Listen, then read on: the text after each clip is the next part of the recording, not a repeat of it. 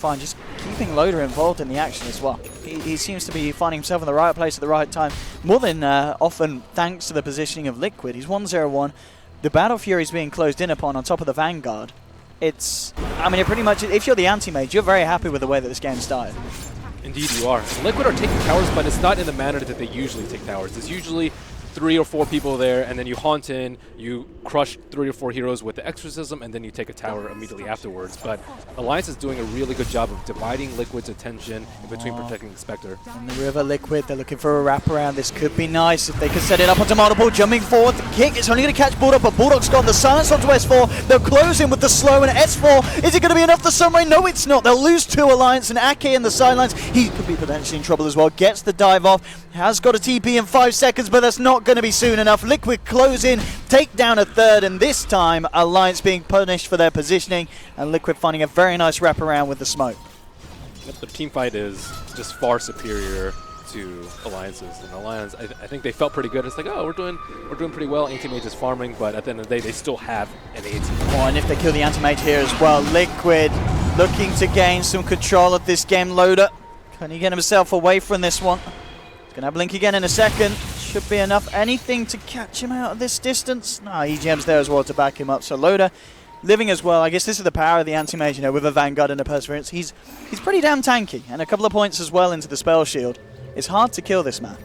It really is. They almost had the extra damage output from the Veil first on the Death Prophet, but not quite enough. Soon, I guess they will have a Eul's on the Death Prophet and to chain silence, but by that time, anti-mage might have his Manta. Loader's certainly going to be picking up the opposite. They don't have rate this game. They don't have a good setup for the relocate, and even so, they don't have the best relocate partners. Nothing instant to catch people out. They do have the haunt if they want to stop the blinks, but it's going to be a lot of commitment just to try and kill a single hero. They don't have to play like there's a big relocate threat like a Sven or Tiny like you would normally see.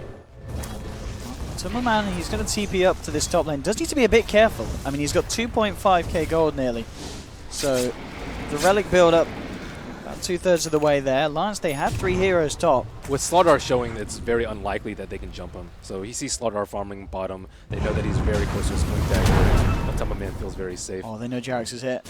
Can they actually do anything about it though? Loader, he's not going to have any control himself, and the rest of Alliance won't be able to close in on Jarex. So he's free to get in and get out. But yeah, I mean, at this point, if you are Liquid, are you just looking to make sure that you get that Radiance timing on the Spectre and then look to try and fight? Because they can still take 5-on-5s yeah. before. We haven't really seen the full power of backing ball yet. Going for S4 here. S4, he has got a lot of backup. Is it going to be enough? Rolling in the Sunray from Ake. Now S4 with the armlet ready to turn around. He has lost the ultimate form. He's looking to try and take down Kuroki on the backlines. Could he do it? He will. Does go down in return. So trade that Liquid will be happy with. Taking down S4 on that DK and only losing Kuroki for it. Wow, that armlet gave him astounding damage output. Io had 16 stick charges. I didn't think he was going to die for that one hit. Yeah. And it was a lucky time for Liquid to choose to take the fight as well. Say he still had the Dragon form going. S4, I mean, he might have brought down 2 heroes with him there. It was good timing from Liquid. Picking to go in when it was wearing out in the top lane. They'll find a tier 1. Alliance are going to move in with 3 and smoked up as well. We'll see if they're able to catch anything. They've got the blink ready on Bulldog. They've known that Bulldog's been missing for a very long time. So, and now it's about that time that you should expect the blink dagger, especially with the start that he had. They could find an opening here. Bulldog, he's going to look to catch out Jarex. Jumps in. EGM's going to walk in for the follow-up control with the telekinesis, and that should be enough. Or unless Jarex can play his way out of it. No, not quite. Nearly getting the chance to escape. Alliance, they'll find the kill. On the top lane, looking to set up onto Loader. Can't really do this on his own. I mean, Spirit Siphon, it's not going to be good enough for that one. Loader walks it away. And S4, space in the mid lane for him to take down the tier 1 by the looks of it. Not a lot that Liquid can do to stop that one. More money into the bank of the DK. And at the moment, 19.5 minutes in. Liquid coming out on top in terms of kills, but still the Loader anti-mage is a huge issue this game, and will continue to be so with the Vanguard and the Battle Fury online now. So I wonder if Liquid might try and pressure Roche with their next rotation of ultimates. I think that might be better than pushing with T2. I think that Alliance and Loda are strong enough to take a fight if they just straight push into the T2 or even push S3 and haunt in. I think if they take Roche and then secure Spectre's Radiance and 2 lives on him, then they'll have enough damage output to take down Alliance. But it's too risky without. Nothing that Alliance is going to be able to do to stop this, so Liquid will have indeed the tools that you're saying that they need for the next fight. But the question is, I mean, killing Alliance, but it really feels like killing Loader, because we've seen positions where they've been putting 4 heroes to it. They just, I mean, how do they kill the anti-mage? It just feels like he's on borderline unkillable at this stage, you know, considering the fact that Liquid, they don't have those big items. A lot is being invested into getting that Radiance for the Spectre. Maybe with the Radiance then, you know, followed up by the Control. They still have tools to deal with them. Maybe not so much from the Spectre, but let's say like Death Prophet with multiple Spirit Siphons with a Veil on him will be pretty good, especially because since he'll be likely blinking into the middle of the fight. And then the Wall of Replica from Darkseid will also return a lot of damage onto that anti-mage. Actually, yeah, good point. Yeah, the wall. That could indeed be the thing that's going to allow them to get that losing chomping away at himself. Liquid are playing very carefully, though. Yeah. They know that the early game didn't go quite as well as they expected, so kind of overcome that with an item advantage. Matoma Man just a couple hundred away from his Radiance. Alliance at this point as well, I mean, the fact that the Radiance is getting closer to completion, is that kind of going to hurry along Alliance here at all, or are they fine, you know, with the anti-mage, because he's got that start that he has? They know that Loader can just continue to farm it, the rest of them can just hold the map, just, you know, maintain the position they're in, and they'll be fine as the game goes on, or ultimately will the Spectre be a stronger threat? I think they can bide their time. As long as they don't put themselves in a position where they can lose their racks or their T3s, then I think they're okay with it. I think they're comfortable scaling. Slaughter is pretty good. Amp damage is very difficult for Death Prophet to itemize against. You want to go Shivas, you want to go BKB, you also want to go HP and Octarine, and you can't get all of those versus Slardar. And then DK is also pretty good, especially when he has an armlet. He can output a lot of damage. They have pretty good BKB heroes, which is very good versus Liquid's lineup. And anti-mage is just farming up a storm, eclipsing the Spectre. Bulldog and Loader, they want to try and go for this one. Matuma Man, he's got the Aegis. Can they pop it down? The Radiance mischance actually helping out a bit there. One more touch. Oh no! Father's not going to let it happen. Yule Scepter comes through with the silence. Loader, he could be in trouble, and if they can get this kill, this is the kill that they need. Liquid take down the anti-mage. The rest of Alliance on the retreat, but with the Horn, they're ready to chase down for more. Matuma Man, and now Father coming in with the help of Kuroki's relocate, and Ake's down as well. A second kill for Liquid. And Alliance making a mistake to hang around there in the top lane. I mean, Matuma Man, he had the Aegis, he had the Horn, he had the Radiance. It was never really going to be an easy fight for Alliance, but still, they choose to try and jump in and take it. Yeah, masterfully played by Matuma Man and the rest of Liquid. And yeah, Anti-Mage could have just kept on farming, but he saw an opportunity. Even then, it would have just been an Aegis. So this is kind of those things like, okay, you need to prevent them from getting to your T2 and T3s, and that's one mistake. They still have a couple more before their racks are actually under some serious pressure, but still, it does not bode well going into that mid game. I mean, Bulldog gets into mind control. They want to try and make something happen. They're going to look for Kuroki first. They'll just move in, take down the Io. They won't be punished for it for the time being. Matuma Man is coming across. He won't have the control to hold back Bulldog on the Slardar. So Alliance will get away with a pick onto Kuroki. I think once Alliance get BKBs, they'll have stronger team fight than Liquid. They have so much more lockdown. All these low cooldown stuns from Symphony Crush and Dragon's Tail. As the fight goes on and on, heroes are just continuously going to die to their 7 stuns. They call Matuma Man here. They'll definitely be able to take him down once. The question is, can they do it a second time? Liquid coming across. They're going to look to try and help out the man. S4 silence, but he pops the BKB. Looking to take down Matuma Man. It's a lovely supernova as well on the back lines coming through. Loader jumps forward, trying to take down Matuma. The Yule Scepter holding back Loader. They'll still get the kill onto Spectre. Fada going down as well. Alliance doing it here in this fight, taking down the 2 cores of Liquid, not being punished at all. And we see how weak Liquid are without their ultimates online, and that's just one BKB on the side of Alliance in S4's hands. And off the back of that as well, Alliance certainly ready to push. I looked for the tier 2 here, and with neither of these heroes, Fata or Matuma Man, available for 30 seconds. This tower's going to go down.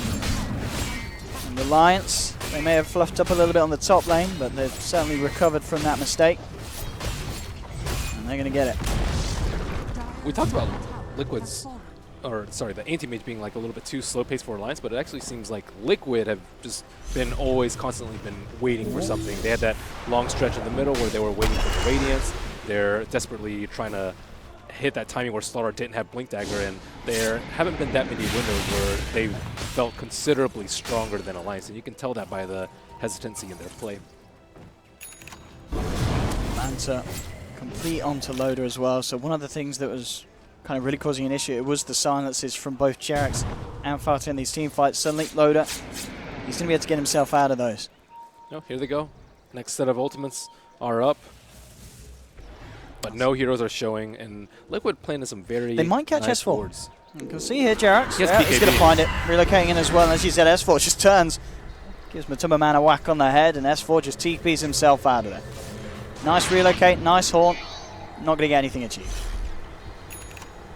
S4 swagging it off, and as you said, I mean, this is what Liquid need to fight, and suddenly, well, you've used 2 of the ults, and yeah, and this could be a time that Alliance themselves, they'll look to fight, because we saw before how easy it was for them to take down some of the main material from Liquid without those ultimates available. Yeah, at some point, I think they can just like blink BKB and just focus down at Death Prophet. And barring a sick relocate coming out from Kuro, I think that Death Prophet or even a high priority target like Darkseer or Spectre is going to go down early on in the fight, and there's not really that much they can do about it. Laying eyes onto Kuroki. Look at this positioning from Bulldog as well. He is ready to jump in. He's coming around from the backside, and there we have it. Jumps in with the crush. Kuroki, with a bit of help from his team, he'll be able to tether himself across to Fata. See if they continue to chase Ake. Diving in, Sunray as well. Oh, it's a good spell, not quite enough. Kuroki keeping himself alive here, but Alliance, they still want to get something achieved here. Bulldog eyeing this one up. Man, he's now there as well, so this could be the call for Alliance to kind of put a bit of a stopper onto this one, and they won't dive in any further and get themselves away from Liquid's attention in the mid lane, and actually looking towards the top here, Alliance. They might be able to try and find and finish off this tier 2, and certainly still, they seem very intent on being ready to take a fight, and from the previous one, there's no reason why not to. Loader's now got 2k on top of the Manta Star, a little bit more as well, as they will finish off this tower. And you can see why Alliance weren't really scared of the Wisp and her Spirit Core or supports. The off-lane still got a lot, and they also drafted very tanky cores that have some sort of magic resistance or are really good BKB wielders. Slaughter and DK, very good at holding BKBs, and Anti-Mage is just kind of impervious to the Earth Spirit damage. And he really has not been able to have that much of an impact at all. Yeah, I mean, it really feels like, you know, Liquid's draft, as you said, overall, because of the way that they've composed the supports, I mean, the only stun they have is the Earth Spirit. So when you're looking at heroes like the Anti-Mage, and I mean the Slardar as well, you know, heroes that you do need to control, they can't prevent them from popping their BKBs. That's the biggest issue. Maybe they get a vacuum into like a sick boulder smash. Maybe. I mean, but it's as you said, you know, the maybe being there because it is one of those situations that if you're Alliance, you just, I mean, you've only got to look out for that one thing, so you're going to be very careful to not allow that to happen. Even if you get stunned, you're not going to die. You can just pop your BKB afterwards. Late game, we might be talking about like a Scythe on Death Prophet or Abyssal on Spectre, but those are kind of far-fetched, and I think other items have higher priority. Yeah, Fata, of course, working towards the Octarine, about 1,300 away from having that Mystic Staff to finish that one off. And then every like 5 minutes or so, we see Anti-Mage getting another 1,500 or so net worth above the Spectre. Now it's about 5,000, and I expect to see that grow, even with Liquid's mobility. And to look at Loader as well, it looks like he potentially is going to go for the BKB himself. So man to BKB, I mean, that is a man that wants to fight at that stage. Or at least he knows that you can't kill him. All they need is to be able to pop their BKBs and win the fight. So they are going to scale better in the late game unless Death Prophet is mega farm with like Shivas and Refresher and Hex, and doesn't seem like that's going to happen anytime soon. Kind of keeping on par with the Spectre's net worth, but nowhere close to Loda. I don't know at all. Alliance certainly playing this game very smart at the moment in terms of both draft and execution here in the first 30 minutes, and Alliance with the smoke. Let's see what they're able to set up. They will be fighting into the full lineup of Liquid with the ults available. They'll check into Roche, but that's one of the longest respawn timers, so they won't be lucky for the time being. And in fact, Liquid, they're also moving over, so a bit of smoke on smoke action. Liquid will have that a high ground advantage, but at the same time, there are wards up for Alliance, so if it dispels, they'll see it. Alliance hiding in the pit, Ready to jump in from the side. Jarak's not quite coming close enough for it to dispel. But not aware that Alliance are there at the moment. Fada, oh, it will on him. They know something's up. Immediately Liquid moving off to the west. As Alliance will hang around, so both teams actually ending up dodging each other. But Liquid, they're aware that Alliance are around in the neighborhood. Alliance just continuing to stay around this area of the map. And Liquid have far worse vision than Alliance around this pit. They have Alliance has 3 wards around that Roshan pit and that bottom rune. Liquid at the moment. Still a little bit kind of bemused there by the whereabouts of Alliance. Now Alliance, they'll just reveal themselves. They know that they're not going to be able to find themselves a kill, but they will be able to find themselves an objective. As they're pushing onto the tier 2. This is the final tier 2 for Liquid as well. Now actually going to pop the fortification for this one. So we'll see if Alliance feel confident enough to push in again and try and take advantage of the fact, or if they'll continue to play it safe. And it looks like Alliance, they're intent on waiting for the Roshan. As I said, just a longer respawn. But it will be up in a few seconds now, so just under half a minute. So Alliance, they'll stand their ground, look to take the Aegis, and then potentially a fight onto a push. But Liquid, they're coming back round towards the pit. They know that the time has got to be soon. They know that they're going to need to contest this one. And Jarak, so leading with the kick, not going to connect. And now immediately, the rebuttal from S4, jumping in with the Sun to Fada. Supernova in the middle of the fight as Loda jumps in with a BKB, looking to jump down onto the Death Prophet. She reels herself up. Can they finish her off, Fada? Is he going to kill her? No, he's gone. The Mana Void from Loda blows him up. They have lost 2 on Alliance, though, as Liquid trying to fight back. Matumbaman did quite a bit with the Radiance. The buybacks are coming out. Bulldog and Fada trying to get themselves back into the fight. S4 holding Jarek's back, and now Loda turning up. He's looking to secure this one for the team. He needs a bit of help. He hasn't got the control. Matumbaman's out of mana. Bulldog's there looking for an opening. We'll see where he's able to get the jump. Crushed in. He doesn't even need the jump. Matumbaman walks into him. The wall dropped down from mind control. Bulldog and Loda trying to finish on Matumbaman. Matumbaman's down. Can Loda do it? Can he find mind control as well? They will get it. Alliance, they're still looking for more. Fada's still alive along with Jarak's. Loda did buy back for this. He's already managed to do quite a bit. Can he do anything more? Looking to chase down, looking at Fada, but the Yule Scepter holds him back. Jarak's maybe eyeing up, trying to turn this one around. But Loda, he wants to go in for more. Jumping in, looking to try and create the space for EGM to close in with the telekinesis, and with the magic illusions, they'll go for it. Fada out of mana. He's got the Siphon, silenced up as well. He's fairly tanky. But Loda's trying to finish this one off. Won't be able to get it. The Kuroki finally turns up with the save. But Loda there with the aggression in that fight, buying back, getting himself back in, and pretty much making sure that that fight was not a total wash for Alliance. Yeah, it was only a buyback from Rubik, Slardar, and Fada. Okay. So I think that the Death Prophet needs a BKB though. Yeah. She just got focused down immediately at the start. She needs BKB to counter Alliance BKBs. She did a really good job of staying alive though, using the self-fuels and a lot of Spirit Siphons to heal herself up, but that was a very big mana void from Anti-Mage to finish off Death Prophet. Still, the Roshan is alive with amp damage up on Alliance and no Exorcism down on Liquid. I do not think that Liquid are interested in taking this fight. Nice wall steal by Rubik as well. Let's see if who's going to kick off again here, Alliance. They don't have much time. 20 seconds until Exorcism's up, 10 seconds until the wall is up. I mean, yeah, Liquid are going to be ready to go for this one unless Alliance can take it incredibly quickly. Let's see what they can do here, Liquid. They're not going to want to let Alliance get away with this one for free. If they can focus Death Prophet down here, they'll be in a really good spot. They also need to control the Wisp so that Wisp can't relocate Fada out of this fight. And both teams have really good tools to fight around the pit. Vacuum Wall, Exorcism's also really good in the pit. Phoenix, Supernova, and let's see who gets the jump. So it's smoked up from Liquid, trying to make sure that they can get the perfect angle to jump in and catch Alliance off guard. Only down to nearly half health, the Roshan Loader, remaining in the pit. Liquid. Every ult up and available now. Alliance need to be careful, and they will be. They don't want to stick around in the pit for the time being. They will back off. They know how aggressive a Liquid are preparing to be. They're still a little bit timid. They are holding back Liquid. They know that it's a hard fight for them to take. I mean, both teams definitely have ways of coming out on top of this. See who's ready to commit first and what. They're back into the pit, Alliance, and they are finishing off Roshan. Liquid need to make a play rather quickly. As Alliance, they'll... Ooh, no, yeah, they'll get it. Radiant's going to kill the Roshan. Aegis still on the ground. Matuma Man snatches it. He's taken the Aegis. Loader pops the BKB. Time to force back. The no kills at the moment. They'll lie onto Matuma Man, but he's got the Aegis, so it doesn't matter. They need to kill someone else. They'll look for Fada jumping forward, but Kuroki keeping the DP alive. The walls drop down, and Loader, he's gone, as well as S4. Liquid taking 2. They'll get a 3rd, as well as Ake falls. And off the back of that, I mean, they may have killed the Roshan, but Matuma Man snatching the Aegis, Liquid finding 3 kills.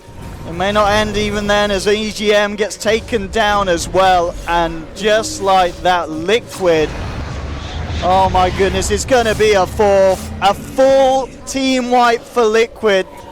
Oh, we knew the Roshan attempt was going to be a rocky one, but my goodness, Alliance just got trashed there. So much for Earth Spirit not having that much of an impact. That boulder just bought so much time for Matuma Man to walk in there and snatch the Aegis, and I think Kuro did an especially good job of keeping Fada alive. As long as Fada stayed, they tried to like half commit onto her, but without the BKB on the Slaughter, they really couldn't go all in onto Fada, and if you don't go all in on Fada, he's going to heal everything up from the Spirit side, but then everyone's forced to run away after the BKBs, and that was a gamble that did not pay off. Oh man, it's cost them heavily.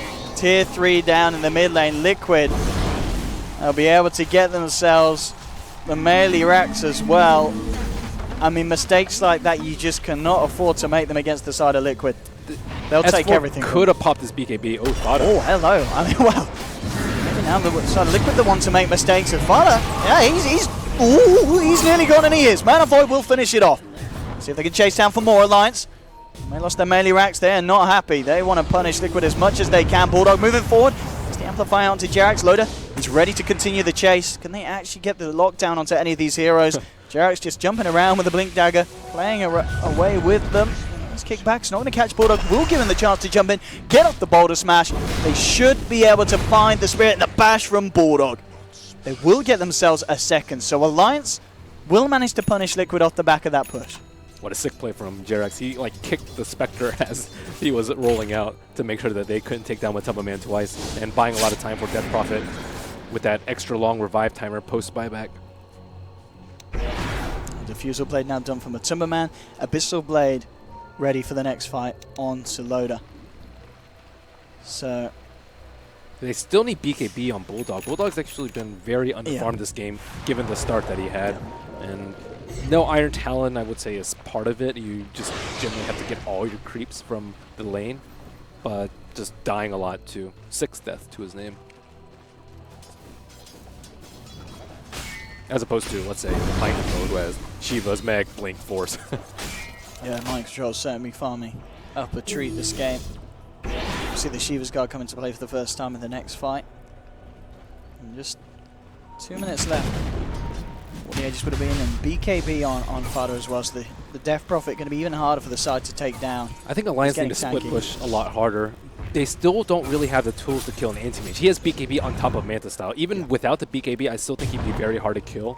Maybe if Spectre wanted to chase very far, they could kill the anti-mage.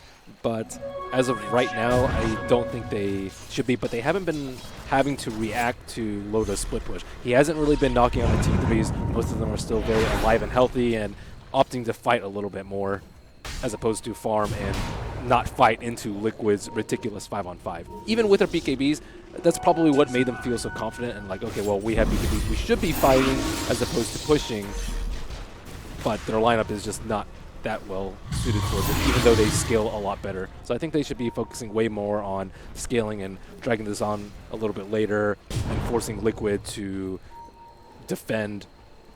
I think they're not that good at defending. They're very good at being mobile on offense because of relocating a haunt, but in terms of actual defense, it's not that great without any stuns to lock down the anti-mage to make sure he can't blink and TP away. He's on the top lane with Timberman.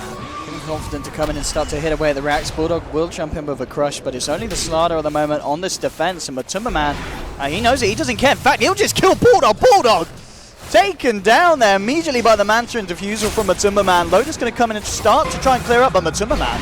He is not scared at all, and he's He can't get away with this, surely not. S4 now jumping in with the stun. They need to stop this Spectre. With the Abyssal Blade as well, they'll have a chance potentially of killing him once. No, just kidding. Kuroki's there. Brings him out to the sidelines, but Tumberman, oh, beat down by the Mana Boy from Loda. Now Loda popping the BKB. Looks at Jerax. Jerax taken down. Can they get anything more off the back of this defense alliance? They need to, but Tumberman, he really wants to finish off that melee Rex, and here we go. Oh, he's just going to let the creeps do it.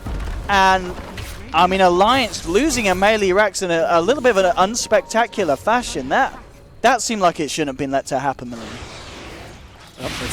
You know, he kind of looked like a support when he just got manted and beaten down by the Spectre. And you kind of had to expect that play, maybe not checking his inventory for the defusal and getting caught off guard, hoping that the sprint would bring him to safety. But BKB is a dream for him now. A little bit of a shattered dreams. A little bit of a mess there. 2 melee racks now down on the side of Alliance. Not a situation that they would have hoped to be in. I mean, they do have ways of cleaning it back out with S4 and the ultimate form, and of course Loda and his Battle Fury. Certainly not a position they would have chosen to be in themselves. They need to try and find something from the base of Liquid. Get a push on. It's going to get harder and harder. With that extra gold, Hearts finished on the Tumberman. So Spectre himself, I mean, he is becoming an absolute beast. As we saw there, he can pick off Bulldog. We know it's going to be the same for the supports just as easily with the Manta Illusions and the Diffusal. It is scary against this Spectre. They do need to try and kill this man, but as we saw with the saves of Kuroki, it's an incredibly hard task ahead. Alliance are having really difficult time pushing out the lanes. None of them can deal with a Spectre in one of their side lanes aside from Anti-Mage, but he can't be everywhere and he does not have BOTs. Oh, look at this. Maybe the Loda bait. This is a classic hit. Well, I say it's the Loda bait. In fact, the rest of Alliance, they were heading north. They need to head down and help this man. Loda puts the BKB straight away. Alliance, if they can get themselves around onto this fight, they could find something off the back of it. Loda's going to jump in onto Fada. Matumberman with the horn. Looks to find the backliners, but in fact, the backliners are Liquid dropping. Kuroki's going to lose his life. Fada gets the Exorcist. No, he's not using the Exorcist massive yet. Just the Siphon to try and burst down onto Loda, but they've already lost one. They're going to lose a second Liquid. EGM will full return a 2 for 2. Mana Void comes out from Loda. They'll find themselves a third. It's a 3 for 3 trade, an incredibly even fight at the moment. Ake trying to TP away, but the Yule Scepter's there to cancel it as Liquid find themselves a fourth, a triple kill for Matumberman in particular. And Alliance, they cannot afford to lose fights like this. I mean, yes, they keep Loda alive, but Matumberman gets so much on his Spectre from that. Yeah, so much team fight. Loda? Oh, he's going for it. He's going for a bit of solo kill action. I was going to say, yeah, blinks away now. Yeah, he needs a couple of lucky bashes there. Yeah. No Slaughter or BKB is killing them, though. Like, he is kind of like negative one hero in the fight. He just dies to all the AoE without really being able to do anything. Maybe amp on one hero, but they really need like the stun lock rotation. Okay, Blink, Slithering, Crush, Dragon Tail, kill them before they can pop any of the defensive cooldowns or hopefully get relocated out, but it's kind of just S4 and Loda doing the heavy lifting in the team fight. And talking about Loda as well, he's certainly saving up the gold on this Anti-Mage, 5.3k. What does he go for next? Does he need a heart? Does he need a butterfly? Or what are we looking for? I would say butterfly or MKB. They need more damage. They aren't able to kill people during their BKB. So butterfly if he wants to kill Death Prophet or pretty much anyone aside from the Spectre. And MKB is probably better versus Spectre. He only has Radiance though, no butterfly quite yet. But he needs damage for sure. Looks like indeed will be the butterfly. Vlad's picked up. Vlad's would have made that last Roche way easier and much less risky. Anti-Mage was fighting, I think, got like 70%, and they didn't really want to go in because they didn't want to start out the fight at 70% HP. Oh, Vlad's finally picked up, though. That's a good one. AC on Dragon Knight, having most of their teamfight auras, but IO picked up a Drums and a Vlad's very, very early on to help out their cores because it's not a typical Wisp partner that he has. So just itemizing to help out both of his cores as opposed to a single one. As we can see as well, Talisman was picked up by Matumberman, ready for the butterfly. But getting that first, of course, acknowledging the fact that Loda himself picked up the Eagle Song, going for the butterfly. The MKB is not going to be there soon. So this evasion that Matumberman's going to have in these fights, he is going to be so hard to take down. Especially if they're able to play it to a point as well where Liquid can maybe get the Netro. Still a little bit of time as they'll hang on. Alliance just cleaning out the waves. We can see on the top lane S4 going pretty heavy in on this split push. Just trying to clear the lanes out as far as he can. EGM's now got a Blink Dagger, so extra catch potential Maybe even just to stop Kuroki from being able to grab someone and take them out of a fight if necessary. They need more of this, though. They need more of the split push coming out from S4 and other heroes. If he's in danger, Blink TP. If he's in real deep danger, BKB TP.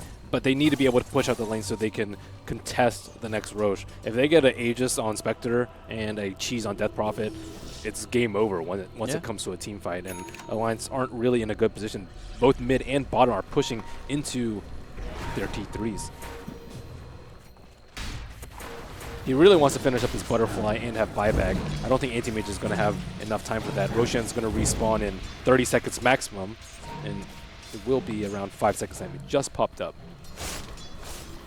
And Liquid, they are looking ready to make something happen here on this bottom lane. Or at the least just keep it pressured in, so they have got control over this portion of the map around the Roshan. You saw ping come out from Loda on Roshan. They know they need to take a fight there. And Liquid, they're ready to go. Matumba Man haunting in and eyes onto Bulldog, the man without a BKB, and he's gone for a full minute. Now the question is, can Liquid find anything more? Matumba Man into the Horn Illusion, seeing if he can follow this one through. Farda's got the Exorcism up, so at the least they'll be ready to push, and Matumba Man cleaning up EGM as well. Alliance now with two heroes on the sidelines, and Liquid starting to reveal their colors here as they come to this portion of the game where they're just playing pretty much immaculate Dota, and Alliance don't seem to have answers for it at the moment. This could be potentially the third melee racks going down. What can Alliance do to stop this? You can see Loda trying to poke his nose in S4. Well, he will. He'll jump straight in onto Matumba Man. Can they kill this Spectre here? He's got a heart, he's got a fair bit of evasion, and they just cannot do it. Mana Void's out. It's not nearly enough, and with Kuroki backing up the Spec, Liquid are able to finish off the full set of racks on the bottom lane. And at this point, Alliance, they just arrange racks away from being mega creeps. S4 will try and jump in. Loda's there as well. Can they kill Fata? The vacuum, the wall's down, S4's gone. Loda looking towards mind control. Can he even kill the Darkseer? No, he can't. And Loda gets punished as well. There'll be a buyback this time from the Anti-Mage. But at this point, Liquid just rolling over Alliance unless Loda can do something miraculous here. Drops the Abyssal. He's going to look towards Jarex. Can he finish off the Earthspirit? No, he can't. They're just toying with him, playing with him. EGM will finally manage to close through, but he himself gets beat down upon by Liquid. And now just Loda left alive. He's got a lot of heavy lifting to do, and I don't think he can do it against this Spectre. Matumba Man does not care at all about this Anti-Mage. In fact, he's just going to straight up ignore Loda and just hit away at the racks. Loda pops the BKB. Matumba Man doesn't care. Fada doesn't care as well. It's like they're trying to beat down a fly. It's like, get off me. Stop it. Stop it, please. Go away. Thank you. Goodbye, Loda. And with that, 2 minutes on the clock for Loda. It's GG. That was disheartening. Yeah. I think Alliance, Liquid. They brought a pretty good fight against Liquid. I think this game would have been a lot different had they drafted a lineup that they wanted to actually fight with, but they just, like a Slardar with a super late blink and Anti-Mage who's forced to fight before 25, it just didn't really hit on all cylinders for them, but it was pretty decent. I mean, it was a hopeful-looking start for Alliance, yeah, absolutely, yeah. It was certainly not maybe coming into this one, people felt that Liquid was straight up outclass Alliance, but Alliance, they did have their strengths at the start. It was just the fact that, you know, in the mid-game, they did make a few mistakes. There was that point as well where they gave away the Aegis and then they get team-wiped. And at that point, you know, it's going to be very, very hard for a team in a lineup like Alliance to come back into it. And at the end of the day, Matumba Man, he just out-carried Loda. He was far too far ahead at the end of the day in terms of farm. And I guess just they missed that timing where they could have used the Anti-Mage to kill the Spectre a little bit more. Yeah, and I think Liquid also excellently displayed their patience. Yeah. I think usually they're not that patient because they have a stronger team fight. They just take all their T1s by storm. But this one, they were extremely patient. Absolutely, but certainly maybe potential for Alliance to turn things around in Game 2, but nonetheless, Liquid, at the end of the day, bringing the form that we expected coming into this tournament. But enough from me and Malini. We'll see what the panel has to say about Game 1 as Liquid take down Alliance. Thank you very much, Jess. Owen there, and alongside Melanie, we'll return to them for Game 2. Let's find out what our panel made of Game 1. A very interesting game as well. Not perhaps how we thought it would go. You all picked Liquid, sort of. Yeah, I think we'll let Charlie have the Liquid. I'm still sure he picked it. Halfway through the game, I think he was like, oh, I might have picked. No, I said I picked Liquid for the Death Prophet and the Earth Spirit. Either way, Our predictions are saved, guys. Yes, they They were were saved, saved. and you all slept very well afterwards. It was close, though, closer than perhaps we thought it would have been. Early game-wise, straightforward Liquid, picking off as we would have expected, but then mid-game you kind of got the feeling that Alliance was starting to snowball. No, Yeah. it wasn't actually It that was- straightforward in yeah. the early game. I think the kill that DK got on the Death Prophet, that was a game changer. It That- pretty much set the tempo for Alliance to have like a pretty decent early game, but then Right. Yeah, it DK basically slowed down Slowed Liquid's down push Liquid. a lot. DK was supposed to do much worse in that matchup, but Fada got a little over-aggressive, started to dive the DK, didn't expect EGM to rotate in on that Rubik, and it was a great pick-off by EGM. Great timing by him. To be fair, he was waiting there for like 1 minute. he was waiting in the mid lane for 1 minute. So props to that guy there Good for his patience. patience. I mean, Yeah, I lots think of he patience. expected the Earth Spirit to come in and apply more pressure. So, you know, either way, it worked out for him. What did you make of Jax in that game? You know, We expect quite big things from him now, don't we, whenever we see him pick that? right. You know, he did feed a lot, did run in, missed some spells here and there, but what I do like out of him is that despite how bad the early game was for him, how unsuccessful it was, he kept on going in. He wasn't scared, kept on throwing himself in, kept on throwing rocks, didn't care. He's like, Yeah. you know what? I trust my teammates to be able to, you know, make up for my performance in the early game. So all I have to do is keep on doing my job, just initiate, and Yeah. he did it. Let's take a look back at some of the highlights. We're going to kick things off at around about 24 minutes in. This was a particular good fight for Alliance at this point. I think they picked up 2 in this particular fight. And at this point, you started to believe, actually, Alliance were going to turn this around. yeah, they take out the Aegis as well as the Wisp actually died earlier, I think just Yeah. before this engagement even happened, and then yeah, they get the Death Prophet and the Spectre, which is pretty massive. And this is pretty much where they get a commanding position in this game. But shortly after this, it was the Roshan fight, right? Yes. It was like maybe 5 minutes after this. And then Liquid managed to actually regain control because Matumba Man got the Aegis. You see here, it's what that was at like 24 minutes in, right? Is this And the Yeah, fight? that was 24 minutes in. Yeah. This is 31. This Is is this the 31, fight, the and Roche this fight? is it. No. This This is is just after, just before, rather. like all these are great fights out of Alliance, and then the game just turns after that one failed Roche attempt. Yeah, it was. It was a beautiful Roche or Aegis steal, which pretty much brings it back. But here, this is a pretty good fight for Alliance. Still, they take out Fata, and Matu gets most of his mana burned down. And he's not really able to isolate anybody. Yeah, there's a lot of chasing going after this as well, because they wanted to carry on the fight, Alliance here. And these are the fights that AM excels at. Nobody's there to lock him down. Nobody can kill him. He's just running around, man. I do wanna burning people. I do want to say too, though, this is like almost 10 minutes later than the previous replay, and you see Bulldog's his net worth is pretty much peaked. He does not move from this net worth throughout any stage of this game now. He's at 5,000, and it does, Yeah. and that's it. I mean, going back to the point where Charlie brought up, where fights like this, it's very hard to lock down AM, but it's also because of the fact that their lineup, they don't have any good, reliable lockdown for Mhm. AM. And without a Scythe on Darkseer, it's very hard for them to lock Loader down. This is the it. fight. Yeah, Is this this- is yeah, this is a rogue this fight, is right? massive. So Jerax gets the stun and allows the Aegis to be stunned. So that was a huge play by Jerax there, to be honest. I don't think we actually caught him getting the stun there first. Yeah, and pretty straightforward there.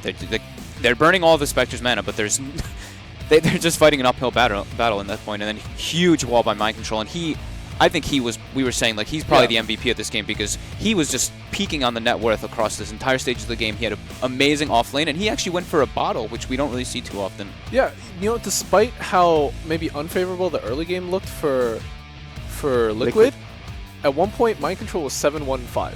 Yep. Put that team on his back right there. Yeah, this was the mistake with Bulldog, which Yeah. sort of led to a snowball effect for Liquid being able to push in, not just on the top, but also all over the place. Yeah, he realized, oh wow, I'm dead, guys. Yeah. I'm 5k net worth, and I'm fighting a almost 20k net worth Spectre. With no creeps around me and Manta. And So I just get desolated and diffusal to death. I popped sprint, so and I I died. popped Nah, that was very unfortunate. He knows he made a pretty big error there. They still got the racks at the end. Yeah. Like, before Yeah, the they did creeps. get the racks as And well, Yep. yeah. Catapult. at the price of one Earth Spirit and an Which Aegis. is a fair trade, right? It's really good for Liquid. Super favorable for Liquid. And the Aegis was actually ticked out right before he died. Yeah. At this point, it's very, very good for Liquid already, this situation. After that Roche fight, like, everything was difficult for Alliance. It was Aegis. basically Loda trying to 1v5 at that point. Yeah, they don't really have any other damage. Like, once he doesn't have his BKB up, they're just going to control him, silence him, and he's pretty much not going to be able to kill anyone. And they had plenty of force stabs and other methods to get away from him. So One of the big problems in that mid-game was that Loda had nobody to help him lock down targets. You saw him chasing. He had somebody, but that somebody is always dying. Yes, It was Yeah. Lada's job to do that. Bulldog actually just died every Yeah, single time in the beginning of the fights, and you can see he's bottom net worth in this game, so he really struggled in this one. But I think they did a really good job of finding him in the fights. I think Jerax was just blinking on top of his face and just like silent stunning him right away. Having Spectre on the opposing team doesn't help too. It reveals your position. But it doesn't help for the fact that in a lot of cases he didn't really get a good jump for his team. Like they didn't initiate very well with the Slada. Yeah, we didn't really see it at all, right? There No. are any of the stages, and I think Maybe once or twice it was okay, but apart from those few situations, he didn't really do what his team needed him to do. yeah. And this one we see another. This is a beautiful play by Mike Control and Jerax, just locking down Loda, silenced again, gets silenced again afterwards. And gets silenced again afterwards. He just chain silences and stuns under a wall with illusions beating on him, and yeah, you're fighting yourself at that point. Yeah, GG. We did say that they put up a much better fight than we expected, Charlie. Yes. So where does that leave them heading into game 2? This is the realm of coaches, right? Yeah. This is the realm of, that sixth person, that outsider who's not in the heat of the moment to really take an objective look at that game, what you need to change, because both teams do need to make an adjustments here. Although Liquid did win, it wasn't pretty. Yeah. It wasn't pretty, so this is really up to, Blitz and Heen to step in and be like, hey, these are the problems in this match. What do we do here? This is what you need to do. And don't be too worried. We're not just in the age of coaches, but we're in the age of where a team now has 2 coaches on one team against 1 coach on the other side. So these guys have really ramped it up. When you've got Blitz and Heen on the same team, though, who does what? So for Liquid, Heen is much more gameplay oriented. He works on their strategies, works on the little gameplay decisions that players need to make in the games, and then Blitz is more of he manages the relationships between players. If somebody is out of line, he gets to be the bad guy instead of Kuroki being the bad guy. And so he takes the brunt of that, and he says, hey, get your act together or whatever. So he manages that relationship, which is really funny because Blitz can barely manage his own life.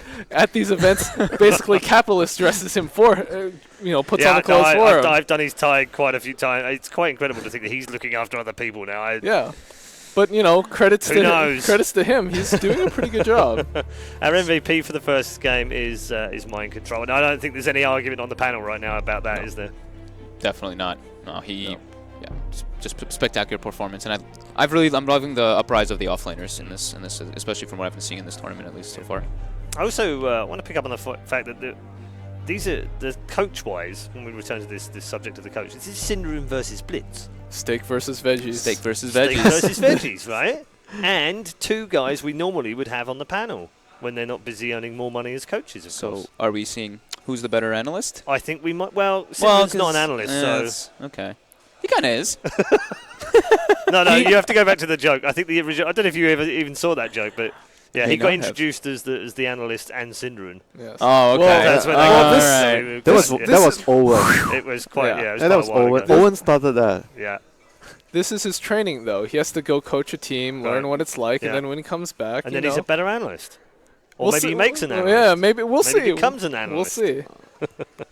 Joking aside, though, he's done a great job with the Lions. They look sharper here. They look a bit more on it, and obviously a bit more cohesive. And bar a few mistakes here and there, perhaps it could have even taken that first game. Yeah, I think if they had gotten that Aegis, we would have seen a completely different game. Different game. But at the same time, it was also because of Liquid's early game that didn't go so well for them, that allowed them to actually have that sort of play. Otherwise, their mid game would be much weaker than that. You probably have Heen is probably sitting over Fada like, don't be so aggressive when you know our supports have to stay with the Spectre in the early game, like in the laning phase. We can't leave a Spectre. He's not as self-sufficient. I mean, Charlie even mentioned it. Like Liquid tends to start slower in events. Yep.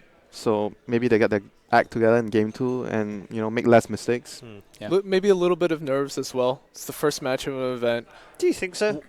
Maybe a little. They never strike me as a nervous team, though. In the past, they have been. Yeah, they have been. They have been. They But the definitely confidence have they've been. built up over the last 3 months, finishing in the top top 2 positions. Well, it's at 3 also a events lot in of row? pressure as well. Yeah. The spotlight's on them. It's not only the pressure to perform now, it's the pressure to meet expectations. The pressure Often, to perfect everything. Yes.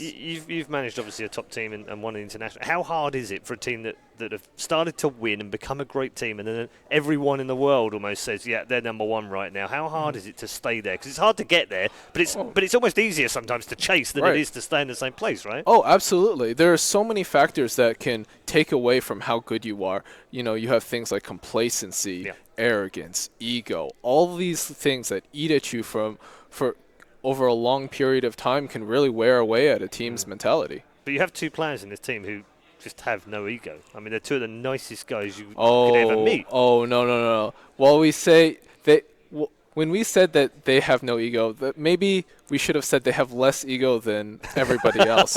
Everybody has an ego. Yep. Winning solves a lot of problems, but winning also hides a lot of problems. And, you know, things don't go well, maybe these egos, you know, rear their ugly heads. We'll have to see whether they eat themselves from the inside out, I suppose. Before that, though, is there a team capable of taking them out in this group? Newbie. Oh, not in this group. In this group. LGD? LGD is not in this group. Oh. Good prep, though, Winter. Good one. I would say That's fine. It was a Fnatic versus no. I wouldn't say so. In a minute. I would say probably not. I mean, every team in this group is pretty decent. I wouldn't say there's one glaring, like, weak team here. Fnatic has been looking better. They did just beat VGR With the Kunkka mid. Yeah. But I don't expect any of these teams to be at the caliber of Liquid.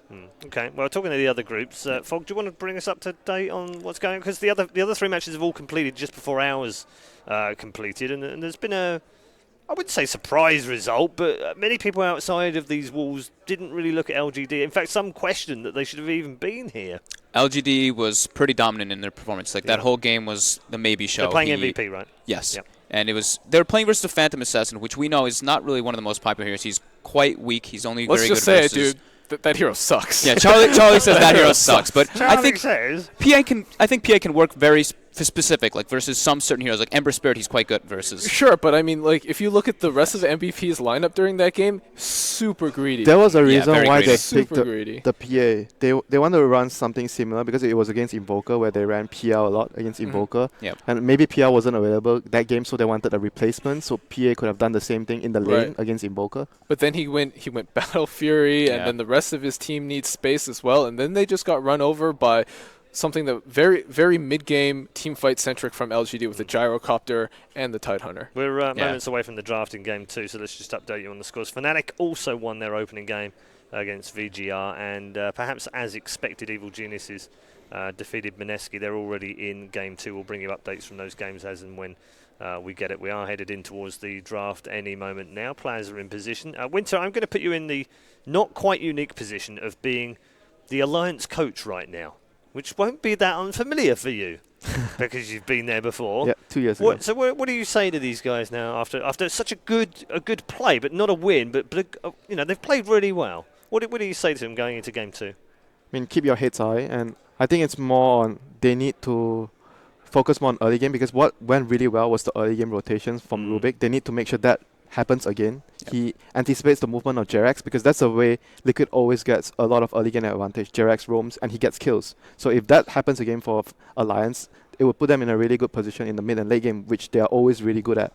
So they have to get past the early game. All right, and likewise, Charlie, what do you think the boys will be saying to the Liquid guys after that first game? You know, relax, calm down. I think... Get the cobwebs out of the way? Yeah. First game of the day. Yeah. First game of the day. First game of the day. It's, you know, start a little slow, but I think, you know, you've shown them that you are the better team. You made less mistakes throughout the entirety of the game. Yeah, early game wasn't the greatest, but, you know, you guys still played as a team. You still did what you needed. Don't worry too much. Relax. Play your own game. Okay. Fogged, how do we expect the draft to go for game 2? Is there going to be some mind games in here? I think they should probably ban the Earth Spirit. I don't think that he was like wasn't super crazy great, performance or anything, but I think it just like it's their comfort zone. You don't really it's only give it's them what rounds all off the the time. team, isn't it? Exactly. With Jerax on that comfort pick as well. So what do you expect from Alliance in terms of positive picks for themselves? I think they should stick. I mean, they're Alliance. They're probably going to stick to their guns. Yeah. They're going to do pretty much the same thing, but maybe just switch it up a little bit. But they just need to. I think it's more important that they just concentrate on their play rather than the picks. The picks ended up working out pretty well for them there. They just made a few too many mistakes, and Liquid punished Do you think them. in some ways Alliance have a little bit of an advantage draft-wise because we just haven't seen much of them over the last month or so? I'm not too sure because they stick to that. They stick to they're very Because they're similar well known. picks. Yeah, and they're so well known. Have they not had a chance, Charlie, to kind of try some stuff out in the background and maybe surprise God, a few I hope teams? so. I hope so. Yeah. I hope so for their You're sake. praying for it, please, All right. having tried But some new stuff. That draft, it worked. It was working pretty well. I mean, Bulldog had a very rough game. That was a pretty bad game. It was pretty bad, but it's very hard when you're the off lane, you're alone, you don't really get any help whatsoever. He got sacked. He got sacked completely, and you're versus a Spectre who rushes Radiant. So if you don't get Absolutely. decent timings, It's not just pretty Bulldog that screwed. needs to learn to play Slardar or something. It's Alliance needs to learn how to play Slardar with him. play around it properly. Right. Yeah. Maybe give him some help. I know there are a lot of offlane players that are like, I hate getting sacked at Slardar. I need to get my Blink Dagger. I need to get Force Staff or all these other things. But if you're just an offlane Slardar, it's not like you can really do much if you get sacked against a defensive tri-lane. You need help. So maybe Alliance should look into helping. They don't have the best supports. Like the supports they pick are not really good supports to help the offlane. That's also another issue why they don't play like this. Yeah. Like generally when you see supports that help offlane are the Doom or Enchantress. These are the two key heroes, or even a Bounty Hunter. It's also risky too, playing versus Liquid. Liquid does like to emphasize a lot on mind control, so when you do leave that, you give him a lot of space, and we saw in that game, Rubik left to go mid, and mind control had an incredible performance because he's laning versus an anti-mage and a Phoenix. So he can just get a couple Ion Shells down there, get his levels, and then he just goes to the jungle if he wants to, after putting the pressure on them. Well, Fog's got what he wanted anyway, because the Earth Spirit has been banned as we head into the draft, and it's a first pick Rubik for Alliance. Rubik first pick. I don't know. Yeah, man. I mean, this is a fairly questionable pick. I noticed that a lot of you over the last few months have been saying, like, why would you pick Rubik first? Why would you pick Rubik first? That's wings. They picked first pick Dazzle. That's like yesterday. We saw the first pick Dazzle, and we were like, what the hell? But wouldn't you say that Dazzle fits in most situations more than you can adapt better him than around. better than Rubik. But Wisp is banned. EGM only has Wisp. we right talked right? about this before. He really only plays two heroes. Oh man, and that's playing Rubik versus Lifestealer is actually pretty terrifying. And they're going to stick with the Slardar as well. Please put Loader on Slardar. Yeah, I agreed. And then wow. let him play the it's much better for them when he plays Winter. the tempo control and Bulldog farms. Like honestly, like it is that is definitely their style. I agree with you 100%. But Winter, poor Bulldog. Winter with the flames, man. sorry Bulldog. Yeah, unsurprisingly, by the way, Rubik is the most picked hero from Alliance over the last 3 months. No surprise. It's EGM's comfort zone. He's pulled off some great stuff with it in the past, and maybe that's sort of the story of Alliance, trying to recreate old magic. Bring back the Tidehunter. Bring back the CK Wisp. What else do they usually have? Oh, yeah. Rubik? No. They usually had one of Ake's heroes with that, like a Bring back jungler, Chen, the CM. The Enchantress. They've been pulling pretty far away from the Chen, haven't they? Yeah, I feel like Yeah, they have not picked Chen for a long time. Right? Yeah, And that's no. like Ake's like bread and butter right there. The we hero's do see the hero's like a bit weaker now, and it's more like you can't pick him every game. You have to choose what type of game you want to pick him into. But for Enchantress, I feel like she's much better in fitting in most scenarios, whereas Chen is you use him more to like all-in type of push. Yeah, no, I Like agree. 5-man. Again, we do see the mind control darks here coming out, but I like this. Trail ban for the second time in a row. I really like those bans. I was going to say how Liquid really emphasized on they want to give Matu like the best possible game here. So they ban a Weaver and the Drow so he can have the Lifestealer basically free roaming. yeah, they want him to be the superstar. They want him to be a superstar, absolutely. And then we do see, wow, Dazzle. That's pretty Minus good armor. versus Lifestealer. Yeah. More minus armor. And a lot of bonus armor for your team. And they have, I think against Darkseer, I know you mentioned about Darkseer getting too much last game. So right now, Darkseer is going to be up most likely against 3 heroes in the safe lane. Because generally you don't roam that much. Rubik Dazzle, just focus on stacking and shutting down the offlaner. And at one point, people were like giving up Darkseer and picking the Dazzle into it just because, he's so good at dealing with it and healing your carry and pushing out the wave instead of having to deal with the Ion Shell constantly. How do you feel about these two cores out of Liquid, Lifestealer, Darkseer? I feel like this is a little limited because I'm not a huge fan of single core Lifestealer, and then Darkseer. I feel like when you pick single core Lifestealer, you need something a little more farm heavy mid. But if you pick something more farm heavy mid, then you have a Darkseer that's also a little more farm heavy. Like, who creates space here? Yeah, I understand what you're saying. Cause I like the bench pick, though. I think that kind of, right, it gives him a little bit more of that physical damage. Yeah, but then throughout the again, it's going to happen later. You have to decide whether you put like a hero like Puck mid, or you're going to go for much more farm heavy, maybe like a Dragon Knight mid. And then you have 3 cores that all require farm. Yeah, then everyone's going to take farm. And Phoenix is not a support that generally makes space. They listened to you. They put Bulldog on Furion. It's load up Slardar. They heard you. I'm sure he's telling them, just put me on, the call. Absolutely. So they're going to ban out the Dragon Knight, so which means mid heroes that scale right now. Queen of Pain? Viper? Queen of Pain. Not super scaling, but he's pretty good versus Slardar. It's a Slardar on the 1. Mm-hmm. And they have picked it pretty recently. Yeah, but they don't have anything to combo with the vacuum, which sometimes I don't really like. When you pick Darkseer, you want a spell that can be used with the vacuum. Fair enough. They've used the Sven alongside a... There's not many mid heroes that can actually do that for Liquid. It's only maybe Puck. Puck, Lifestealer, Bombs, but then... Maybe Liquid picks Windrunner? Yeah, possible. Alliance can still pick it, but we don't see S4 on those type of heroes. He's most likely going to be the tempo hero. You could. It's also a good combination with Slardar. Yeah, it is good. And good versus the Lifestealer too. They haven't been picking Zeus or anything in quite a while, and the Alchemist is banned, so Fata doesn't really have too many options. So I think the Puck could be pretty appropriate because it's the delivery system. It's not late game, but okay. So we do see the S4 Queen of Pain, and what is Fata gonna match up? Viper. Puck or Viper, right? Viper, it's got to be Puck or Viper. Viper against Queen, or you just put Puck and you have 1 core. I dislike the Puck just because all your eggs are in the Nake's basket. But they banned for that, didn't they? They kind of, well, not entirely. They banned for it, but Alliance does have very good heroes versus. Their lineup has very good synergy with Puck. Like Puck puts everything together despite the Lifestealer being the only core in their lineup. It feels very natural and creates space. And their team fight is super strong with that. Puck has to have a great game in that case. It's Fata Puck.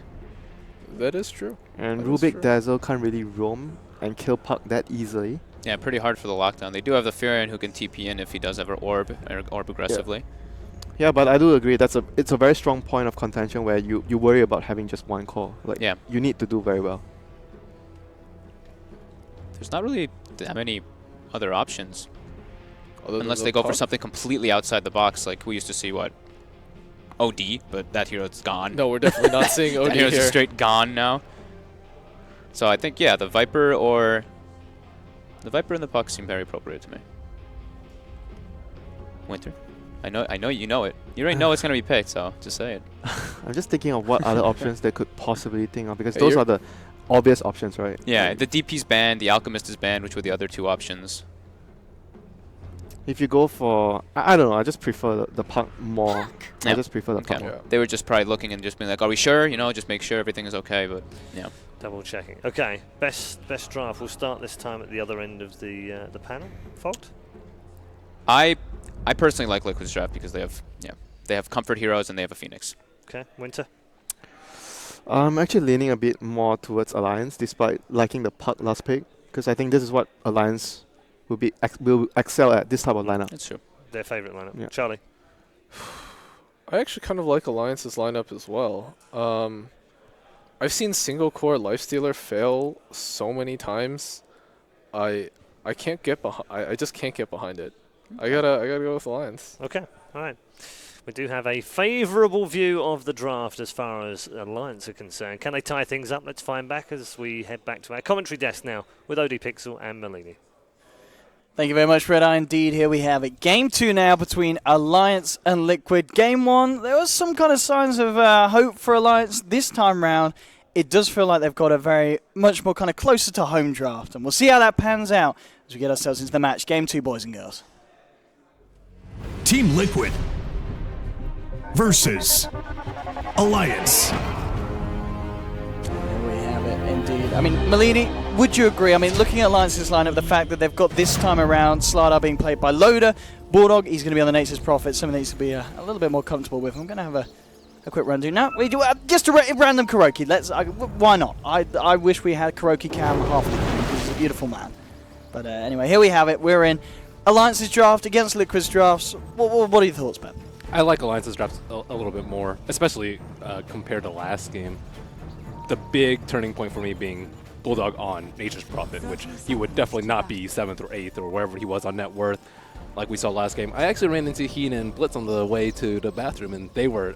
Oh, just now? I could tell that they were pretty nervous. They're like, whew. Oh, really? Yeah. Okay. They should have been. I mean, it wasn't really clear that Liquid was going to win until last 10, 15 minutes, maybe that Roshan fight, but even that was not, it didn't instill a lot of confidence into Liquid. Oh, look at this down there. Matumba Man, he's still level 1 open wounds. There's no range for this point. He's got AK with the first burden now. Liquid trying to turn around, but the blink out, they're going to be able to escape on the Quap. EGM, will he pay over his life? Can they find something in return? Liquid looking for the Rubik. Rubik with the fairy fire. Can he get himself away? No, EGM will go down. But first blood there for the side of Alliance. Loader will be able to grab himself the bounty rune still. The bounty rune remains up top as well. Nice opening for Alliance, and having the points in open wounds rather than saving for rage, which may have saved him, or do you think he was dead anyway there with the nades? I mean, he was probably dead, but at least it secured them a kill. Actually, it was pretty close to not getting them a kill. I like how Alliance smoked out at level 1. I think that maybe perhaps the first game they were expecting much more of a fight from Liquid in the early game, but they're like, wow, our early game is actually probably better than Liquid's. Let's try and work that out and get ahead that way.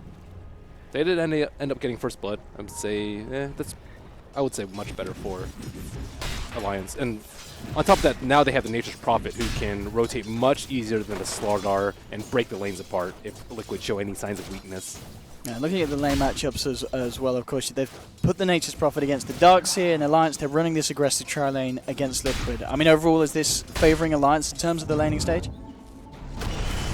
When you have a Nature's Prophet, your lanes should always be stronger. I mean, just this happening on the bottom lane, they just get away with a free kill onto the Life Stealer. I mean, he's still level 1. He doesn't have a point in rage. And Alliance, I mean, if they could just keep tabs on him at this stage of the game, it's going to give them a great opening. Yeah, they have tons of ways to deal with the rage from the Life Stealer. The low cast point Rubik lift, which we saw on that kill, and tons of physical damage, more importantly, and things that go through BKB, or Magic Immunity, the amp damage as well as the Queen of Pain ultimate, and Dazzle Heal Bomb, which owned him that fight. Yeah, and with a little extra help of the fact that Ake's walking around with Blightstone, you know what I mean? I mean, that with, as you said already, the physical damage they've got. That helps a lot. Yeah. The Life Stealer literally reduced to -1 armor with 1 touch from that. Life Stealers had a pretty good win rate. Ooh, nice dodge by Fada in the mid lane. But Life Stealers had a pretty good win rate, but a lot of times he's just left uncontested, and you know, heroes tend to do well. Why do you just leave him alone in lane for 15, 20 minutes? This is one of the few games that I've actually seen a Life Stealer get contested this hard in lane. And they do certainly need to keep the pressure up though onto the Life Stealer, because Matumba Man, nonetheless, he is finding the CS and slightly better than Loader at the moment. So regardless of the fact that they were able to take him down.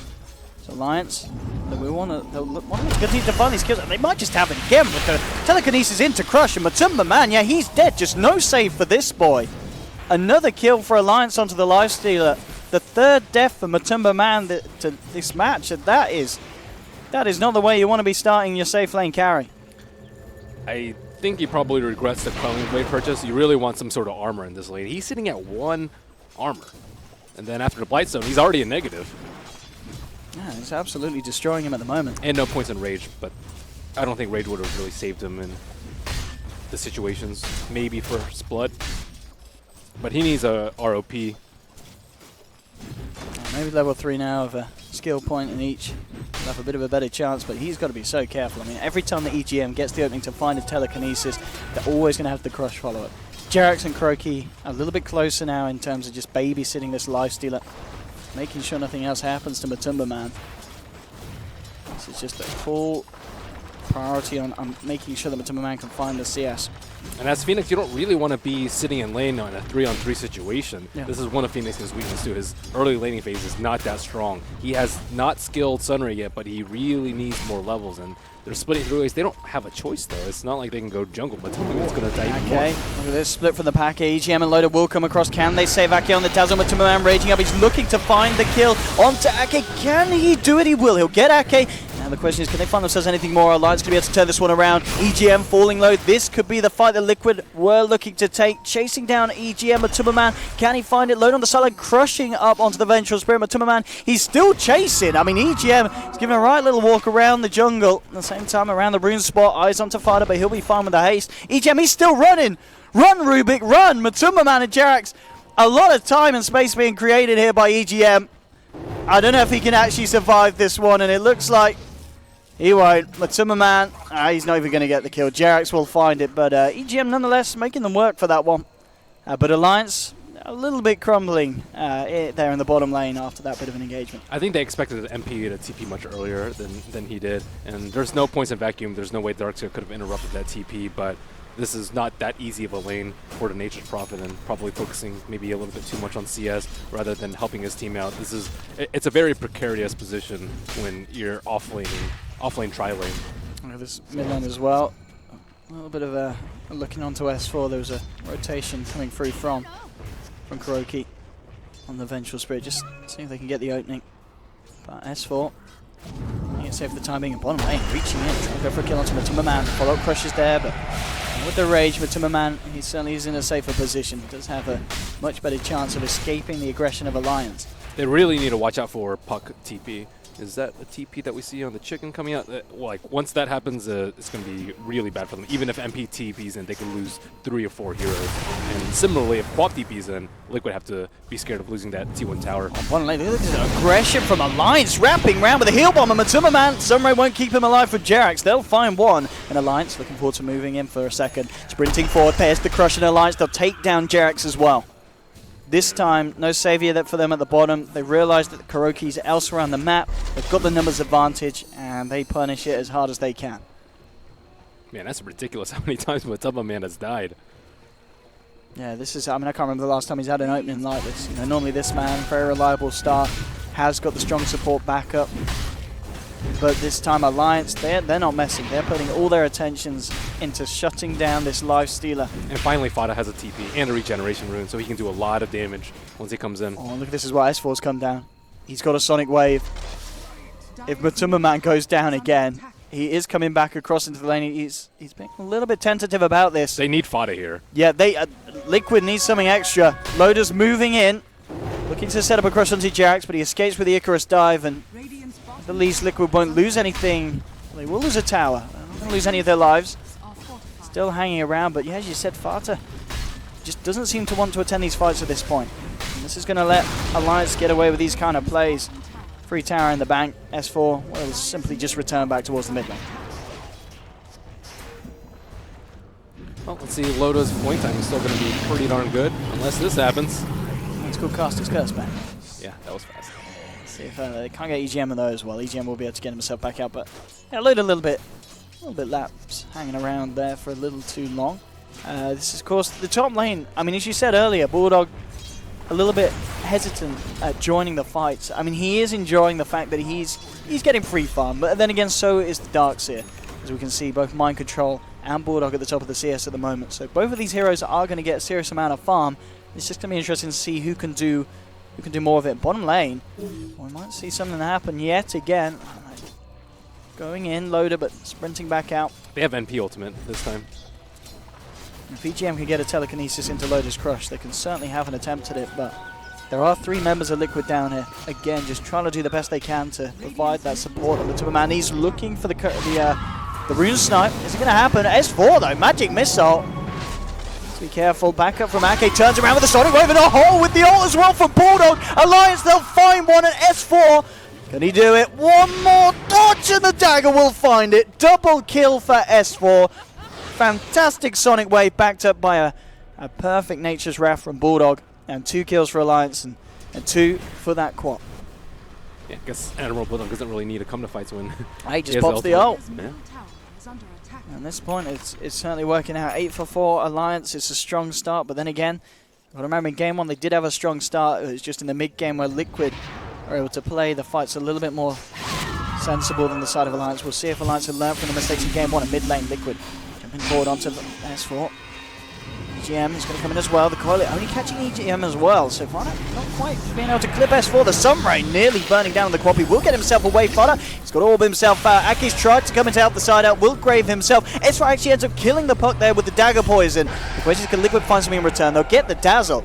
But S4, he'll be very happy with that one, being able to find the kill onto the puck. Only losing a support on Alliance. Again, it's a favorable trade here for the Swedes. And didn't end up catching S4 with that coil. They want. I think he they would have got the kill as well if they got it. Would have been nailed by the Sunray. And looks like Admiral Bulldog trying to make up for last game's lack of farm with the Midas. Yeah, he is just going full farm mode. Number 1. 9.5 minute Midas on top of the phase boots. And as you said, already we're seeing how much he can do with the burst damage of the ult. If Alliance can find the follow through from S4 with the Sonic Wave. And Puck had a lot of time in middle that whole time that they were pushing down the bottom lane, and after taking that dive, his Blink Dagger is not going to be very timely. Let's see if they are able to find anything. They've got the Dream Coil back up in 5 seconds, and Kuroki will be there with the backup. Maybe at least they can find EGM, but at the same time, they probably don't want to commit too much to just killing a Rubik. EGM just finding the lane free so he can get himself towards that level 6, which he is very close to. This top lane is like the most peaceful one-on-one. It really is. I mean, Bulldog and Mike, they're having a lovely time up there. Just casually, just trading CS. It's as you said, no one else, I believe, at all has headed up to this area of the map yet. Yeah. Very even in terms of farm, so pretty much just that Midas putting Bulldog slightly ahead of Mind Control. Also seeing a lot of Moondrops. Moondrops? Raindrops. Raindrops. 5 raindrops. What are they I got like infused. New iron. Infused Moonshard, infused Moonstone. I always get that name wrong. Mid lane. Oh, look, this stuff. Oh, EGM. He's a bit of a player there with the stolen phase shift. He's making the kill a little bit trickier. Oh, he might just live as well with Ake's grave. EGM. The stolen phase shift is the backup from Ake. EGM lives. An Alliance. I might lose nothing. And Liquid, they find nothing with the use of the Dream Coil there and the outplay of EGM. Raindrops paying off. Absolutely. He's going to pick up a smoke as well, so they may look for a bit of a play. Top lane. Mind Control. Needs to be careful. Bulldog can't quite get the range for the Sprouts. Looks like he'll find it. He did still have the vacuum anyway, so it would have been a hard kill to get. S4. Silent stop. Fodder won't jump in though. Aware that S4 does have the Sonic Wave back online, so there could be the potential for a turnaround. But all things said and done, it certainly is a strong start for Alliance, and unlike it kind of in game 1 where you did have Matuma Man farming nicely, he did fall behind because of that early laning stage. So Liquid, they've certainly got a few gaps to close this game. I think they have to be really worried about Bulldog TPing in. He's just been contributing his ultimate to these fights. I guess similarly they have to worry about Darkseer maybe coming in with his mech, which is just recently completed, but I think the threat from Nature's Prophet is going to be really big, especially when they're eyeing this T1 in the mid lane. Matuma Man making up for his early farm, just parked down on bottom lane, working towards his armlet. Pretty good armlet game. Armor is especially useful versus the Dazzle and the Slardar, and no real percentage-based spells to chop through that remaining bit of HP. She's going to play around with this. I wondered if they were going to try anything with a Nature's Wrath and maybe MP's TP in. There we have it, S4 just getting himself out of this one. Jarek the Sunray. It's not going to help him get that one. Now he goes. S4 continuing to play the game as safe as he can. Mid lane EGM, got a fair few levels. Now level 7 on the Rubik.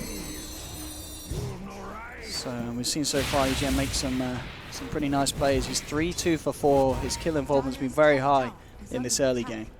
So a lot's been down to the Rubik, and you kind of start to see why Alliance feel confident enough to draft Rubik for themselves as a first pick against certain lineups.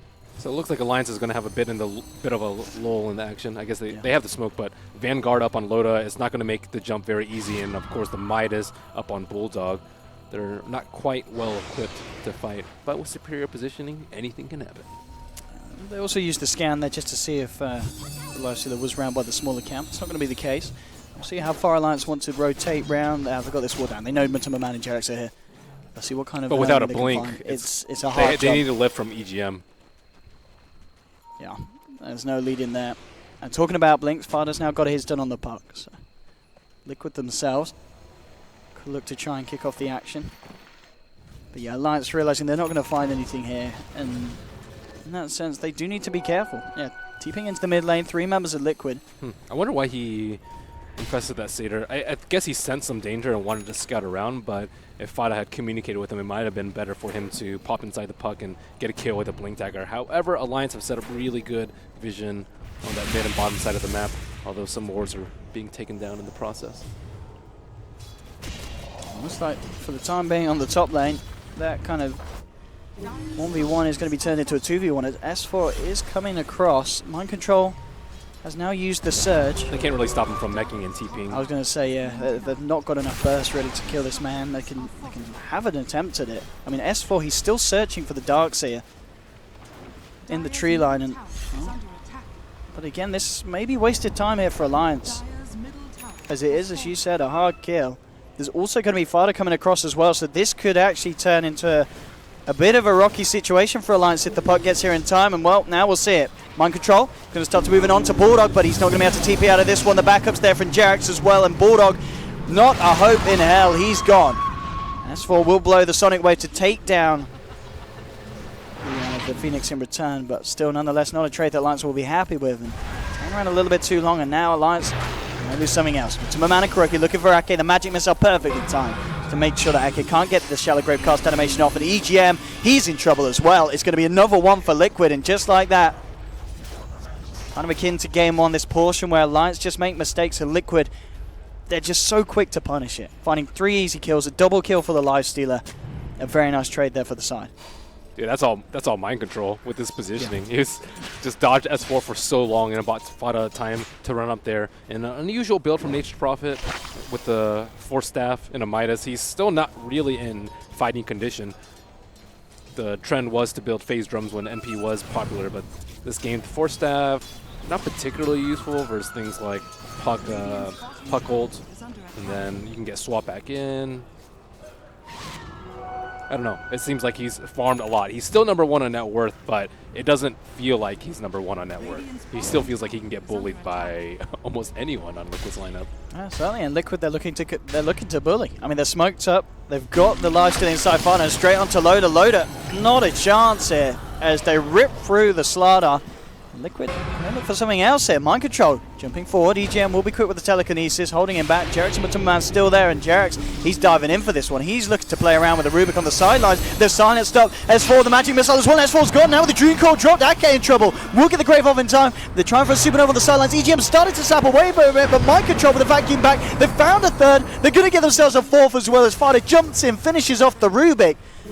And Ben, this is looking like a repeat of game 1. It's just this point where Alliance are crumbling and Liquid, they are just, again, just showing the form that we expected them to bring to this tournament. I think Alliance were too, I want to say, like, safe with their itemization, like the Midas, the Force Staff, and the Vanguard. That's, like, they still can't fight. They still need a Blink Dagger. They still need a damaged item on the Nature's Prophet, or perhaps even a mech on the side of Alliance. Still waiting for the Orchid on Queen of Pain, which is a more standard build, but they want to farm, but Liquid just looking to fight. They've taken down that top T2, and Alliance have lost any semblance of control that they once had. Let's see what the next bit of game plan is here for the side as well. Alliance, do you clear out? I mean, as you said, is it just for them? They've got to kind of hold their horses and just get those big items on before they can afford to take a fight. Because at this stage, as we're seeing, Liquid, they just have the better tools against. It's only 1 minute. Like, Quap is very close to her Orchid, Slara very close to Blink Dagger, so they don't have to wait that long. But they've given up a lot of ground just waiting for that. Like, the Midas investment, hasn't paid off because they just got crushed for the past couple of minutes. And not having Blink on Slardar when they had the Blink on the Puck just makes life really difficult for Alliance. So it's an investment, and they're gonna have to wait for that to pan out. Let's see what Liquid are going to do in terms of looking to continue to find action. S4, as you're saying, with the Orchid complete, We'll see what the pickup potential is going to be like, but the way that Liquid are playing, they're not sending heroes out alone. They are keeping together as a team. It is the full 5-man coming in on the bottom lane. So look to push onto the Tier 1 Alliance. Unlikely to react to this push, at least for the time being. We'll see if they do react to anything further as it comes out. Blink Dagger now done on Loader. So again, Alliance, they do have this jump potential, but at the same time, it's going to be so hard for them to jump into the 5-man of Liquid. They need to try and find heroes alone, surely. They have a lot of defensive items up now. Like, let's say they were able to win like one or more team fights, then Cop would have Orchid well before the Yules on the puck. They wouldn't have this much farm in the Life Stealer, so he kind of feels impervious to any sort of Alliance threat. And Nature's Prophet would be able to right-click people down. But at this point, they've just lost like one, maybe two too many fights in order to fight Liquid head-on. But, this is kind of what Alliance is known for. When you're behind, just take down towers. Top lane jumping in with the Dream Coil. Silence as well, catching out Ake and Loader. The follow-up as well from the sideline. Supernova, the vacuum coming in onto 3. EGM's gone. They've lost Ake as well, and now Tumberman chasing down Loader. Liquid to find a third. Bulldog will be lucky to TP himself out. S4 blinking up to the north. They won't be able to catch out the Quap, but again, Alliance just throwing away 3 lives and not getting anything done in return for it. Dang, Fada, what a player. Going in like that, dodging everything. This is... Alliance, they can't continue to lose fights like this. This is hurting them so bad. Liquid, as you can see, it's only a 3k lead, but definitely the swing is very significant. Seeing the way the Alliance done, and S4, they actually jumped in onto this one. S4, are you alright, son? I don't think he's alright. No, that did not work. No, that was a mistake. Well, Bulldog did try and TP in right as he blinked in, and then he canceled once he saw that. It was like, yeah, this isn't happening. I'm bailing. Oh, Bulldog on the sidelines. Maybe they can look to try and fight some. They're trying to go in on Tumberman, but he's been surged up and he's got the rage as well. In fact, he just turns. He's going to look for EGM. EGM has the backup of Ake, so Tumberman can't go fully in. Gets himself inside the Carty out. He blows as well. Just giving it cool. Backing up, and maybe Liquid are going to look towards Roshan. No one can feel safe in the Alliance lineup. Normally it's Dazzle, you just want to sit back in the fight. You want to cast your weave, you want to throw out a grave here and there, but boom, puck's in your face. You want to split push as Nature's Prophet, happily farm away, boom, you have the puck again, sometimes with a Life Stealer inside, and none of these heroes can really feel like, hey, there's a scan coming in, they know that they're coming. Yeah, Alliance, they're going to try and do something around the Roche pit. You look back to game when it was when Alliance were taking it, they then actually had a bad fight, and that was pretty much game over. So Alliance, they're going to have a bit of PTSD when it comes to fights around the Roshan pit. We'll see how they're able to take it. Now Weave is on. It's not a good time to go in as that stacks come up. Yeah, Liquid have got to be a little bit respectful about that. Nice Observer Ward on the left side, though. Slightly outside of range. Liquid still with slightly better positioning. Once the Weave comes off, maybe they'll... Also, yeah, Liquid are scouring. They are heading back. They can't leave the pit for that long. They left Roshan very low. And Alliance have a Slardar. They can finish it off, Alliance. I'm sure Liquid will not allow them to get away with this. And they won't. Alliance, they know that they can't really go in themselves. Oh, jumping forward, they've called Loader out with the silence, and now the follow-through. The Dream Coil's dropped down, catching that MP. Loader, he'll get slid to the right. It's going to be able to turn around and fight, potentially. Move on to Tumberman. Can't quite get off the crush. Can they take him down? No, face shift. He's going to be out there. No, the burst. Heal bomb from Ake finishes off the puck. He'll buy back straight away. They did end up losing EGM on the sidelines, but it's a good trade. Forcing out the buyback from the puck. If Alliance can find more, Loader does it with the crush. Again, Ake with these heal bombs. Double kill for the Dazzle. Loader's got to run. He's got to hide, but Tumberman's there to finish it off. Sonic Wave flies through. They'll take down Life Stealer as well, their Alliance. There'll be a buyback immediately from Loader. Bulldog to chase down here with the Treants. They give themselves anything more. Vada just silencing up 2. They're looking to find Jack, so they'll find it. Loader jumps in with the crush, and they'll get it. That's going to be a 3rd kill for Alliance. Did cost them a buyback, but Alliance, they're going to be incredibly happy with that, as we can see from the gold swing. Very nice indeed, and okay, if they get Fada. This man brought back, this could be a dieback. Oh, again! Could they not do it? Oh, S4! Just a point with the initial blink. Fada will escape. Ake, again, it looked like he nearly had that with the heal bombs, but some fantastic heal bombing from Ake. Masterful play by Loda. Yeah. He drew those two heroes like way too deep. Liquid cannot chase into the secret shot when they were just in the river. And good play by Ake too, keeping him alive the whole entire time. Nice sonic wave by S4, finishing off Matumba Man as he was armlet toggling and retreating down the hill. And I think that Liquid felt much safer than they were because of that sentry ward. But Alliance, with that superior vision, it's one thing to, like, you know, think that they might have a ward, but when you have a sentry down, you feel very safe. You're like, okay, they don't know where we are, they don't know where we're coming from. But they actually did see the puck go into the pit and then try to blink initiate onto the Slardar. What are you reading about this build? Look at Bulldog. He's picked up the old Hurricane Pike. It's decent. Yeah. If they can get, I guess, Lifestealer. Shove him away. All right. All right. He I still like has no it. damage, I mean- though. Maelstrom, he's very farmed, though, after that last engagement. Keeps him nice and away from the Lifestealer. I guess you do want to be kind of careful what you do with that when there's a Dream Core down. You know, you don't want to be Hurricane piking an enemy and then end up forcing your own self back and snapping the coil. So You'll still be pretty far out of position, though. It increases guess, your range, yeah, so that's he true. can still right-click from you'll still be far away. safe distance. So you can kind of escape in that sense, I guess, a little bit better than just a 4-star. But, well, Liquid smoking up. It's on to Bulldog and into the lead coming forward. Can they save this man? Ake is there. Dream Core will be laid down. The Shallow Grave coming out. Maybe they could turn it. Mind Control comes in with a vacuum wall. They've lost EGM. Sonic Wave flies through from Quap, but it doesn't matter. Matumba Man's there on the front lines. Chopping, chasing them down. Swap back in as well. Bringing Loader into the middle of Liquid, and they'll find a 4th triple kill for Matumba Man. And again, they may have had a bit of a rocky time around the Roshan pit, but Liquid really, really showing their power. And that's what happens when Alliance doesn't have vision and Liquid catch them by surprise. Too many heroes clumped up for that vacuum wall. Bulldog just completely out of position. Hurricane Pike is not going to save you from that one. Liquid should be able to find a tier 2 off the back of that fight as well here in the mid lane. So, Yeah, Alliance just felt comfortable, I think, after Rocha. I was like, we have Aegis. We can take a breather. I think their sense of security is ill-conceived a lot of the time. From the item builds at the start, from that maneuver. Matumba Man is certainly becoming a big threat. We saw him at the start get heavily punished. I think he died maybe even all those full 5 times at the beginning, but okay, no, he died that once recently at the Roche pit. But it was 4 deaths at the start. Since then, he's only died once. He's now got 8 kills, 9 assists. He has just perfectly recovered from what was obviously not a fun start to be playing as a safe lane carry.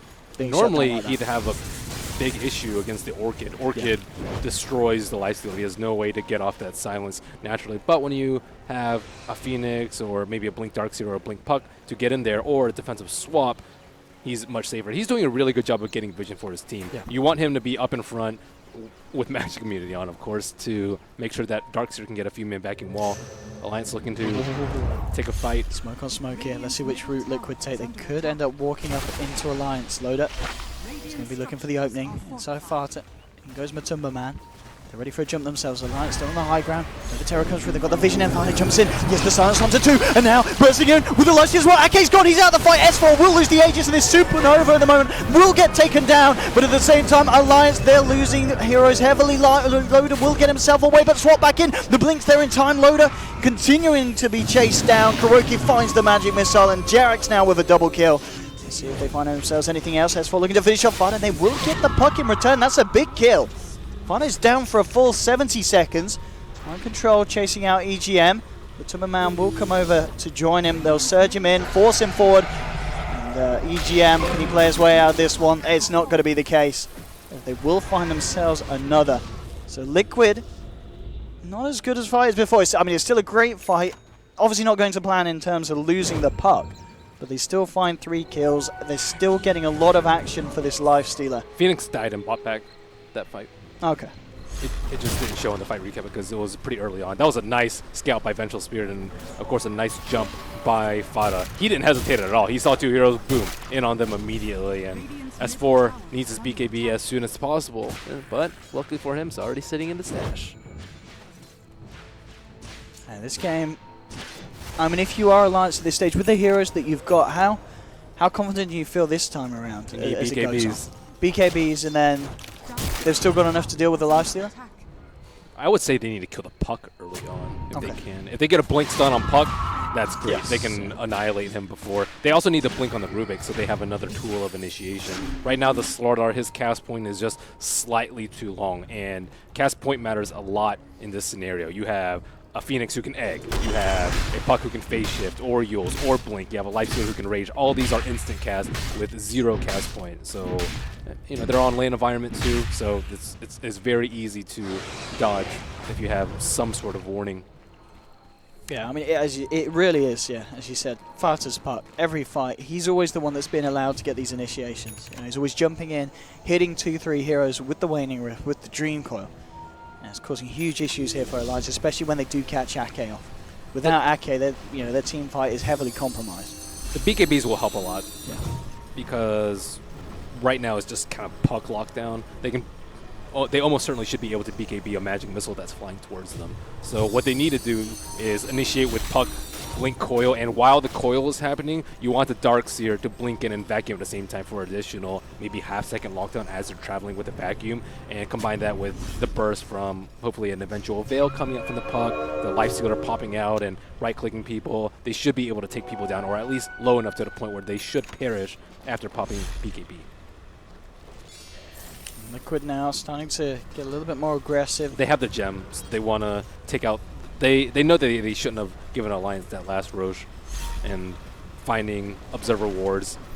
They probably sensed that Alliance had Observer Wards around the pit with how well they fought and how well they were prepared for the jump. Matumbaman simply just raging, heading up, doing the damage that he can to the tower. I mean, they could certainly go for this kind of play, just this slow siege onto the tier 3, and we'll see what Alliance's answer will be. Kraken making sure they've got lots of good vision as well, so they can see if Alliance do try and go for some sort of wrap around. And again, Matumbaman rages, starts to pummel away at the tower with the AC. See, if they had like a blink on the Rubik or something, they could chase after him, but right now there's just not that big of a threat from Alliance chasing them down. Slardar does not have a BKB, and he's not going to sacrifice his life for maybe a Lifestealer kill. Need BKB on Slardar, just like last game. And they didn't get it last game. Maybe they it was can that get it this time. buyback. Oh man. Yeah. Really sent back indeed. Well, Liquid. They do have one on Admiral Bulldog, so a lot of BKBs coming up. See what they can do with this one. Coming across. Heading through the river. They've actually caught out Matumbaman. And Matumbaman, he's gone.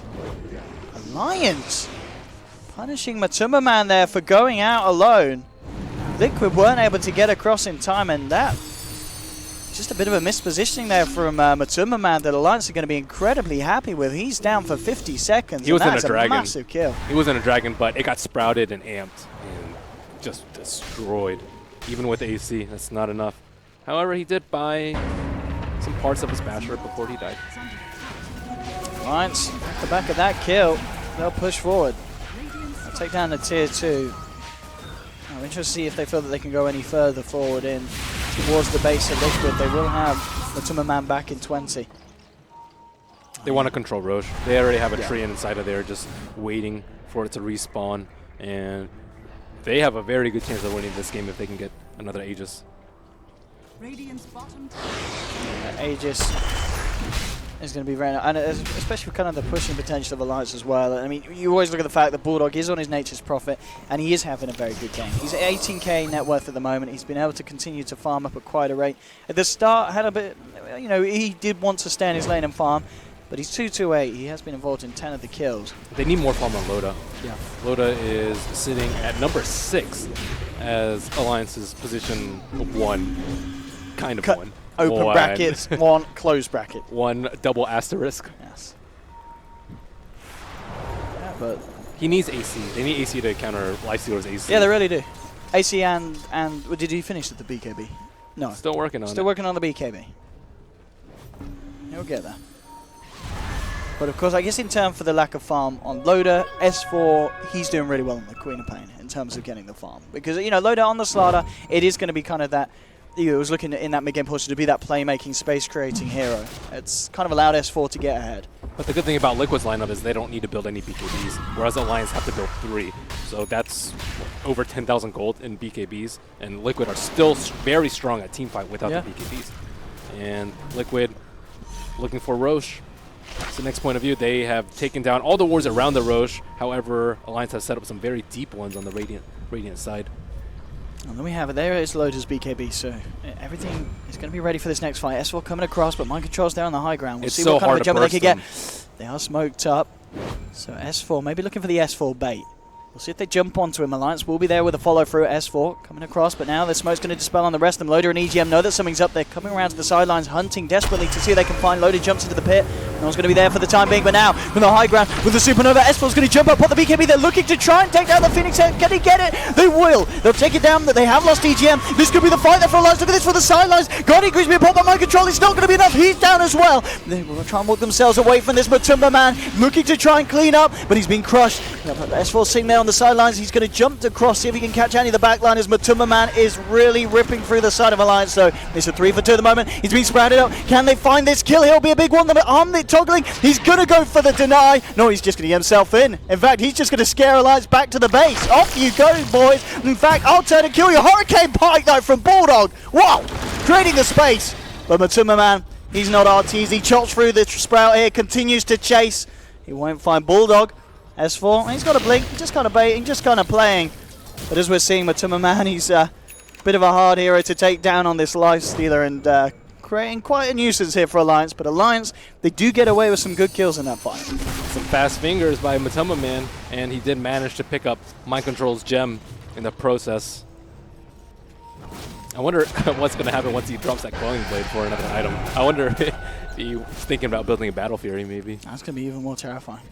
Battle Fury? Well, you got to get out of trees. You have. You got to get summoned. If you don't, you will waste your entire rage duration, and you don't want to blow a swap on that. And no one has Force Stabs aside from the Darkseer, and he got heavily focused in that last fight, so he likely has to save that for himself. This is nice as well. Look, you're talking about the AC. Loda, of course, is going to struggle for the farm. S4's now got one done. Oh, yeah. I forgot he almost always builds AC after the BKB. Now they have a ton of damage. Oh, an easy Roche. Yep. Easy Roche for Alliance. Liquid. Nah, they're not going to have a chance for this, and it's gone. Just now picked up by Queen of Pain, and now they look to jump in and try and take the fight. Loda's got the crush on Kuroki, the bash as well. Kuroki in a lot of trouble, swaps down onto the low ground. It doesn't matter. That's the Venge out. Can S4 try and chase down for anything more? That's the question. You can see Alliance going across towards the mid lane. He's rounding onto Jarrett's, but dives himself away, and it will just be Kuroki going down. But Alliance get the Roshan, they get themselves the Aegis, they get a kill. Now it's Admiral looking Bulldog is really feeling strong. I think, like, what is he going to get next? Maybe a Scythe? The Scythe would destroy the Lifestealer, destroy the Puck, destroy Phoenix. And this is one downside of not building BKBs is you're very vulnerable to that sort of thing. Even the Orchid on the Queen of Pain is posing a fairly big problem for anyone aside from the Puck. Puck does have a Scythe of his own, but Alliance, they just have so much firepower. Oh, they really do. We just saw in that last fight, Bulldog just sitting there, BKB'd up and just smashing people in with the Mjolnir. It's pretty terrifying for some of the heroes on Liquid. Even for the Lifestealer when the rage is down. Eyes onto S4. Fired up. He's got a Lifestealer in him. Managed to get this kill though. Blink down and immediately TPing away. Fighter, does he try for a blind coil? No, he's not going to. S4 will be fortunate enough to get himself out of there, but only just. That should be the Scythe reveal. So, do they have any way to deal with the Scythe? I suppose they have the Shallow Grave into BKB pop. But these BKBs are posing a big problem for Liquid. Lifestealer, he's, I guess, their only right clicker at this point. Yeah, pretty much. So, this is what Charlie was talking about before. It's like single core.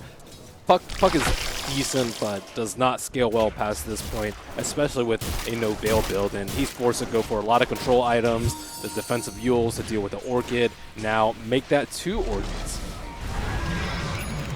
See what happens here. Crimson Guard's going to be the option for Loda, so something else to add to the team fight, potential of Alliance, and make Matumba Man's life a little harder when it comes to taking down some of Alliance's members. Liquid. I don't really know how Liquid are going to kill people in these fights. It's getting harder and harder. It really is. They need a game plan. I mean, they did find one in game 1. They need more magic damage. Some pucks would go for like the Veil plus like Dagon build, which is also pretty decent versus BKBs because you can use it before they pop their BKBs and just kind of kite them around. But going for the other way of disabling them so that Matamba Man can do his thing. But versus a Dazzle, you have to deal with a Weave, you have to deal with a Grave, and on top of that, he has to deal with evasion. He has Solar Crest on Ake, and it's not like he can build an MKB at this point. He needs a lockdown, forced to go Abyssal. And as we can see here as well, I mean, just the pushing power of Alliance with this AC and with as stacked as Bulldog is, it's absolutely terrifying. If Liquid lose a team fight, they'll certainly be on the verge of losing potentially a set of rounds. So they really can't afford to have a bad defense against Alliance's lineup. It's all about Matamba Man. How much damage can he do in this team fight? And going for a little bit of a different build. No Echo Saber, for example, but still with very terrifying damage output. Now he's nice and safe inside Fada. Look at this. I mean, the siege. Also depends on how quick Ake is with the Grave. Can he do it as the person is hexed? Or even just Solar Crest. Solar Crest heal weave might be enough for them to tide them over until the hex wears off. Well, looks like Liquid don't do anything with this one. Fada moving forward, him easily jumping onto Bulldog. They'll get the hex off and now Matuma Man looking for the lockdown, but now he's got to be careful because later pops the BKB the crush. The Swimming Wing flies through the passage to them. Matuma Man, he's gone. They're going to lose the Lifestealer. Now the Supernova is not going to be successful. A double kill for Bulldog. They jumped in on the man, but he smacks back at them, and on the sidelines, Loda catches out Kuroki. And even with an initiation like that, where they hex at the Nature's Prophet, they just can't kill him, and he turns around and kills them. They were way too ready for that. He popped heal and the Solar Crest immediately. He didn't even have to grave him. And he didn't pop BKB until way later on in the fight. I think they got him to about like 45% when the Hex wore off, and by that time, that fight was over. Lifestealer is just going to be eternally kited. What do you do to stop this at this stage? Alliance, they'll be able to find themselves the mid set of racks. And Liquid certainly having a very tough time here in game 2 as Alliance. They've really upped their game. They managed to get a lineup that they're very comfortable with running. Draft-wise, and mind control's coming in. No, it's a nice 3-man vacuum. Now see if Matuma Man can get the damage. Have a look at this. With the AC, the Crimson Guard, the Solar Crest, he can barely tickle these boys. And Loda in with the crush. That'll be the 4-star, getting Matuma Man out of this one. Nature's Wrath flies through as well, but Alliance just creating the space to do a fair bit of damage to the racks. They won't be able to finish it off. But we are seeing at this stage of the game, this is going to be a very hard one for Liquid to swing back round. Bloodthorn now done on Nature's Prophet as well. And dividends from their early aggressive tri-lane paying off when Matamba Man is just super weak. He is number 3 in net worth, but number 3 is not that much. He is like half of Bulldog's net worth. Man. And they've got so much save as well. With EGM having the Lotus Orb, it's how do you initiate on Alliance's lineup like this? Oh yeah, once they have Lotus Orb, they have to kill either Dazzle or Rubik, I would say, at this point. But they can't get past that front line, that mass BKB front line. And Puck just is useless versus the BKB, and especially even more so now that they have the Lotus Orb. He hexes someone, boom, Lotus Orb. They hex the Rubik, he just gets graved. And all the meanwhile, they're just getting pounded by the Slardar and the Nature's Prophet. Ventral Spirit as an Aura bot. Phoenix has a Midas, but nothing else close to that. Shiva's, I suppose. Oh yeah, he's got it. He's just got it now. Just had enough gold for picking up the Mystic Star, so we'll have the Shivas, yeah. And yeah, the second Hex on Mind Control. So maybe with 2 they can play around all this kind of save that Alliance have got. They might catch Bulldog on his own. They can kill Bulldog, it will be a certain big kill for the side.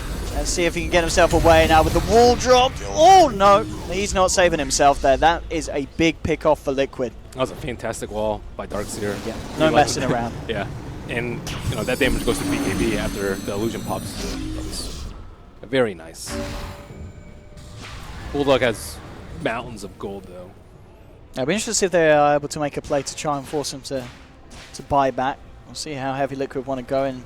they're just on the mid busy lane. trying to push out their lanes right Yeah, now. I guess it's, Bulldog might be fine with his buyback at the moment. It's Might not under need constant siege. And they can't take a fight. Normally, against a hero that is this farmed, you would take an objective outside of the base, normally Roche, but against a Nature's Prophet, you can't really do that. Roche isn't up, but Nature's Prophet buys back, TP's in immediately, and you will get crushed, lose the game after they take Roche. So Liquid, what can they really do at this point? Keep looking for picks with the Hex is definitely the best plan, I would say. And eliminating Rubik. Rubik is very easy to kill. He doesn't have a Blink Dagger. He doesn't have a Force Staff. All they really have to save him if he gets jumped is the Grave, and the Grave might not be enough. And he doesn't have an easy way to get back into the fight if he does buyback. Not that he has buyback gold. This could be good for Liquid. Roshan is up, and Alliance on the other side of the map, I believe they managed to catch a whiff of that with the Radiant Ward that Liquid have up Oh, there. that was a super fortunate respawn. Yeah, this is huge amount of space for Liquid to find this, and they're going to get it. There's nothing that Alliance could do in terms of stopping this one. So Aegis going over the way, and that is the Cheese Roche as well. So Liquid with a very nice bit of fortunate timing there. Yeah, an Alliance with a momentary lapse in vigilance. Yeah. That's really rough for Alliance. I think they were just right about to head to the pit. They were about to. Yeah, they up, were. Yeah, smoke. they all went back. They were ready. But yeah, as you said, very fortunate respawn time for Liquid to work with. Still, the net worth graph is not that bad, I suppose, for Liquid. 10,000. That's not that bad for 45 minutes into a game. It really isn't. It's definitely something that can be swung back round in potentially even just one good fight. Okay, with the smoke up though, they found Matuma. He does have an Aegis. We'll see if they can actually save him a second time round. You can see the side of Liquid trying to come in.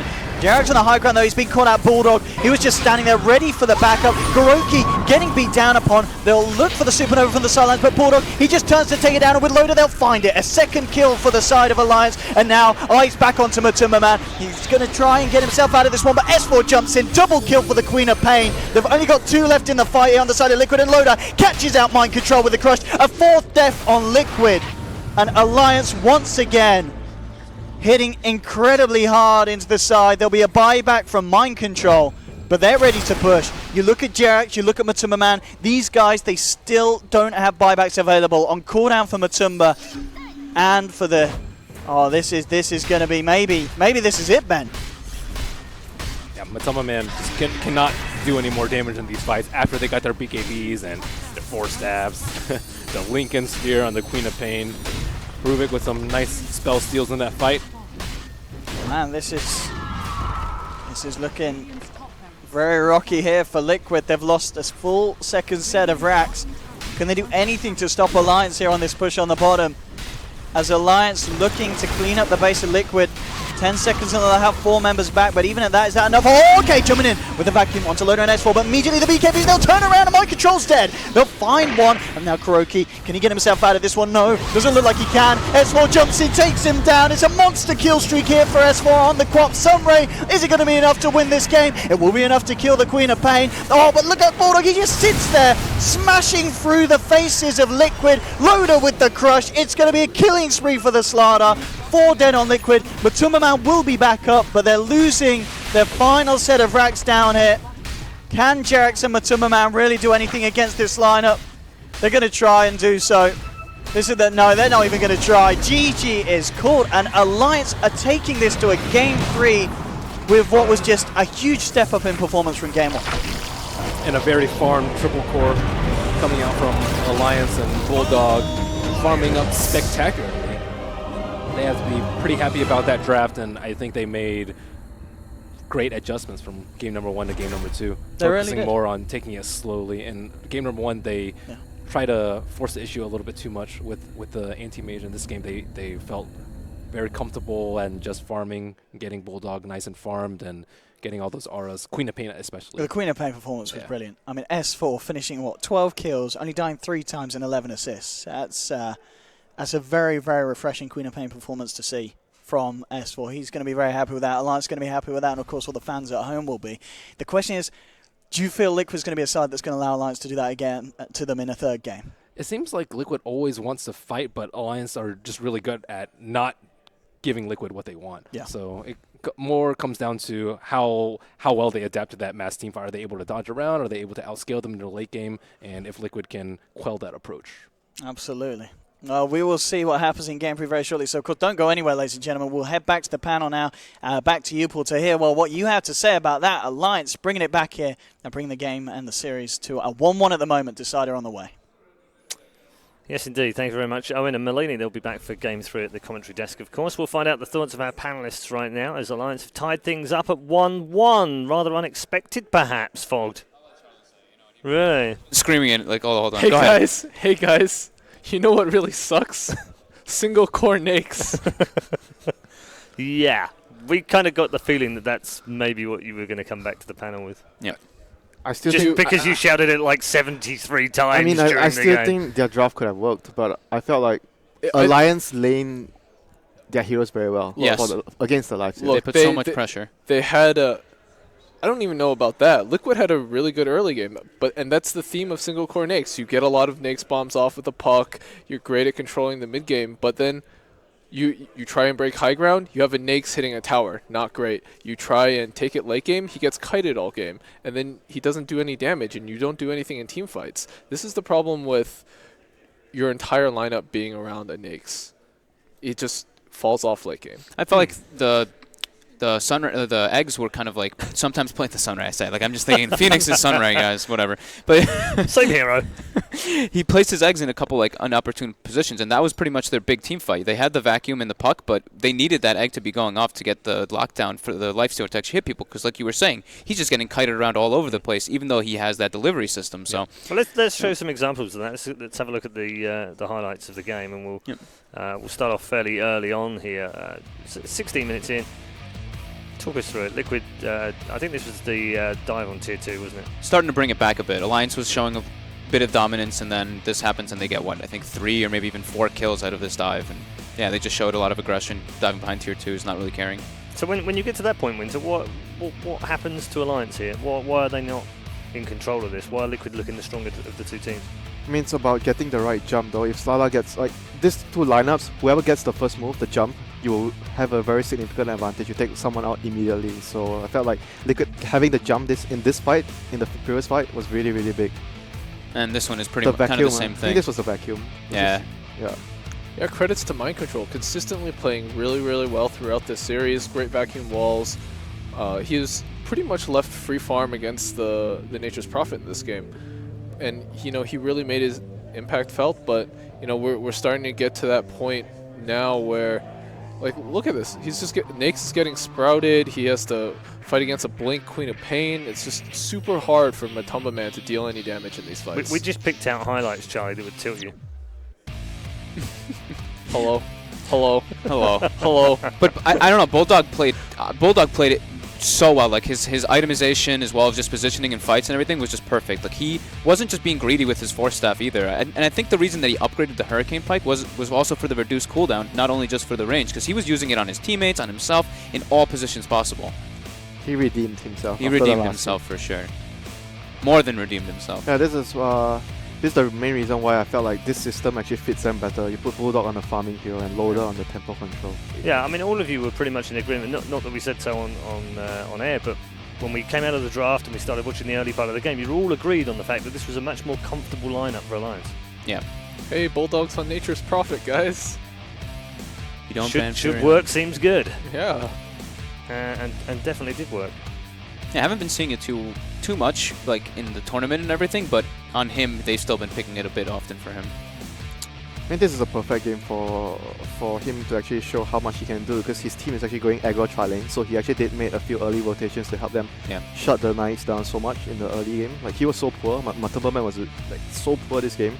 Yeah, I really liked the aggro tri-lane. Like, you were the one who said it right away. You were like, oh man, they're going aggro, and it's like, oh wow, that's actually pretty legit versus the lifesteal, because slow armlet really impacts. Yeah, the only downside is like the Darkseer is gonna get a lot of farm because he's 1v1 versus Prophet, and Prophet can't really pressure him. Yeah.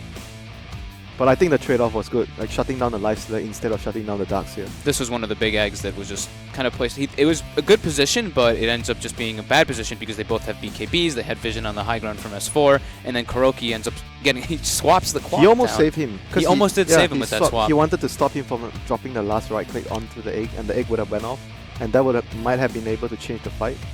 But then it ends up hurting them a lot that he's up, just up on the high ground watching. He's like, all right, guys, you have my aura and my wave of terror, and that's about it right now. Hey, he got off a stun right there. Stun right there. This is a huge fight from Alliance this time around. And this is really when they started to look like, okay, they're going to take this game. Yeah, Matsu just got bashed. This fight, even Liquid made the first move first, but Alliance was already far ahead. They were like very far ahead, so it doesn't really matter that much anymore. That even though they got jump first, but they were still able to turn the fight around. Like they didn't kill Bulldog right away. He got 4-star, and then he popped his BKB, and the fight just basically turned around after. Yeah, this wasn't too far afterwards either, and it wasn't too far after this that they went on to win the game. So I guess you could say this is the beginning of the end for Liquid. Yeah. Single core lifesteal. Single core lifesteal. Hey guys, you know what sucks? Yeah, well, I don't think Liquid should feel too bad about this. I think it was mostly a draft loss. You know, they still played very well. I think you just come back to this and you're like, hey, single core lifestealer sucks. Let's not do something like that again. Yeah, let's do something that we usually win with. I think it's the opening though. Don't you think like it's like they don't have any good last picks? That's why they thought about it so long. The last pick. And right. And we were talking about the puck versus all their other different options. I think they should have just gone with like Windrunner or something that could deal damage in fights, because I think Liquid is just a better team. Even though you don't have the right heroes, you might be able to make up that early game deficit with just outplaying your opponent. Well, we're tied up at 1-1 right now, and I think it would be harsh to say that Alliance have not played too badly at all, not just in Game 2, but played well in Game 1 as well. That's got to give them a huge lift. They're going to go into Game 3 now with a lot of confidence of, well, hold on, we played really well Game 1, we were a little bit unlucky here and there, and we've won Game 2. We can win this, right? Yeah, they should be feeling very good about themselves right now. They're bringing Liquid to a Game 3, and Liquid didn't, that game especially, they didn't have like that Leshrac ban, or didn't have like a throwaway ban, I guess you could say. They were definitely giving their all out. So, and yeah, we do see Bulldog MVP for sure in this game. Huge comeback. I mean, from zero to hero inside a game. Because you basically all said he was pretty rubbish in Game 1, and yet Game 2, fantastic. Is that literally just the change of hero and position, that he was given the right thing and the right role in the second game? Yeah, the role is the key thing. Yeah, absolutely. This is the system that fits Alliance the best. And that's probably one of the higher GPMs we've seen in the tournament so far, I want to say.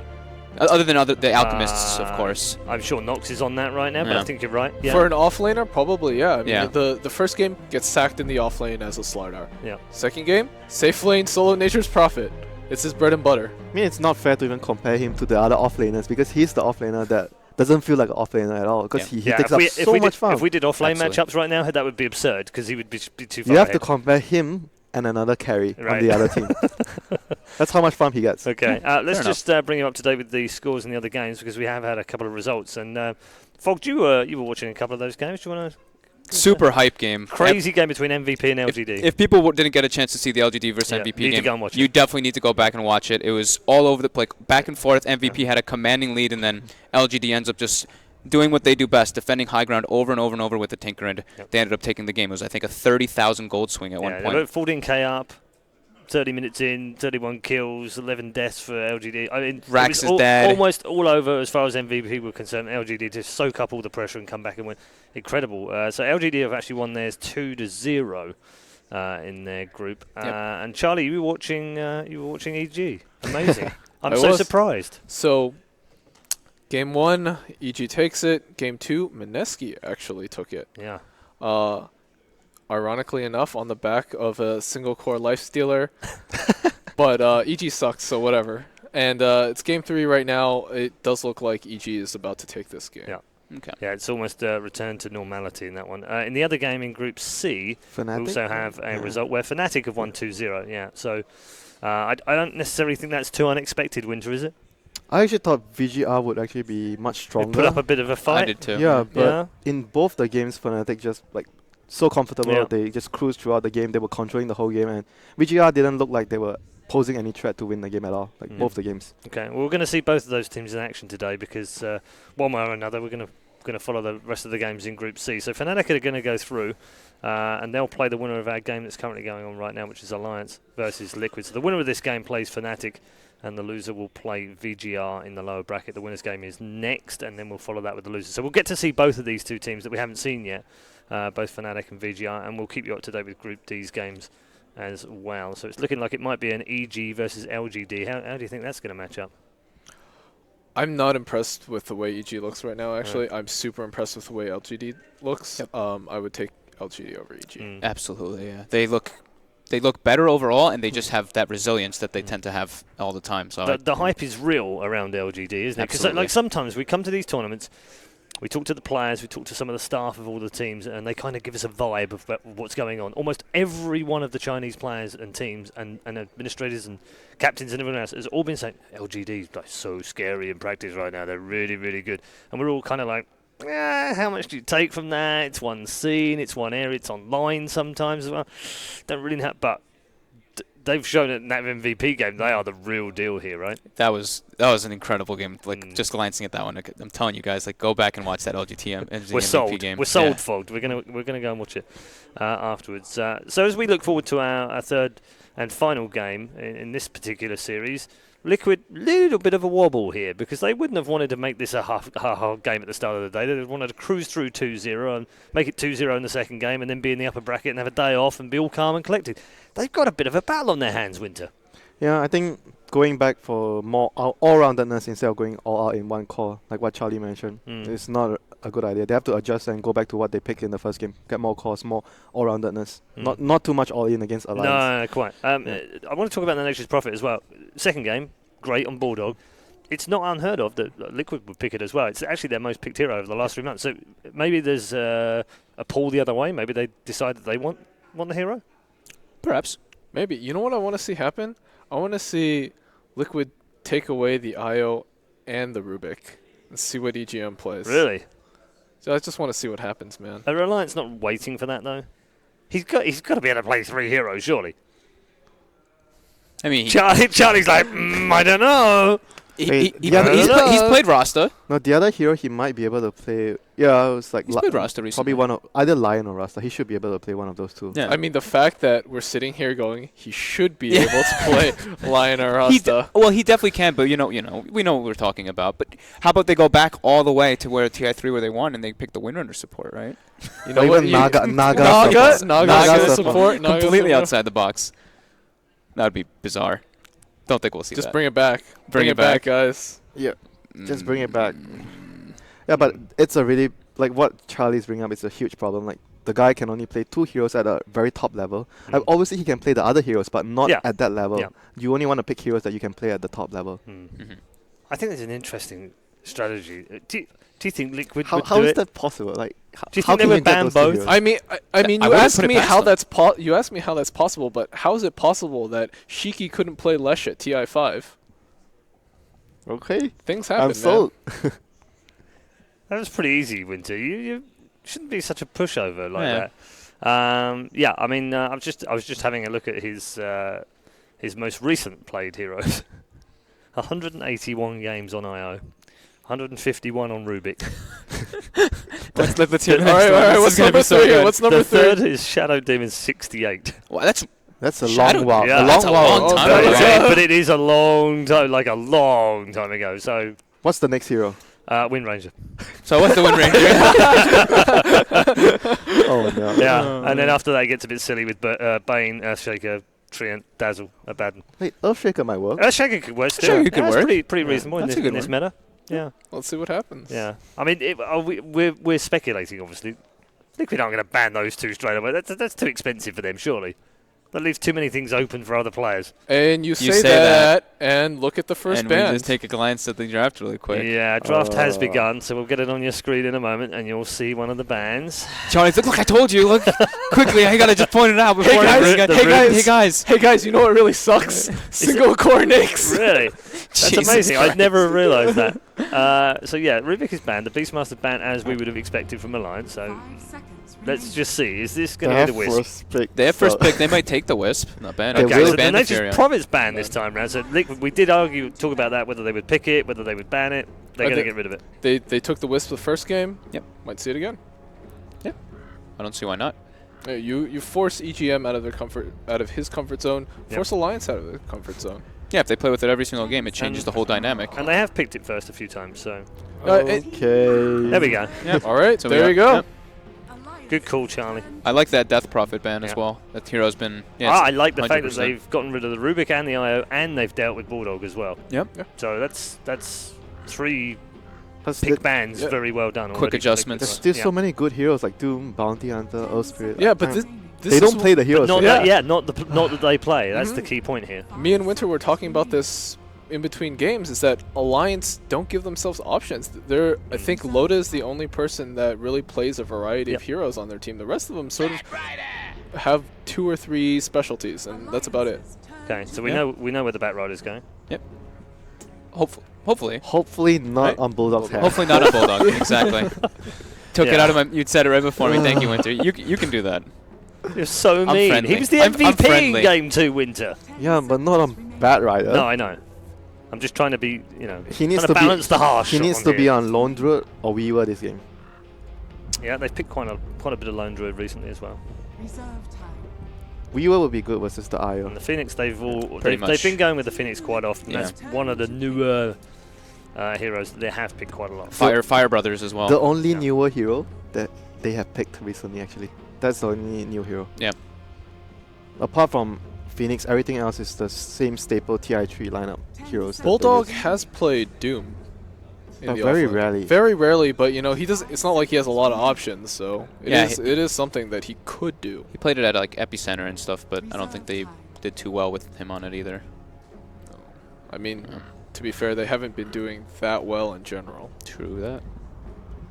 Well, what is available again this time around for Liquid is the IO or Spirit combo that won them game 1. I don't know. I still see an issue with those two heroes, like in the early game. They're 'cause just of the really ro- sticking to the dark Yeah. side. I mean, Mind Control has been having a really great performances on that Darkseer. If Liquid had won game 2, I would give him the MVP to Mind Control again. Yeah, definitely. I love how this is like the story of the offlaners in this series. We saw it yesterday too. It was like the offlaners pretty much controlling the pace of the game and the rhythm. That's been the story of the last almost 3-4 months. 3-4 Yeah. months, I believe. Yeah. Yeah, especially with Liquid. Liquid think really likes to The emphasize last on it. patch, there was a lot of resurgence of the support because of the Chen Enchantress instead of the offlane that much, but they generally do still help the offlane a lot Yeah. with those heroes. It's you've seen a lot of these games when the offlaner gets behind and can't do anything, your team becomes super one-dimensional and you become super defensive. We've gone away from that era where, offlaners get sacked and you're level 1 for like 6 minutes or whatever. Iron This- Talon. Iron Talon, yeah. Iron Talon. The Iron Talon meta. So the Ursa ban. Yep. And a puck. Just to protect the egg. Yep. And they do ban the Earth Spirit this time. They don't want to deal with that. So what do they like here? Liquid thinks the Bat Rider is going to be played by Bulldog. They ban out the puck. So they have Lifestealer, Juggernaut. Okay. So Okay. move the Juggernaut instead. Yeah. Team Liquid's turn to pick. So Loda is going to be more, even though Juggernaut is more farm intensive, but you still can help your team a lot with the Omni Slash rotations. You have spells that Can enable you to fight early game with the spin, Mhm. the Omni Slash, even the healing ward. Yeah, Healing also- Ward plus Sunray. A lot of heal. A lot of healing. He's also quite he's good in the laning phase. Like Phoenix, he's not like what we said. He's not a self-sufficient. He's not like a super support hero. But Jug can kind of maintain a little bit on his own with the healing ward and spinning if he needs to push out the wave from the Iron Shells. Do you like picking the Queen of Pain this early? I feel like this is a little bit of you're revealing your hand too early. Now you know what the matchup is going to be like, unless they're expecting that Bat Rider is Yeah, going to be. unless that's the case. But then they ban puck, so that's weird. that is really yeah, weird. it is weird. So not sure. I have a But feeling this is the first Queen of Pain on Liquid for some time. Yeah, I was just taking a glance at that. I've not seen them play it. but don't they play safe lane Queen as well? Yes.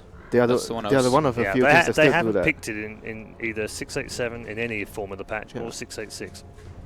There's a lot of heal Wow. for the Lone Druid Bear right now though. So tasty. Sunray plus the healing ward. Yeah. They could opt for that. That's definitely something that we want them to do, especially too. And because especially last when game. you have a roaming support like Io, like if he roams a lot and Lone Druid is against 2 heroes, you have a very good chance of getting a lot of farm from the lane. Charlie, you pointed out at the very beginning of the series that they might well bring out some new things.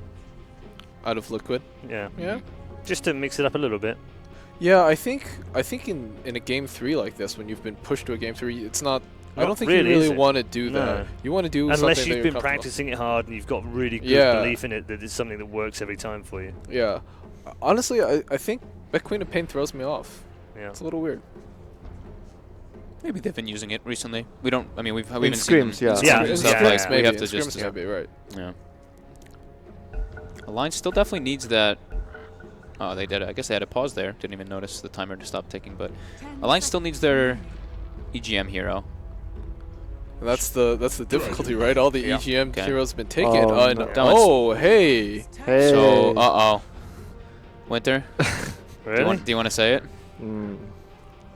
No. That's a bulldog. I mean, on the Bulldog back. Bat Rider, guys. The Bulldog Bat Rider. lineup is Yeah. the lineup is It's- okay. It's a Bulldog Batrider. They're gonna push with healing ward onto a tanky core like a Dragon Knight. Mhm. So it's a very similar reasoning why I suggested the Lone Druid. Okay, the Lycan's interesting because every time Liquid have played this, in the last 3 months they have won. Yeah, it's 100%, 100% win rate. Yeah, I was win gonna. rate on the Lycan. Oh man, very stable Matumba Man hero. I really Yeah, really man. like the I Lycan. love when I see him play that Yeah. hero. I love that hero in general. It's you scale into the late game, you push down towers, you can fight. Wolves are great at scouting. You help your lanes And- with Howl. Yeah, it's great. Yeah, I he think really does a lot. Most important for the hero to work very well is the player to understand the timings. Where he's very good at using carries that use the Roshan Ursa, Lycan. Mhm. Like he uses his timing to get Roshan very well. He doesn't get caught. Gets all those early Roshan momentum for a team and you push. That's what Liquid want to do as a team. Yeah, I love the way Liquid plays around like the Lycan, the Lone Druid, and those, and like the Furion. They always like like we've been saying a lot of times. They don't really go for all these kills and stuff. They go for like least mistakes and objective gaming. Whenever they can take like a decent fight, and then they can just go down and barrel down some towers or a Roshan. Yeah. So game 3 doesn't look like they're departing too much from what they know. So what is EGM gonna play? We're still searching. That I don't know. Does We're still Alliance searching. even know? I mean, I'm sure It's going to be that a win It's range. Rost is good. Rost and Lion, they need some disable. That's still Yeah. Disruptor. I mean, Disruptor is pretty good versus the relocate. It's really good versus Darkseer in the laning phase as well. I'm sure he can play the hero. I say that. Wow. He says that while Winter. wiping his brow. He's like, I just said that. Yeah, but he's never played the hero at all Yeah. recently, so I'm not sure why. But it's a hero that a lot of teams have been going to, apart from Lion and Disruptor. These are the two heroes that most of the teams have been going for in the safe lane as a babysitter. Apart from Alliance, which always only goes for Rubik. Yeah, I think that Rasta though fits like the general scheme of their lineup and Yeah, gives them like push. lockdown that they need, some more physical damage which they don't really have a ton of. They have the Juggernaut, but Dragon Knight isn't really that huge physical damage dealer until later on in the game.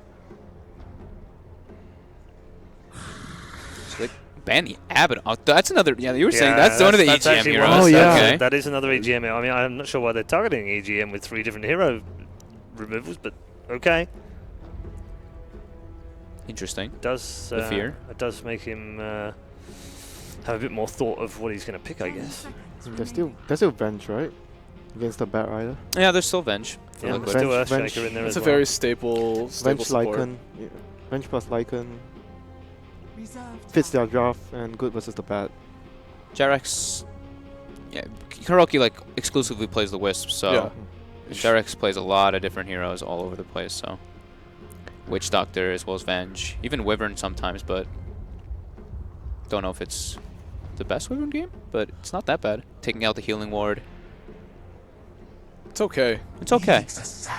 Or okay, Ooh. Or you Is can this a have Nyx, support so Nyx? This is a support. So that's- It is. It has to be. it's extremely good versus Phoenix and Bat. Yeah, but I don't like support Nyx, so I only like Nyx if it's off lane. Mid Like and he has off to lane. take a core position. Mhm. Support is very difficult to pull it off.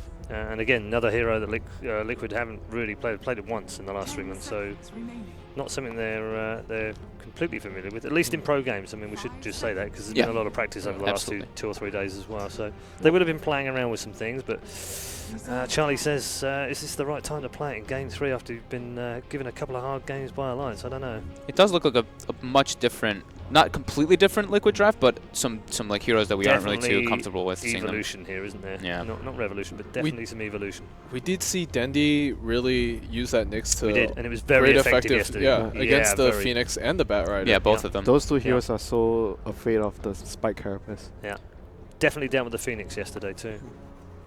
So where do we go for EGM then? Rasta, Lion, Earthshaker? They took the Abaddon out, didn't they? He does play Silencer, right? Yeah, he does, right? Silencer plus... Yeah, no, it's not in his top 15 plays. He has played it before. A long time ago. Like, Silencer would be great with the bat, you lasso, and you don't have to worry about the carapace because of global. It could actually fix that issue that you're worried about the carapace. Silencer. Wow. What a great call. Winter God. What a great This is why we always... This is... Excuse me. Didn't you used to coach Alliance? 2 years ago. Well, when they played Silencer actually last. Yeah, well, Alliance hasn't changed. Alliance hasn't changed in those 2 years, so we've got exactly the still same. Got it. Exactly the same. Very quickly, in one word, who's had the better draft, Charlie? Whose do you like most? I actually like Liquid's draft. Okay, Winter. I hate Nick's support, so Alliance. Okay. I don't like Nyx support either. I'm going to go Alliance, even though Matu liking. Okay, we've got some Nyx haters here on the panel. Wonder if we've got any Nyx haters over at the commentary desk. Owen, it's all yours. Thank you very much, Red Eye. Indeed, here we have it. Game 3 now. Alliance versus Liquid. Very interesting drafts from both sides, as they were talking about in the panel. Maybe Alliance being forced into a corner that, they were trying to, they took a lot of time with that last pick. They do come out with the EGM Silencer. Are you a bigger fan of it as the panel are? I mean, is it the answer to the Nyx Assassin, Ben? Yeah, EGM plays it a lot. Yep. I've seen him get refresher on it. Sometimes he just has some ridiculously farm games. I think it's the tool that they need to win. Well, let's see if it is indeed as we get ourselves into Game 3 of Alliance and Liquid. Alliance versus Team Liquid. Wow, there we have it indeed. Now, one thing else I want to ask you about, Ben, is the Bulldog Fat. I mean, Winter, he had a bit of a giggle about it. Is it good? Is it bad? How do you rate this man on this hero? It's better than Swindles' bat. Oh, wow. But it is far worse than his Nature's Prophet and Lone Druid. Okay. And it's worse than his Clock, worse than his Bounty Hunter. It's... There we have it. He's only played it once this year as well. They did win the game. He's got a 100% win rate this year. So I don't know why they're flaming him. You're not scared of the Batrider players that play it once a year, though. You're worried about them that play it every game and that, that is always banned if they don't play it. Yeah. But one thing that was a touchy issue is the support Nyx Assassin in this game. So I'm going to see whether or not they start off the Darkseer in the jungle or not. If they start off the Darkseer in the jungle, then the Nyx can get a lot of levels and kind of be a core. So that may be something that Liquid have going for them in this draft. And we'll see her at the moment as well. Are you a Nyx support hater or a lover? Well, kind of with the panel on that one, I do prefer to see it in a core role. But at the same time, I guess I get why they get it, for the same reason that the panel was saying, because it is very strong against heroes like the Bat and the Phoenix. If Jarrett's can find the positioning, he could be a right nuisance this game. Yeah, he needs a Greaves. If he can get a Greaves this game, he can be ridiculously strong. Yeah. However, because he's a support, is he going to get a Greaves? Yours is just too slow. You want to be able to Greaves out the silence immediately, then pop Carapace. You ruin Sunray, you ruin Batrider, and he is going to have a difficult job. But if there's one guy that can pull it off, it is Jerax, one of the best support players. I mean, I guess the question as well being, obviously we're talking about the Nyx, how it's good against the Bat as kind of the game goes on and the Bat looks to initiate. But in terms of the laning stage, on this top lane, the fact that you've got Bulldog causing issues for Matumba Man, and also Ake coming up as well, this is going to be a relatively hard lane for the Lycan to farm in, sure. Yeah, but it's Matumba Man. He's one of the best Lycans. That's true. I mean, I believe it was win rate. first banned in the first game. It was first phase banned versus Liquid. And this game, they're like, okay, we're going to change things up a little bit. I think one thing that has also helped support Nyx is the Tome, because sometimes you really struggle to get that level 6. He's just so much more useful against vendetta. Ooh, nice double Yeah, stun. very nice stun here from Jerax, and they are going in heavy onto Bulldog with the bonus howl damage as well. Bulldog, he's got to be careful. He will be just enough space to allow him to get back, but that was close. Yeah, to down to support Nyx, and he almost gets first blood. Very, very scary indeed. It's just that, as we saw, just Matuma Man popping the howl, and suddenly these two, you know, the punches add up. You've got to be careful. Yeah, and he has boots. If he were level 2 at this point, he would have been able to nail that kill with the mana burn. It's really close. Looks like Kuroki's going to head back over to mid, where they're actually just behind S4 in terms of the CS, and this was a quad that did have a bit of help from Kuroki straight from the off. So S4 at the moment dealing very well with this mid lane. He did very well in game 1 of this matchup, so I He would did, expect that he does similarly well in terms of CS. He's Just one of the more accomplished DK players. Yeah, and of course, as we see, just this howl being used every time, pretty much available, just allowing Liquid to have a great time globally, CSing in every lane, allowing them to get that good start on the bottom lane. Loader and a Juggernaut, 15 for 5. He's having a final time as well. EGM seeming to be doing enough to just cause issues here for Mind Control, make it hard for him to find CS from the lane himself. He's only got 7 so far, so yeah, EGM's doing a great job at the moment creating the space that Loader needs to make sure he has an easy time down here on the safe lane. Is Mind Control able to get the stack off? Too Slightly late. Yeah. But he's level 3. Looks like he's going to suicide Newts. I don't really know what his plan is. Kill me. Oh, no, don't kill me. No, do kill me. No, don't kill me. No, he doesn't want to die? There he does. He's decided on his fate. There we have it. Just waiting for the... Oh, he was waiting for the final bit of gold by the looks of it so he could pick up the Ring of Regen as well as the Sage's Mask. NG just getting himself back to base mid lane. Finally just being continuously helped out now by Kuroki. But as we were saying earlier, S4 is doing fine in that sense. On the top lane as well, Matuma Man is getting a lot of space. I mean, as you said earlier, this has got to be a bit of a worry for Alliance because they do have this insane win rate. There's a 100% win rate with the Lycan Liquid. How do you deal with that? I mean, why do you feel Alliance let it through the draft this time? What have they got in their lineup that's going to be an answer to the way that Liquid have been winning with Lycan? Well, firstly, you don't think about the win rate. that's the first thing you do if you're Liquid. Secondly, they have very good push with the DK and the 2 healing sources, and also great team fight. The one thing that they do slightly lack that the roster pick might have compensated for is the slight lack of disable, but I don't even think that's that big of an issue because they have the Dragon Knight. Dragon Knight is amazing at dealing with Lycan. He does not have to run when he starts wolfing towards him. Just turn around and stun, and he has a ton of armor, can just straight tank him, especially if you have the armor, which is the in vogue build these days. Mid lane, S4 is going to have some backup from EGM.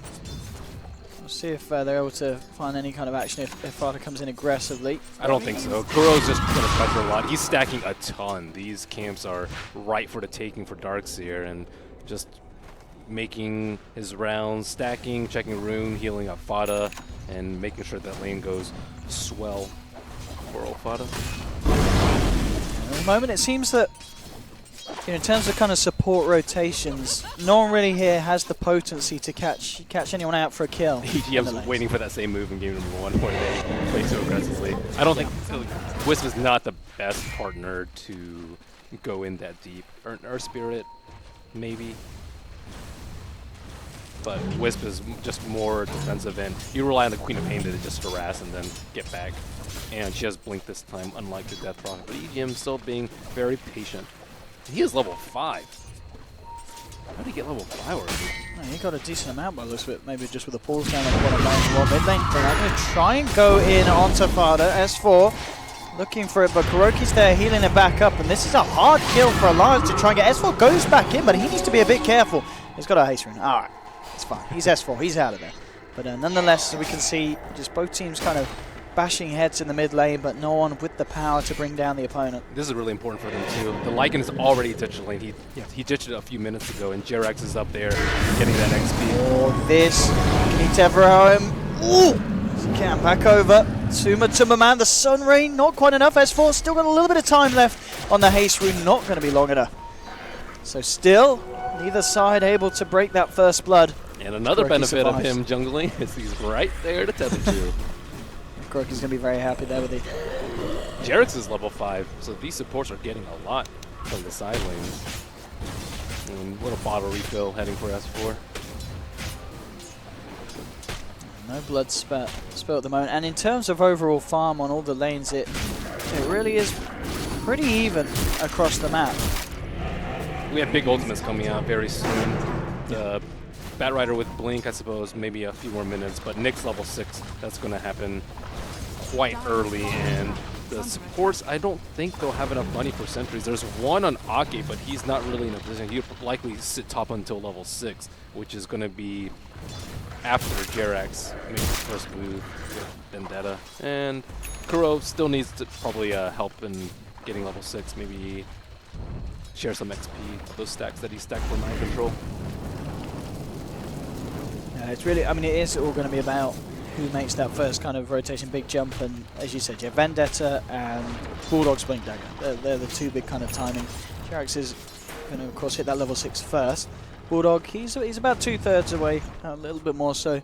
Yeah, okay, so he is, yeah, just a few hundred gold away from that Blink. But it's been 2 minutes for EGM. He's not really picked up that much experience. They need the global for the first fight, so they can ensure that the lasso will be a big deal. Matama Man scouting out on bottom. He could easily chase down the silencer if he's by his lonesome, and Loda doesn't really pose a threat because he can split the Omni Slash with the Wolves. But Matama Man, he's just farming in the right place at the right time, and everyone's going down bottom. Yeah, it has been scanned out though by Lance. They dropped the scanning on the sideline, so they know that Matuma Man's got backup, and Jerax, in fact, was the man there under the cover of Vendetta. With an Ion Shell.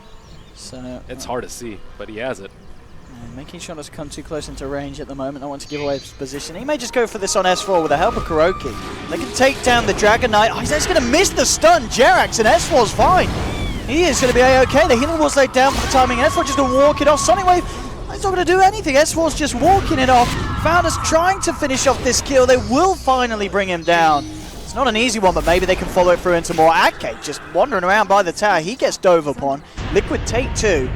It's a little bit scrappy, a little bit messy, but make it a bit cleaner at the end. Loda, he really wants to come in with an Omni Slash. He really does. He's going to pop it straight onto Kuroki, but now he's found himself in the middle of 4 of them. Jerax unable to catch him out in response with a stun or such. They knew that gank was coming, but without any sentries, Dragon Knight was almost just died instantaneously, but he had that fancy footwork and dodged that stun.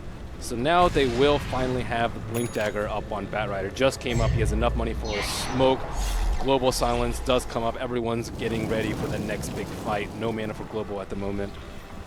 But I guess everything is up aside from Omni Slash. Jerax knows that Loda hasn't got Omni. He may even be able to get this kill.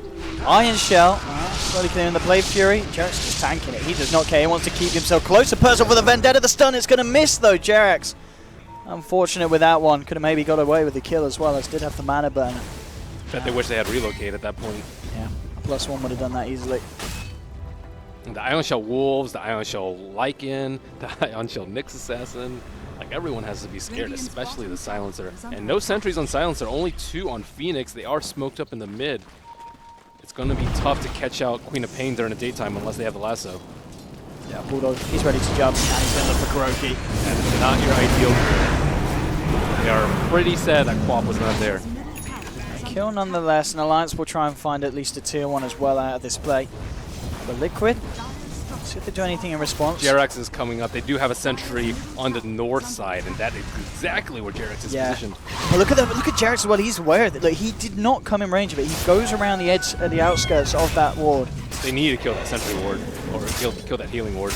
And they've got a Sonic Wave as well, Liquid. They are ready to try and have an attempt at this one. We'll see how long Alliance stick around. And a blink back, Bulldog on the retreat. Let's see if they can catch S4. Jerax eyeing this one up. I don't think they have enough damage to take down S4. Maybe if the Darkseer were there, Queen of Pain ultimate is up, and she has a haste, but quite tanky, and they would have to fight into Global Silence. Well, Liquid do manage to defend the tier 1 for the time being though, forcing back Alliance's advances.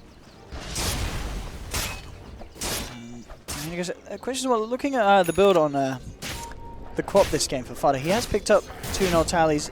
It's not going to be a Veil first, is it, on the Queen of Pain? I mean, that is something that we don't really see, is it? Or is it just casual 2 nulls for the laning phase? I think it's just for laning phase. Yeah. He had that before his bottle. Yeah. The thing is, he does top lane, trying to go in. This global silence will come out. Is that going to be enough to save S4? No. This man, he's going to be a dead one, and the Liquid will get away with that. The global silence from EGM, by the looks of it, just didn't come out in time before the relocate was casted. But pretty hard to time, because as soon as the Vendetta comes out, Liquid are already going to be moving in.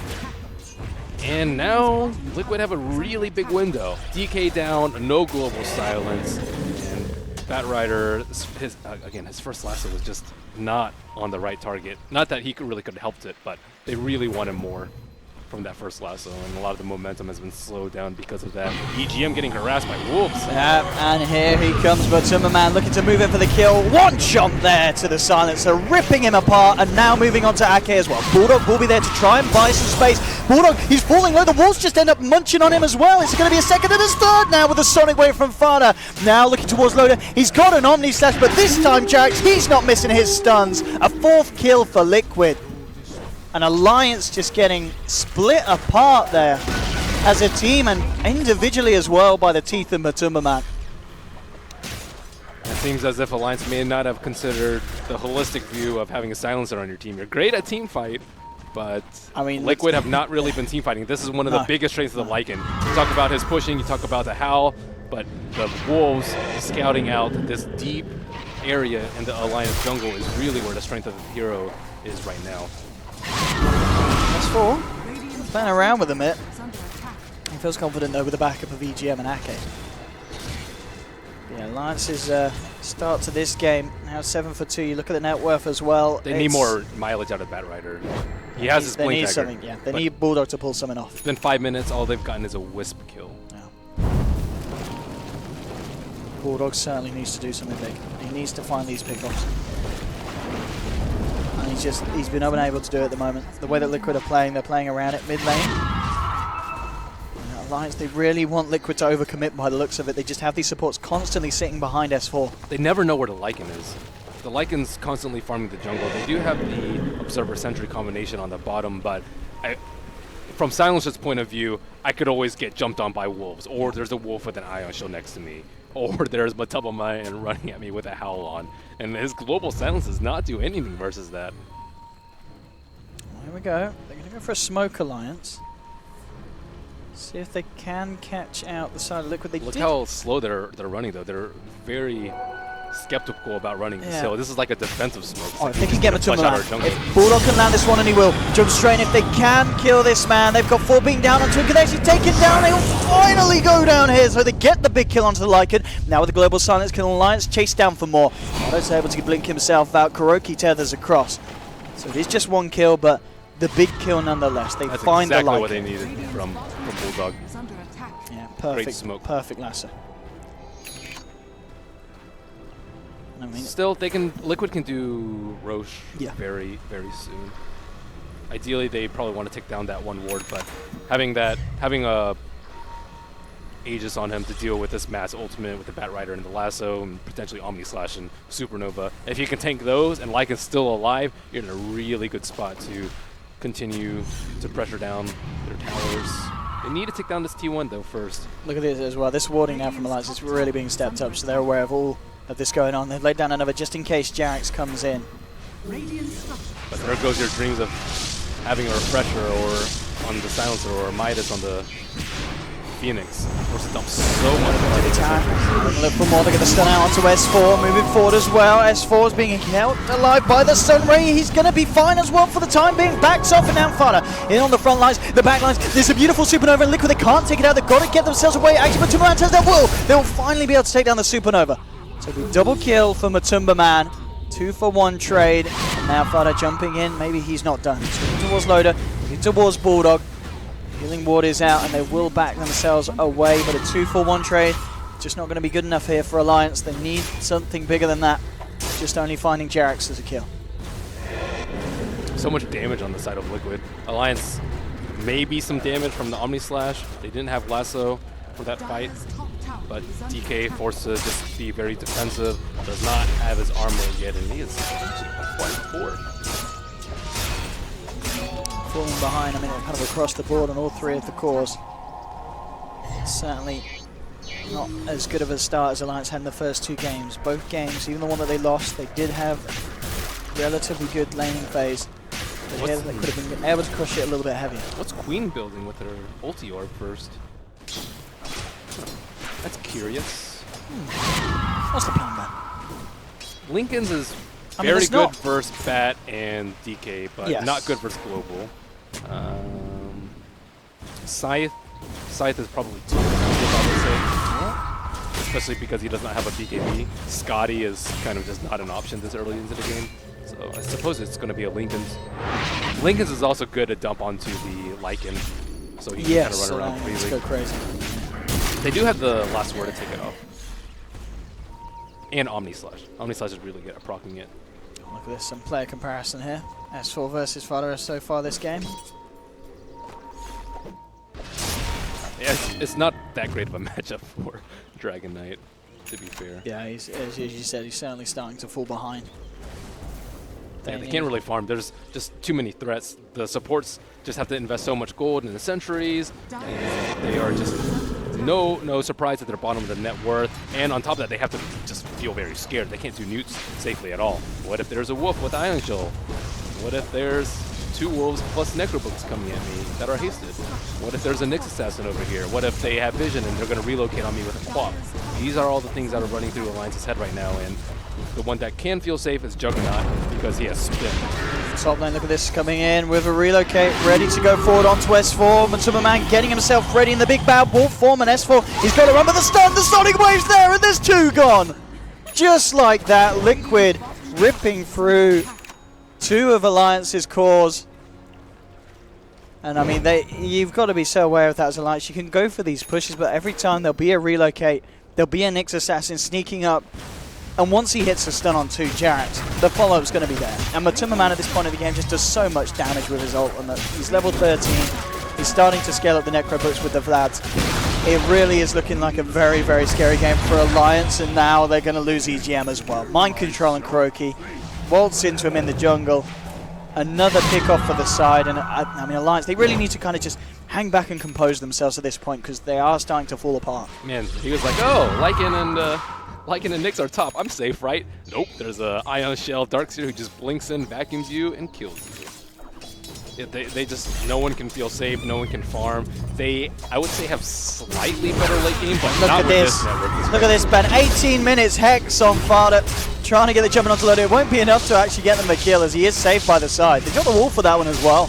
So Alliance, very happy to get away with their lives intact. But yeah, this Scyther's Vice rush here from Fada. Why this game? Why is that I think it's maybe so they don't have to rely on the Nyx to set up with relocate. Yeah. I thought it was going to be a Lincoln's. Yeah.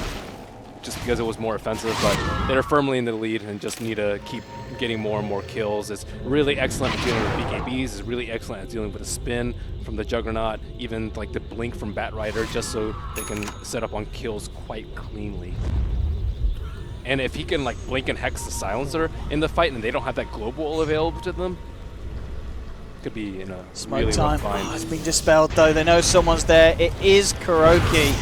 So at the least they can try for an attempt on a kill, and now they'll pop the Omni Slash for a loader, not messing it. Can they find themselves another Fada? He has been caught out by the lasso. Can they finish off the quad? No, they can't. And now we're going to see a buyback for Kuroki, wanting to get back in and help out the team. 2 dead now in Alliance. It's going to be a third as Matuma Man chases down, and Bulldog up to the north, taken down as well. A 4th kill again for Liquid. My goodness, this is... Yep, if you're Alliance, you need... I don't know what you need, Ben, but it's... You need a Bulldog Aegis Prophet. That's what you need. I know. It's... Winter, he did claim the Bulldog bat. I mean, to be fair on him, he's not had a bad game. He's just not...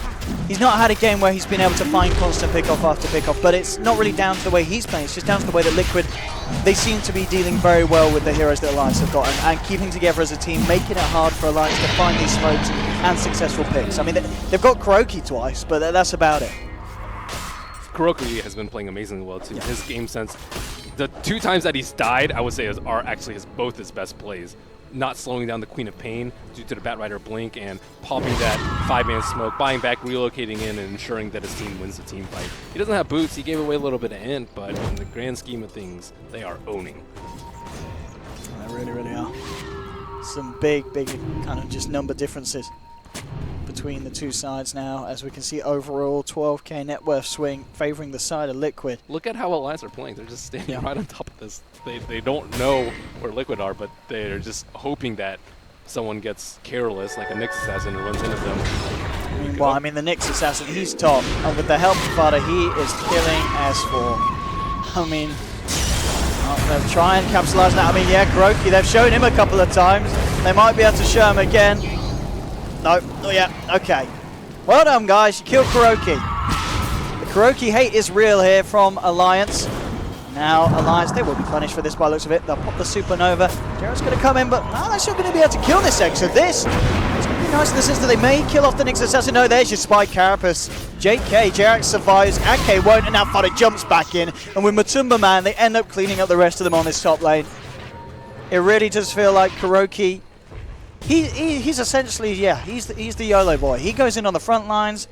It doesn't matter if he dies. At the end of the day, that's all part of the team fight plan here for Liquid.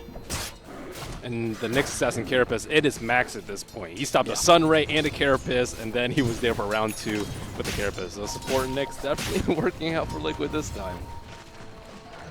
I mean, if you look at kind of going in from the beginning of this one, we're going to see the comparison here at the moment between Loda and Matumba Man. I've seen Matumba 819, a huge amount of kill involved, but 17 of the 19 kills he's been there for. Of course, the GPM, XPM as well has shown that he is far, far ahead.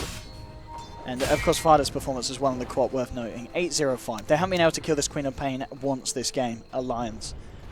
So This what is does Alliance have going for them this? I mean, that is the question. I mean, you look to this one, at this point, oh, they might kill Kuroki. Oh no, this time they won't even get Kuroki. Oh, the load, why are you? Oh,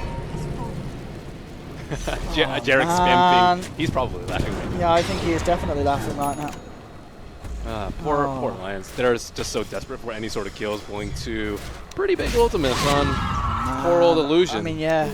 So what do they have going for them, Owen? Yes. What do they have going for them? Maybe that was just for the mind game. So it was like, yeah, that's going to be you next time, buddy. Like, that part is just... Oh, goodbye, Loda. Goodbye. I don't know, at this point. This is, you know, Alliance did take a game this series, so good job there. But at this point, this is pretty much how we expected the matchup to be in terms of kind of tournaments before this one and the way that Liquid's been playing. Now, EGM, he's going to be told to shut up himself. He's not shutting up anyone for the next 30 seconds, dying with the ultimate available.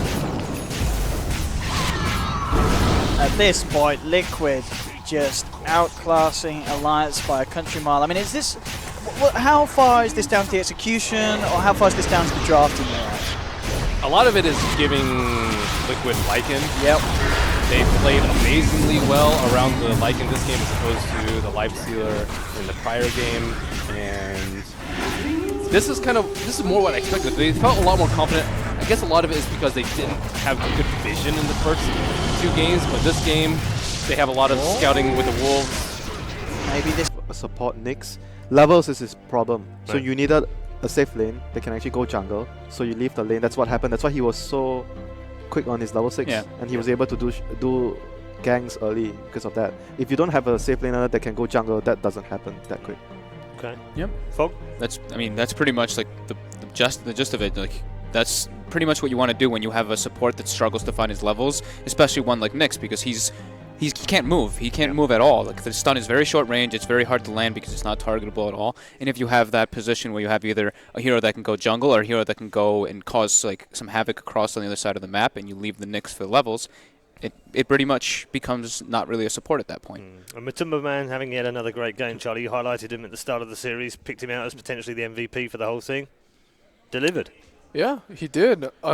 This goes back again to Liquid wanting to make Matumba Man the star. They want to make other teams fear him. Yeah. They want to, because when you fear a player like that, when you go into a draft and you think, oh man, I got to deal with Sumail or I got to deal with Miracle, it's just another burden, another thing to think about that the enemy team has to deal with, and that's what Liquid wants. Yeah. For Alliance, the issue is the same. This system really doesn't feel like it fits them. Like putting Bulldog on the tempo control just doesn't feel fluid for their team movement. It really doesn't.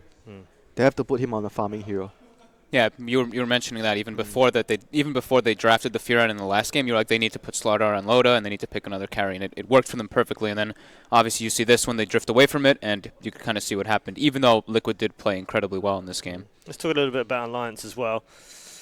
Not the outcome they would have hoped for on EGM's birthday, but nevertheless they've got more to play for throughout this group, because now they've put up a good fight against Liquid. That's probably going to be their toughest game, Charlie. Yeah, and if you think about it, if that first game had gone a little differently, Alliance could have 2-0'd Liquid. Yeah. Just a little mistake at a Roshan fight cost them that series. Yeah, indeed.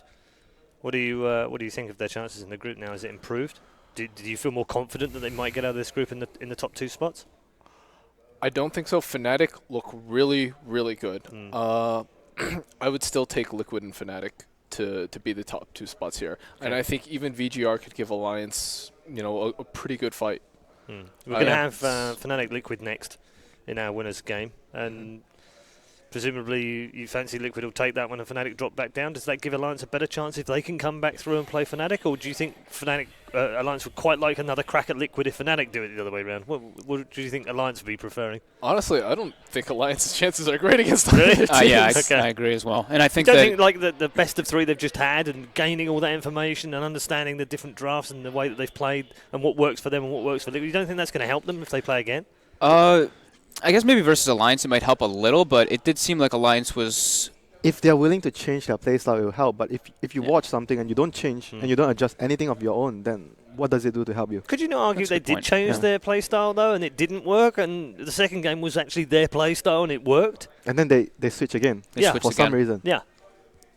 Stick to their guns. They have to stick to bulldog to what they know. Yeah, bulldog farming. And the problem here is that they don't have very many guns.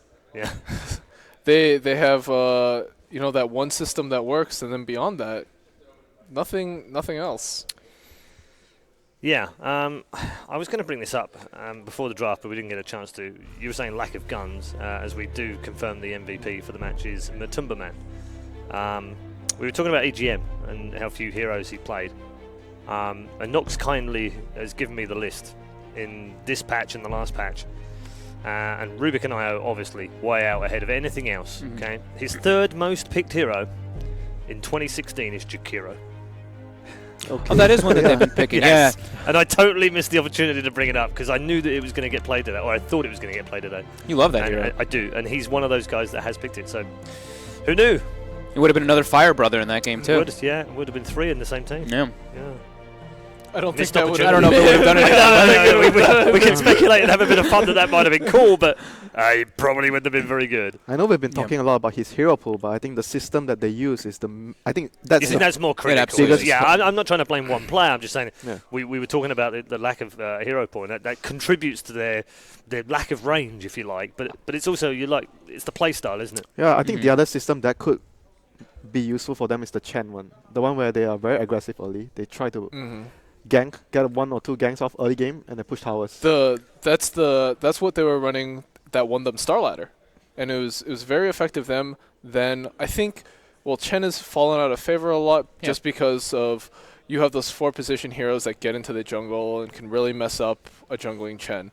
And the argument is, if you're gonna jungle Chen, why don't you pick a greedy 4 that's better, like a Beastmaster or a Doom or even an Enigma? Okay. Final thoughts on Liquid Fog. Do you still like the look of them? Still think they're the number 1 seed? Did enough to impress you?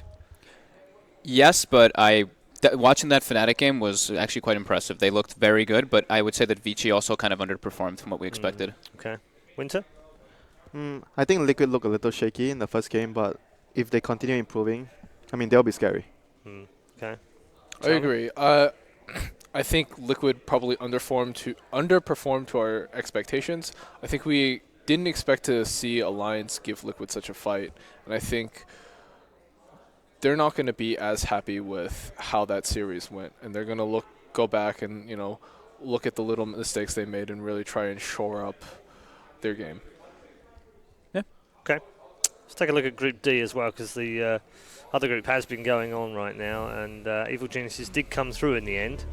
Winning 2-1 over Mineski. Mineski taking a game off the TI5 champions, and MVP crushed by LGD after being massively ahead in Game 2 with a 30,000 gold swing in favour of LGD as they got tenaciously tinkered in game 2. That's very cute. It's very cute. That's very cute. I mean, usually I don't think Charlie Yang has ever called me cute in his entire life. I'll take it. usually we say. You should be a little afraid, I think. I mean, usually we say I a team probably got should be huskered. afraid. We usually say a team got huskered. I never Yeah, you think you would, wouldn't you? tinkered. We say they got brood-mothered. They got tinkered. They definitely got tinkered in that game. Yeah. High ground defense. Indeed, yeah. So those two will be playing off in Group D's winners game, and the other two, Mineski and MVP, will be playing in the lower one. We're going to get some more thoughts from you as we close up the segment. But first of all, let's head downstairs because Sir Action Slacks has found his man. He's the Matumba man. Hey, this is Slacks here with the one and only Matumba Man. Woo! What a series! How you doing, buddy? Pretty good. It was hard. 3 games. Thought I only need 2, but I was feeding with no life stealer.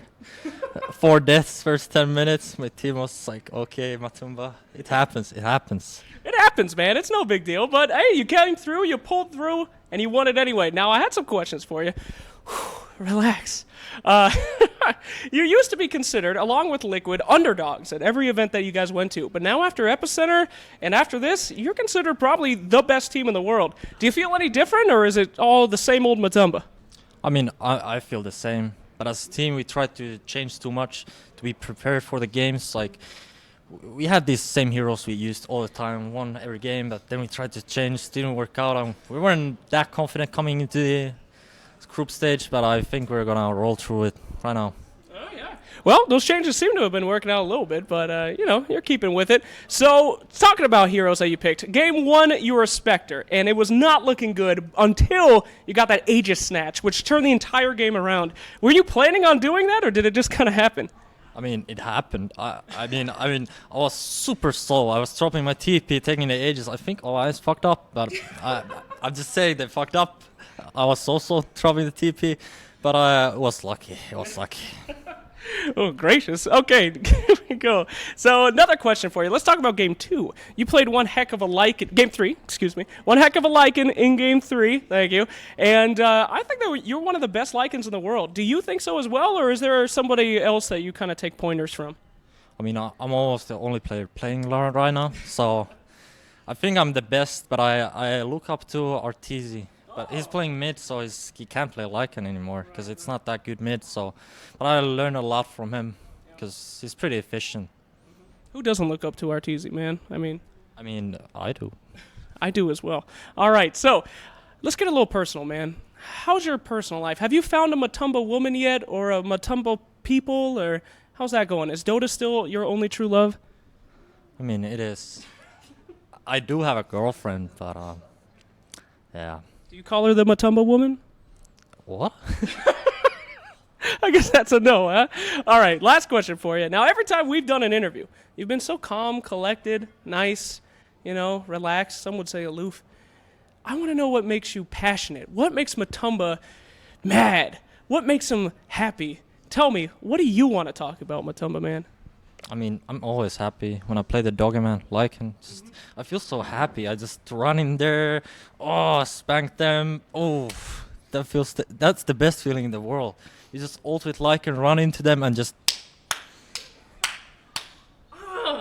Well, surprisingly sexual answer, but thank you, Matumba man. What a heck of a game, and we'll see some more of Liquid coming out for sure. But for right now, we'll take a little bit break. Thanks for watching the Manila Major. See you soon.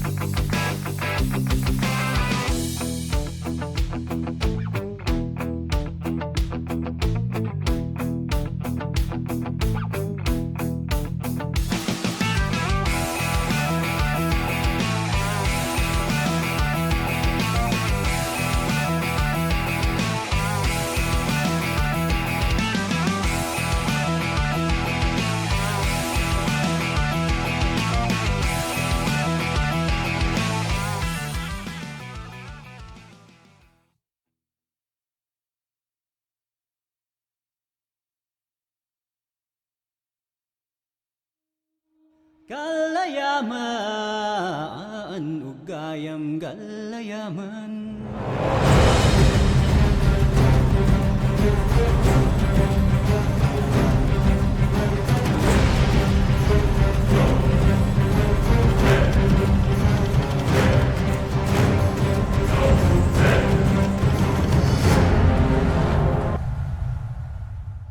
Welcome back to Manila for live coverage of Manila Major. Day number 2 and Group C and D are well underway. The opening matches have now been completed and we will be giving you updates, of course, on Group D as we go along. We're focused on Group C, though, and we're now moving on to the winner's game, the winner of which will appear in the upper bracket of the main event, which starts in 2 days' time. We've had a refresh on our panel as well. We've swapped out one and got one back. Black has rejoined the panel, and very good afternoon to you, sir. How you doing?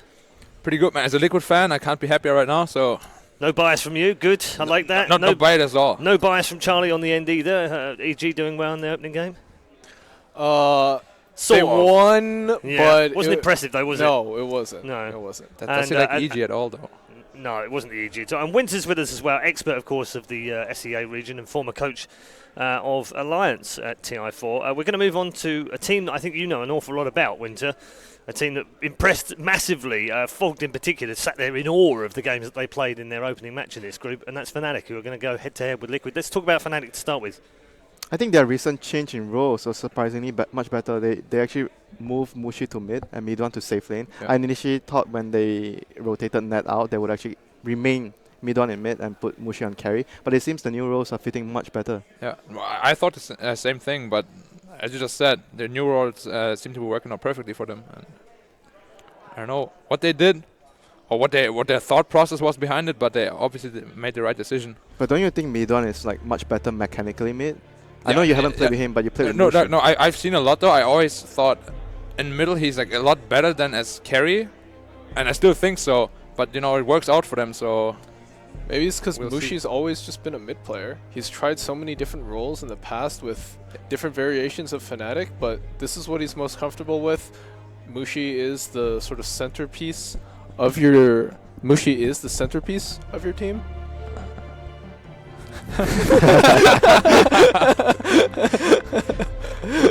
I mean, Charlie Yang, analyst superstar. I mean, he's a player that wants to dictate a lot of play, you know, like, so if you put him in the mid role, it's easier for him to control the pace of the game. Like, he's a player that wants to be vocal about a lot of things. Like, I'm sure you know about that. Oh, yeah. I mean, I've been in a team with him. He has had, in the duration of while I was playing with him, there was like 3 months, a bit more. He was playing the 3 roles, support, middle, and carry. And I don't know whether he just can't make up his mind or he's trying like... He just gets bored, Black. He just gets bored. Probably, man. He's just like owning everybody here. Let me just try that. Yeah, and no, that. I've done support. I've beaten everyone in support. Yeah, I'll carry now. It's boring. Yeah. I mean, I don't know. Like, he's a really good player, but at the end of the day, he was always a mid player. Like, he would switch to carry occasionally, but I don't know. It depends on heroes, though. I'm sure that when you guys pick Invoker, he doesn't play Invoker. Yeah, I would always play that. Like, probably mid one would play it here in that case too, and he would probably play like an anti-mage or Slark or something like that. Okay, alongside the role changes, they also have some homegrown talent in this team as well. Just one extra player from the locality. The best player from C. Absolutely, and it's got to be great for him to be able to come here not once this year, but twice this year, and be able to play on home soil. He must be looking forward to main event and playing in front of a home crowd. Yeah, I think he's definitely right now impressed me the most in Fnatic, and playing in front of a home crowd during ESL, it doesn't seem like it bothers him. He's not nervous at all. He's always performing very well, like very stable. Yeah.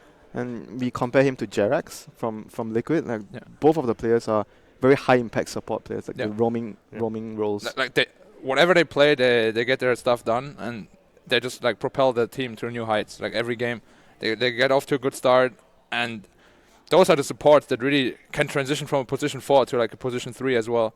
And they were just like, if you let them roam on you freely, they will punish you for that.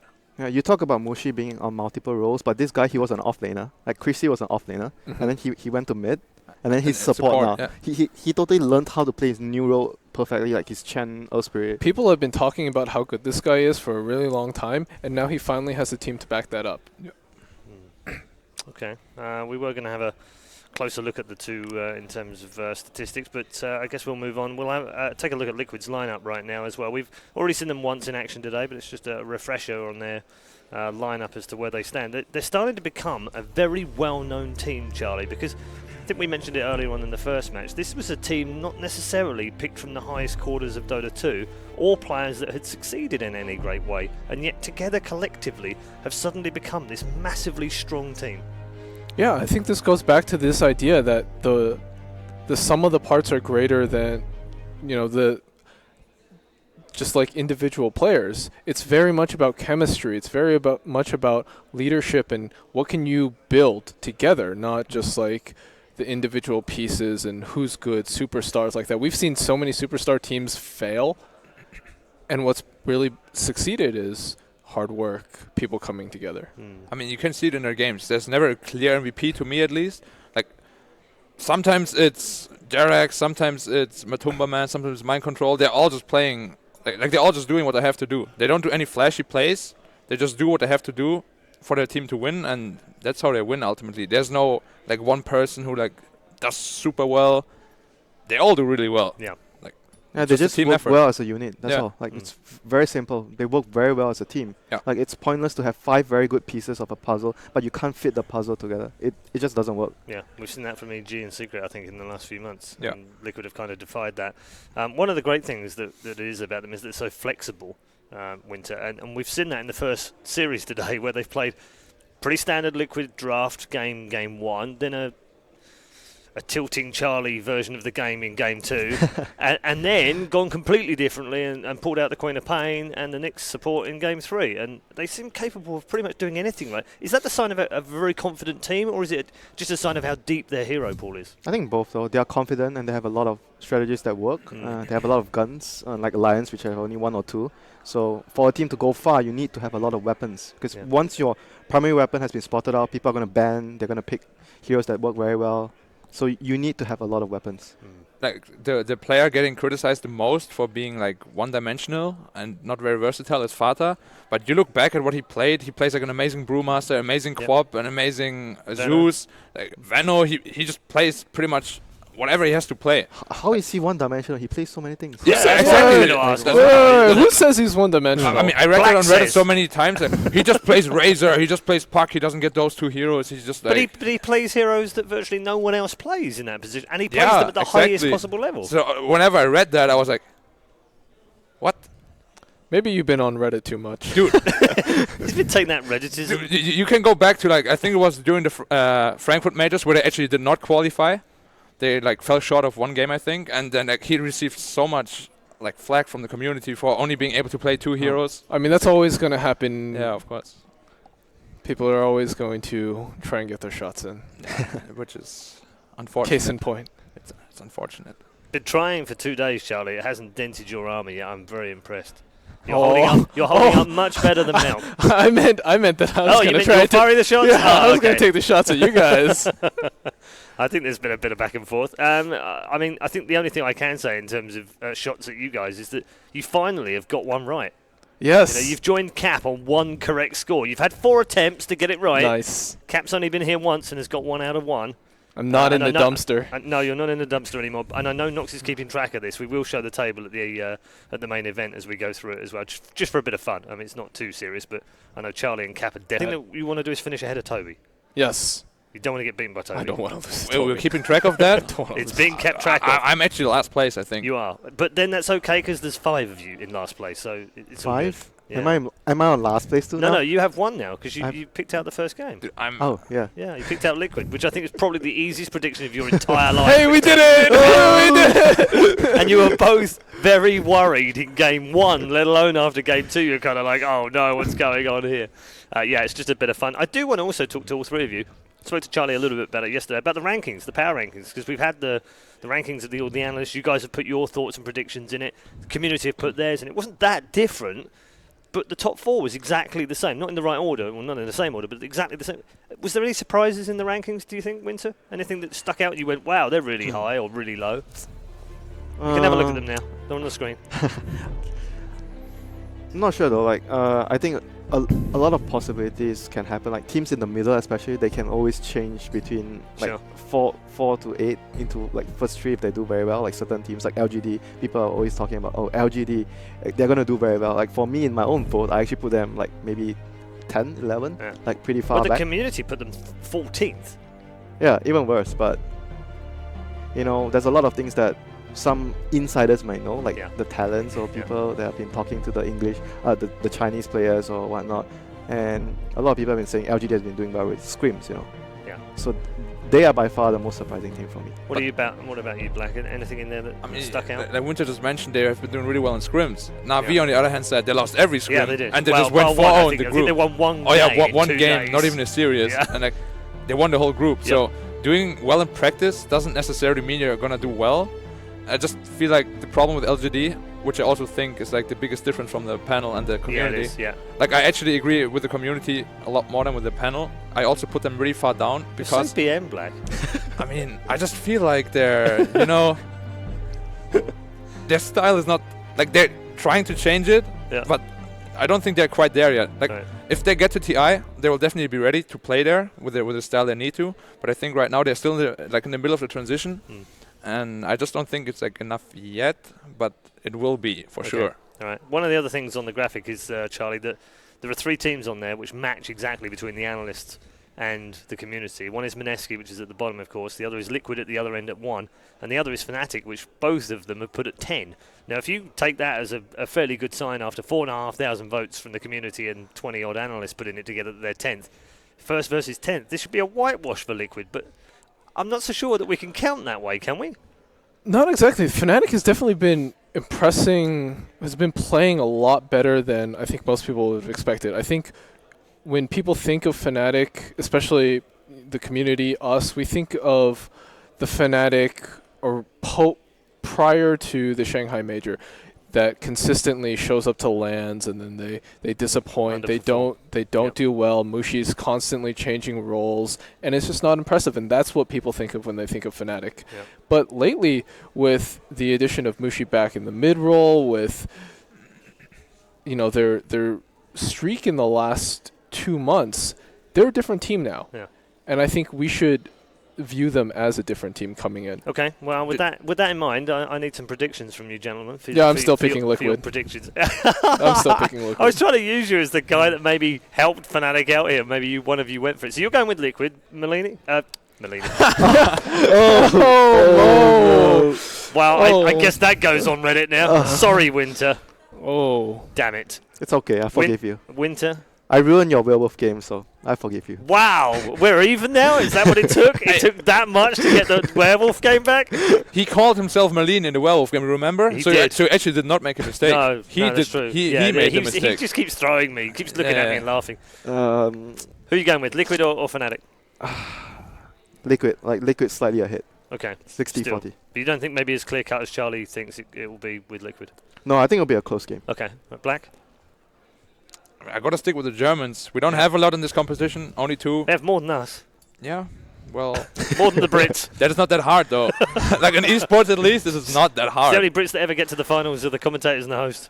Bisa. I mean, yeah. I heard a lot of stuff about him. Bisa playing the carry. Yeah, no, he's coming. Don't worry. We're getting there. I mean, I learned a lot from him in pub games, you know. But yeah, I gotta stick with the Germans. Like, I've put them first in my predictions as well, and they're the Germans. So. All right, 3 out of 3 for Liquid. I wonder if we have the community vote or not. I think we're probably going to head into the draft right now, but we'll figure that out as we go through. Maybe we'll have a look at that in between the first and the second game, because we are underway in the draft with the first 3 bans. Nothing too surprising so far either. Just look at the bans again. This proves what we were talking about before, when Liquid bans very differently depending on their opponents. Yep. And Fnatic has been using a lot of slug recently, and they've gained a lot of success with the hero.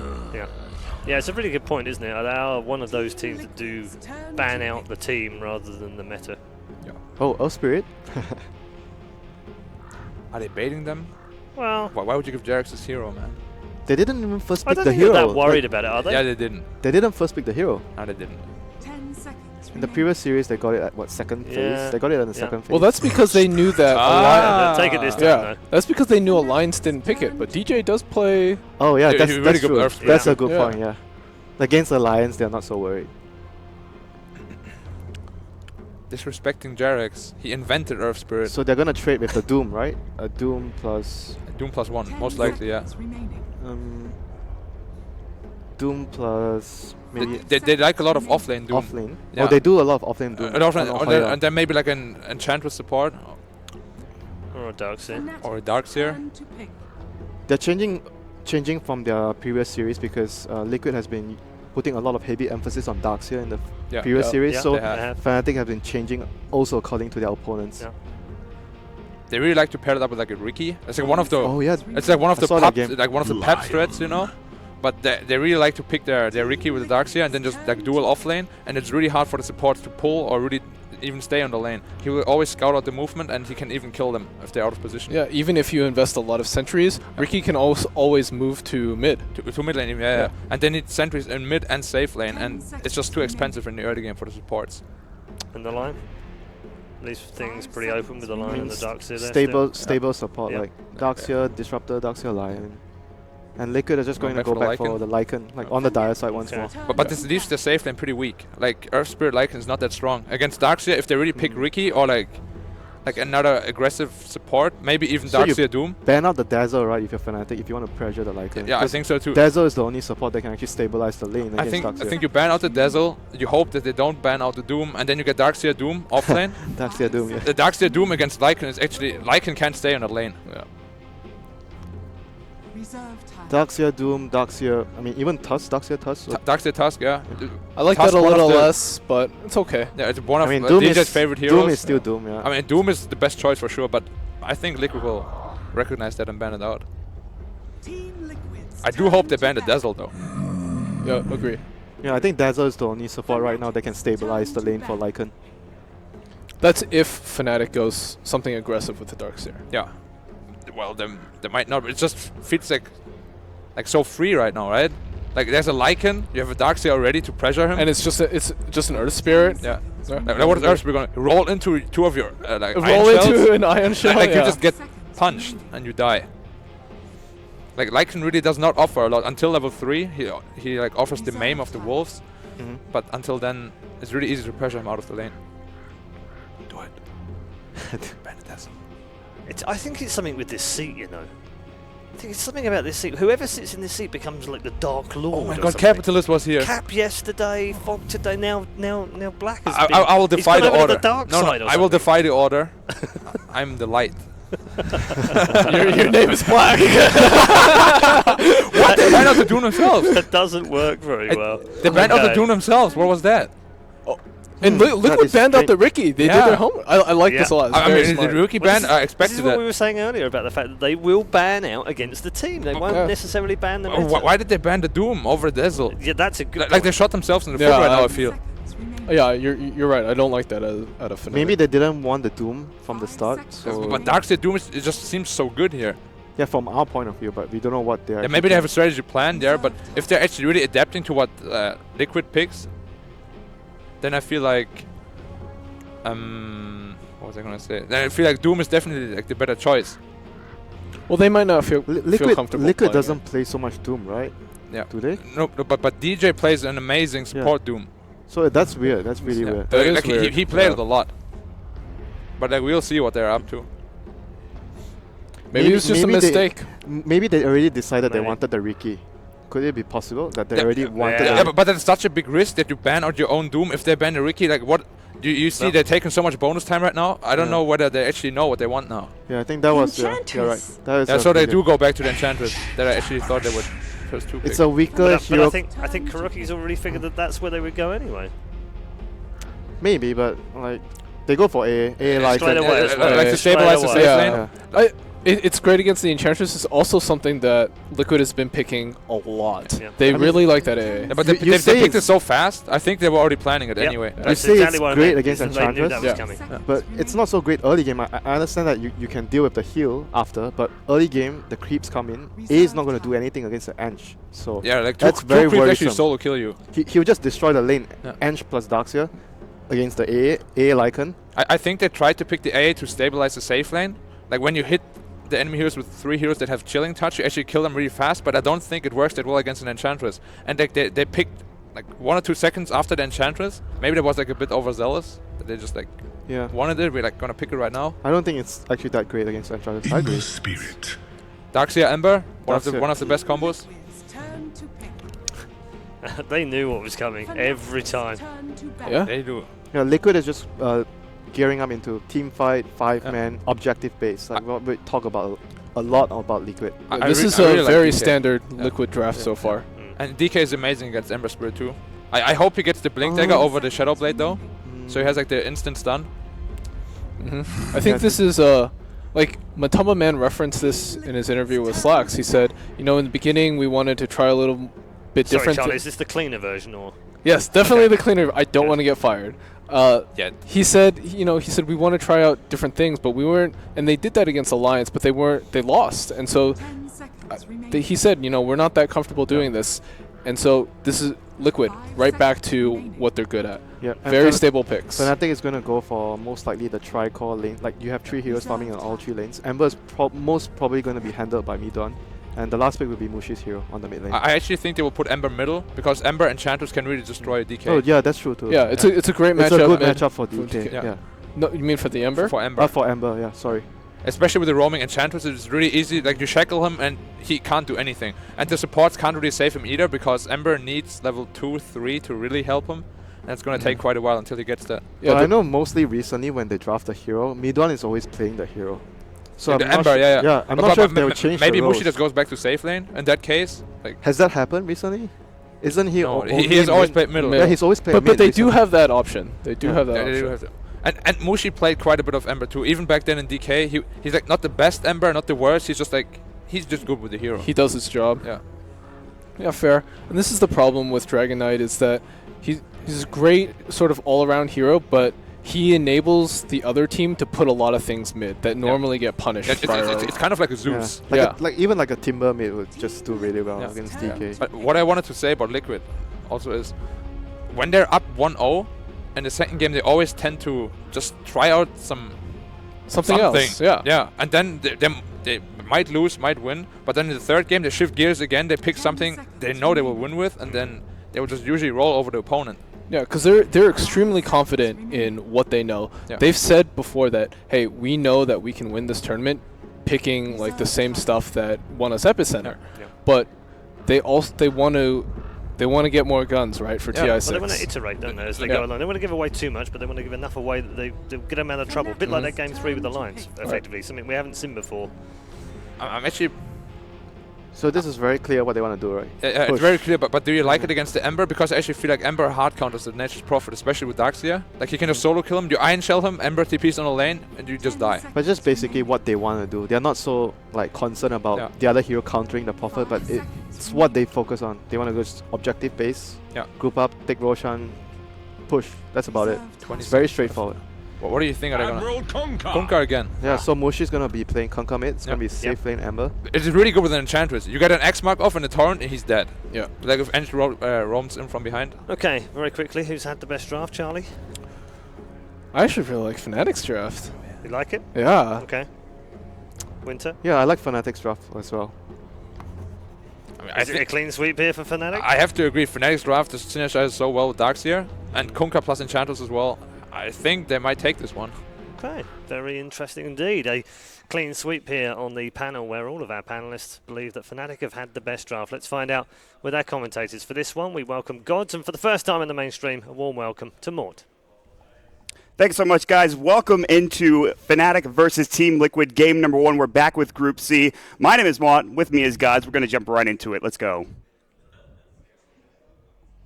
Fnatic versus Team Liquid.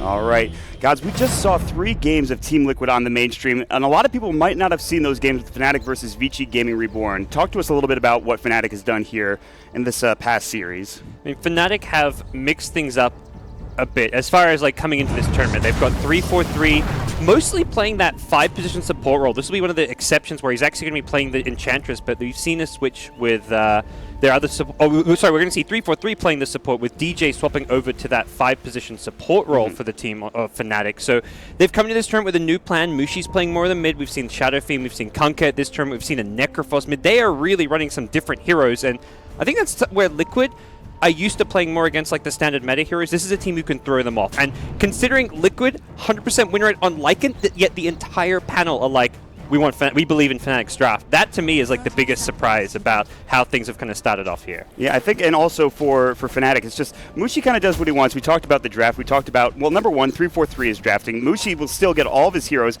We talked about it. The Kunkka was in game number one between them and Vici Gaming Reborn, which are, by the way, a pretty good team, all things considered. Maybe some questions about Noto, but they dominated both those games with not only the Kunkka, but the Necrophos, as you mentioned. So this is going to be a pretty big test for Fnatic. If they can take one, maybe if they get the series, that will be huge for them to get the upper bracket already. So we'll see if that's the case, as Liquid are going to contest the top rune, get the bounty for Fata, and we'll jump into it. And the thing about like game one is that this is Liquid going for like their standard, probably one of their strongest drafts, picking up the Lycan, having this strong team fight early game push with the Dragon Knight plus Lycan with the Nature's Prophet. You can build towards the utility items. You get the mech, you get the drums, you get the pipe if you need it. So if Fnatic can beat that, it forces Liquid to really change direction. Normally it's Liquid who will willingly change direction when they get a 1-0 lead, but they need to win game number one to get in that position first. Fnatic would like to be in the driver's seat. You have the Ember Spirit and the Safe Lane, which is, I think, pretty uncommon, although maybe not for this Fnatic squad, especially with Mushi playing up on the Kunkka mid. It's been interesting. How do you feel about the lanes and how they're shaping up so far? I mean, this is a great game to be an Enchantress. There's so many gankable lanes. You've got the Darkseer in the off lane who can Iron Shell your creeps, surge them in, and just apply a lot of pressure to the lane. Mid, you've got the Kunkka who can set things up with an X into Torrent once he hits level 3. Bottom lane, it's a Lion Ember Spirit. All three of these lanes are gankable, and none of Liquid's heroes have escapes. Normally against Enchantress, you want to have Wind Rangers, Pugs, these elusive, hard-to-gank heroes, but that's exactly what Liquid do not have right now. Yeah, I mean, it's going to be tough, especially a little bit earlier into the game. You don't have Shapeshift yet for the Lycan, so he requires level 6. You have TP out for the Furion, but if you get torrented up, you're still going to be in some trouble. DK is just a slow hero, maneuverability-wise, but Liquid do have some good gank potential. They have, obviously, the Earth Spirit. You have the TP in from the Furion as well, so they have a bit of team-fight, early-game-oriented kind of ganking squad at least going for them early on here, but they'll have to be careful with the Enchantress, as you talked about. So. Yeah. And this is with Jarex on his signature Earth Spirit. I'm just like looking around like, okay, where do you want to go as an Earth Spirit? Probably your best bet is the top lane because it turns into a 3v2, but it's a 3v2 with Lycan, which isn't the greatest. The Howl is the one big tool they can try and play around where they get that damage boost, but I'm not sold that this is going to be a great game for Jarex, at least in the early game, on his classic hero. But there's just no lockdown. You have to hit a Boulder Smash pretty well, or else you're going to get surged away on Fnatic's side. There's a lot of damage with, like you said, Howl and Chilling Touch as well.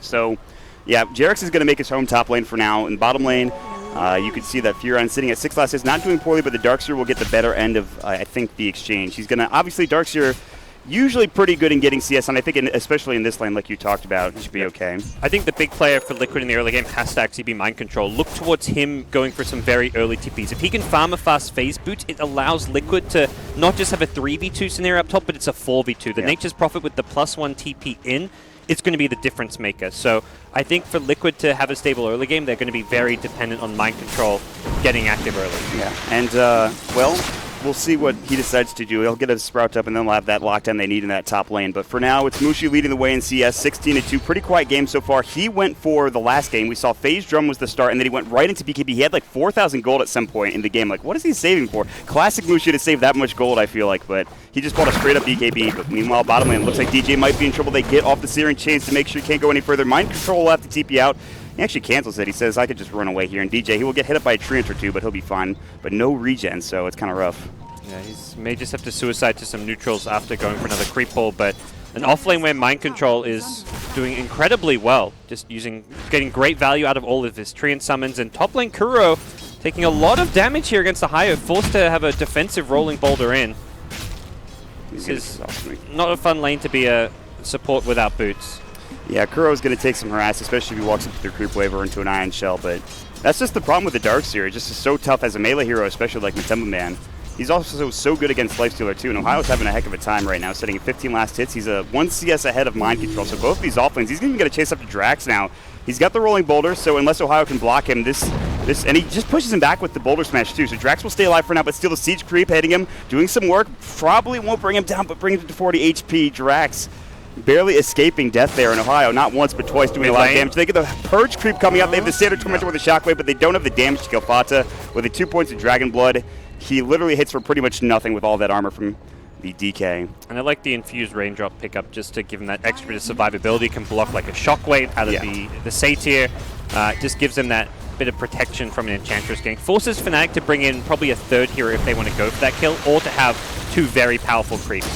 But Mushi has a DD rune, and that gank at least secures Mushi rune and forces the Dragonite into kind of bottle crowing, so Fata's going to be just mid with a bit less HP, a bit less survivability, and continuing to be harassed down. But I think for Liquid, you're just happy with the fact that you haven't given up kills to this Enchantress.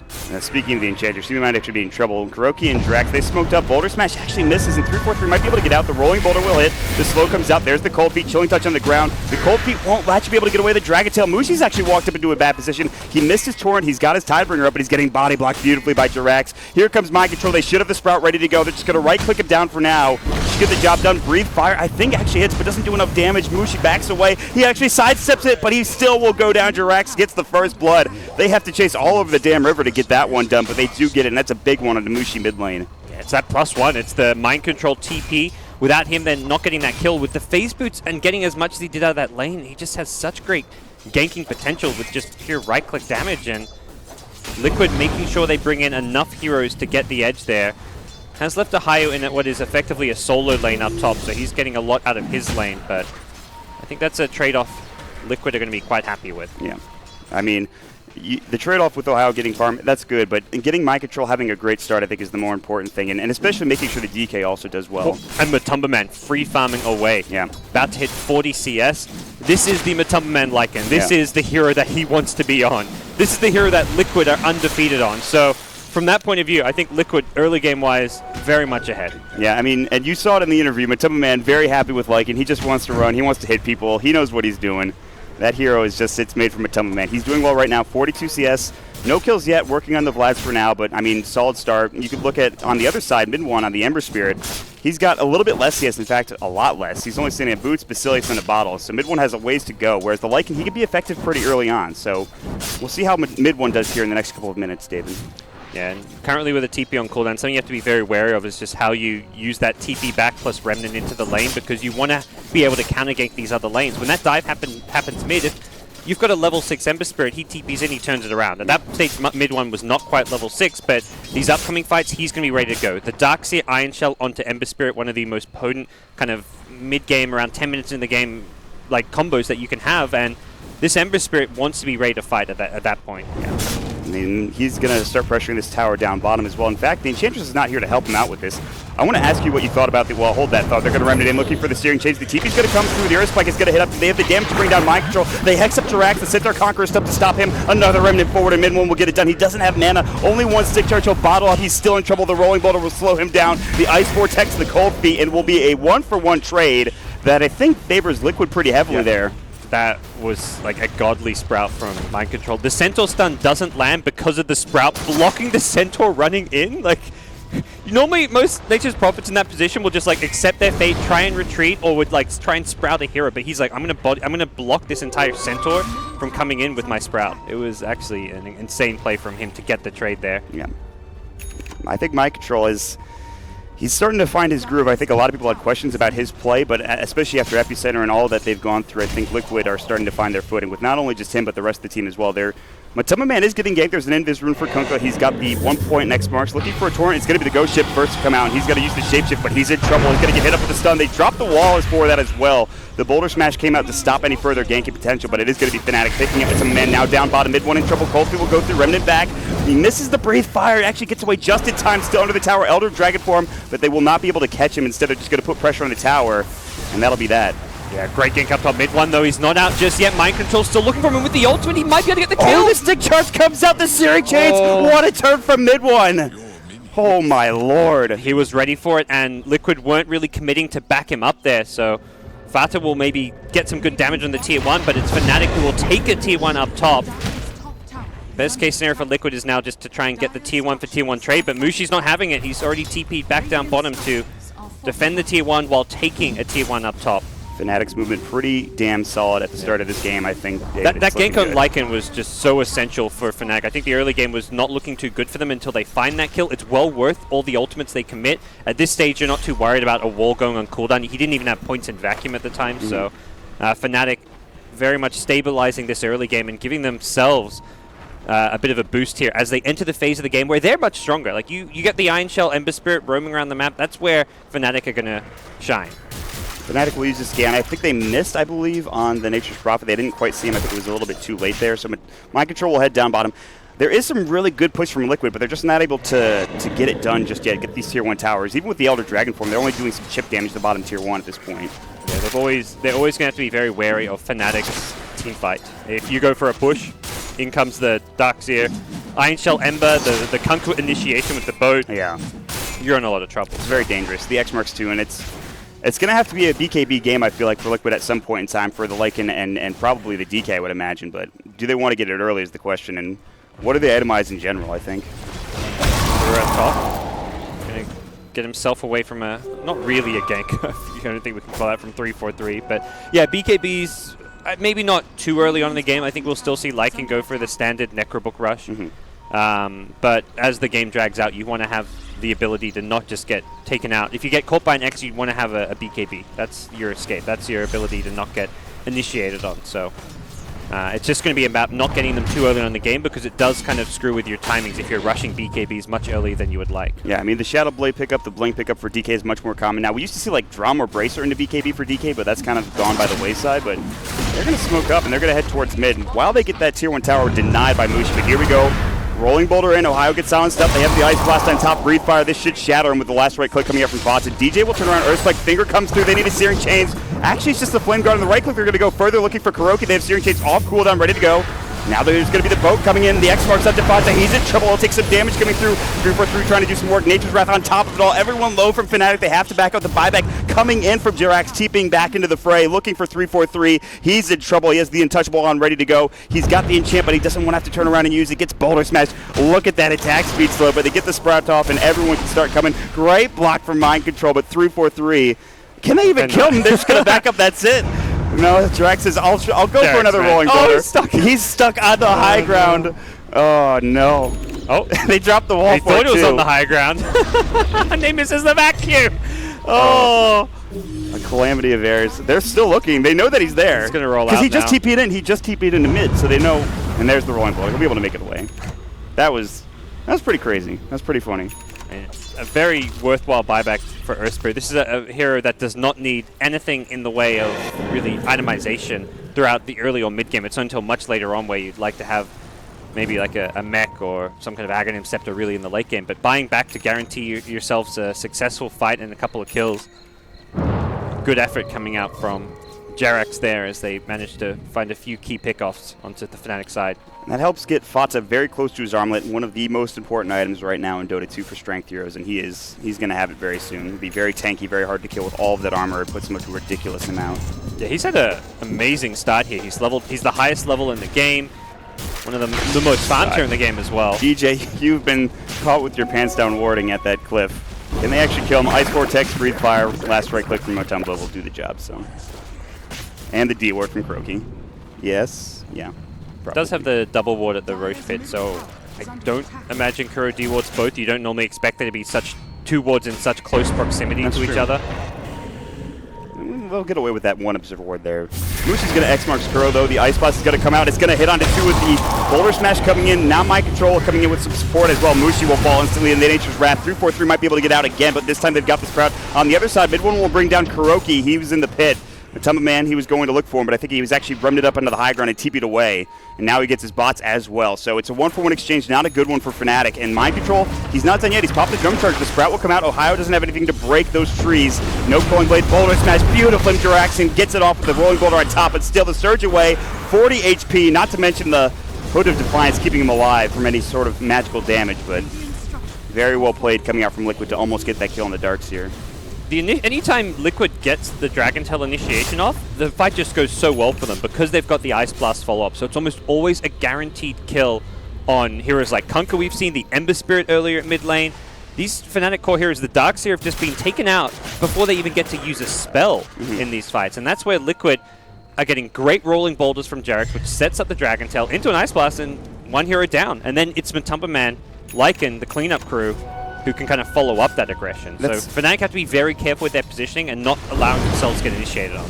It's kind of the same strat that Fnatic were using in the first game. They had the Kunkka, but they also had the Ancient Apparition in the first game. So they would get the X marks, they would get the Ice Blast on top. So Liquid are using that against them. And with Dragon Tail being one of the longest stun durations in the game, or at least at the first level, it's very, very strong. So they could set those kills up very easily. And at this point, Liquid, it was looking maybe a bit dire for them. But at this point, they actually have a pretty solid net worth advantage coming out with the... You can see the Lycan obviously at top with Botton in second place. Mid one's doing very well. We'll see if we can get a couple of kills and turn this game back around. But they're going to try to 5-man for now and look for a gank mid with a smoke of the scene as well. Oh, they're setting up to find a kill at top though. TPing to the tier 2 tower. Meanwhile, the rotation in the jungle here. See what Fnatic can find. They're the ones who want to be going on the aggressive, trying to get initiation. DJ still smoked up. 2 wards, 1 from each team nearby, so they do see that Fnatic are in the jungle. So Jarex is like, I'm not walking up there. I am not falling for that trap. And Liquid will be able to push back Fnatic. They won't find anything in the jungle. And back to farming for everybody else. Down bottom, it's going to be mid 1 versus Matumba Man using his Sleight of Fist. He's sitting at 780 gold. He just got his bots, and he's working on probably getting his Battle Fury next too. Not an easy kill for the Liquid to find on the Ember, and anytime they don't have the DK or the Earth Spirit as an initiator. And a lot of Fnatic's rotations right now being scattered out by great Liquid vision. You see wards across all 3 lanes protecting their jungle, in the enemy jungle, mid lane, top lane. The vision advantage that Liquid have got is just incredible right now. It feels like Fnatic have no eyes on the map. They had that 1 ward. They had 2 wards close to the Roche Pit. They dewarded 1. KuroKy was able to sentry that down and make sure they had a little bit of lack of vision there. DJ will scout out Jarex, but he's actually going to get jumped on. Fox is going to go to work. He actually gets Hex before he can get off his stun. They will blow up Jarex on the Earth Spirit, but everyone taking damage. KuroKy getting low. Midwood trying to go further. 343 will pop you in charge. KuroKy's very low. He'll finally go down to that last right click with the impetus from 343, but it's a 2-for-2 exchange. With Midone going down as well, with Fata there and Mind Control able to get the Nature's Wrath off and doing some damage. So now they'll just back up, happy with that trade, happy with that exchange. Liquid get the better end of that fight again. 2 supports for a support and a core. Much better for Liquid. Yeah, it's the vision advantage once again. The Lycan Wolf was scouting out the entire movement of the Fnatic squad. They also knew exactly where they were based on their Observer Ward as Fnatic rotated through their own jungle. So Fnatic's kind of at the stage of the game where their team fight's meant to be stronger, and losing a fight like that just comes down to getting initiated on once more. And this is a stage of the game where Fnatic can't afford to be falling behind, because you give Lycan his Necrobook 3, the Nature's Prophet gets another item pickup or 2, Dragon Knight gets some kind of Blink Dagger initiation item. This game really will quickly slip out of hand for the Southeast Asian squad. And Midwood can't do it all on his own. Mushi, he's had some good X marks, but they've really been able to shut him down with what you were talking about earlier, which was Dragon Tail into Ice Blast. They've been killing him a couple of times. He's going to be working on what I imagine to be a Shadow Blade. He has the Claymore for right now, so that's interesting for Mushi to go for that item.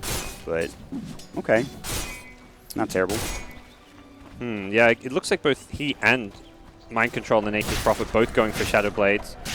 It's going to be, there's no invis, it's going to force out even more Sentry Ward pickups on the side of Liquid, force out a gem at some point, and it's just like a kind of classic Kunkka item to have. You can X yourself, you can try Shadow Blade in to get that big cleave off. He's going to be playing that more carry role for the Fnatic squad with the Ember Spirit as well. You don't want to have just that one core who can scale into the late game. I think Fnatic recognizing that this early mid-game stage isn't as dominant as they'd like to, let's start gearing up for the late game. I mean, if they do get to the late game, their high ground defense, on top of the Ember Spirit, back wall, all of that stuff, it's very hard for Liquid to push up high ground, even with like a Necro 3 and all those treants. You're going to lose those creeps very quickly to Sleight of Fist. Iron Chill will help as well. So if Fnatic can get farmed enough, they get to that Battle Fury, maybe that Chrysalis Daedalus point for the Ember Spirit, they should be fine. Not to mention the Tidebringer from Mushi as well. So late game defense, Fnatic have good high ground defense, but they want to be able to pressure early now, and they'll smoke up and look for KuroKy and Jarex. This is not the ideal targets, is finding the supports, but even killing an AA can lead into a quick tower or 2, so AA is not a bad hero to find, and now they've got some good important vision up on the map. Very deep aggressive ward here in the bottom lane, and this is something which gives them full eyes on They're just going to dive this tier 2 tower. Kuroki was ready for it. They have a TP coming in from the DK. Boulder Smash comes out. It's actually the Geomagnetic Grip. They're going to get off the boat as well. Vacuum into with the wall on top. Ice Blast still not going to do enough. Breathe Fire. Fonta's low. So is Drax about to go down. They finger Fonta. Armlet Taco coming out as well. X-Mark's back into it. Hexed up. He's going to fall. Last right click. 3 dead. They've only lost the line so far for Fnatic. Mind Control will TP out. No X-Marks for Mushi in time. No Vacuum available for Ohio. It was on cooldown. Vacuum wall into a boat. Beautifully done from Fnatic. They take 3, including a huge pickup onto Fada. And the combo is great. Again, this game has really come down to vision. Liquid, they have the superior vision. They have the Lycan Wolf scouting. They win a fight. Fnatic, they get a great smoke off, find eyes onto the supports, the key support in the Ancient Apparition. They get initiation on him. And with the TP in from the DK, he's TPing into the Vacuum plus the boat. Oh god, Ohio's actually in trouble. He needs help from mid 1. He actually was able to get out without surging. Liquid still have some heroes behind him too. They actually have in the vicinity Matumba Man. Mid 1 looking for a Searing Chains, couldn't quite find the Mind Control, who was Shadow Bladed up, and he's heading back into the jungle. So you're right. I mean, the vision, you see there's a ward up on the high ground towards that tower. It's been there for a fair bit, especially since the fight, and they were able to get that vision. They dove past the tier 2. They dove into TPs as well. They were right under that tower, man. It was ridiculous. They hadn't even killed the tier 1. The tier 1 was still, after the fight, they had to run through the tier 2 tower because they couldn't even attack it. They're like, oh wait, we've got to go back, take the tier 1 now. Oh, whoops. That's just too aggressive? Not really. Oh, mid 1's going to get caught. The Dragon Tail into the Breathe Fire. More than enough damage with Mind Control to help him out. Mid 1. Uncharacteristic mistake. He was kind of low in HP. He was getting close to his Battle Fury. Maybe wanted to complete it up a bit faster. He's down for 43 seconds. He buys his Claymore as well as his Perseverance, getting close to that broadsword. So that's pretty bad. And the other big thing about that last team fight is Ohio's now completed his pipe. So the team fight scenarios, this is going to mitigate a lot of the damage output from Magnetize, from the Ice Blast, and make life a lot easier for Fnatic. It means that one hero who gets jumped on and initiated on by the Dragon Tail may actually survive because of the pipe. Normally, they get hit by an Ice Blast, they're going to go down, and that's where having a mech won't even help because they're Ice Blasters. But the pipe is going to mitigate a lot more damage than like a mech would. So good defensive item, and he's going to go right into the Crimson Guard as well. So very kind of defensive utility type play out of Ohio. Mind Control is, however, starting to snowball out of control. He gets his Maelstrom up now, so not only is the Shadow Blade, but the extra damage from the Maelstrom to be able to push in a little bit faster as well. So he's going to be dishing out the right clicks, no problems there. Liquid are in a pretty good spot, but I think it's a little bit closer than I think we're expecting here. If we look at the net worth graph, it's going to show, I think, a little bit of a lead for Liquid, but not much. It's never been a lead for... the highest lead we've seen all game long was a 1,500 net worth lead for Fnatic ages back. Matumba, Shapeshift, X-Marks, wall on top. They get the torrent off, but they have to back away. And you see the Necro pop, and they're like, okay, enough of that. We don't want to fight into that. This is a handy tool, the Enchantress, to have against the Necro books, as we see there. You can always steal away those instantly, something that 343 is likely going to keep off cooldown for the team fight. He's picked up an Urn, Treads, no Dragon Lance. He's going to go for a Staff of Wizardry. I mean, the fact he's actually getting some farming items. You look at the Liquid 2 supports, and they're both completely itemless. Again, mid 1, though, caught out up top. Can he get away? No. We saw that movie before. Again, top lane, the same exact or similar spots to where he died last time. Is the same 2 heroes with Fata and Mind Control. They just roam around the map. They TP in Mind Control, more than enough damage. Boom. Mid 1 again stops in his tracks for farming. He had the Remnant as well. I think he was just too slow on the fingers there. And this is a guy who's normally very mechanically skilled, so should have been able to get out of that one. That's now we're going to see Mushi Shadow Bladed on as well. They're going to do the same thing. They're going to go for the Dragon Tail. Here comes Darkseer, though. They have the Darkseer, but no mech. Just the damage output coming out. They get the Maelstrom proc, the Breathe Fire on top of it. Ice Blast was coming through, too. Not that they needed it to get the kill. And Liquid are starting to find these pickoffs that are going to accelerate them into the stratosphere and putting them closer and closer to be able to pushing down these towers. We'll secure them in Roshan as Matumba Man finds a double damage. And the really neat thing that you see Liquid when they're going for those ganks is Matumba Man is always using his Howl to back them up. He gives them both the bonus 38 damage now with the level 3 Howl. It's 50 bonus damage once he maxes that out, and that makes those kills just that much safer when you can bring them down just that little bit faster. So everything Liquid doing has been very polished, and with 2 key pickoffs in a row, they take out the mid and the carry Fnatic. They're going to get a free Roshan and set themselves up to take down some more towers here, possibly this mid-tier 1, which has been a very key piece of the puzzle for Fnatic to keep alive. And now there's a Silver Edge for the DK. They're going to have to fight into an Aegis. Not the best Aegis carrier DK, but I don't think they really care at this point. They just want to be able to keep him alive. And Fnatic will go for an aggressive smoke. They might run right into Matama Man. The Wolves will not scout this out, not yet anyways. Mushi's going to hold on. Mid one, he's broken the smoke. The Sleight of Fist Searing Chains is not there. Shapeshift, he used the Searing Chains finally. The Earth Spike comes through. They should have Finger. They will use it just to get the kill and secure it.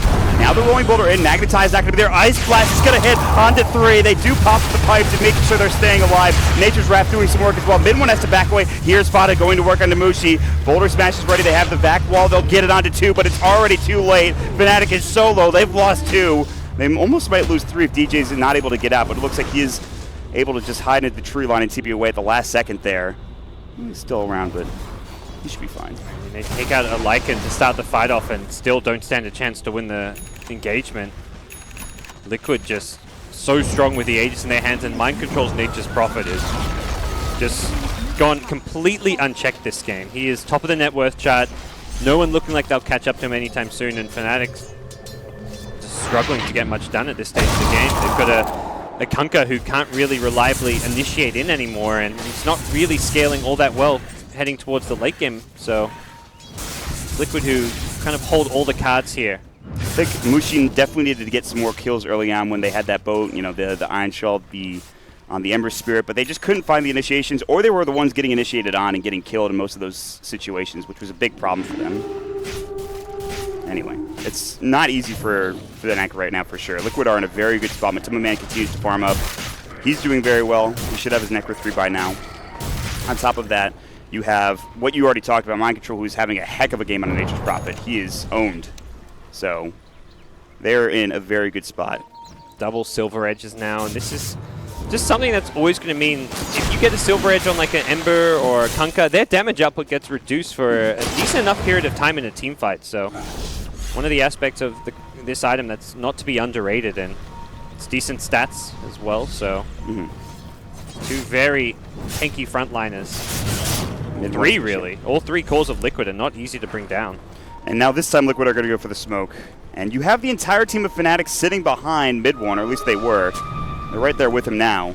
This is a bit dangerous for both teams. Fata's going to walk up. The Elder Dragon form is ready. Still has that Aegis, even if he goes down. This is a bait, though. They get off the Searing Chains. Fata might be in trouble. They missed the Earth Spike coming out. It just whips wildly. Ohio walks in. He gets Dragon Tail. The Ice Blast on top of it. There's a silence from Geomagnetic Grip coming out as well. Ohio will shatter. They do get off that ghost ship, but it's going to do some damage to Fata, but not enough. The run will help them escape, but 343 is trying to TP out. Boulder Smash will stop it. Mushi will fall, and now they get a double kill for Fata. They're going to chase down 343 in the Enchantress. The Dragon Tail comes through. They will chew through the Untouchable. They'll get Fata to triple kill with the Breathe Fire, and that only adds to the lead for Liquid, as Fnatic are in a real tough spot right now. Yeah, the Sentry Ward placement was a bit further up the lane than it needed to be, so the DK coming in from behind wasn't seen fast enough, and unfortunately for Fnatic, unless they get off a massive vacuum wall, they're not winning the fight. They've got to make a DK illusion with that level 3 ultimate. He's a great hero to be able to steal an image of, but the vacuum came out, but no wall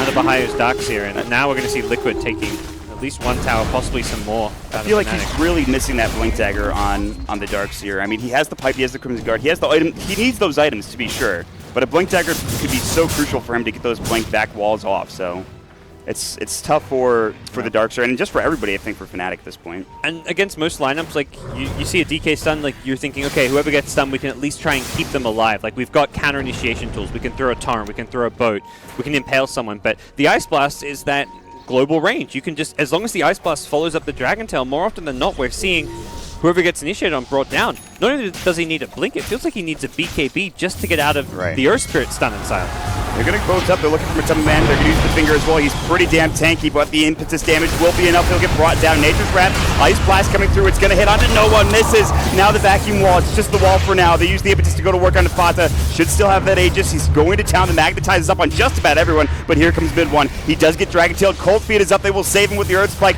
Now the Sleight of Fist. Remnant back out. He can't fight. They're too low on the side of Fnatic, and Liquid are also limping away out of this engagement. All of them surviving, but barely, with the exception of that Lycan. And that's like one of those fights where Fnatic get the jump once again on the Lycan, and you think 5v4 scenario, you've got an Ember Spirit who's great at chasing, great at kind of finding extra pickoffs and cleaning up, but Liquid is so hard to kill. The DK has an Aegis still. He's also incredibly tanky. Jerex's Earth Spirit is always on point with throwing the Boulder Smash, such that if you're chasing, you're going to be running into that Boulder Smash, potentially getting stunned and silenced, and your chase gets punished. So Fnatic aren't capitalizing on Liquid when they're kind of slightly overextending in this position. They're only getting the 1 kill. It's great. Yeah, that's a 1 for nothing. They kill a Lycan. That's a good trade, but it's a position where you look at like the overall initiation from Fnatic and you're thinking they should get 2, maybe 3 kills, and they're just unable to do that. Those are the kind of moments where Fnatic could really get themselves back in the game, but they just don't get enough. Jirax, we haven't been talking about it, but I think everyone knows. He is by far and away, I think in my opinion, one of the, if not the best Air Spirit. So the fact that he is doing well is not really shocking to anybody, I think. And he's been making so much space. He's hit some crucial boulder smashes, some great angled boulder smashes as well. And they've got mind control, and they've got Fata, and they've got Matumbo Man to do all of the heavy lifting. Is now there is a BKB on the Nature's Prophet, so he doesn't even have to worry about the Ghost Ship or the X marks at this point. He is going to do so much damage, and he will be able to tank through a lot of the damage from Fnatic. I don't even think the other cores need to go BKB necessarily. Yeah, DK's picked up a Reaver, so we're going to see a Heart of Tarask. Yeah. Just looking for pure survivability and HP. Lycan, yeah, he's picked up a Hyperstone, so we'll see. Likely an Assault Crest there. It's the Nature's Prophet who probably does the most like kind of single target right-click damage outside of maybe a Lycan in Shapeshift, but Lycan can just stay alive by sheer mobility. So it's going to be a very tough game for Fnatic moving forward. They're not really going to be in the best position to contest Roshan, to move out on the map, unless they can go for these like big 5-man smokes and make sure they're the ones getting the jump, getting the initiation, and it's got to come on someone like the Matumbo Man Lycan. Keep on punishing him when he's in the front lines without a BKB. I mean, they have to get that pick off, because if all 3 of those heroes are alive in an engagement, if you kill the supports, that's not that great. Those heroes are going to just start eating you up with their right click, just being tanky. You won't be able to bring them down, especially Fata. But, you know, even 2 out of 3 for Liquid is still frightening to fight into for Fnatic. So they have to find these picks. They kind of have to play together, with the exception of Mid1, but he's played off on his own before, and he's got caught because of it. He's going to be back together with his team. They've smoked up. They're looking maybe to find something. Kuroki's going to get some vision down. So yeah. And they make a nice kind of bait move by sending Mid1 top with his TP. It kind of hides the fact of where the rest of Fnatic are. It means Liquid are likely to then send their heroes towards this mid or bottom lane, and Fnatic are looking to use this play to catch him by surprise as they remnant Mid1 back in and sit behind him in smoke. Mid1's going to have all of these wolves ditching after him. Sleight of Fist will come out. Elder Dragon Form. They're over towards the roast pit. Fata going to work on Mid1. They can use his vacuum wall will come out, but it's too late already. They've lost Mid1. He is down for 70 seconds with no buyback, and in fact, mind control, he's not done yet. He's going to walk right in. He actually sprouts himself in with Muji. He doesn't care. There's the Ice Blast. DJB will be able to TP out, but he might shatter in the well. I'm not sure if it's going to be enough. I don't think they have the Aghanim Scepter for Kuro, but Mushi's going to get caught. Takes some damage. Boulder Smash hits beautifully from Jirax. Right through the goalpost, and Mushi is in trouble. Great sprout coming from Mind Control. You can't walk up that hill, and Liquid will find 2 more. Again, another poor fight from Fnatic, and they're down for 50 seconds with their Kunkka. Yeah, they're smoked behind the Ember, but once Ember gets stunned up with a Necrobook on him, he's completely taken out of the fight. He has no way back in. He's completely obliterated, and Fnatic can't win a fight without their Ember Spirit. Not to mention the Ghost Ship from Mushi was on a solo DK, and he didn't even time the X to hit the Ghost Ship. Even if he, I mean, you're talking about a Ghost Ship on a DK who's got 3k HP, so realistically, even if it lands, it's not going to be a good fight. And now Liquid breaking your high ground. Defending this is going to prove to be incredibly difficult. Especially without no Ember Spirit for 10 seconds. On top of that, Mushi's down for 20 as well. So that cleave that you have is gone. They're just going to go on to 3-4-3. They use the silence. They use the push as well with the Boulder Smash. They push him out of the way. Push him back, essentially. And they just get the racks, melee racks, and back, it looks like, for Liquid. They could go for more if they want to. Mind Control is going to just Shadow Blade out. Silver Edge away. And Mid1 is looking for an initiation of some sort, but they can't find it. So they just lose the melee racks for nothing. In the Tier 3 tower on top of that.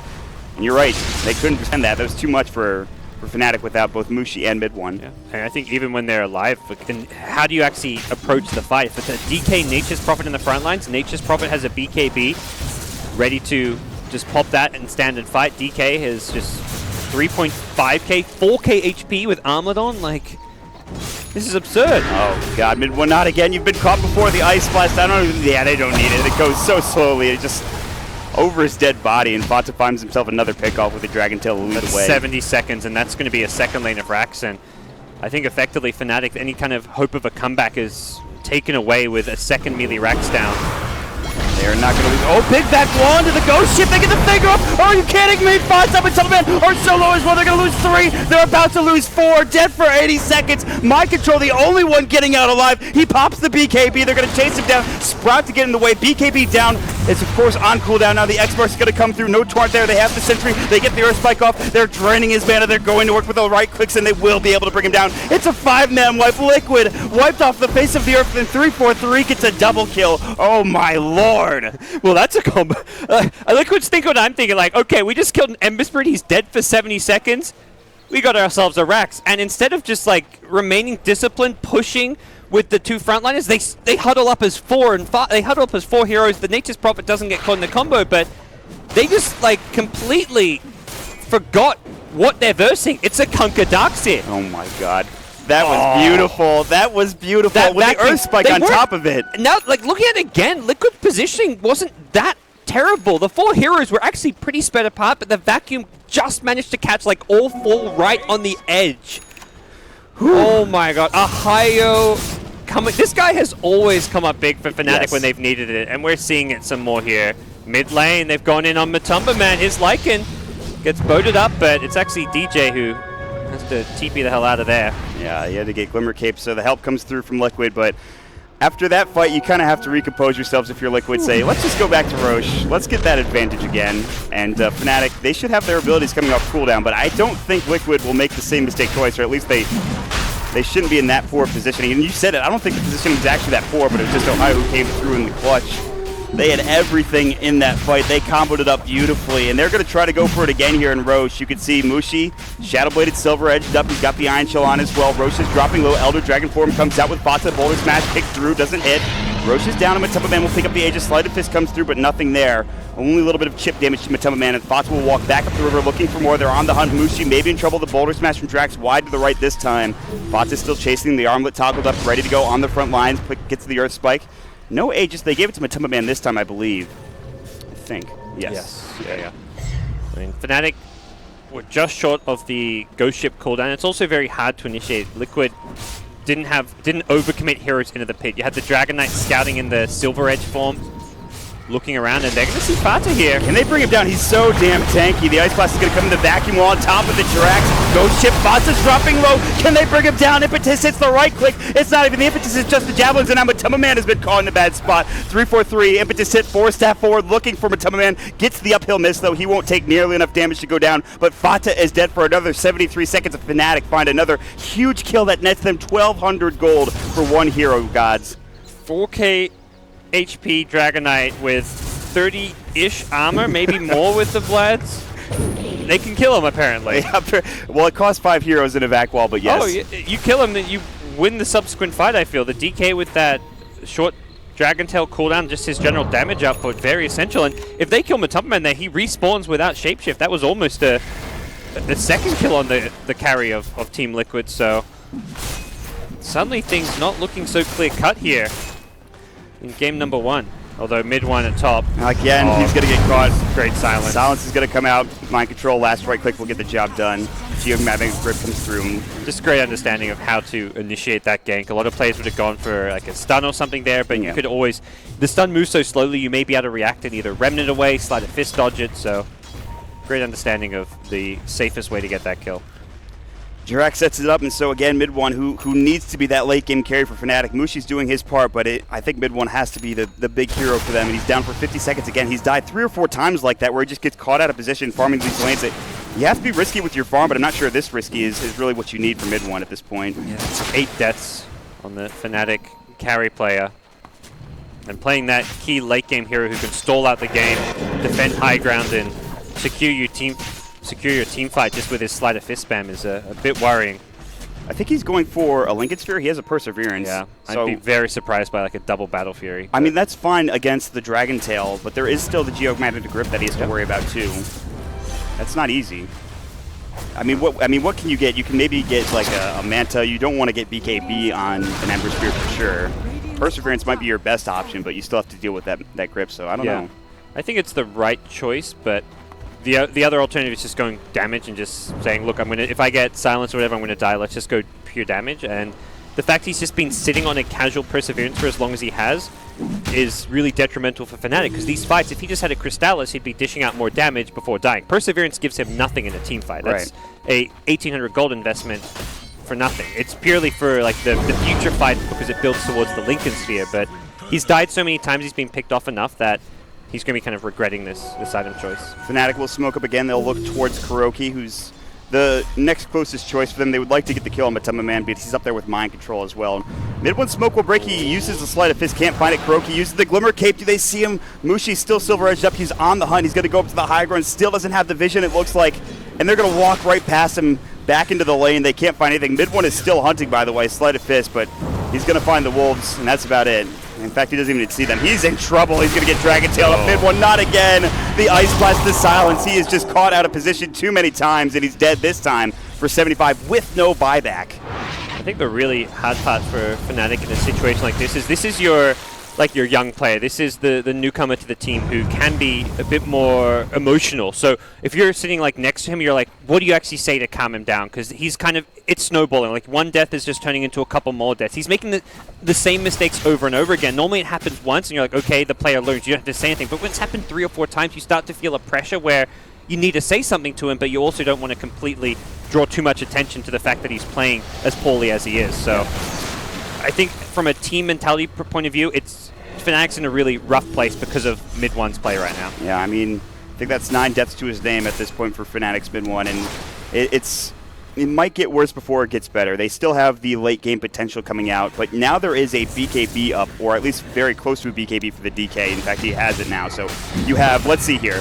like 30 to 40 armor, depending on what the AC or and what have you. You have the Heart of Trask, which is about 4k HP with your armlet toggled, and now you have a BKB. So what you killed him before with was wall, maybe the wombo combo. How do you bring him down now? Like, what do you do?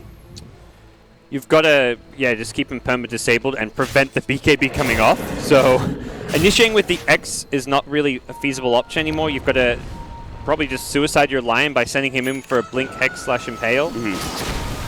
And that's assuming you want to go on Fata, and it may become more the Lycan of Matamba Man who you have to initiate on. But again, it's still going to be a Hyos Darks who has to make these big plays, get off the wall on multiple heroes. You need, by multiple heroes, I mean the Lycan and the DK. If you can get a DK Dragon Form Illusion as well as a Lycan Illusion, that's a free AC Vladzora for your team.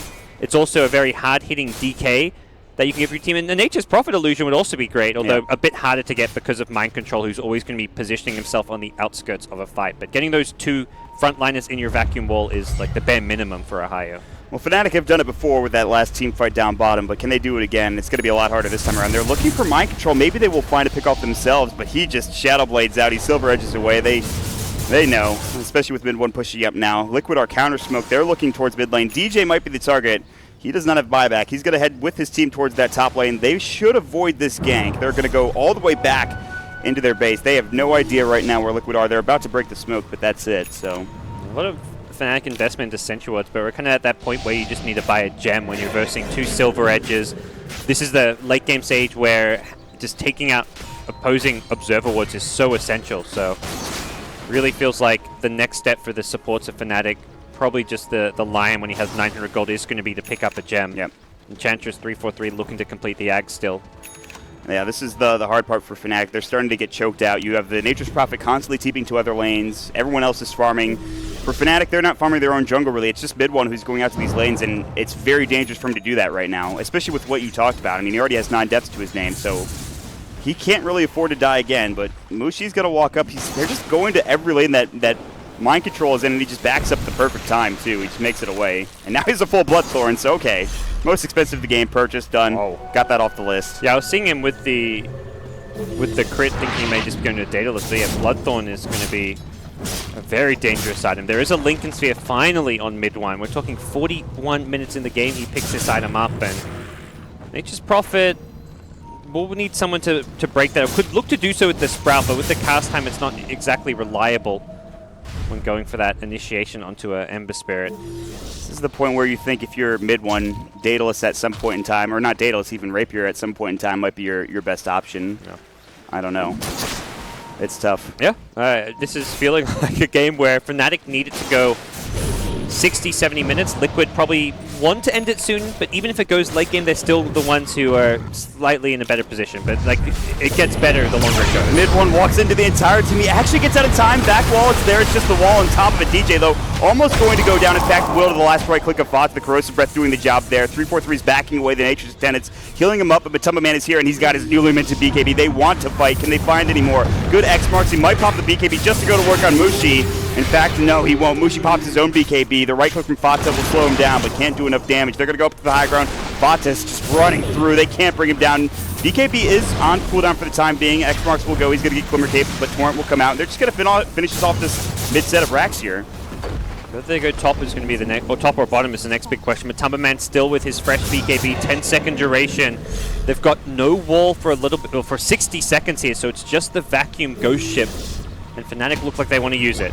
There's the vacuum. There's going to be Shiva's guard on top. Ghost Ship will come through, but Matumba Man pops the BKB. They lose the Ancient Apparition. Not a big loss so far for Liquid, but they're going to go right to work on Mushi. He will fall instantly. Bots is going to town, pushing them all back. The Crimson Guard was up. They did not want to dive up to the high ground underneath that tier 3 tower. And Liquid are more than happy with that trade. And they'll back up pretty happy and secure and probably just wait for maybe the next Roche, or who knows. Yeah, Roshan could be up in their minds anytime soon, so there's no point trying to risk going for a second lane of racks before you get an Aegis cheese.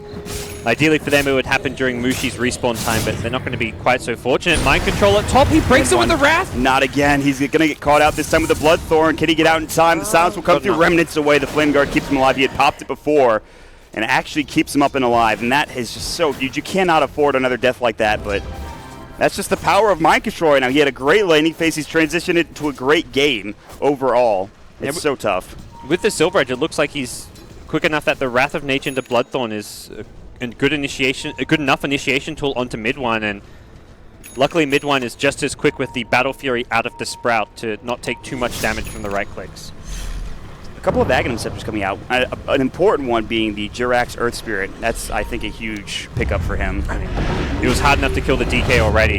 And he's going to use the Magnetize. Silence comes out. He is able to remnant it away again, so Mid-1 goes from one extreme to the other, almost dying twice, and somehow lives both times. There's so many hero combos that can threaten him is the problem. Like, he goes top, and it's a solo Nature's Prophet, forcing him to remnant away and almost killing him. He goes bottom, it's a two-hero duo of Dragon Knight plus Earth Spirit. Anywhere he goes, it's not like Liquid need to bring 3 or 4 heroes, it's just 1 or 2.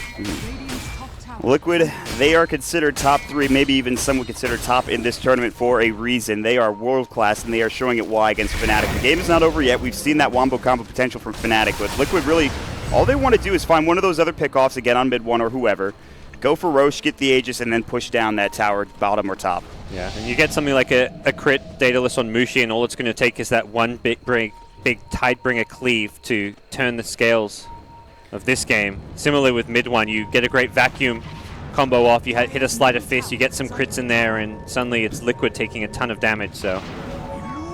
Yeah, Mid-1, he's resorted to creep cutting right now, which I don't fault him for, but he needs to leave pretty much instantly. He'll blink into the tree line and TP out, and he'll make it away. He should be fine. All right, I mean, that'll keep this game drawn out, and you talked about it. It's going to take time for them to get those items, those Daedaluses, those big cleaves coming out for both Mid-1 and him. So if they get to 60 minutes, maybe there's a possibility, a chance. They're only one set of racks down, but for Fnatic, they are in such a bad position, and now it is Roche back up for Liquid, and they're ready to do it. They could theoretically contest it with their AoE wombo combo, but Liquid kill it incredibly fast. Yeah, he's already down to half health right now. Liquid are going to bring this down. They're going to give the Aegis probably the Mind Control, I'd say. The Ghost Ship's going to come out. They're going to jump in, Sleight of Fist, Searing Chains, but Matumba Man's low. He's got the snatch coming out. The Lincoln Spear has popped, however. He's got that second life. Looking for Matumba Man. They can't bring him down. Rolling Boulder misses. He gets it done from 3-4-3. Fata on the backside. Going to work, coming in. They're doing a lot of damage. Aegis is now done. Mid-1 will respawn and be back into the fray. And Mushi's going to get brought down by Fatu, who gets a triple kill. This DK is too damn big. That was the best case scenario for Fnatic, I think, in that situation. And they'll lose a 4th on top of it with a Bloodthorn.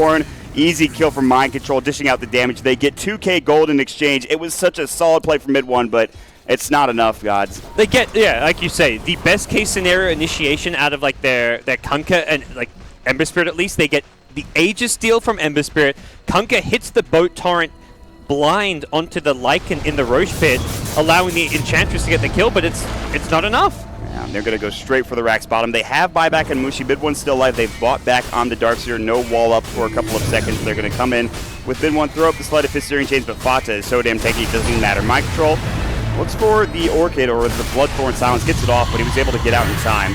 Now Fata walks up. Ohio in trouble, can't afford to die. They'll get off the Ghost Ship. It comes through. Ohio's in trouble. He might shatter, actually. Pops the Crimson Guard. The last couple of right clicks should get the job done for Mind Control. Can he get there? The Surge through. He might actually survive. Mushi pops his BKB. Drax going to town with Mid 1. He's too far up, and Fata gets off the Dragon Tail. Breathe Fire, not enough. There's going to be the Ghost Ship comes up, but Fata actually, rather than Torrent, it's not enough. He pops the BKB. They want Mushi. They're going to find him with a Cold Feet. Mid 1 about to fall. Solo. Remnant's back. Stays alive. The Impetus doing work. Mind Control pushing them all back in the base. Fata's low. They actually get him in stone form. He stays alive from Jirax. He will get up in just a couple of seconds here. He's going to reach him with a Heart of Tress with a finger. They have to blow him up. Dead for 98. They buy back on Mind Control. Mid 1 looking for more, looking for blood. Here's Mind Control. He gets off the Bloodthorn. Orchid Silence. Still in trouble, but DJ gets off the Hex. Ice Blast coming through.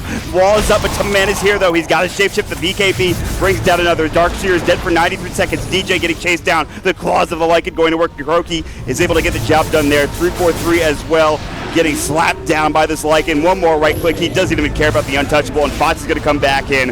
It is a bloodbath. Buybacks everywhere. This time onto 3-4-3 as well as DJ. They do kill Mind Control a second time. He is down for 104 seconds, and somehow, I don't think they hold, but they kind of keep the game. Everybody loses. Not a great hold, but how does whatever. a Lion lose 1770 gold? Like, what? How's that? That's a brutal stage of the game if you can lose 700 gold on the line. I'm not sure that How do you even have? I don't think that team fight recap necessarily entirely accurate.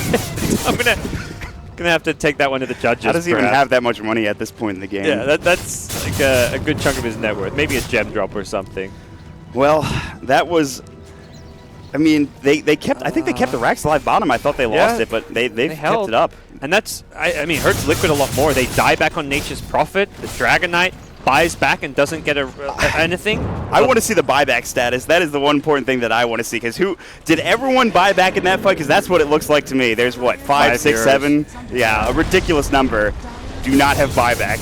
That's actually insane. Yeah, and the bigger picture of that fight is told, like, the net worth swing has gone about 5,000-6,000 in Fnatic's favor, well, towards their direction. I mean, they're still very far behind, don't get me wrong, but... They have the Daedalus now, at least for mid one. That's the big item. They could use a bit more damage or more armor reduction, one of the two. Yeah, there's so much armor on the side of Liquid. When you've got AC plus Vlads, you've got DK, who's just naturally high armor as well. Nature's Prophet, 18 armor, not bad. So... the Ember Spirit still feels like he's going to need a Rapier this game. That's what it's going to come down to. I don't see a Fnatic win that doesn't involve an Ember Rapier. Or a Kunkka Rapier, I guess, is the other or both. kind of Why crazy not both? yeah. And Kunkka's picked up a Talisman, so it looks like we may see something like just a Halberd. And he's recognized that there's no one on the... Liquid have a ton of right-click damage, but none of their cores really have item slots to go for MKB. But what they do have is the Bloodthorn, so they can bypass the evasion using that. Enchant the Wolf, give me that. 3-4-3 is going to send it scouting. Liquid have smoked up, though, and this is going to be crucial. Fnatic, they are about to get caught with their pants down. They are in some trouble if they get wrapped around from behind. They'll see the illusions coming through. They were just picked up, or actually activated by Fata. Kuroki will lead the way, and they might actually miss Fnatic here, not seeing that they're towards this bottom lane. Walking up will be Mushi. They will see that he's down here, and they should know that everyone from Fnatic is behind him. Well, this is very dangerous. And this is dangerous for Liquid, considering their buyback status. Everybody's buyback status, to be Ember honest. has one, and he can always... Oh, he doesn't have boots to travel, though. Fata, 3-4-3. Elder Dragon Form will start this off with the Dragon Tail. Back wall comes out. He gets the illusion. The Ghost Ship comes through. That'll give him the run, but it doesn't hit onto anybody, and they're taking a lot of damage. Magnetizes up. Meanwhile, Fata going toe-to-toe with his own illusion. Back up towards the top area. 3-4-3 is getting chopped down by Matama Man. Again, doesn't care about that untouchable. First die down for 93 seconds. Mushi as well as mid one. Beautiful breathe fire. The right click from Fata chewing through everybody. 3 dead for Fnatic, and Ohio will fall as a 4th. Mind Control, Kuroki, everybody dishing out the damage. They even get the courier, I believe, just for good measure. Like just kicking Mind Control around with the Jerax Earth Spirit. He hit a sick 2-hero Boulder Smash there on the Earth Spirit as he came into the fight. That really sealed the deal for Liquid to win that fight. Mind Control was kind of low in a bit of a dangerous spot, but again, it's the Jerax Earth Spirit just making plays. And mid one, You need to not be there, I think. Even with a Lincoln Sphere, it's a little dangerous. You're one of two heroes alive, the other being a lion. There's not much you can really do in this situation. And Liquid are just approaching these fights much better. Since getting team wiped, we haven't seen that vacuum wall again. There's no 3-4 hero vacuum into wall. We haven't seen a Lycan illusion in these fights, and that's the hero that has all the auras. The Vlad's the AC. That's the hero you ideally want to be hitting with the DK, but the DK and Lycan aren't grouping up. They're corralled into the base, and it looks like this might be the end of game number 1. They're bringing down the tier 4 towers. Drax walked a bit too far up. He does have buyback. He'll have to use it. The Ancient being chopped down, and it looks like that is GG. Fnatic held on as long as they could, gods, but Liquid just too damn strong with those 3 cores at the late stage of the game. Well, Liquid get tested a bit there. I think they should be pretty happy with how that game went and the win, other than that one big team wipe at bottom lane. But I think even if they go back and look at the replay, they're going to be like, whoa, Ohio just made a really sick vacuum. Yeah. But Fnatic just kind of fell too far behind. Way too many pickoffs on the Ember Spirit. And that's where Liquid really shined, is just finding those pickoffs, punishing Fnatic time and time again. They got such value out of the 2 silver edges on both DK and the Nature's Prophet. Yeah. It was mind control +1, I feel like, for a lot of those ganks, too. I mean, and mid 1's positioning, maybe not great, maybe some nerves as well. So that's just, I think, it's rough for mid 1 for especially such a new player, young player for this team. I mean, he has played so well. You look at Fnatic's run up to this tournament, they have been winning just about every game against SEA teams. But this was going to be their toughest test. How do you think they handled their first game besides mid 1? Okay, but not great. I think the players you expected to be strong and stable did really well. The support duo of DJ and 343, Ahio always stable. Like, I feel like you never see Ahio have a bad game, but Mushi and mid 1, these are your 2-star players. Both of them end the game with 10 deaths apiece. They had as many deaths as they had more deaths than their 2 supports and their offlaner combined. Those are the 2 players you can't afford to have giving up 10 deaths in a 53-minute game. So I think for Fnatic, you need to see Mushi kind of step up his game. Mid 1 needs to hopefully just shake off some of the nerves, because this is, to me, more than anything, was just nerves. And also, I think Liquid recognizing that he's a player they can exploit. He's the young player. He can be a bit more volatile. And he's the guy that if he starts having a bad game, it will get snowball out of control, get worse and worse. Liquid did show that one team fight with maybe some... I mean, there's not much you could do in that situation, I feel like, for Liquid. They had okay positioning, which is a great vacuum wall, but other than that, their positioning was what we expected, I think, out of Liquid. So, I mean, that's just really solid play from Liquid all around. To get into that position with those 3 cores in the beginning, I mean, to be in that position. I mean, I feel like I'm thinking like, MVPs, like Jarek's Azure Spirit, amazing, but Mind Control, really, he's the guy who played off lane against an Ember Spirit. I mean, Black said on the panel, this is like one of the best just direct counters to Nature's Prophet. It's so hard to play Nature's Prophet, but he laned against a Lion Ember, got a ton out of the lane. He was then active on the map, TPing around. Mind Control was the one setting the tempo of this game on the side of Team Liquid. So really, really impressive showing from him. And he's the guy that people have kind of, he's similar to mid 1 where people pointed fingers at him like, how well does he do on LAN? And, well, Mind Control, he showed up here. He really did. We'll have to see what our panelists think, and we'll throw it back to them. See you guys soon.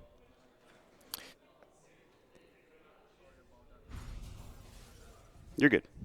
And White's Liquid taking the opening game, and Fnatic giving them a good run for them. Now let's find out from our panel what they made of a very interesting first game. Charlie, it was a Fnatic draft, in your opinion, but it hasn't really worked out that way. Hey, that's the first one I've gotten wrong, all right? I just thought I'd give that to you now, because you have been absolutely on point with the drafts all the way through the first 2 days. I doubted Liquid, and I shouldn't have the Lycan, man. Yeah. It's I don't know why I questioned that. But and so that's 3 games now out of the games that Liquid have played with him here. It's now 9 out of 9 for them in the run that they've had with Lycan. 100% record of win rates. When are teams going to cotton on to this? When are they going to figure this out? They better start doing it soon, because if you think about it, Lycan he fights early, he can give space to the support, he gets level 2 wolves, he can go to the jungle, and then your greedy 4-position hero, he can take the safe lane and hit level 6. It allows you to do so much, and Howl allows you to help other lanes as well. What an amazing safe lane. Yeah. What is really important is the first 2 picked it as well. They had like 4 picks to come up with an answer, and they couldn't. Yeah, or didn't. Or didn't. Didn't even focus it, really. Like it didn't seem like they were like we spoke about it, they had a chance to in the draft, but they kind of didn't. Yeah. Winter, what are your thoughts on Fnatic? I mean, pleased with the way that they've played potentially, because they showed us that they can play. I mean, there were some stunning plays in there as well. We shouldn't forget that, but disappointing to go down. I mean, the combo was nice, but then again, the problem was the early game, like the Lycan pick with the greedy support. They didn't punish it enough. We talked about the Doom pick, which was a question mark why they banned it themselves, and maybe because they wanted the Riki, but it was risky, like Black mentioned. Yeah. You ban the Riki, you ban the Doom, they ban the Riki, and you are left with nothing. And Enchantress didn't do so much. Then they had to go back to the Enchantress, which I think was work. pretty predictable from Liquid's point of view. They picked straight after both of those points as well. The AA came straight out. They knew exactly what they were going to do. Almost like they'd forced Fnatic into going, oh, well, if they're going to ban the Doom, we'll ban the Riki. I actually... Do you actually think they thought they would ban Doom? No, I don't. But I feel like when they did, and they were like, well, they banned the Doom, that's weird. We'll just ban the Riki then. And they'll probably take Enchantress and we'll take AA. And that's exactly how it panned out. Because the picks were instant after that. They even picked the DK after that as well straight away. So it almost felt like Kuroki have read that pretty well and then gone, okay, this has gone exactly where we thought it would go. I was a bit worried for the AA because AA usually doesn't do that well against Enchantress. But I don't know, it worked out really well for them. Yeah. Somehow. They got away with the early game too much, though. I thought they would actually be behind more in the early game, which was the issue I had with the AA, but they weren't. Yeah. I mean, Ench couldn't or didn't kill middle, and neither did he kill safe lane. They were like 3 on safe lane. Middle was completely alone, but they never managed to kill the DK. I don't know. I still think the Ember middle would have been a better choice as well, and getting a better safe lane carry instead. But yeah, like Fnatic, as we said before, they just didn't want to swap their roles again, and mid one is a much better Ember than Mushi is. So I mean, we'll take a look back at the highlights of the game, and the majority of these highlights are going to show just how good Liquid are. This is actually first blood, first blood in the game. There was a bit of a chase on here with the Enchantress in the river. It wasn't actually the Enchantress that went down in the end. I mean, it was just a bit overzealous of Mushi. Like, there's no way he can kill the AA. I'm sure he has a DD, but there's 3 heroes hitting you. He's also a level 4, I guess 5 Kunkka in here. He doesn't have the greatest burst. It was just a questionable play that he tried to go for the AA there. It's a very it cute just side happened. step, though. Yeah, it just happened. Yeah, and then from this point onwards, around about 20, 22 minutes in, it starts to feel like it's a Liquid game again. They really did grab control where they needed to. Shadowblade. I think Shadowblade was the big turning point. How many times they caught the Ember out? Yeah. I know you mentioned like It against... was a Shadowblade game. Yeah, there were 3 of them. Yeah. 3. Silver Edge even. 3 of Silver Edges. You mentioned against the Ember, you need Shadowblade to catch him out. So that was what they did. Yeah. The Dragon Knight and the Prophet countlessly caught him out so many times in the game. I'm really not sure about Kunkka Shadowblade though. I don't like it that much. Okay. Like, especially against the Lycan Necro 3. That's like questionable. Yeah, we're not too far away from the probably the highlight of the last 2 days. Actually, one of the great plays that I think we'll see over and over again. That vacuum impale was sick. Yeah, just that sinking feeling that we were talking. Black and I were talking about it. It's like when you see it and you're getting pulled in, and it's like, oh no. Yeah, like 4 heroes are getting vacuumed. Oh no. I mean, if you look at Epicenter, Paul, remember when newbies siege high ground, Yes. they always have only one hero in front and everyone is scattered behind when they're playing against the Dark. So that's the reason why Yeah, they do exactly. They don't want to do it. Which in this case should Here we have go. been the DK. So here is the moment. Yeah. So actually, if you look at the positioning of Liquid's heroes, and they grouped up here. They group up here, but it's not even like it's for a split second. Like the presence of mind for the Darkseer to go for that, and for Mushi to know this is going to hit. Yeah. I'm going to torrent on top of that. That's trust. That's trust. Yeah. And the other reason why it happened was because of the surprise factor. You are one man down. We are not going to expect you to try and make a move on us. I mean, you vacuum, you get a perfect impale, and then a perfect torrent board on top of that. You're just gonna die. They could have just lost the game right there if it didn't work out well. Yeah. This is the Roshan fight, which to start with, it didn't look as if this was going to go too well for Liquid. But then suddenly it all comes together. The German Dragon Knight showed the up. The Germans did show up to this particular fight. Matuma Man got himself out of here, but you're right. Your 2 German friends they definitely cleaned turned house, up, didn't they? They cleaned house after. Look at the DK go, like, bah, bah, bah. Very solid, stable performance out of Fada, as always. And Fada is probably just like the incarnation of stability. He's like, does he ever have a bad game? Like, he's definitely had a bad game before. Sometimes. I remember. But it's really, really rare. It's getting rarer. It is, but I remember there's this one team. It started with a C, ended in a 9. Oh yeah, I can remember something. I played a couple of times against them. Don't you diss the champions team, okay? Champion 9, that's what we're calling them from now on, okay? They've spawned champions ever since they've broken up. Since they left that team? They won Frankfurt, they won Shanghai, they've won Epicenter, they might even win here, they could even then go on and win TI6. Yeah, Kaipi win TI6. possible. Who knows? Anything is possible in Dota. Look at Yeah. CDC. Yeah, From the that's qualifiers true. into Yeah, look grand at OG. finals. Look at OG Frankfurt. Loser bracket to grand final. All the way through the best of ones as Oh, well. Charlie doesn't believe. Charlie's not a believer. Charlie's a non-believer. Charlie anyway. is We don't not a care about believer. Charlie. No. Yeah. He doesn't believe. I hate all of you. We're just going to finish off this this game. There's it's kind of very late game now, and it's done by now. There's another 4-kill on Fnatic coming up, and there's no hope for them at this point. Yeah, like Fnatic is still taking, the fights as best as they can, but they're really too far behind at this point to really do anything. I think the issue is like the Ember just got caught way too often, and he wasn't at a network state where he could be comparable against the DK or. What I also want to mention, they never really abused the Ember with the Iron Shell. Like he never had an Iron Shell in the fight. It was really awkward to me because that's like why you pick those heroes together. I mean that's for mainly the early game. Yeah, but early mid game you have like those 2 Iron Shells to just run people down. I haven't really like seen it. Like you put the boat on top of that, and you literally can't die. You have like 2,000 HP with the bolt buff. Final thoughts on Liquid's performance? Are you satisfied with their performance? I'm much more satisfied. This was much more convincing than their previous series against Alliance. All I gotta say is ban the Lycan. Don't give don't give that hero to Matumba Man. Does Lycan get the MVP in this game again? Do we give it to Matumba Man? It's hard not to, isn't it? I think Mind Control, to be honest, right? Yeah. I want to give it to Mind Control at Fada.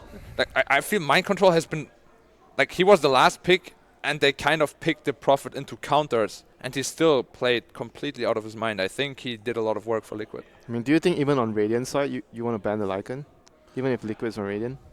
I mean, at this point, probably, right? At this point, because if you look at it, Liquid was afraid of them banning the Lycan. That's why they took it in the first phase.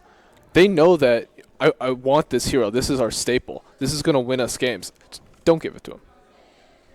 Okay, so we're going with Mind Control for the MVP. Yeah, sure.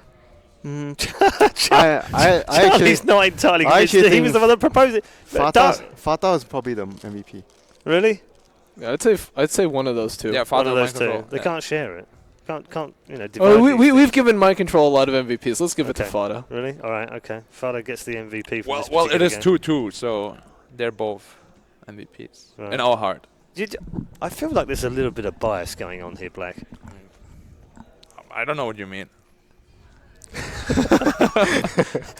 You can't even look at me in the eye in a straight face and be like, yeah, there is. Okay, Fada gets the MVP for Game 1. Liquid taking it, of course. And Fnatic now having to fight their way back. They are, of course, in the upper bracket, so they still have a life left in this group. They have another way of getting to the upper bracket in the main event, which takes place in 2 days' time. And I wonder if we've got a little update from the other game that's going on in Group D. Let me just double check and see if we've got something on there as well. We'll try and bring you an update from that as we get it. Just final thoughts on this particular first game, and then we'll start talking about the second game, what you kind of expect to see in terms of what didn't work for both teams. Was there anything for Liquid that you felt like maybe they can change up in Game 2? I think not so much for Liquid though. Like for Fnatic, they have to pressure the early game more. That's why we've been talking about all these Ricky Doom picks, much more aggressive picks. And Mushi's team is all a while a lot of focus put on the early game. They need to be able to control and win the early game. They can't just go into the early game and you have 3 cores that farm and then you trade evenly. Is that partly down to do they get rid of the Lycan now? I mean, Charlie's a big fan of just not letting them have How that many anymore. heroes have you need to ban? You need to ban the Wisp. You need to ban Earth Spirit. Then Yeah. you want to ban Lycan. You want to ban Beastmaster. Okay, what do you think is easier to play against? Their Wisp or their Lycan? I mean, the statistics say it's easier to play with the Wisp. I think if I'm on Dire, I would rather give away Lycan. If I'm on Dire. Yeah, like if you would give Radiant the Lycan, you would do it rather than the Wisp. I would do it. That sounds reasonable. Okay. Like I just want to emphasize again, I really thought Fnatic kind of shot themselves in the foot when they banned the Doom and didn't pick it themselves. Yeah. I really thought. I mean, if we get the opportunity, we'll get Slacks to ask the question. Obviously, when he does the interview. Either way, we can ask. I guess we can ask Liquid if they win and say, yeah, what did you think when they banned the Doom? Was it straightforward? And likewise, if Fnatic win, we'll ask them why and how and whether that was a mistake, because it's definitely a turning point for you guys in terms of the draft. Yeah, that was really important. It was unexpected. We all expected the Doom to be like just obvious. Like they wanted the Doom. Yeah, they had the opportunity to pressure the Lycan, and they didn't do it. Didn't wanna. They like wanted to do their own things. I mean, they still ended up picking the Eng because they wanted to be aggressive. But I really feel like out of the 3 options they had, that was the worst they could have chosen. I mean, they were forced into it in the end, but that was like their own doing. Okay, and we're waiting for the draft to come. I've got some news from the other game. Evil Geniuses are 1-0 up against LGD. There's a little wry smile creeping onto Charlie's face. They'll right lose. now. They'll lose the next 2 games. They'll lose the next 2 games. The ultra pessimist in the corner there. I mean, if they win that 2-0 against LGD, that's a decent performance by EG. Considering how poorly you said they played in that first series and how well we watched LGD destroying MVP. They're also a team that EG is also a team that tends to start slow. Yep. Yeah, but for them, they really need. What they really need is confidence. If they do 2-0 LGD, that's a huge boost to their confidence. LGD, as I think we all picked them to be, the dark horse of this tournament. Yeah. So big boost of confidence there. But just very quickly, Charlie, before the draft, because the draft is moments away. Why do teams start slow? What do you think it is? I mean, you've managed at EG. Why did they start slow? It's a combination of nerves, confidence, and sort of just. Well, they're kind of new too, right? Yeah, and just being unsure of themselves and what other teams are going to do. Some teams just are very reactionary, and EG has always typically been that way. They don't have their own style. Their style is to react to other people's styles.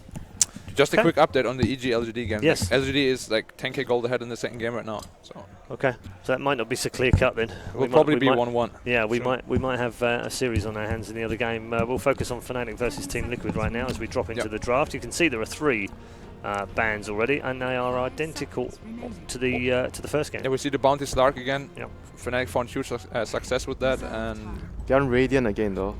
Do you think they will ban Lycan or Beastmaster?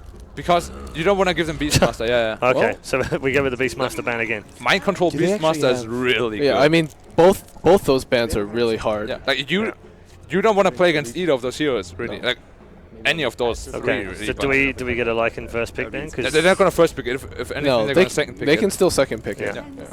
Because they know Fnatic are not going to pick it.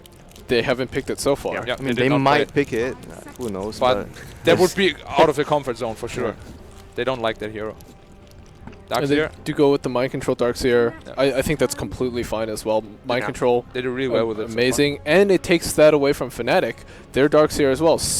Literally didn't save the game for him, but could have changed the game at that point if it snowballed from that point. I mean, it kept them in the game. Definitely kept them in the game for another 20 minutes. It also puts a lot of pressure on Fnatic because now they have to be worried about the safe lane getting pressured a lot by Darkseer +1. Like even if they get Darkseer Earth Spirit, that combo is really disgusting to play against. Then do you go for the Lifestealer now? Because like so many games where we see I think you have to. Teams pick Darkseer and Lifestealer together. Yeah. It's also a block pick as well. You have to block pick it, and this is really good against the dual lane aggression too. Wow. One of the best heroes against Darkseer on the lane. Like if you want to actually kill him, because else he's just going to run away. Now, I think. Could they not have picked that a little bit later? You want to open your draft with like a support most of the time. Yeah. Lion or Disruptor. Especially Disruptor is a really open support. Both of these supports are like the staple ones. Yeah. Open supports, you can fit into many strategies. I really hope they do pick the okay. Finally, yeah. they got it. So I think we've got our answer as to what happened in the first draft. That has to have been a mistake. It might have been a misclick too. Yeah. Like maybe they thought they're actually picking. Are the heroes? We're either side of Doom. No. Doom. How is that a misclick? I mean, I've played with VG and we have had a couple of misclicks. Like we wanted to ban a Timber and then we picked the Lycan. I mean, we wanted to pick a Timber and give them Lycan and then we picked Lycan and we were like, what are we doing with a hero? Maybe they just banned it and they were like, because they didn't pick another hero for a minute. They were like, okay, Lycan's been picked in again from Liquid. Just a reminder for you, they are 100% in 2016 when picking Lycan. This is the 9th time they've picked it as well. The 4th time they've picked it, actually 3rd time they've picked it so far here at the Manila Major. They have to be able to contest his farm. They need to form a strong duo, like Doom +1. Any duo that can pressure the Lycan. They can't just let him free farm. Do you think it's going to be a core Doom or support? Because they usually run it DJ as position 4. DJ usually plays sometimes Ohio plays the hero. Yeah, they swap it around a bit, but I like DJ Doom a bit better. Like I just feel like he has a better understanding of the hero. Yeah, but I'm more concerned about what duos they can actually come up with to pressure the Lycan right now. Like a Doom. DJ doesn't play 4 anymore for them. What? No, Bad Red is banned. Yeah, I was just I going to didn't mention realize. that. Oh yeah, by the way, DJ stopped playing I can 4. hear Parker. Parker said that they actually swapped roles. I noticed from the last game right now. 343 is actually playing the 4 role and DJ is playing the 5 role. They switched? Yeah, they switched. So DJ is going to be playing the Disruptor. So our whole comparison before was like... We really suck at our jobs. so they actually changed like 3 roles then, okay. Yeah, well, I was so. It's working. It's working for them. So it is, but not last game. Offlane Doom plus what? Like they could do like an Enchantress again. It didn't work out that well.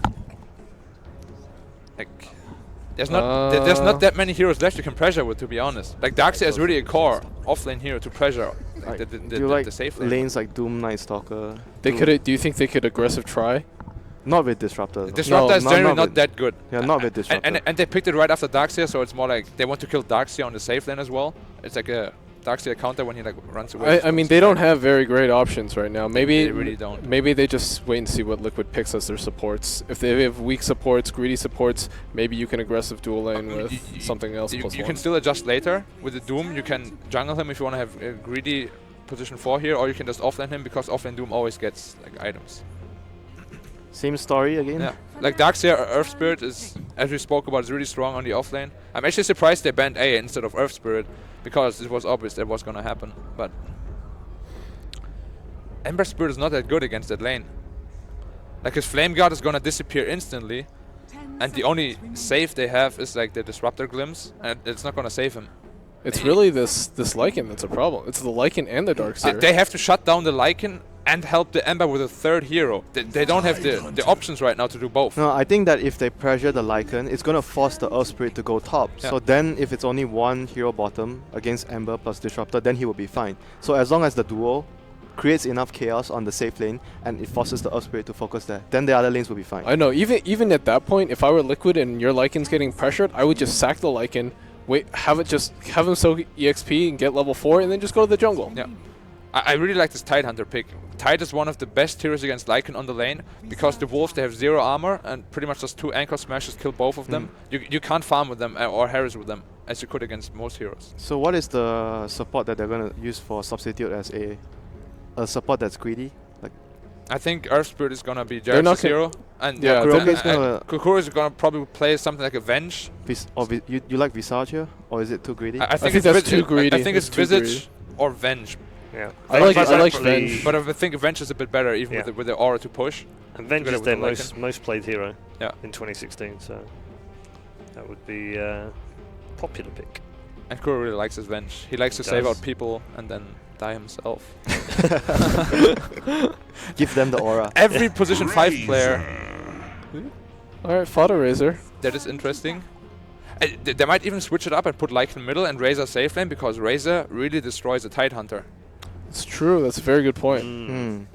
Yeah, that's actually very, very hard for Tide if it's Razor. And Lycan middle will always get farm and always get levels. It's really hard to shut a Lycan middle down.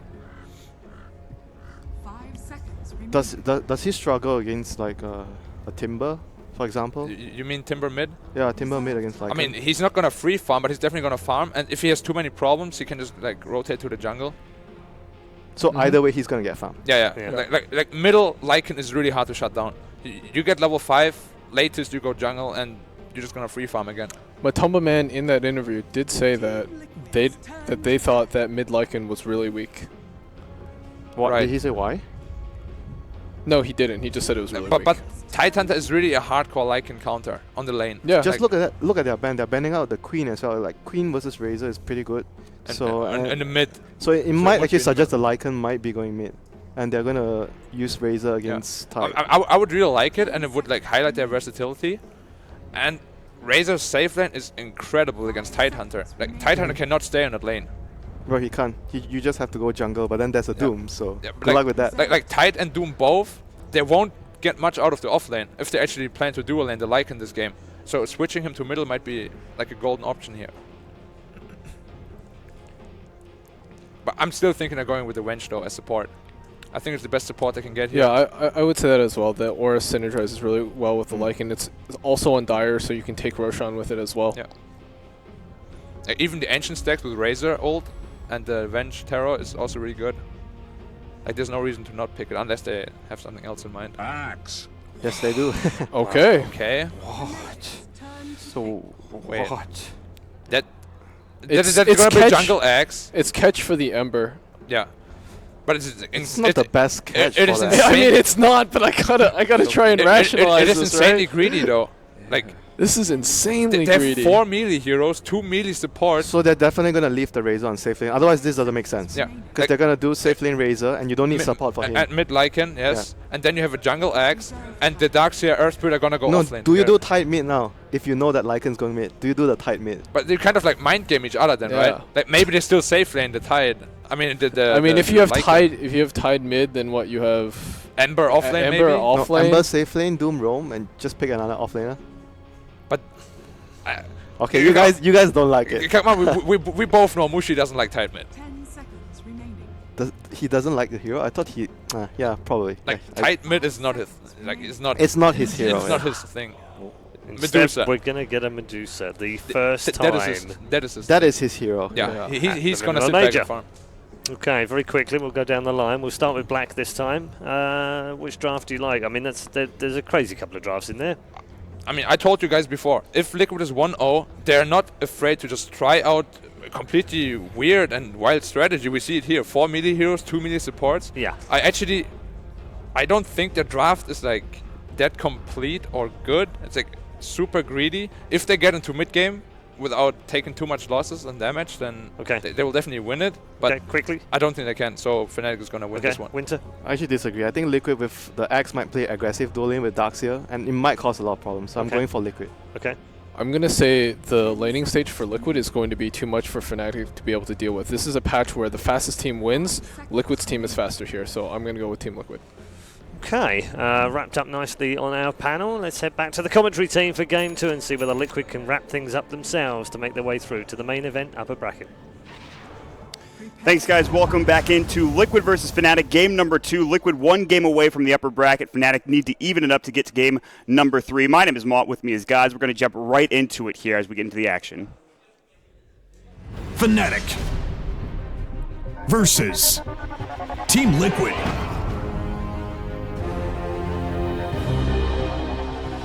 So, guys, that was kind of a strange way to, I feel like, end the draft. You saw the Axe, and I think you questioned it a little bit, as did the panel. So I want to hear your thoughts on that last pick coming out.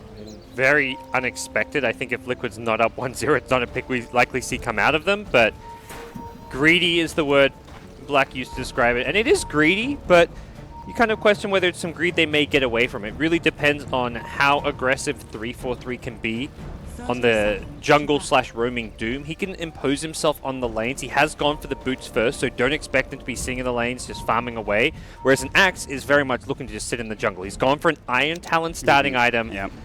It's a very kind of unexpected jungling option, because normally you'd see maybe like a 4-position Night Stalker, which can jungle, hit the 4-minute mark, and then you go roam, you go apply pressure. And Axe, it's not like 4 minutes in you can get aggressive. It's not really until you get some items and levels, and that's not like you're looking at like maybe an 8-9 minute blink. That's when you can start getting active on the map. So I feel like this is a very kind of slow start for Liquid, but once they get the blink daggers up, their pace is incredibly fast. Earth Spirit, Darkseer, they can apply a lot of pressure on the lanes. They've got the Razor of Fata, a signature of his, so they've got the heroes to do well come mid-game, but they've got to get there first. That's what the panel said. It comes down to Mushi and Mid1. And Mid1, who did not have a good Ember Spirit game last game, getting into that mid-game, getting those items in, and probably avoiding those ganks coming up from Liquid. They have really good mid to late game. And you have Medusa, for God's sakes. You get to the late game, you're not necessarily set, but you're in a good position, I feel like, with that hero. So we'll see what some of these lanes are going to be. The Tide versus Lycan Earth Spirit is a lane where Ahaya should do all right here, especially once he starts getting a couple more levels. The level 1 is when he's going to be at his weakest, but you get that point or two in Kraken Shell and another point or two in Anchor Smash, and this is going to be a very easy lane for a Tide. They'll bowl him out for now. He only has 1 set regen. They're going to rolling Boulder. They might actually be able to get this kill. Good body blocks from Jerax. The Anchor Smash will come out, make sure that damage is reduced, but Jerax will back away. Does take a lot of damage in his own right. He does have a salve, and he's probably going to use it here. Yeah, he'll pop it off. So, like you said, they're going to bully, I think, Ohio a little bit in the early stages of this lane, but should be okay once he gets those levels up and he can start anchor smash. They're going to go again with the rolling boulder. They're going to hit it perfectly from Drax. This might not be first blood. They're doing so much damage. They're just forcing him to chew through all of his regen, and that's the biggest problem, but... This guy's like Steph Curry or something. 3 for 3, not missing a shot. Yeah. Jerax is just like... And this is the time where you want to use that mana to harass him, because once he gets level 3, he's going to... You can't really go on him, but making him chew through all his Tengos and really maximizing your damage output on him at this early game stage. They're going to bring Doom up, though. I think recognizing that Ohio's going to have more control over this lane now that he's hit level 3. We can really apply some pressure. Let's look to get aggressive. But the rotation's already spotted by a ward here, and 343 is not even going to hide the fact he's up here, but he's got a shockwave, so yeah. he's very dangerous. Meanwhile, bottom, Mind Control is harassing the heck out of the Ember Spirit mid one. 343 will go to work into Man. So that's the trade-off, is that you don't have that hero bottom. 343 will get Rolling Boulder. He's not under tower range. The tower aggro is actually on the creep, so he should be fine. But yeah, so that's the trade-off. You have Mind Control getting farm bottom, and he will get farm bottom. I mean, he's a Darkseer. He's still, you know, he's against 2 heroes, but it should be fine for him to get CS. He's currently sitting at 8 right now. He's actually getting locked in. DJ is, I think, unintentionally body blocking him, and now he's getting chased down. DJ might actually die to first blood. Good Searing Chains to stop him going, but he's got the surge ready. DJ, I don't think he has any regen. I don't think he can salve up, or it will be your first blood for Mind Control, just running him down. And actually, mid one might need to be careful as well. Mid one taking a lot of hits here. He's got the Flame Guard. He's going to pop it off. Another surge forward. Mind Control. Searing Chains come out. Will do some damage. Can mid one turn this? No stick charges up. Actually, Darkseer has 5. Mid one doesn't. He has no stick whatsoever, but won't be able to chase him down. But it is still first blood, and Mind Control gets on the board again so early and has another great start to this lane. Yeah, this guy has almost been the player to watch this series with what he's done in the early game. When in this game, unexpected ways. Yeah, it's a Darkseer in a 1v2 lane, which is where the hero can really apply pressure, but you're not expecting a first blood from him onto a support, and DJ just overextending there in the trees, perhaps not expecting Mind Control to have had the salve to heal himself back up, gets punished. And this early game going very well for Liquid. When you see the CS, and they've got 4 Liquid heroes with 10 plus double-digit CS, just 2 on the side of Fnatic. The mid lane for Mushi's Medusa has been a big struggle.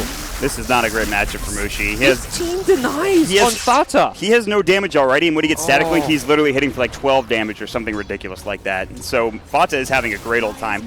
And this greed is working out for them. This Axe has not been pressured by 343's Doom, and he is now getting spotted out, but he still has 22 CS coming out for Kuro on that Axe. It's absolutely outstanding. All right. Liquid have won all 3 lanes while running a jungler, yeah. a greedy farming jungler. That should never ever happen. This is not going well for Ohio. I mean, I guess the top lane the top lane is not really a 1 lane for Liquid, but they're getting farm on Lycan, and a Lycan who's getting farm is a happy Lycan. Yes. So that to me is at least a lane going well for Liquid, even though they're not winning it. But the other 2 lanes being handily won. Yeah. This is just a great matchup for Fata. This guy's individual skill, not only does it help, but on top of that, it's a great matchup with the Medusa being there. And so this Medusa's not going to find farm. Where is she going to get farm? She's 8 last hits. Mushi has nothing going for him now. Where do you get farm on the map at this point? I mean, the deficit is just going to kind of get worse and worse, although perhaps with Fata rotating back a bit into his own jungle, Mushi gets a bit of freedom to get a few last hits, but like you say, Fata has just outplayed Mushi more than anything. I think it's partially a hero mismatch, but it shouldn't be this one-sided. Even from that first creep wave, I was seeing like Mushi missing last hits. Or, like Fata was getting denies on like the range creep on the very first creep wave. So from the get-go, Fata was just outlast hitting him. I mean, it doesn't help that you already have low base damage. So when you're not Static Link, you still might miss some CS. When you're Static Link, you're definitely missing some CS. That's the biggest issue. And just see his positioning. He's just on the other hill. He's like, yeah, come back to lane. I dare you. I will Static Link you. I'll push you back into the tower. I might even kill you. Mushi has nothing he can do. He has 1 point in the mana shield, which will help a little bit, but if he loses so much damage, it's not going to matter. He's just going to get whipped down by Fata. So there you go, Mushi. Show him who's boss with that deny. Oh, 2 yes, denies, he's Mushi. got it right in a row. Now we're talking. He's in there. I don't think that's going to save his lane, although perhaps gives him a tiny little confidence boost. This poor Medusa. Oh, and the Static Link comes out. Mushi needs something like Phase Boost to be able to avoid this, and Fata is just, he's going for it. He thought about it for a second. He linked 84 damage, so. He's got a regen rune, so it's not even like he's necessarily thinking about going for it, but he knows he can tank tower shots. 343 comes in with the Infernal Blade. Karuki will take some hits, but he's getting the call off from the Rolling Boulder. Actually misses. Jirax wasn't there. He didn't put the Stone Remnant down. He knew it was off the target. Pushes him back. 343 still pretty tanky. Has the Scorched Earth up, but again, Jirax with the body blocks the Plasma Field, and one more right click with the rotation. and Liquid are just making play after play, making sure they make enough space for KuroKy on top of the rest of the lanes they have going for them. I mean, this JerAx guy, he just gets it. He gets how to be like the best ganker in the game. Like the best support ganker in Dota 2 is JerAx. This guy knows how to roam, knows when to roam, knows how to use his skills to like their best possible efficiency there. He kicks the hero into like towards the Razor so Razor can get in range, and then transitions into body blocking as well. Like as far as actually like body blocking heroes go, JerAx is going to be one of the best in the game. Yeah, I mean, this guy, he's a pretty good Earth Spirit player. Let's just put it that way. They're looking for an initiation. Fox is going to come through. The DJ gets the glimpse back off. They get the kinetic field, Infernal Blade, so Fox is blocked in. Do they have enough damage to come through? Static Link, only like 35 damage, and it's going to be 3-4-3, getting the kill with the last right click. But in the meantime, you could see the stacks being taken by KuroKy, and he is going to work. He's going to deny himself. He gets his boots. Not sure if he wanted to. They're going to go and steal this. Okay, that's 3 big creeps. That's 2 of the Dark Troll Summoners, and then a Satyr Tormentor on top of it. And Ohio's like, give me that. Shockwave, Devour, sure, we'll take it. Okay, not bad. Okay, that's a good, really good sequence of events. The kill on the Razor, the Axe going down. I'm not even sure if Axe may have lost some money there. I think he did. He bought the boots, and I don't think he expected to die. I'm not sure. Seemed perhaps a bit odd that it would also leave those creeps there to be taken. And yeah, Fnatic, a bit of a swing back their way, but they were already down 1,500 gold just from the laning stage, and as much experience as well. This laning phase has not been going super well for Fnatic, like you said. They're going to go in for another kill, but DJ's going to be careful. So much damage already. They have to use the Infernal Blade to stop Fatsa from moving forward. 3-4-3 comes in. He's going to be that bodyguard, throws out the Shockwave, but there is the range drop for the Razor, and guess what? All that damage mitigated. I mean, Fato was ready to 1v3 there if he had to. If they went on him, he could have actually turned it around with that next plasma field coming out. KuroKy is walking the enemy jungle. He's looking for stacks of his own or just to be aggressive with the help of the Darkseer from Mind Control, but 3-4-3 has been all over the map. He's getting some good vision, so he's kind of been helping them in that regard. Looking at Ohio, he's actually top in net worth after getting a couple of those creeps in the jungle. 3-4-3 is going to be called. They're going to drop the wall for this. The Culling Blade, chop him in the head. KuroKy will get the kill, and that's going to put him up even further. Now Mushi, he's got to use his Stone Form. He's going to get pushed back by JerAx. The Static Link will lose 38 damage, but he's still low. He's got no mana left, and here DJ is going to see KuroKy. They're coming in. They want the chop. They want the second one. He gets glimpsed back. Kinetic Field will come through. KuroKy's blocked off, but still Mushi's solo. Vacuum back. They have the damage ready to go. He pops up, but here's Ohio. Gets off the Ravage. They kill one. Can they get more? Surge away. Mind Control will get out. Remnant forward. Mid-one gets off the Searing Chains. Can they get to? He sticks up and stays alive. Ohio getting the Anchor Smash, but not enough damage. Infernal Blade onto Fatsa. Mushi back into fight. The Gush comes through. The armor reduction. Now the damage coming out. They will Static Link 3-4-3, but here comes the Kinetic Field. Look at the damage. This Shock Wave on top of it all. And they will take a lot from that plasma field, but Fnatic get 2 there with the beautiful Ravage from Ohio. Nicely done. Yeah, a great first use of Ravage. Ohio now the most farmed hero in the game after that fight, and that is exactly what Fnatic need to do, is use their team fight with the Tidehunter, bring in the Ember Spirit to fight. He's the one hero who's kind of got the levels, is in fighting shape, and kind of for a while felt like you kind of forget about that bottom lane, that there's an Ember in the game because of how poorly the mid lane was going in. We do see a bit of a turnaround with mid-one's first rotation. Although much more so the Tide making the big play there to save Mushi's life while getting that 1 return kill. I mean, you look at mid-one's net worth, and he hasn't exactly been farming well, because I think of the rotations from 3-4-3 and DJ. This is a very poor start for mid-one on the Ember Spirit. And the Darkseer's just been crushing this lane. 50 CS on Mind Control to just 34 on mid-one. Some of that Darkseer CS, of course, going to be neutrals, but even so, that's a big discrepancy between these two. You know, players. I feel like I should be surprised by how Mind Control is playing, but I don't think I can be anymore after the last game and the games he's played so far this tournament. That guy's a good player. There's the call from KuroKy into 3-4-3, wanted the rune. He will get a double damage. That's a nice rune to pick up. Maybe not on the axe. He probably wanted to give it to Fata, but still, he will grab it. Just a little bit of harass going both ways. Nothing extraordinary going on at this point. It truly does feel like Fnatic need to fight their way back in this game around the Ravage, and they can't just sit back and try and keep up in farm, because for Liquid you've got great jungle farming heroes in the Lycan as well as the Axe. They can just naturally get a lot more out of the map. Doom can pseudo jungle, but he's not exactly a fast jungling hero. He's gone for an Arcane Boots into a mech build, so they're going to be looking to really fight around probably like the Tide Ravage to get the Disruptor level 6 as well as soon as possible. Doom needs level 6. They've got 2 supports both very close to having their ultimate.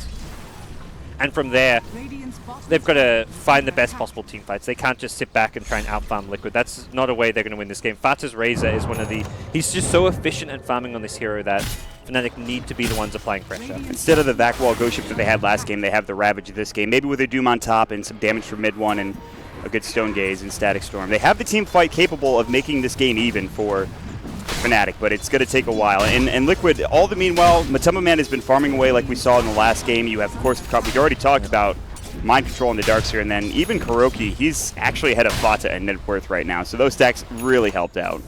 Both teams using their scans, trying to find some stuff. And Fnatic, they almost walk into that scan, not quite. I think that was their own scan. The Dire scan was up towards top. Yeah. Glimpse back, they're going to find at least one with the Fata and Static Storm. TP coming out. Mushi, Ravage, Ohio comes through. Fata in trouble will fall. That was actually his TP. Now direct for Rolling Boulder. A remnant forward, but it's only maybe a millimeter or a centimeter from mid one. Won't find anything there. Ends up being a kind of wasted Ravage with the kill on the Razor, I believe, secured before it. Does guarantee them that bit of safety, but here comes Kuro with a Vanguard. Armor reduction coming out is going to be the Gush coming through. The kinetic field comes out, gets the call. It's going to be onto 2. The counter helix is going to work, but now the Stone Gaze comes in, and they have to back up Matema Man. He doesn't want to get caught with this. Is he going to get caught? There's going to be the Anchor Smash doing the physical damage, but Matema Man is looking to come in. Great Searing Chains. Body blocks coming through. 343 has stayed a bit too long, though, at this point. He has to back out. And looks like Fnatic will lose nothing here in this exchange as they killed Fata with the Static Storm, and that's it. Yeah, really good disengage from Fnatic. And Liquid, I think, trying to punish the fact that they committed both Ravage and Static Storm, but unable to get a kill due to the defensive Stone Gaze of Mushi. So just good defensive play, and we can see really the power of Fnatic's teamfight here come mid-game time. Liquid don't have that good way to burst down a hero at the start of a fight. Like, you've got this big kind of... You've got these tanky frontliners. Oh no, mid one. I've seen this before. Eesh. That's just death number 1. Yeah. Let's not get ahead of ourselves. For game number 2. Let's not get ahead of ourselves. And that's not something you expect. You're kind of close to your tier 1 tower, but they knew there wasn't going to be a counter initiation. I think that was what I was about to talk about, is that when Ravage is down, you have to find kills. You have to find stuff on the map for Liquid to do, I think. You can't just let them continue to farm and continue to pressure and do their own thing. And so Liquid, they get the kill. They get the kill on mid one. It's an important kill, too. And not only that, Kuroki is looking for a wraparound gank, but I think he's been spotted by the Observer Ward in doing so. Yeah, and he walked into the Doom there, so at least knowing that Liquid's headed towards this mid lane means Fnatic can prep and at least trying to position themselves such that they don't get engaged upon. Well, they might. 343, he's been battle hungered up. Kuroki's going to try to chase him down. They have the Surge from Mind Control. The Ion Shell is up, and they don't want to dive. They don't want to go for this kill. Not yet, anyway. They have all of the heroes back there. Still no Ravage for a couple of seconds, a good while. Meanwhile, Kuroki is looking for the call on Mushi. He's going to find it. The Plasma Field. They can use a Static Link. He's got the Mana Shield on, taking a lot of damage. Searing Chains mid one's up at the front lines. Kuroki still very tanky. Does take a lot of damage here. No call coming in, still on cooldown for 3 seconds. Rolling Boulder in. Jirax looking for a Boulder Smash. Finds out on 2, but they get the Static Storm off. Just as zoning Static Storm. They miss it on everybody. The Kinetic Shield doesn't connect. Mushi disengaging, getting under the tier 2 tower. Everyone else trying to make it his way as well. Mid one Searing Chains. Now they get off the Magnetize. There's the Magna call. There's going to be the counter helix. They get off the chop one. They don't get the second, but they get Kuroki with a double kill. They'll bring him down. 343 is going to be next. The Battle Hunger is up. They use the Stone Gaze, but that might not be enough for Fnatic to disengage and get out of this alive. They will get the Stone Gaze up on the Matema Man. The Stone Form 343 avoids that Boulder Smash coming through and gets back to that tier 2 tower for Fnatic. Yeah, the Ravage came up just a few seconds too late for a Ohio. It came up like as he'd already just lost his Ember Spirit, and the Static Storm not securing a kill. That Static Storm that either needs to kill the Earth Spirit so they don't have to chase him, or get Kuro's Axe. I think ideally you need to take out the Axe at the start of that fight, as tanky as he is. It does deal with one of those pesky frontliners, and for Fnatic, they now have Ravage back up. Static Storm 30 seconds the cooldown, so... And we should say it's the Blink Ravage, too, that Ohio has. I forget at the last fight, too. I might be wrong about that, but this is huge. And they're going to blink right in. Gush Doom comes out, and Mind Control might actually be in trouble. He has no help. There's a tier 1 tower nearby, but he's very far from it. Might have to try to deny himself, or he's going to get glimpsed back and close up to the Creep Wave. Searing Chains, he will not make it to the neutrals in time, and Doom will pick up that much-needed kill. That was the third net worth hero in Mind Control, and they take him out of the game for 39 seconds. A bad pick off for Fnatic, but that last team fight really set them back here. As 343 gets a bit closer to his mech to match the Darkseer's one. Still Lycan just continuing to farm away, though, in the jungle. He's really transitioned almost exclusively into the jungle. He comes out when there's fights happening, but looking to give the lane to the supports to kind of distribute that farm across the Axe, even the Earth Spirit as well. If Mid-1 was in a better position net worth-wise, I'd say this game was going okay for Fnatic, but he doesn't have the farm that he had last game. I mean, with how, the Tide of the Medusa, it seems like after the Medusa's rocky start, things have, I mean, Medusa is 1k net worth ahead of Razor somehow. Yeah.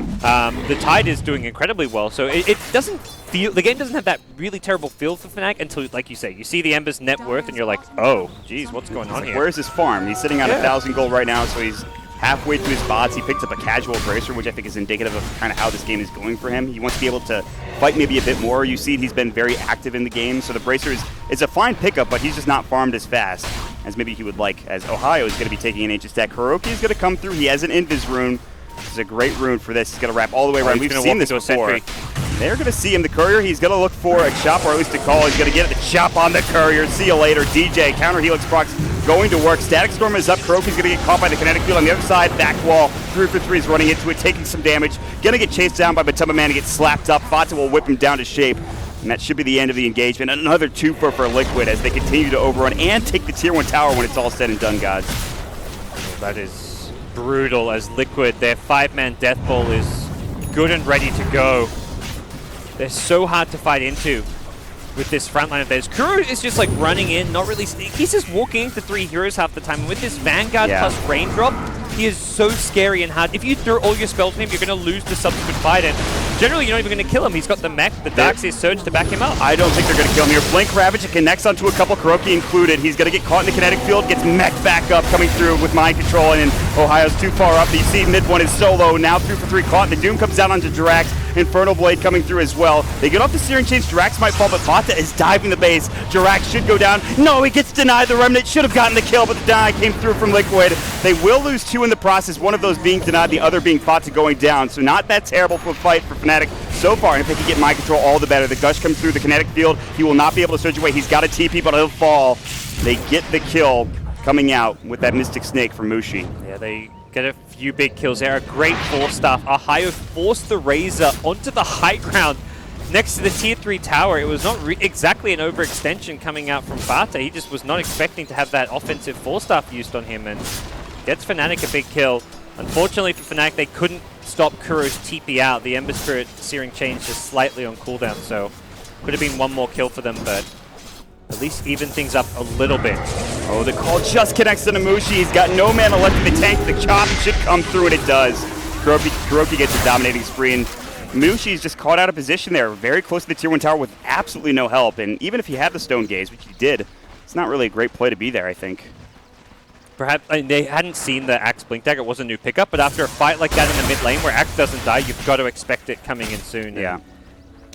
It's something where Liquid now ready to actually break high ground with Medusa. More importantly, Ravage on cooldown. They're very much aware of this cooldown. They know how important it is to Fnatic's teamfight, and with just a Necrobook too, they're going to force out a Glyph and possibly take a tier 3 tower off of this. There's no Mushi, no split shot, no Mystic Snake to keep this creep wave pushed back. They would have to use Sleight of Fist. The Ember's going to come through and try to bring the creep wave down. I don't know if they continue to push after the tier 3. They're going to even use the shapeshift. Matamba Man really wants it, so they're going for it. Jump in, Anchor Smash, force back. They're not trying to commit just yet. There's still no Ravage. Call on to 3, Kuroki. They'll bring DJ down. Ohio might be next. Plasma Field going to work. Kuroki's actually really low. Infernal Blade coming through the Searing Chains back wall. They have to run him out. 3-4-3 silence up the Eye of the Storm from Fata. Will do the damage from heaven, and Mushi now has to go to work.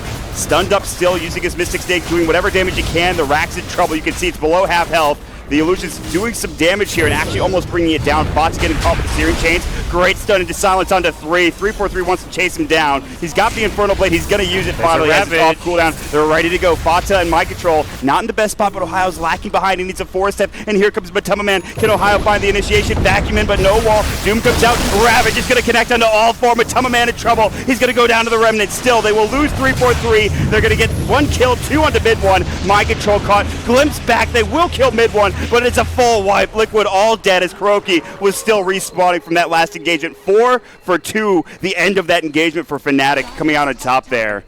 The guy did it in game 1 of the Darkseer. He'll do it again in game number 2 at the Tide. Ohio was on like 300 HP for that entire fight. He just hung around on the edge, waited second by second for the Ravage, and then finally it comes back up, and he's able to get the big ultimate that Fnatic needed to turn that fight into their favor.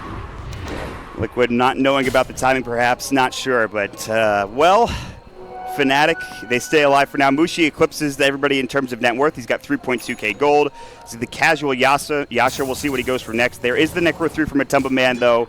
So we're starting to get those next set of items. And mid one is starting to, he's now eclipsed Fata. So they're getting to that point. If Fnatic can hold on, maybe one or two more engagements, they should be okay. But that's the big thing. They don't have Ravage again. This is exactly what you were talking about. So yeah, and that's something where Liquid's like slightly okay losing a fight. They didn't want to lose the fight as badly as they did, but anytime you have a slightly bad fight but Ravage goes down, you just immediately strike right back. Liquid know their timings. They've got a Necro 3 now on Lycan. There's no glyph on Fnatic. This is really hard to defend. 3-4-3. He uses his Devour on a Siege Creep. I really feel like saving that Devour for a Necro book may be the way to go, but I think the thing for Liquid is they're torn. It's like, do we push and risk losing a fight even though there's no Ravage and potentially throwing away our lead, or we take the safe option, which is go for Roshan. It looks like they're going to take the safer approach, take Aegis.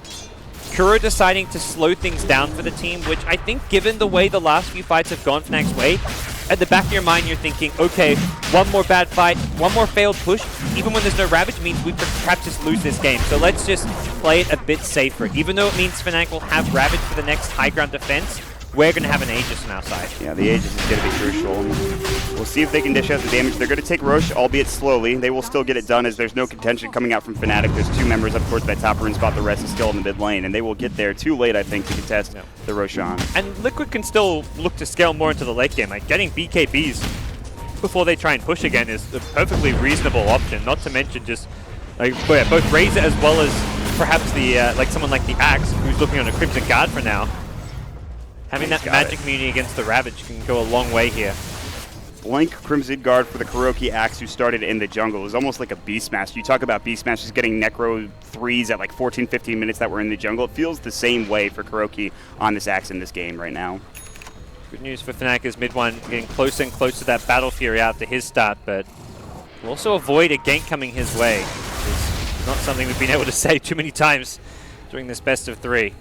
Yeah, that Battle Fury is going to be crucial for mid one. There's also a Manta style for Mushi. I thought it was going to be a Scotty because I think the biggest problem is that Manta costs mana, and with your mana shield and not having that mana early on in the game. I usually see the Yasha into Scotty more often than not, but Manta early on, not bad against the silences that are, well, Geomagnetic Grip that is available for Liquid. Yeah, can get you out of that. The illusions themselves are not exactly, they don't really do a whole lot of damage. I'm kind of agree with you. I don't think the Manta on Medusa is an amazing item, but this is a hero that gets a ton out of stats, and at least Manta style is stats for you. Scotty, a bit more expensive. You want to get the Yasha anyway, so the Manta is maybe the more cost-effective item at this stage. I think if Fnatic are able to win one or two more fights, though, they are in a very good spot. In the trees, ready to strike. They have vision of everyone here. Oh, do they? 3-4-3 is going to walk. He's going to find Matumba Man. He should see that. Maybe not. Yeah. That's crazy. Did he walk just past him? Here comes the shapeshift. The Necro units are out. DJ is going to get caught with the silence. He needs that Static Storm to go down. He might fall before he gets it off. He's got it now. Call is going to come up, but they have the Static Storm ready. The Ravage on top of it as well. Can they kill him? They bring down the Aegis. Kuroki will be next. They get the Doom off on Mind Control as well. They're going to chase him down. They get the Doom. The damage from the right clicks the split shot from Mushi. 2 dead. The Aegis gone. Matumba Man TP's out immediately. Jirax doesn't have one. He's going to get chased. Searing Chain's not there. They're going to get the rolling ball to right into him, and they bring him down the Infernal Blade. TP was not going to be there, and it's a double kill for Mushi. They turn it around again, gods. Very odd fight from Liquid. They had all the vision they needed. The Lycan Wolf scouted the lane there, and the two heroes in the trees had the option just to TP and reposition, but they hung around. They looked to engage from the side there, and they engaged. It really looked like they were going to keep a wolf stuck on a higher, because there was one wolf just following him. You've got to stop his Blink Ravage, and they just grouped up for Fnatic to hit the Ravage into Static Storm combo perfectly. I mean, it was a great team fight from Fnatic, but Liquid really just played into it. They even commit the Shapeshift for the Lycan's first life, because once you see the Shapeshift as a higher, you're like, okay, it's worth using a Ravage on this Lycan if we kill him, because a Lycan without Shapeshift is not exactly going to be all that scary when he respawns. Yeah, and so, again, it gets Fnatic back into the driver's seat, and they get 12,000 net worth from Mushi. He's sitting on 1,800 on top of anything that he's got in the courier. I think something's coming out. Full Lincoln Sphere coming. Is this a Lincoln Sphere? I mean, more stats, I guess. Yeah, I'm looking like more stats. A bit of HP mana regen's always nice, because Medusa, obviously, you need HP and mana. Both of those correlate to your survivability in a fight, but... What's he avoiding? Static Link, Chop, and that's about it, kind of? Pretty lackluster Lincoln's game, let's be honest. Yeah, that seems kind of strange. It's I'm not sold on the itemization coming out from Mushi's Medusa, but Does give him that mana I was talking about and gives him more stats. So Battle Hunger is such an easy way to break the Lincolns at the start of a fight. But again, if you're Liquid, you're like, do we really need to break it? yeah, I think That's the big worry. I think that's an interesting decision. Maybe he wanted an item then and didn't want to have to save it for the Scotty. I don't know. I mean, Scotty's just really nice for you can't kite a Lycan is one thing when he's in ulti form, but here we go, Fnatic. They've got to defend their mid lane. They've got no Ravage for 20 seconds, but that's actually a pretty short amount of time. Yeah. They've just got to get back, Glimpse though. back on Kuroki, blinks out. They don't do any damage before he gets away in time. Here's the Necro. You can see it. Don't see this push working The at Archer, all. yeah, they have to Guardian Grip just to keep the Archer up and alive, and it's actually going to fall. And they just back. Liquid are like, we can't take this engagement now with one of our Necro units gone and the Creep Wave gone as well. Bit of an odd push, but I think it was Liquid just forcing Fnatic to get back to base, since Fnatic were farming the top lane, farming the jungle a bit, so it forces Fnatic to TP home, and Liquid did have the easy ability to disengage. Do you start to worry if you're Liquid right now? Because that's a failed push. You lost your Aegis. You had Ravage down there, but you couldn't find anything with it. Is this especially with this smoke coming out, is this the point that you worry? I think you're worried, but you're also saying, hey, our BKB timings is going to be our next big strength. And normally Matumba Man goes into the AC after the Necrobook. I wonder if there's consideration towards the BKB over this. The problem with the BKB Necrobook is your Lycan does very little physical damage, so that's why you normally see the AC first.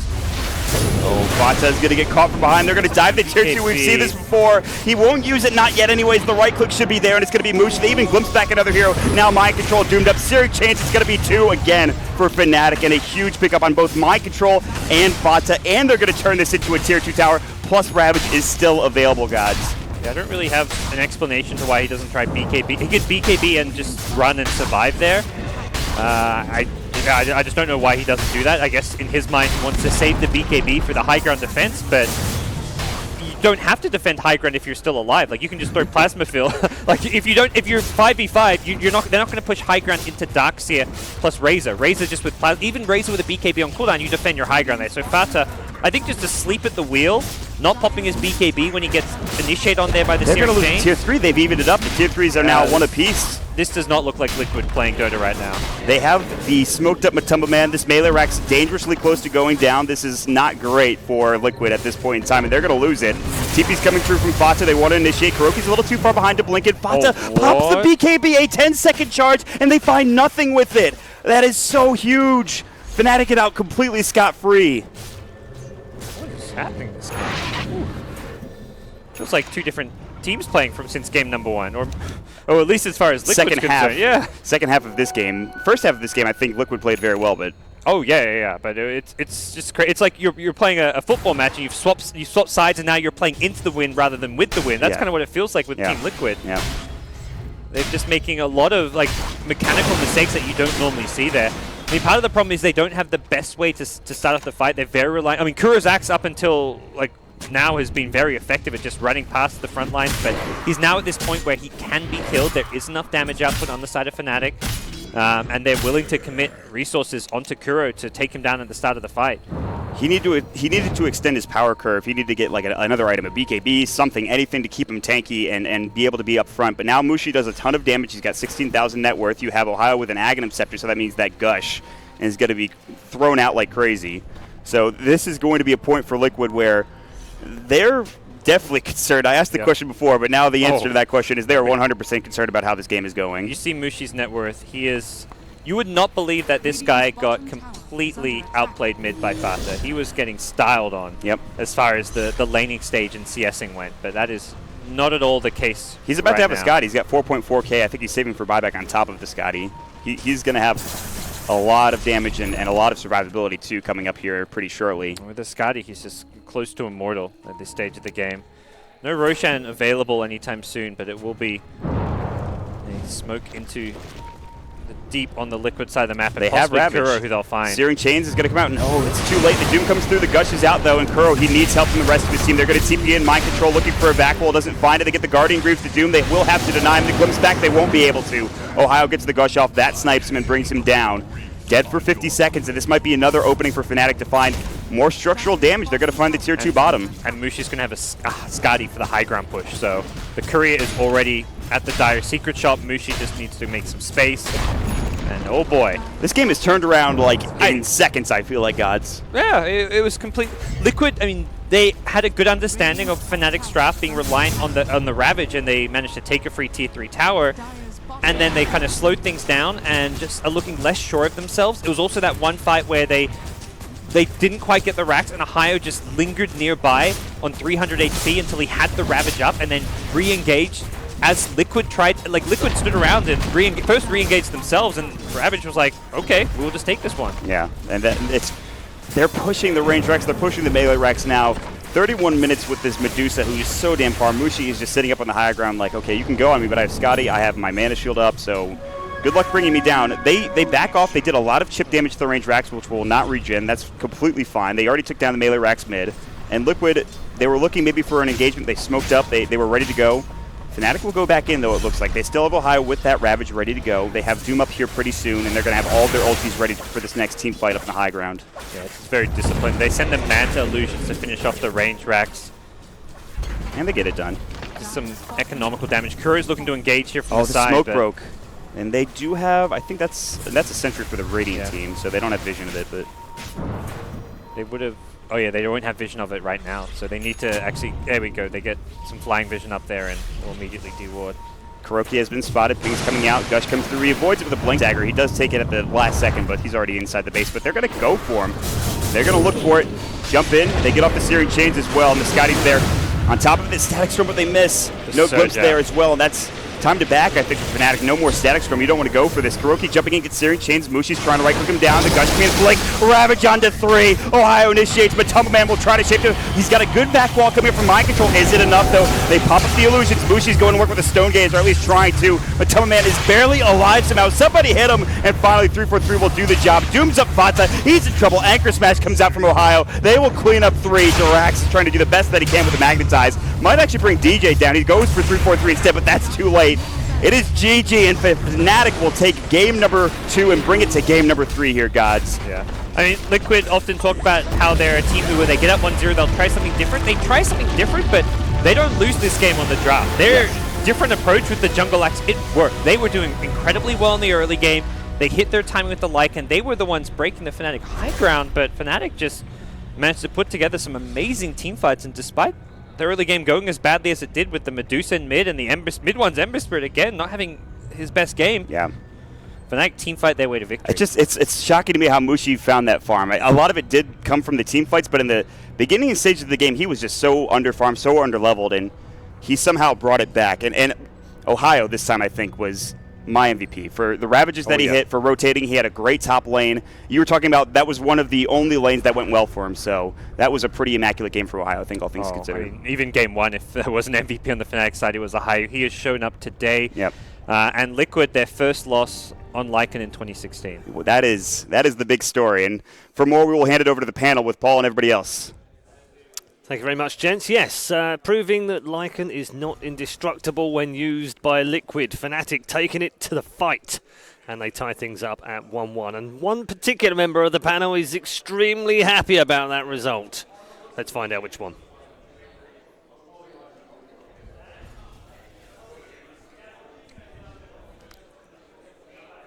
It's me. Yes, it's so you. good, man. It's you. I actually feel so happy. Take the credit. Go ahead. Were you happy? They're magnanimous about it. It's fine. They're not gonna. He was like raging about something else. Yeah. Okay. He was really dour about in the beginning of the 15 game. minutes in, he was very worried. That's for sure. I was super worried. Yeah. But I knew 4 melee heroes against Tidehunter does not go well usually. Usually. And it kind of happened. Yeah. They went like into a team fight. They lost one team fight, and then they couldn't win anymore. Like, pretty much what we said from the start. If they don't get a good game right off the start, and Medusa actually gets into the game, then you can't win anymore. Yeah. Are you surprised, Winter, or does Black explanation make sense? They ran into like multiple 3-4-man Ravages in the early game. Like Tide didn't even have Blink, they just overcommitted. Like usually Liquid is much more careful when they're diving under towers, but Kuroki with the Vanguard was like just running in, brought everyone in, Tide TP down, 3-man Ravage. They lost I think 2 fights at least when they were diving under towers, and it gave Medusa so much. But also like Tide is a really unusual hero right now, right? Not a lot of teams pick it, so maybe they're not used to playing against it, and then they just play the usual Liquid style. They just run at you, and then suddenly you get ravaged out of the trees, and you're like, well. Yeah, I mean, everybody. ROTK isn't at this tournament, so everybody forgot about Tide, but hey, he's still here, guys. Honestly. Here in spirit. I gotta. Somehow this is Blitz's fault. Yeah. Okay. Well, let's take a look back at the highlights. We're gonna skip the first 15 minutes because the first 15 minutes really belong to Liquid. But once we get into sort of 17 minutes, the tide is starting to change. I did use that. Sorry. Yeah. Well, it's they keep Liquid sort of deviated from their traditional control.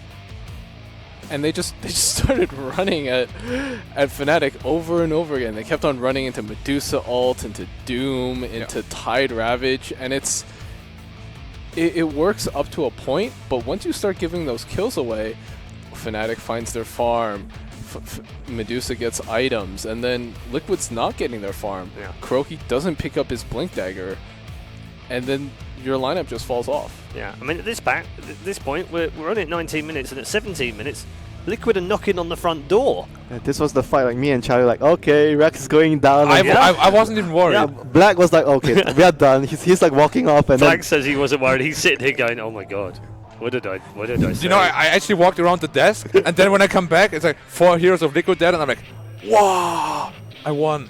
Because Ravage came off cooldown. Yeah, Ravage came off cooldown right then. It's this moment right here. Yeah, and the Rex survived with like 200 HP. Yeah, this is just immediately after the assault Ravage, on the mid-racks as well. A 4-man Ravage without any setup. It's like, if that happens, you usually don't win a team fight anymore. Yeah, and then at this point, Liquid just lost all momentum. Yeah, and you can't team fight into Medusa and Leviathan. Tide Hunter, yeah. Old school. Sorry, man. Tide Hunter, you can't team fight into Tide Hunter and We just Medusa went back anymore. 10 years. Yeah, it was quite a while back. This was another fight as well. They had Aegis. They were setting up behind the secret shop, but they lost the fight because of Ravage again. Yeah, but it's so incredibly hard to fight into Ravage without any BKBs, and then even if you have BKBs, you still have to worry about the Stone Gaze, which pierces it. Going back to that point is the other reason the team fights were also difficult because Fata was very far behind because he didn't have a good laning phase, and he's on Razor. Right. Like that comes back to what we said. I still think even though Matumba got a lot more out of the safe lane as we thought he would, I still think the safe lane Razor would have been a lot better for them, like in the grand scheme of things. Yeah, I would agree. I think the mid Lycan would have actually had a better chance of working better. Razor doesn't need help against Tide. Now, honestly, I want to give all the credit to Matumba, man. The only reason they almost won is because of his farm. He should not have been where he was, and he couldn't go to the jungle because there was an Axe farming. It was just incredible, his performance. I don't know how he did it. I'm definitely going to watch the replay later, and all of you Lycan spammers should too, because that was amazing. Yo, don't encourage that behavior.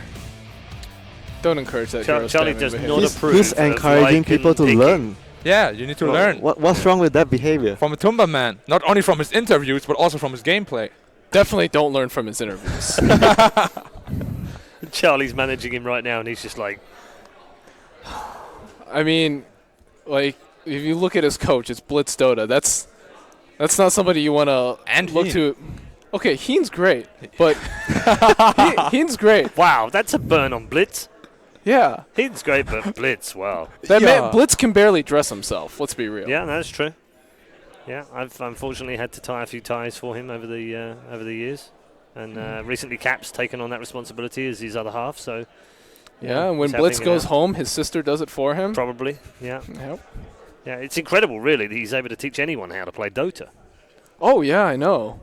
How does he get through life by himself? Oh, the answer is he doesn't. He always has somebody else help him. This is the 3-minute part of the video on demand that you're hoping Blitz actually goes back and watches. Oh, he will. People will tell him.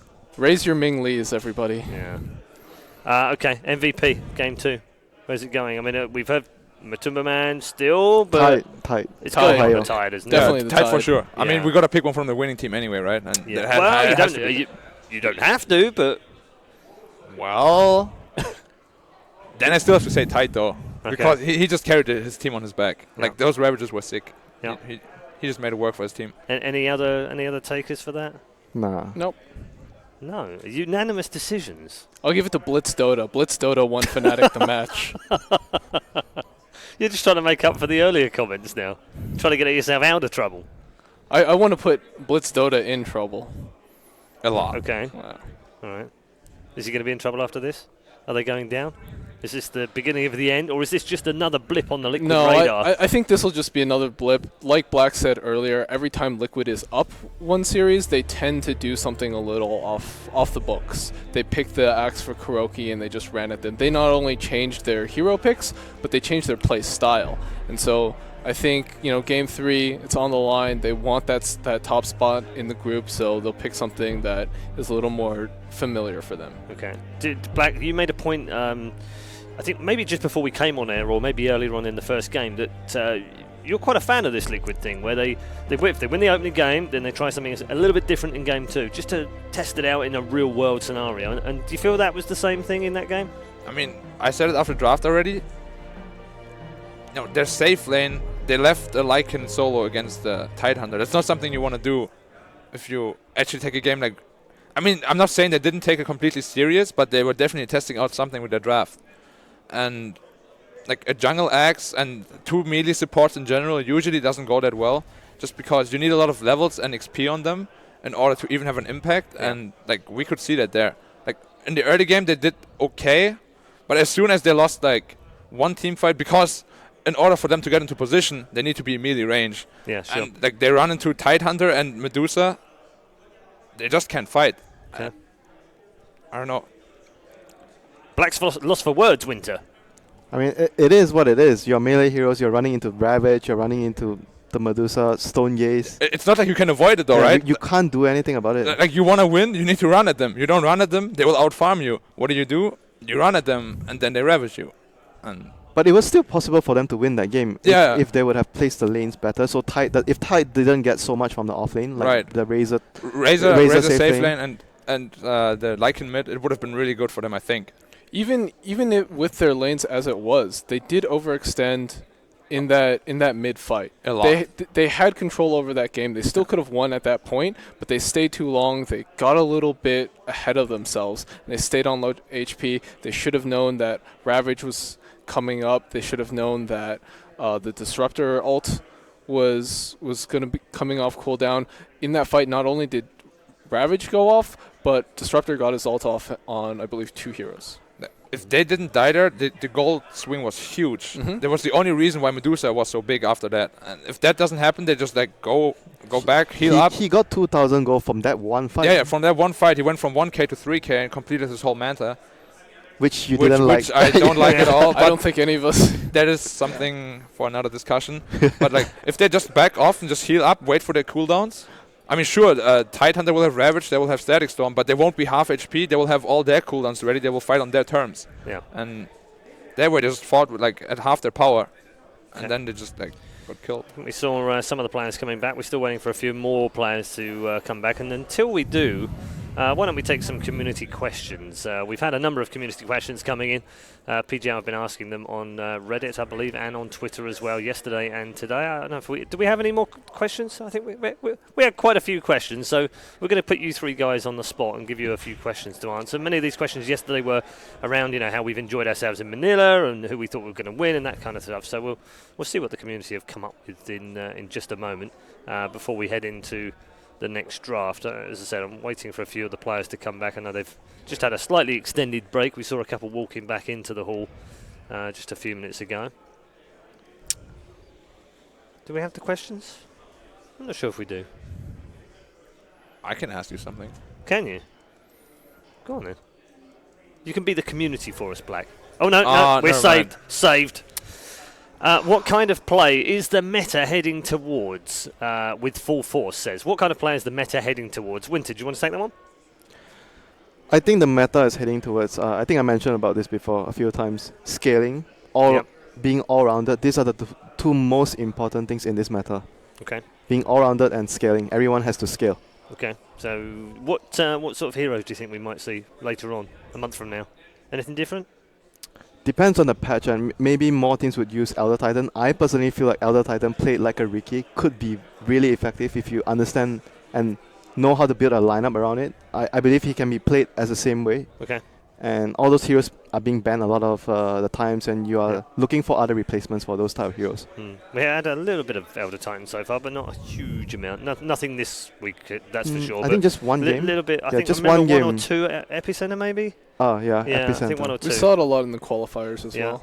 Yeah, it was sprinkled amongst the teams as well. Mainly in the A1 though. Yes, Shazam picked it a lot. And they won like all games with it, I think. Yeah. And then they got it banned every game. DC banned the hero every game. Yeah. After they lost to it twice. 2-0. Yeah. Okay. Do we have any more questions? Whilst the players are coming back, we do. We do have at least one more. Are there any teams in the lower bracket you feel are sleeper teams? Jail Wanderer says, are there any teams in the lower bracket you feel are sleeper teams? So we haven't got everyone in the lower bracket just yet, but we saw 4 from yesterday. Were there any there, Charlie?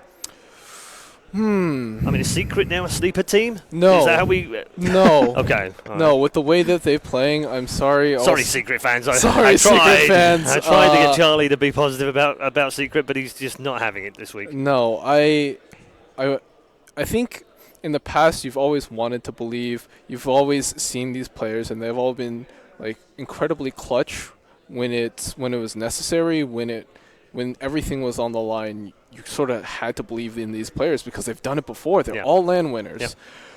But this one feels so different. It just nothing works, and you instead of your gut telling you, oh, this is like old Secret, your gut is telling you, oh, this is kind of like Cloud9 or something like that. And no, I don't.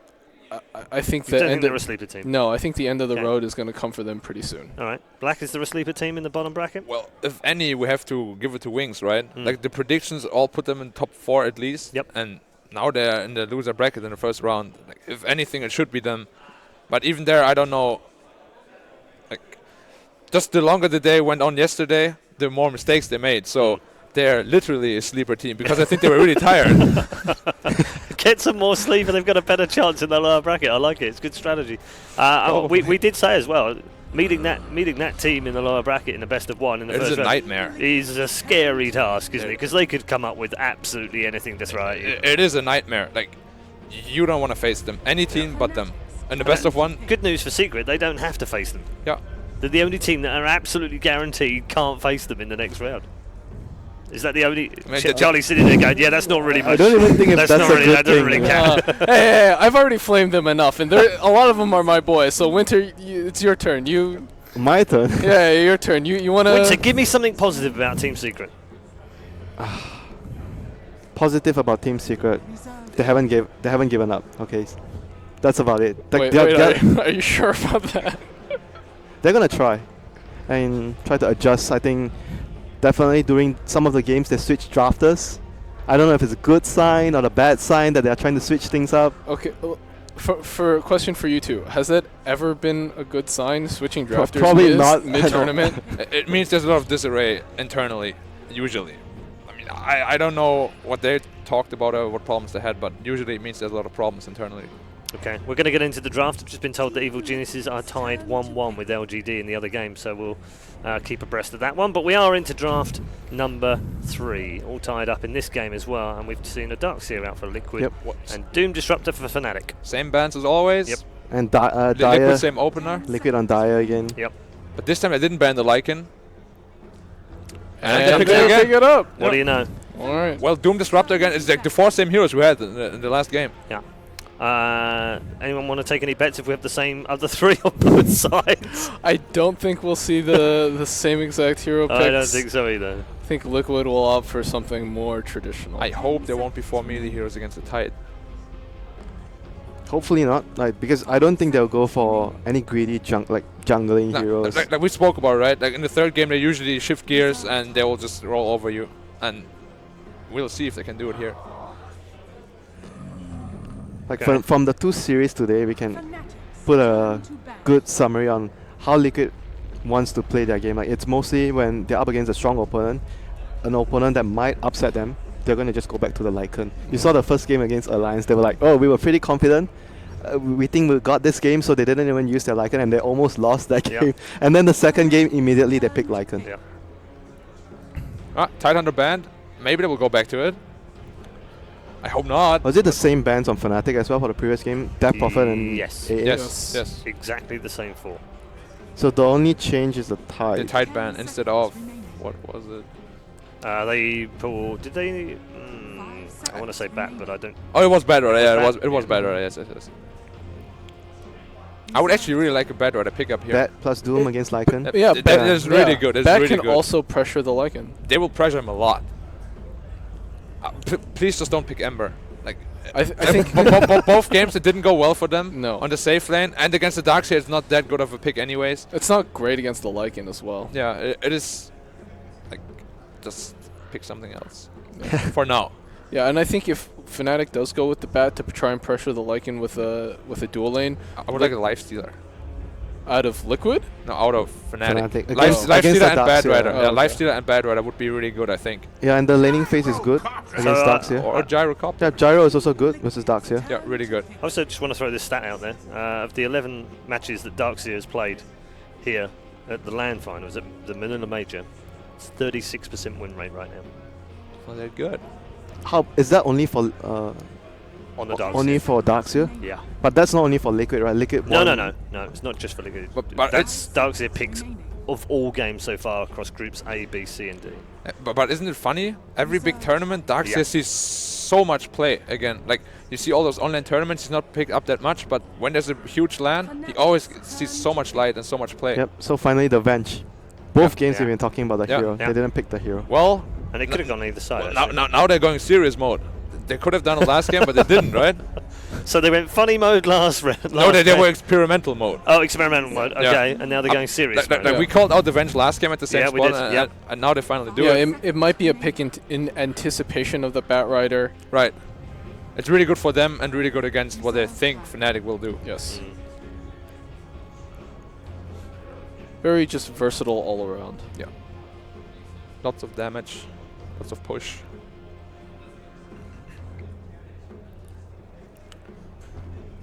So what do you think Fnatic is going to pick for the offline? I think a Puck is also really good. It pairs really well with Gyrocopter against Lycan as well. Puck with Lycan is all good. Against Lycan. Like, Puck doesn't... Like, Lycan doesn't like to play against Puck. If he gets coiled, you have to run out or your ult will... So you're almost guaranteed to Yeah. get stunned because you don't want to just Yeah. play within that small circle. And mid late game you can get an Aghanim's on Puck, and then Lycan is really screwed because he can't do anything about it. Ooh. What you can do, I can do. Yeah. I like this. This is X plus Doom dual lane Yeah. against Yeah, Lycan. against the But Lycan. it should be a core X, right? It Yes, should be. yeah. yes. I think Doom And will then be position played for Doom. on position 4. Yeah. Their safe lane is strong, their off lane is strong. Oh, Can we we see actually a- never talked about this hero at all. We have seen Jarex play it a ton though, and his Phoenix is super good. But I kind of lost it I lost track of it, to be honest. I think it doesn't actually have that high of a win rate this tournament, does it? I believe it was less than 50%. Somebody mentioned that earlier. But what about Liquid in particular? I think they did. Well, they only had one Phoenix game so far, right? And they won Liquid that. and OG. Phoenix has played 14 games so far here at Manila Major, 28.5% win rate. Yeah, that's not that good at all. I think Liquid and OG are the teams that use the hero the most previously. See the DK ban again? Obviously adding to the push power, giving a free disable, and a very stable safe lane. So I guess Fata is going to play some other core that can scale. I think this really opens up the Puck for Fnatic too, though, because DK is a hard counter to Puck. Yeah. I don't see a better mid hero for Fnatic right now, because Fnatic will have the first pick, right? So they cannot counter their last hero, so they need something to round the lineup up. How often do you see Mushi Puck though? No, Fnatic's going to have the last pick. Fnatic's going to have the last pick. Are they? Oh yeah, they were second they pick, were right? second Yeah, pick, they were second pick, right. So maybe we might see something else. Oh, that was pretty good. What was this? I'm almost disappointed the camera wasn't honest at that point. That was is- the best impression we've had so far this Is week. S4 playing on Team Liquid? Is that a mid? That is a mid Leshrac. That is a mid Leshrac. It has been Okay. nerfed Yeah. a bit, but the new Bloodstone buff is really good for him. Mm-hmm. And it adds to the push and disable power. I think it's decent here because typically when alliances try to run it and it's failed, it's because there's always somebody camping the Leshrac mid. Somebody is just running at the Leshrac, making his early game really hard. Fnatic so far doesn't really have those heroes to be able to Queen punish. No. Oh, Nyx. no. Nyx. Okay. Oh, this is really good versus three of the heroes, Darkseer, Phoenix, and Lash. Well, it hard counters Darkseer and Lash with mana burn, right? And just the Phoenix with the Carapace. Again, we've seen, I think part of the reason Phoenix has such a bad win rate this tournament is because of the Nyx. Yeah. It's been counted a couple of times. All right, well, thank you to all three of you. We're going to get ready. A game is almost about to start and head back to our commentary team for Game 3. Who takes this one and heads to the upper bracket? Let's find out.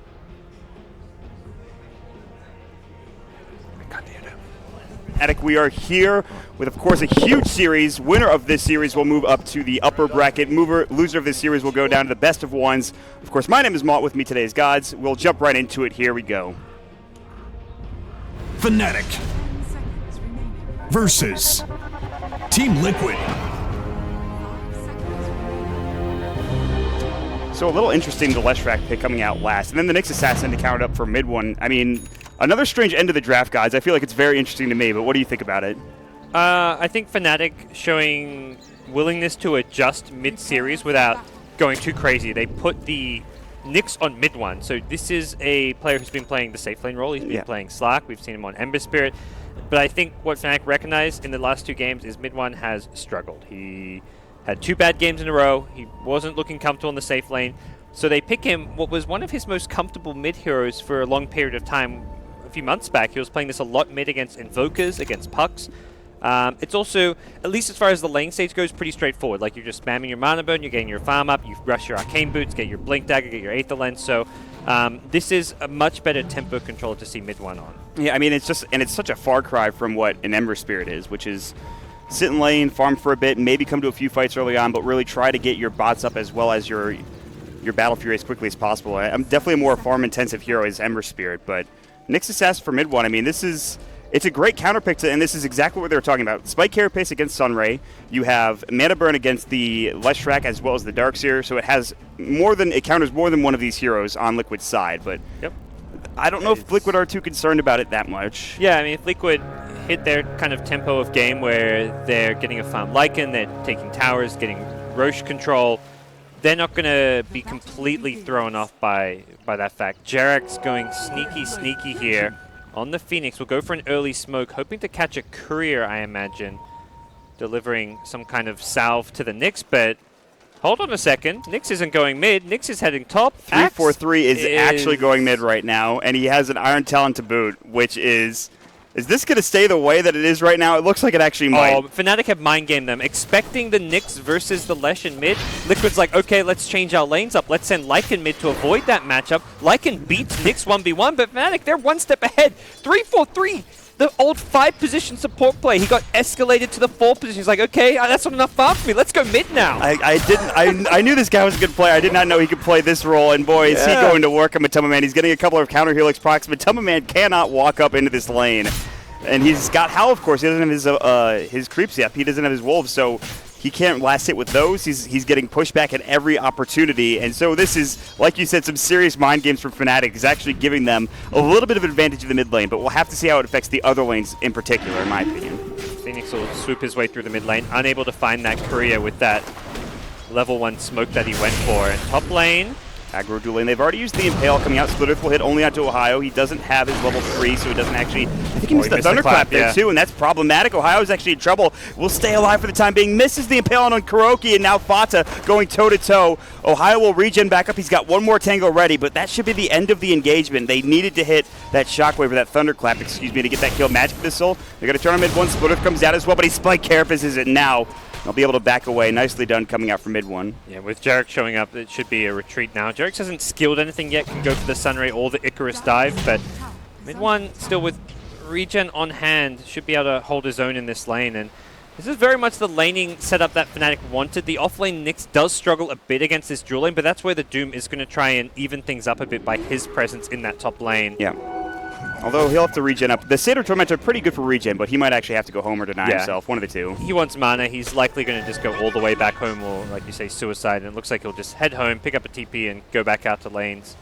Mid one getting some courier use will bring out a Mango and Tango, so he's ready to fight up top. I think despite the might games, Liquid are doing pretty well. They have 12 last hits with the Lycan mid, which is tied with the Axe, and then of course top lane you have that Leshrac, and he's doing very well with 12 last hits of his own. So this is so far a pretty good start, I think, for Liquid, all things considered, even with the mind games coming out from Fnatic.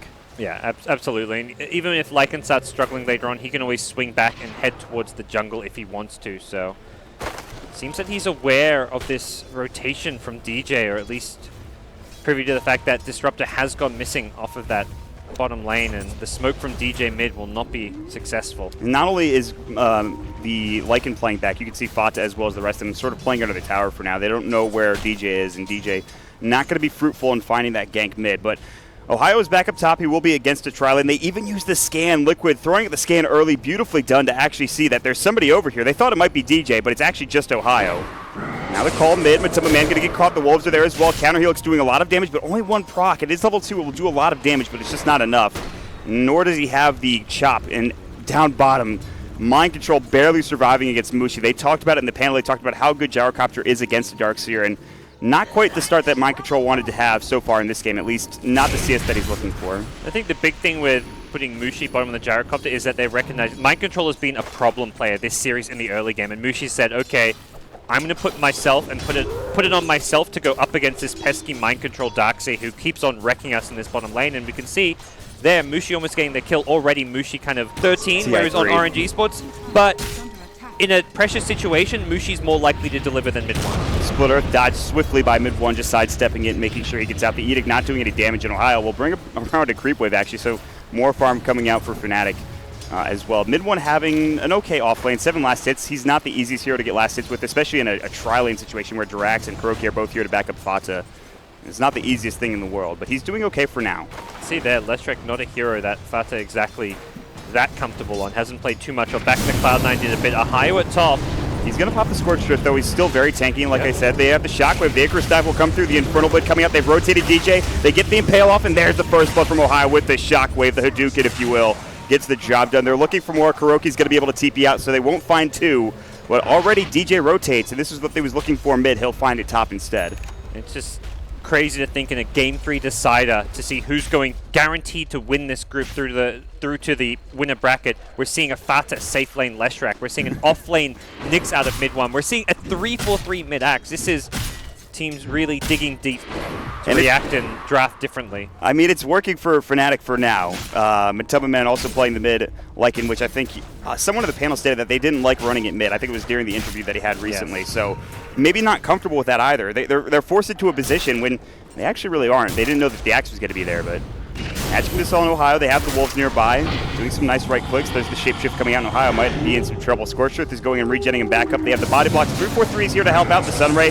Good call. Matuma Man will take the counter Helix procs, but not enough again to get that shot for 3-4-3, as he does have that level 6 Magic Missile, but it's a tanky Axe. He's got the Satyr Tormentor Aura. He has a Ring of Regen, not to mention a Tango that he can use as well.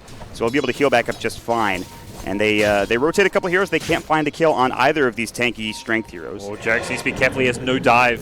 Not for 12 seconds. Kinetic Field. There's the Thunderclap. They'll pick up the Arcane Rune for 3-4-3. They have the chop ready to go. Don't even need it. It's the Shockwave from Ohio. Again, getting the job done once more. Man, it's so strange seeing Ohio roaming around on Doom. Normally just like the stable, sit in your offlane universe type of offlane player. DJ, I mean, this is really like the old DJ where he roams around, is very active on the map, and I think this is, again, goes back to Mushi just being much more confident. He's probably just told DJ, go do what you go best, which is roam around the map. I'm going to take the solo lane. He throws a cooldown here, doesn't even come close to getting the kill, but again, it's just farm secured. It's not really a cooldown that he's too dependent on. It's about asserting your dominance for Mushi. That's what it is right now. He can fall back, pull a few camps or not. He's going to TP himself home. I like this play from Mushi. Get your mana back up, and then you can actually go for a gank on the lane. This frees up the safe lane for DJ to now get level 6 on Disruptor.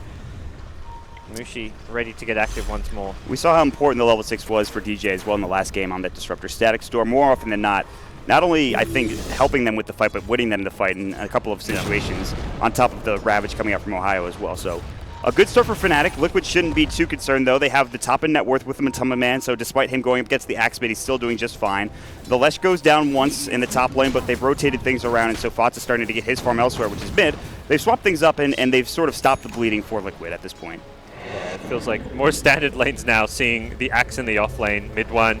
Back mid one's following this Leshak around. They may be able to get a glimpse kill. No, 2 points in Thunderstrike. But Earth, he wanted to go into DJ here. I'm not sure that's the play. That's my mid one's goes with the spike carapace. He's got Vendetta, he's got Impale, but he's taking a lot of damage now coming up with the Pulse Nova. Has to pop the Vendetta, but they have the damage coming through, and Fata gets it done. Meanwhile, bottom lane, Mind Control getting caught with the Rocket Barrage. Another one's ready to call down. Is going to hit. It should be in time, but can he get there for the Rocket Barrage before the Surge is up? Walls drop down. They're going to chase him up and into the tree line. It's going to be Ohio getting the kill coming through with this Scorched Earth. Nicely done. It'll be a 1-for-1 exchange across the map. Both offloaders going down, but it might not be done yet. Icarus dive, Sunray, 3-4-3 takes some damage. Magic Missile, Wave of Tear. This should be more than enough. The TP will not be successful for 3-4-3. The counter helixes will get him a couple of last hits in the process, but he does fall, and Liquid get 2 instead of the 1 that Fnatic got. Yeah, good couple of kills. The Nyx kill, the mistake out of Fnatic getting aggressive there. They only had the 1 point in Glimpse at the time. Although Leshak, I think expecting it to be a level 1 Thunderstrike with 2 points in Glimpse, turned it forward, and it turns out fighting with the raindrops, he had plenty of survivability to actually hold his own there. And get a Nyx kill, a very important Nyx kill at that. Mid one will be set back a little bit. He does have his levels, but farm-wise, just sitting on the Arcane Boots for now. Yeah, I mean, that's the thing. You don't put him in the mid lane, you put him in the off lane. Sure, you get a couple of kills and assists. He only has 1, and he only has 27 CS2, so he's a little bit behind in that regard.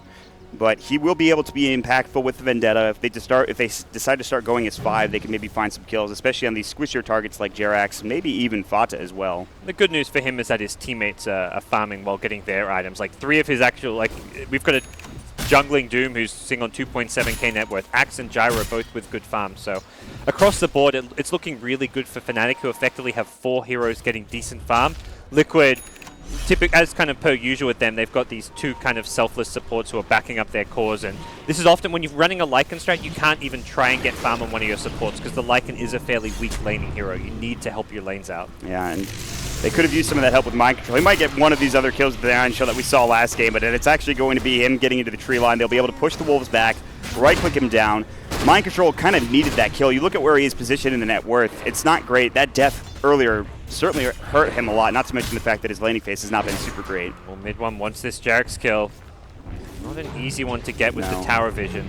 Meanwhile, Ohio will find the kill onto... actually, Ohio goes down. It's going to be the Vengeful Spear and Fata rotating mid. I think Ohio was just trying to get levels in the mid lane. He actually falls, but Jerax is so close to that threshold. Mid one wants to go for the Impale, but he's further into the tree line. 3-for-3 says, screw it, I'm going to dive under the tower. The Icarus dive comes out from Jerax. Is there any TP to the tier 1 from Fnatic to stop him from getting away? There's a TP available for Jerax. He should be able to get out just fine. There's a skirmish down bottom happening, and it looks like Mushi's going to go down in the end. Dead for 32, and he just sunrays over the cliff and just gets out in time. Okay. Interesting place for Jerax. That works, I We're guess. watching this Phoenix who looks like he's totally screwed. He's surrounded by 2 heroes, and turns out it's Jerax. He knows how to get out of there, but Fnatic ready to defend their tier 1 bottom. Oh, Mind Control gets doomed up. They drop the wall for that kill onto Mushi, by the way, and here comes the Impale, hitting only onto 1, but the Static Storm Kinetic Field.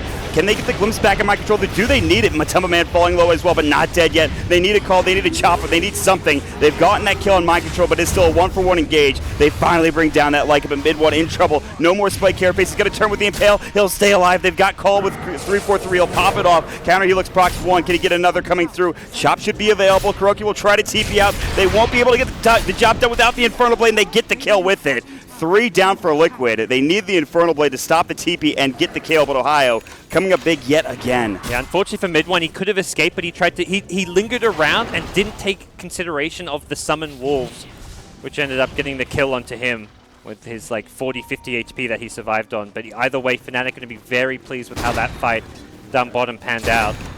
Jerax will get scouted out by a courier, it looks like here, and that means that Fnatic will prevent his warding mission from happening. Very important to get some deep wards around that top jungle area of the Fnatic side of the map. And I mean, a very effective game out of Fata's Leshak. I felt like, given the start he had, it wasn't going to be so easy for him, but he's managed to get a lot out of his rotation. 3-4-3 is alone, and he has dived past the tier 1 tower. Yeah. He went way too deep. Sunray comes out. The Iron Shell will take him down. That was just... He had no backup whatsoever. The closest person was Mushi in the jungle. He's just farming. I imagine Mushi will have some stern words about that one. Like, not so much, not getting angry at him, but like, come on, guys. It's game 3 decided here. Let's settle down. That's a free play kill conservative more than anything. I think Fnatic probably feel like with their draft again, they've got this strong team fight. They want to play around. Static Storm hits onto Kuroki. He gets out. The kinetic field now done. Mind control, chasing him down with the Ion Shell. Wall is up. Only level 1 vacuum still. On the other side, Mushi's getting chased down by the shape-shifted Matuma Man. He might be in trouble here. There's a couple of other heroes coming in from Liquid to try to get this go. He's going to have to dive this tower, but the Rocket Barrage dissuades him immediately, and mid one just a second off of that Impale. But here comes Ohio. They drop the sentry down.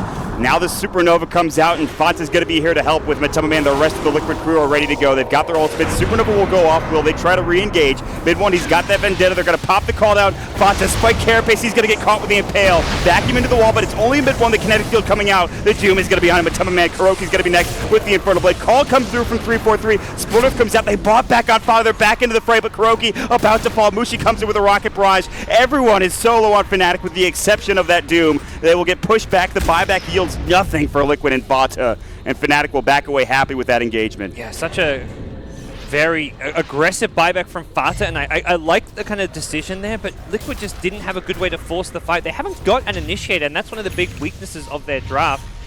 The Venge swap is like an initiation coming from your supports, but it's not like you've got the Glimpse, which is much more reliable, long-range initiation where you don't commit your hero. The Nyx with an Impale, an Axe with a Berserker's Call. Liquid just don't have that great way to force the fight, and when you're buying back by a tower, you need to have a way to either catch your opponents or chase after them. That's just something that Liquid lacked, especially considering the shapeshift had already been used out of the Lycan. Still nowhere near a Blink Dagger for Mind Control, I would imagine. He is caught up pretty damn well. He's sitting at 3.9k net worth. He was one of the lower ones, I think, at the beginning stages of this game in terms of net worth, but he's up there in top 3 right now, so Mind Control looking to take over the game yet again, but Fnatic, they've had some good fights. They're doing pretty well for themselves. Sure, they don't have the top in net worth. That belongs to Matuma Man, but everything seems to be going okay for them right now. Yeah, they may look to, teamfight around the Glimpse and the pickoffs, but they really want to start working towards the Blink Dagger on Axe, and even potentially the Blink Dagger on Nyx Assassin, because right now they're playing without those initiation tools, so if they want a teamfight, they need to make sure they have a numbers advantage, because they don't have a reliable way to get that starting pickoff. Perhaps the Nyx Vendetta, I mean, the big problem for Liquid is their supports are both so poor that continuing to buy Sentry Wards is a big ask of them. Yeah, they have like 1 sentry down mid, I believe, and that's about it. There's not much vision for them. They should have a couple of sentries on them, I think, at this point in time, but nothing else. You can see the Venge doesn't have anything, neither does Phoenix. They're going to go for this. They're looking to glimpse back, and they will find the Static Storm. Jirax can't get off with the Icarus dive in time, and there comes the chop right down, splitting the head. 343 gets the kill, and that should put him up to a decent amount of money on top of the fact that he, I think, already has a Vanguard. He's just the casual bit booster for now, yeah. I think buying the Vanguard is going to slow down the Blink Dagger too much, so just holding out on that pickup. Here comes mid one, up top, the Vendetta initiation. Mind Control gets Carapace. Yeah, the Iron Shell is there, the Vendetta, the Impale, the Mana Burn, and Ohio comes in with the Infernal Blade, brings him down. That's a huge pickup for mid one. Fnatic are just moving around the map really well following the laning stage. They're not overcommitting resources anywhere. They bring 4 or 5 heroes when they need to towards bottom fight because it's a Fata buyback. It was a full-out Liquid commitment to that one. But then now they realize mid, okay, we're going to get this tower regardless. Let's set up for the kill at top. They TP 1 to the tier 2, the Nyx who's the initiator, then they TP onto the tier 1 as he gets there while leaving the 3 heroes to secure the tower. They're just really just being as efficient as possible here and putting Liquid a bit on the back foot. But oh, they should see this. Fnatic have great vision around the Rose Pit. They know Liquid are in here. Wave of Terror, they have Edict, they have Matuma Man on the Lifestealer. This can drop quickly, but Fnatic can fight this. They have Doom. They're going to have Vendetta soon. They have Call. No Blink just yet, I don't believe, for the Axe. They really want to fight this, though. Mid one can't get there. His TP's on cooldown, so it's not easy to get here in time. Liquid don't want to commit to this just yet. They have vision of their own. They know that something's coming. There's going to be the Shapeshift coming out from Matuma Man. They really want to get away, or at least they're thinking about it. That's a big cooldown to throw around and make it very obvious to Fnatic what's happened. So they're going to smoke. This might give enough time for Matuma Man to get the blink. He's not quite there yet. Fata's going to be the first contact here. Maybe Kuroki. Surge up forward. That'll be under the Venge. They're looking for a swap, and that'd be a great addition onto DJ. Swap only a meter ahead of him, but now Kuroki gets glimpsed back. Static Storm wasted. DJ still taking a lot of damage. And that should be the end of the engagement. That was a strange initiation. Yeah, Kuro thanks him for the glimpse that saves his life there. It was actually a great Static Storm because it meant Liquid couldn't follow up the Venge because their follow-up is all melee range for the most part, so you'd have to engage into the Static Storm. But from mid Static Storm on cooldown now, they go back into the Rose Pit. There's a blink up on 343. The Axe has got the blink call. They need to get this. They need to contest this. The scan will come out from the Dire team. Roche is about to fall. Even still, if they get this Aegis and they can get out in time, it's going to be fine. The cooldown's the top of this.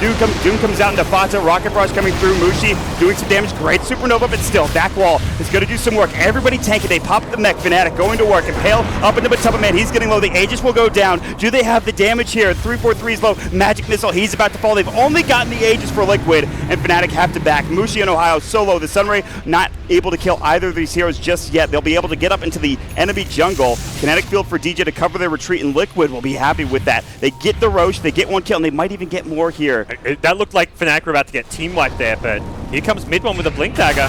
Vendetta's going to go Impale, not there yet. Magic Missile, they missed the Impale, but still they should get this kill. Ohio, though, Split Earth, no, it's the Lightning Storm. Not doing enough damage. DJ and Ohio both so low. The Sunray should bring down the Disruptor. He's going to stick up, but won't be able to stay alive. And Matubba Man shapeshifted again, looking for more carnage, but Fnatic have backed away. They could have gotten out there with DJ, but he stayed a bit too long. Fighting into that Aegis Leshrac, man, that took some guts from Fnatic, but the glimpses are keeping the Leshrac out of the fight. They threw a lot of spells onto him, the Doom as well as the glimpse, but it meant that Leshrac wasn't dealing damage initially in the fight, and Fnatic unfortunately just didn't have the tools to take out any more than the Leshrac in that initial engagement, but it's Liquid who, without Shapeshift, didn't have any chase or catch of their own, and I think that's going to be an ongoing problem for Liquid's draft. They're farming well, they're ahead by a very tiny margin, but securing kills, getting pickoffs, starting fights is not what their draft really excels at. It's really going to be a Blink Vacuum or a swap from the Vengeful Spirit. That's pretty much all they have at this point to get things going. And speaking of Blinks, they get one for the Nyx Assassin too on Fnatic's side. So there are a lot of items coming up from Fnatic, but Liquid are still in a very good spot, especially after that last engagement. Mid one, I think there might be a Sentry. He walked through it. The dust is going to come. He's going to Blink, though, avoid the stone or Wave of Terror, but the Icarus Dive a little bit too late coming up from Jarex. And that's going to be it. Yeah, you need it. Unfortunately for Kuro, you've got to dust him first, and then as soon as you know where he is, you wave a Terror to cancel the Blink, but mid one was very quick on his feet there. I mean, that's a dangerous spot to be in. You have to be. I think he recognized that they were kind of tracking him. Yeah. They'd perhaps seen him, so he was just trying to get that intel for his team, and Fnatic go aggressive immediately off of this. They're sending heroes in different directions. Axe went the long way around. He's going to meet back up with his team, but I think some miscommunication there. They're still going to walk up high ground. Kuroki, as well as Fata, might be spotted. They'll drop some vision down, but Kuroki and crew, they know this is happening. I don't think they even used a scan. This is great retreat from Liquid here in the bottom lane. We've seen Fnatic dive this. Yeah. We saw this exactly, I think, in game 2 or 1. Yeah, Tier 1 tower was up, and they dived the Tier 2 tower to win a fight. Yep. That was when they killed Kuro's AA. Liquid know, like, they've made this play before. They're going to be very cautious walking forward. The swap in, Ohio in trouble. Magic Missile will stun him up. He's still got that Doom. Back wall comes out. Ohio in trouble. They won't be able to save him. The Kinetic Field Static Storm not there. DJ getting chased down by Matubba Man. A couple more right clicks. Gets the double kill. Dominating spree goes right to the Ancients. He says, thank you very much. Let me continue to farm. We're getting back in it. That's a great initiation. Couldn't even get the mech off. If he doesn't get blown up there, gets the mech off, turns and Doom someone, perhaps Fnatic have a fighting chance, but... Oh, 3-4-3, stay too long again, this time close to the Tier 2 tower. Magic Missile into the Split Earth from Fata, and they find themselves another freebie. Fnatic making a couple of positional errors here. And importantly, this is off of Leshrac having a Bloodstone, so already up to 15 charges on Fata's Bloodstone now, and Liquid starting to find some momentum, and this is really the stage of the game where the Lycan push gets very scary and strong. Necro 3 already completed. Fata with the 15 charges in his Bloodstone. Fall down, blink, stun, only hitting onto 2. Great Static Storm, Fata in trouble, will fall. Doom's up into Mind Control, can't get off his mech. He's going to get glimpsed back as well. Pretty low to the Rocket Barrage. A couple more right clicks will do the job.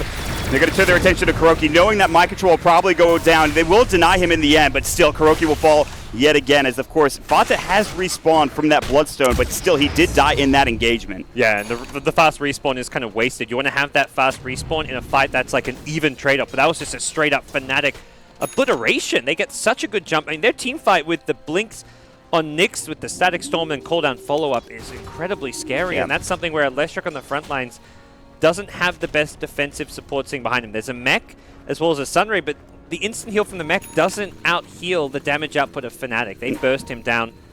And they can't even get the mech off because he gets Doom half the time. That's the other big thing Fnatic have recognized, that Doom in the Dark Seer is a great way to... You don't even have to kill him right away. Just focus the Leshrac and then worry about the Darkseer later.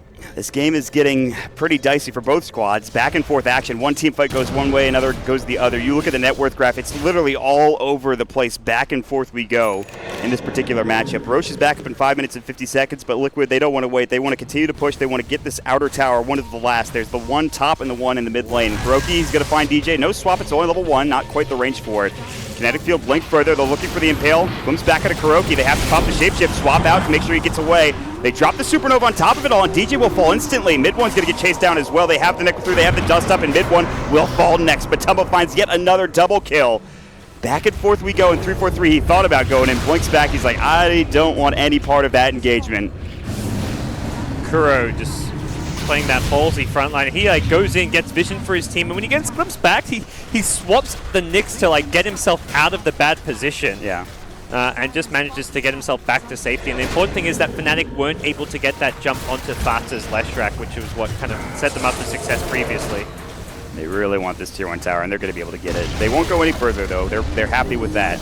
They'll try to TP away. Fatah will make it out. The retreat. Ohio doesn't have a blink. If they have a glimpse or anything, they'd have to use it to get the TP canceled. But there's no blink Infernal Blade coming out for Ohio, not yet anyway. This is just, it's battling back and forth. The kill score 13-14 at 23 minutes in. It's not the most exciting game, but it's also definitely not the worst. This is a lot of fun to watch, a lot of action back and forth, gods. Yeah. And it's a slight Liquid gold lead, but they've got the kind of draft that needs to be playing from ahead. The Lycan does not want to be kind of even with the opposing team's carries. You've got great disables. He's not going to scale as well to the late game as the Fnatic draft, I feel. And for Liquid, they want to be the ones controlling the tempo, taking towers, securing Roche, letting the game, being in a position where they either have a really sizable lead by the next Roche Aegis pickup, or they're actually even breaching high ground. So Fnatic can keep taking these decent team fights from time to time. I think their lineup will start looking good as they head towards late game.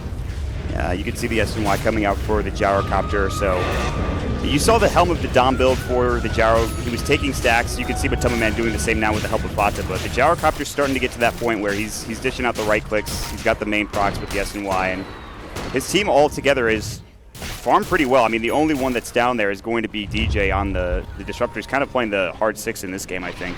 And we saw it last game. Mushi will suddenly find an amazing amount of farm in the mid game, even if he starts off a little bit slower than his counterpart on the other team. Although this hasn't been as slow as a game as his Medusa, but he'll suddenly turn, flip a switch, win a fight, stack a bunch of Ancients, and suddenly you've got yourself a 6-slot Gyrocopter 35-40 minutes in the game. Not to put anything past Batuma Man, though. He has played Lycan immaculately throughout this tournament so far, and he has another good game going for him right now. Still top of the net worth by about 1,000 ahead of the Gyrocopter. And they're smoked up looking for a fight. Instead, they'll find a stack for Jerax and Kuroki to take, which is not bad, but they wanted to kill more than anything in the world. Unsuccessful in doing so. And then it looks like Fnatic with this group bottom together. Yeah, and Fnatic's big thing is just sticking together as a 5-man unit. Being in during daytime, they have much better capability to take a fight because it's going to be a lot easier for them to get vision of these heroes, and realizing where Liquid are on the map, they've pretty much got a guaranteed tier 1 tower here at bottom. I like the gem pickup, though, coming out for Liquid. They needed to get the next assassin. They get it pretty early, too, at 25 minutes in. So if Jerax is anywhere near, or whoever's carrying the gem is anywhere near him, he's going to have to be very careful. Not to mention the Necro 3 available for the Lycan, too. So there's a lot of vision here that Liquid were kind of lacking earlier on in the game with the sentries. And they get a big boost to their team fight now. The blink on Darkseer solves a lot of the problems they're having that I was talking about, where initiating starting fights is not always the easiest for them. A smoke from the low ground, though. This is tough. Liquid may find themselves in the perfect position to take this fight. This is a very bad angle for Fnatic, and yeah, Liquid they're licking their chops right now. But, Fnatic, wrap around. Their smoke is yet to break. They see them, but they can't engage from low ground to high ground. And that's a Radiant scan. That's a huge one. Oh, wow. But the problem is you know where they are, but you also know you can't initiate you can't walk up there. Because they're going to see you from the high ground. They're going to have a positioning advantage, and there's a tier 2 tower in mid. So now they're just going to sit and wait. Oh, are Liquid going to be the ones to walk into Fnatic? The smoke is broken on Ohio. They've got vision. They're going to back up. Now the Shapeshift Kuroki is looking for the swap out. He's going to find it on Ohio pretty soon. DJ's on the high ground. They will see everyone walk by. Can they catch anyone? Vacuum back, swap in onto Ohio. He's in trouble. He will fall almost instantly. The right clicks from Atama Man, the Edict, the ultimate coming out from the Leshrac as well was more than enough to melt him down instantly. Yeah. Not too devastating for Fnatic. I think they recognize as soon as the smoke pops and the Wolves scout them out, they're like, okay, we need to cut our losses, but that losses also include losing this Ancient stack potentially. As Matamaman swoops in to steal this one, but just a Doom, not the end of the world. The Ancient Stacks definitely hurt Mushi and his farm progression a little bit, but that fight looked like it could have gone a whole... If Fnatic engage and take that fight, they would have been in a They're still spot. here. Static Storm comes out. Fata actually avoids it. I think he saw That mid one on the high sidestep? ground. That was... I can't believe that just happened. Okay, mid one is still being chased down. He has Blink and Force, Vacuum back. He's going to have to force himself away to get out of this. Iron Shell from Mind Control. His Blink should be up, and he actually will just blink instead into the tree line and TP out, and he should make it away. But I think Fata just like changed his mind and like was like, oh, I'm gonna go up this ramp. And he's like, nah, I'm gonna get. I don't know if he expects him to be there or not, but that was some insane. I don't know why he like just either complete blind luck with his his movement, or perhaps like actually next level predicting them to be there and sidestepping out of the kinetic field. It's like a misclick or something, and he just sidesteps. He's like, oh, that's a Static Storm. All right, don't walk up there. Okay, got it. That's strange. That was some fast fingers from him, perhaps, as Roshan will be respawning. A max respawn timer for Liquid. And this has given Fnatic ample time to get in position to contest this one. Very hard to fight around this area, as we've seen in the past. The Supernova, very easy to get off when you're around this Roche pit. You can do it on the cliff. And Fnatic's draft is just already, we've seen time and time again, they can't really kill the Supernova. Mushi's the only real hero on this team who can bring it down, but he will have a BKB for this fight. As will Fata on Lesh if he can get some last hits on these Ancients. And you've got to leave those for Fata. He's got the BKB, so both teams will have that. Perhaps slightly more advantageous for Liquid, having the, like, they're the ones who are already with a slight teamfight edge, so having a BKB on their big damage dealer in Lesh. By the way, Ohio has the ice armor creep, the Ogre Frost Mage. So he's just been throwing ice armor all over his team, giving him whatever he can, which I don't think is a bad idea. I mean, you look at Matumba Man and his right click. Sure, there's a lot of magic damage from Liquid, but still. Hold that thought. They have the Blink initiation ready to go, and everyone was kind of in the pit. Liquid see this coming, though. Blink call? No, it's going to be the Impale, and it misses. Matumba Man gets the shapeshift off. The Spike Carapace will go. Force back. Mushi, he's got the call down, but now the Necros have been popped, and Fnatic do not want to fight into this. Mushi gets swapped back, has to pop the BKB, and everyone from Liquid backing away. DJ still might die to the creeps, and it looks like he will. He's going to get solo, finally goes down. No buyback. The Doom is up on Matumba Man. The shapeshift is still going to get him speedily away. He'll take the rocket, but it won't bring him down. They won't even need to deny him. So with a couple of abilities on cooldown, or at least the Doom and, of course, the Dead Disruptor, I don't know if you could test this as Fnatic. Yeah, Liquid have the BKB advantage on the Leshrac.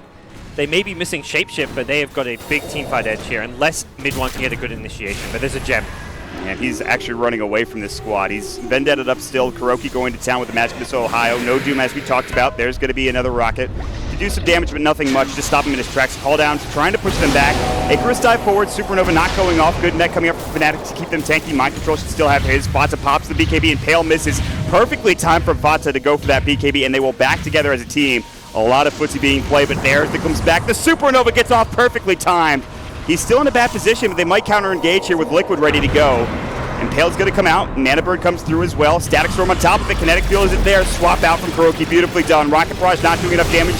This creep is actually taking a lot of it. Back wall onto 3. You'll lose the Nyx Assassin almost instantly. Ohio will fall next. Gets off the Infernal Blade, but the Pulse Nova and Edict going to work. Fata would bring him down with that Lightning Storm. 2 dead for Fnatic. Great back wall for Mind Control yet again. Doesn't look to be done just yet. DJ on the run from a Lycan. Not again. He's just died to creeps. He doesn't want to die again. Please, no, have mercy. He's going to get out. Ooh. These team fights so back and forth. Like, all the small little things, like the Phoenix having to use the Supernova to dodge the glimpse. It feels like such a game of cat and mouse where one team decides, okay, it's our turn to get a little bit aggressive, and the other team reacts with perfect defensive play. You've got the Impale dodge with the BKB from Fata, and then as soon as he pops a BKB, Fnatic, they force stuff away, they disengage. Both teams are so good at disengaging from bad fights and then re-engaging at a favorable time.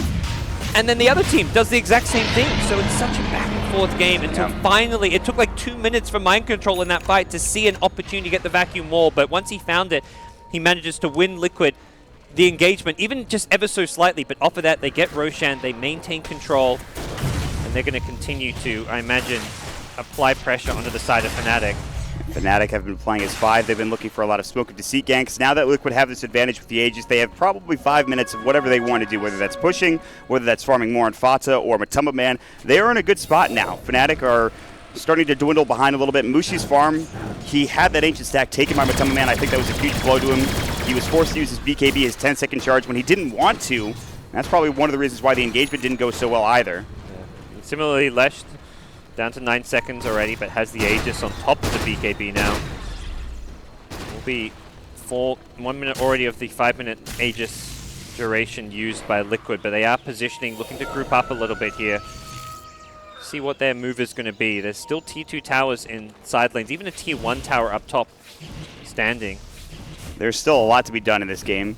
I don't expect this game to end swiftly unless somehow Liquid just barrel down mid after a fight. Yeah, Ohio is very close to having a completed pipe, which means you'll have the damage, physical damage block coming out from the ice armor.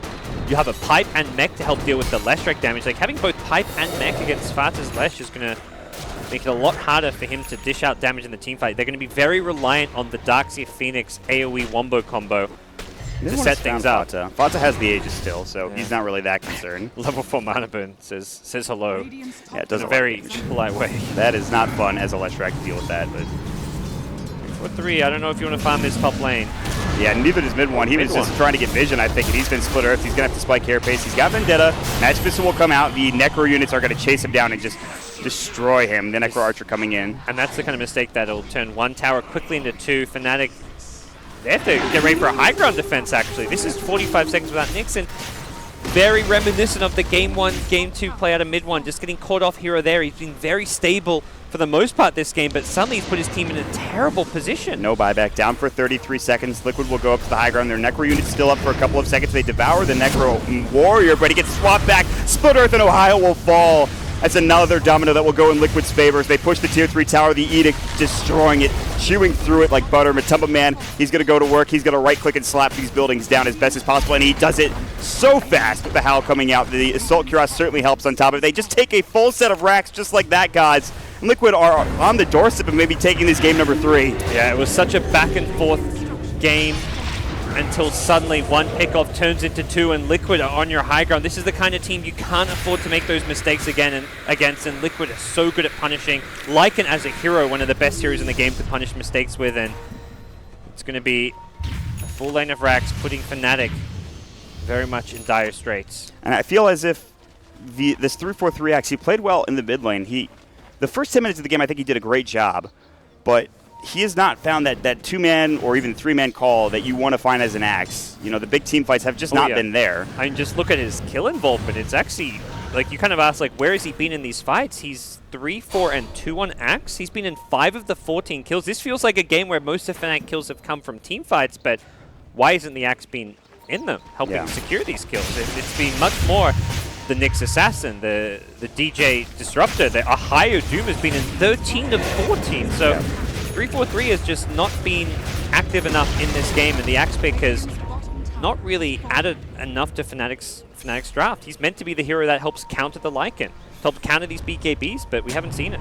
Fnatic sitting on the low ground, smoked up, and Liquid will do the same. Fata's still very tanky and does a lot of damage. He's going to jump in Split Earth. No, it's the Lightning Storm. He's actually been spiked Carapaced up. They're going to go to work on him. Fata will pop the BKB. The Infernal Blade comes out. Supernova on top of it all. Static Storm misses. Resolution, or excuse me, Mushi going to work with the right click will get the job done. Hiroki, he's going to get on by 3-4-3. He has the call coming, and he'll actually get chopped down. Tumbling Man gets a double kill. There's the Sunray to Ohio will get brought down as well. So 3 dead just like that.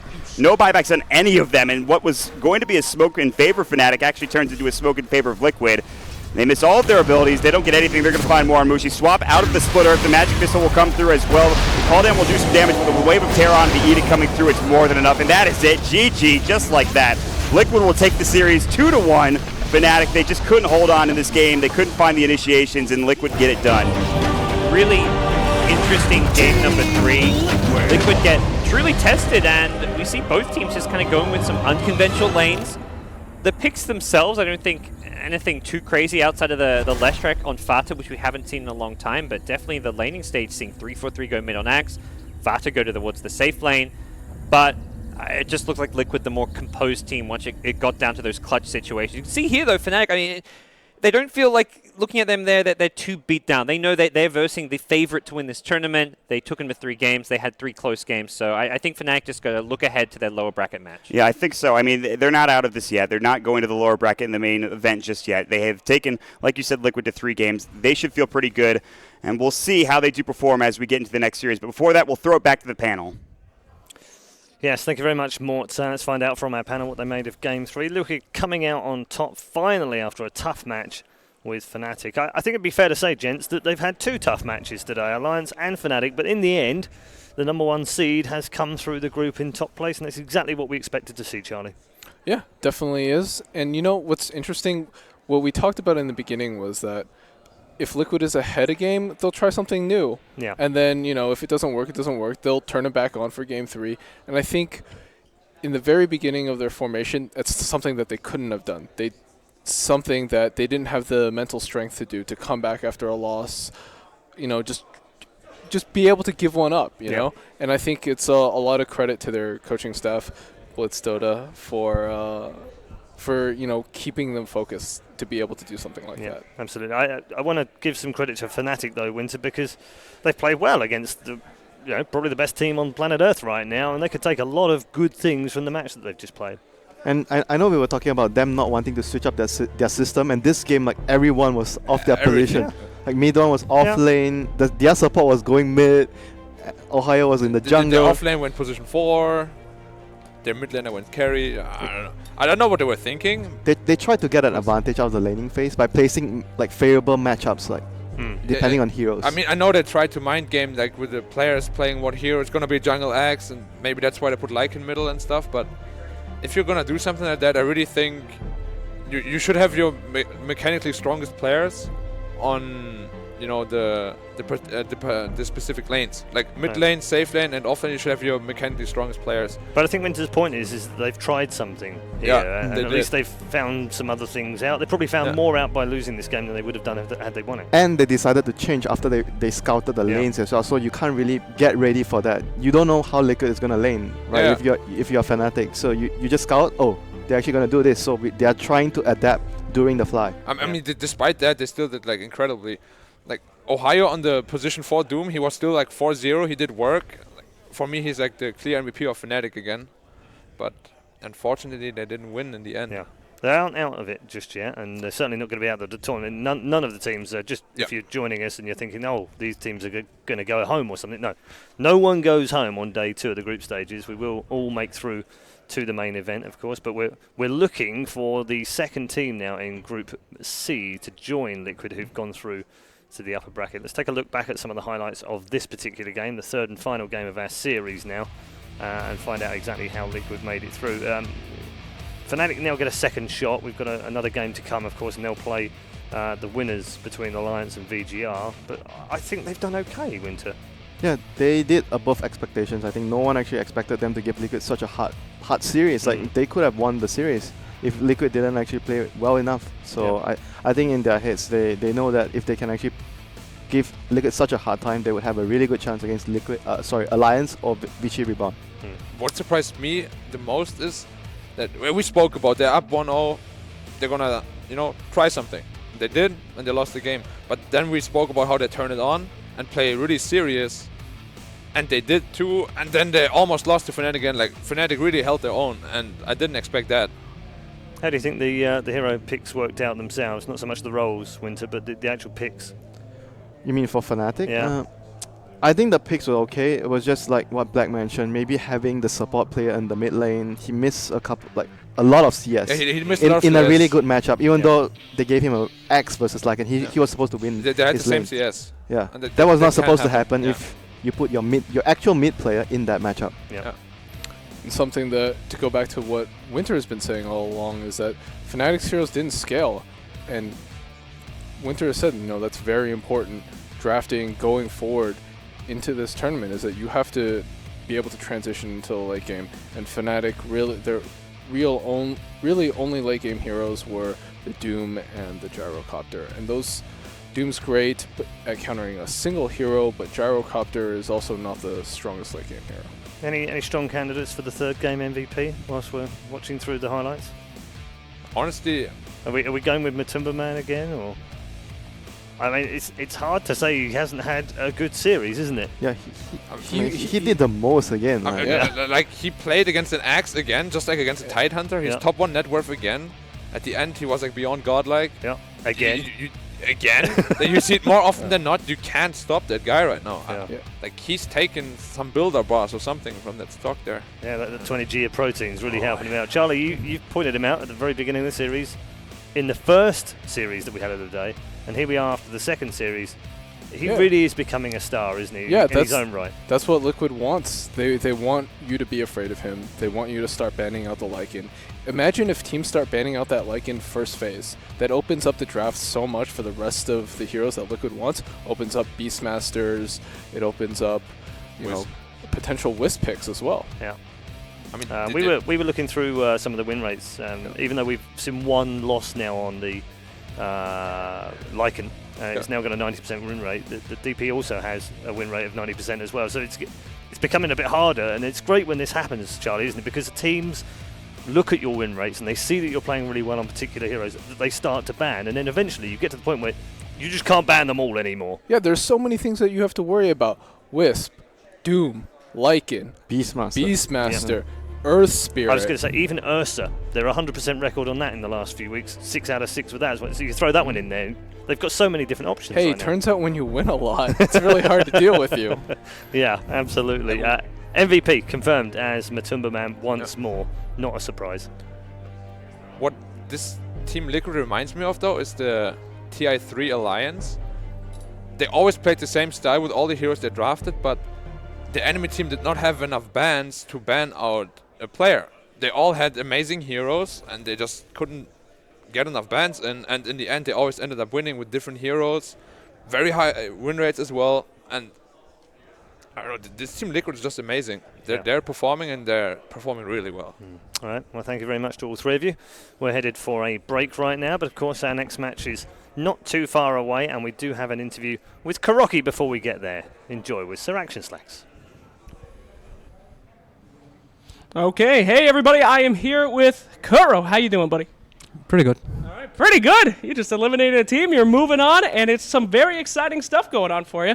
Got a few questions for you, though, before we continue. Now, I've met your teammates. They're good guys. After getting to watch them, interview them, learn a little bit about them, I've learned that they are actually insane. Actually insane people. So how do you control them and make them do what you want them to do in game? Honestly, that's one of the hardest struggles we're actually facing. Really? Yeah. Like if we get together, I think we're really good. At the end of the day, my teammates are really humble. Sometimes not, sometimes they are. If they are, we get shit done. I also have coaches who help me like to keep everything on track. So works out for now. Yeah, well, that's one of your jobs as captain, and you sure are doing it. You guys are seeing a lot of success. Now, speaking about you being a captain, you have all this knowledge about Dota, players, teams. So I'm interested in what's one team that you don't know a lot about here at Manila? Who's the big mystery for Team Liquid? Well, ironically, Fnatic is one of the teams that I didn't know much about. It's the first time we've played them with the current iteration of our team. And it's pretty much Fnatic and VGR. They just both ended up in our group, so... You know. Yeah, well, there's no better way to learn about somebody than to face off against them, right? Yeah, pretty much. All right. Now, this is a personal question that I've heard from some people. I want you to tell me about this desire, this personal desire that you have to become a garbage man. Can you talk to me about that? The Dota life is hard sometimes, you know. Like, I come here, try to do my best. Sometimes you just want to quit life and become garbage man. Why is that? Why do you want to become a garbage man? Why not? I mean, yeah, you're doing a service, you're cleaning things up, it's very organized, right? You're useful to society. It's actually a hard job, you know. Well, you definitely took out the trash with the last team, so well done on that. I'm sorry. That wasn't even what you were going for, I'm sorry. All right, well, last one for you. Now, I know that, like, Mind Control, he's a very happy guy, always smiling. You know, Jerax, he's always chilled out. Matumba is whatever Matumba is. But you're always calm, you're focused, you're collected. And I never get the hype from you. So I'm going to try something with you here. I'm going to try to hype you up, buddy. Team Liquid coming into the major. You're moving on up. It could be you in the finals. The people want to know. I want to know. Kuro, are you going to win the Manila Major? I don't know. I hope so. All right, that's as hype as we're going to get. Thank you so much, man. And we're back to you guys over at the break in a little bit. Break for now. Thanks a lot for watching.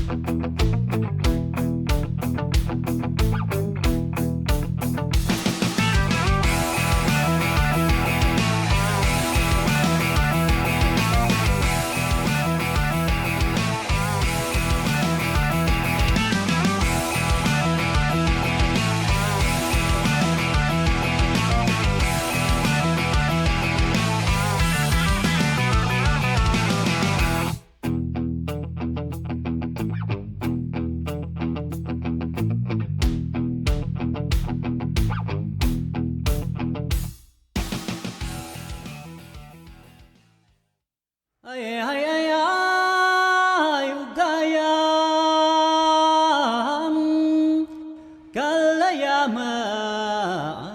ugayam galayaman.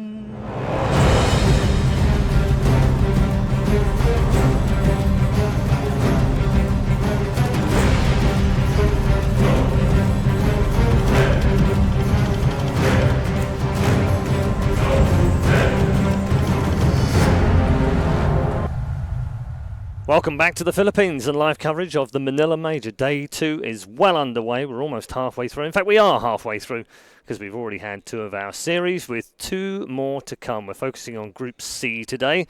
We are going to update you on the latest in Group D as well as we go through, but we have 3 new members on the panel, so let's introduce you to them before we go any further. We've got Nahaj joining us once more. We've also got Fogged, and I'm pleased to say, for the first time in 2 days, we've got LD. Happy birthday from yesterday, by the way. Belated birthday boy. Thank you very much. 21. I can't even believe it, buddy. Nothing I'd rather be doing. Unbelievable. And I can drink now, too. It's you wonderful. Can. Congratulations. Finally. All right. Yeah, it's been a long time coming. We'll be doing that after this, I'm sure. Well, at some point. Some of the teams will be as well. Either, washing away their sorrows or celebrating, indeed. but we'll see. Okay, let's take a look at the updated brackets right now, because we have had some matches going on in Group D as well as Group C. We're going to be following Group C, of course, here on the main event. But in Group D right now, we do have a winner, a team that have claimed Group D. And it might not be the one that you thought. LGD coming through a 2-1 victories over MVP and over Evil Geniuses. Not that much of a surprise to some of us around here, it has to be said, after we heard some great things about them in scrims. But scrims are one thing, victories are quite another. And LGD have to take their claim at the top of Group D. They'll be playing in the upper bracket of the main event in a couple of days' time. Evil Geniuses will wait to see whether they play MVP or Mineski. That's Group D. Group C, as we said, we're now in the 3rd game. But what have you made of this tournament so far, Eddie? Because you haven't been on the panel so far, so what have you made of the first 2 days? Well, I think there's something fishy going on, Paul. And actually, the reason why I'm on this panel is to get to the bottom of it. Right. Because, Investigator LD. This is Charlie's first event, and, suddenly, EG Secret just not able to close out, get that upper bracket berth. He's been putting the jinx on them. He's been actively rooting against them on the panel. Has really no faith in his former players. And I mean, now we all will really want to know, why is he not managing EG anymore? There's got to be more to it, and we're going to find out. All right. Inspector LD on the case. I like it. We're going to move on, and we're going to take the lower bracket game now. I should also point out to you, if you aren't familiar with the majors and how they work, no one goes home at this stage. So even though we have a lower bracket game now between the 2 losers of their opening matches, they will remain in the competition. The bad news is the loser will go to the lower bracket of the main event, where they get a best of 1 to get themselves out of trouble. And trust me, you don't want to be down there right now. Wings are down there, Secret are down. It's not a good place to be. Not a good place at all. So as we move into this one, Vici Gaming are, and I want to be careful what we say about them because we haven't seen them on the panel yet, but a number of you have been able to watch them today. They didn't look particularly good, I don't think. Yeah, looking a bit sloppy. I mean, especially I would say, I want to attribute to Nono. He doesn't seem like he's, I guess, like meshing with it, because like from what I saw with like Mikasa and stuff, they seemed like they had a lot of cohesion, and they adapted throughout the tournament. They adapted constantly, and now it seems like they're kind of like taking some steps back instead of doing what they did at Starlighter. Okay. And it's crazy because going into that Starlighter event, Nodo was really the star player for the team and an explosive force, and the concern was, okay, now they have Mikasa, who is certainly a good pub player, actually quite high MMR, but he's no. But suddenly it's like, okay, do we put the coach in? We know where MMR, high MMR pub players have done well recently. I mean, miracle. That's all we have to say. Yeah, but you can't have too many of them, though.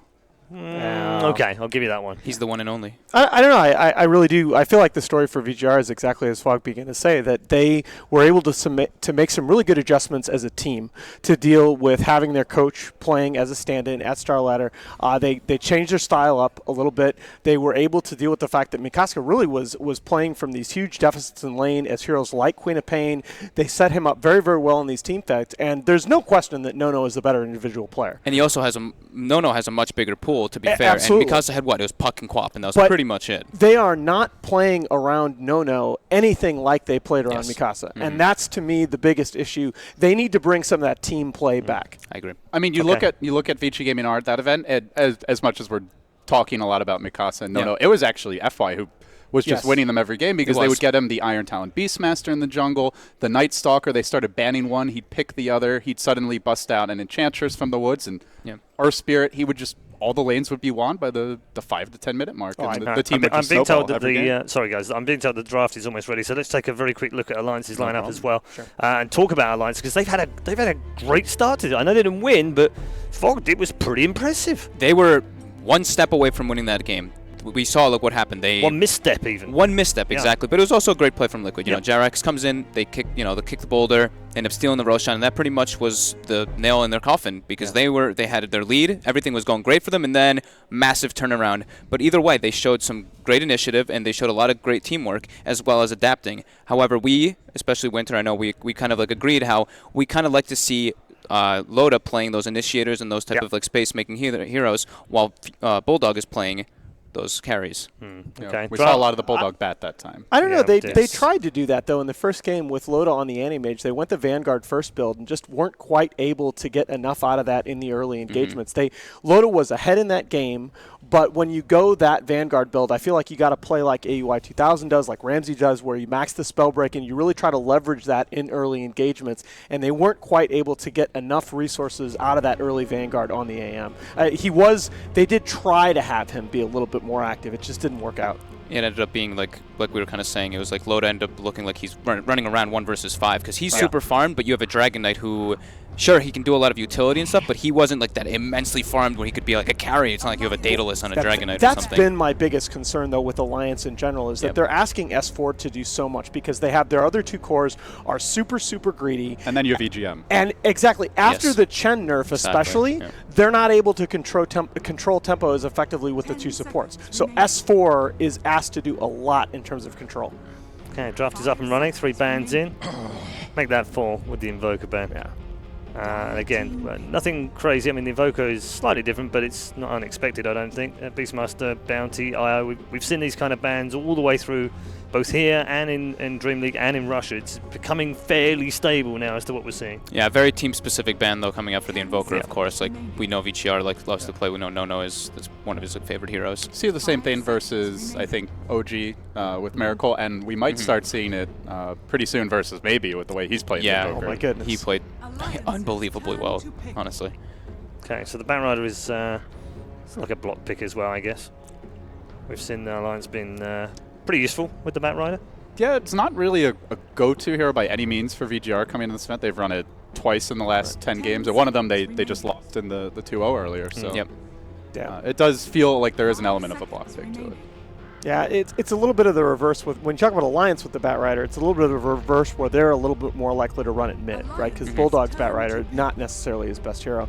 VGR, I'm going to be interested to see whether they put that hero mid or in the offlane role. I definitely would prefer Yang Batrider to Nono. Let's see. The last time they ran it, it was the Yang. It was Yang, yeah. So.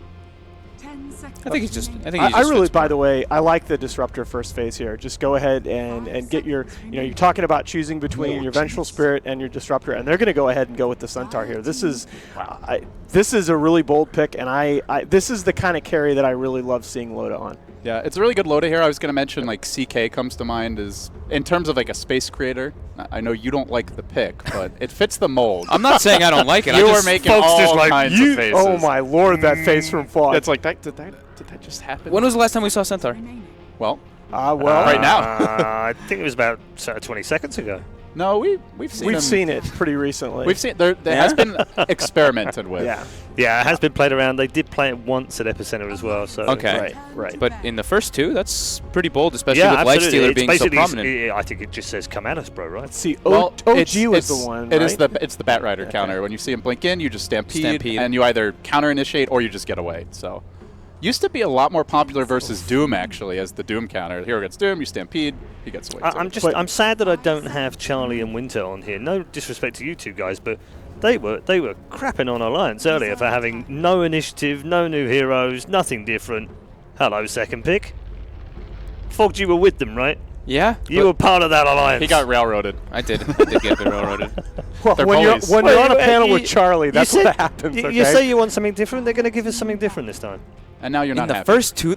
I'm not happy. I'm like he's super confused right now. Confused, Oh God, really. the game is bugging Game's out. unhappy as well. Yeah. But like really, like, is it gonna get banned? Or do they just want to be like, you know what, Centaur? Well, and you're picking it with Lifestealer still on the table. Like Feast is going to give 1,000 HP every time he That's plays. kind of what I was saying, is that Yeah. you're picking a Centaur into, you know, a team that loves Lifestealer, and it's ZYF plays it all the time. Like, I don't know, it's very strange to me. Yeah, and Loda Lifestealer has been hit or miss. We've seen some games where he's been really good on it, where he gets like the armlet phase, has a lot of impact. Yeah. Some of the games where he's gone for Radiance, which is kind of an antiquated build. It feels like not as effective. Yeah. So, well, it's ironic that you say that, right? Because the Radiance build is actually relatively. I mean, Loda on Lifestealer goes way back. well, he was the first one to start doing it after the ancient exactly. change. Yep.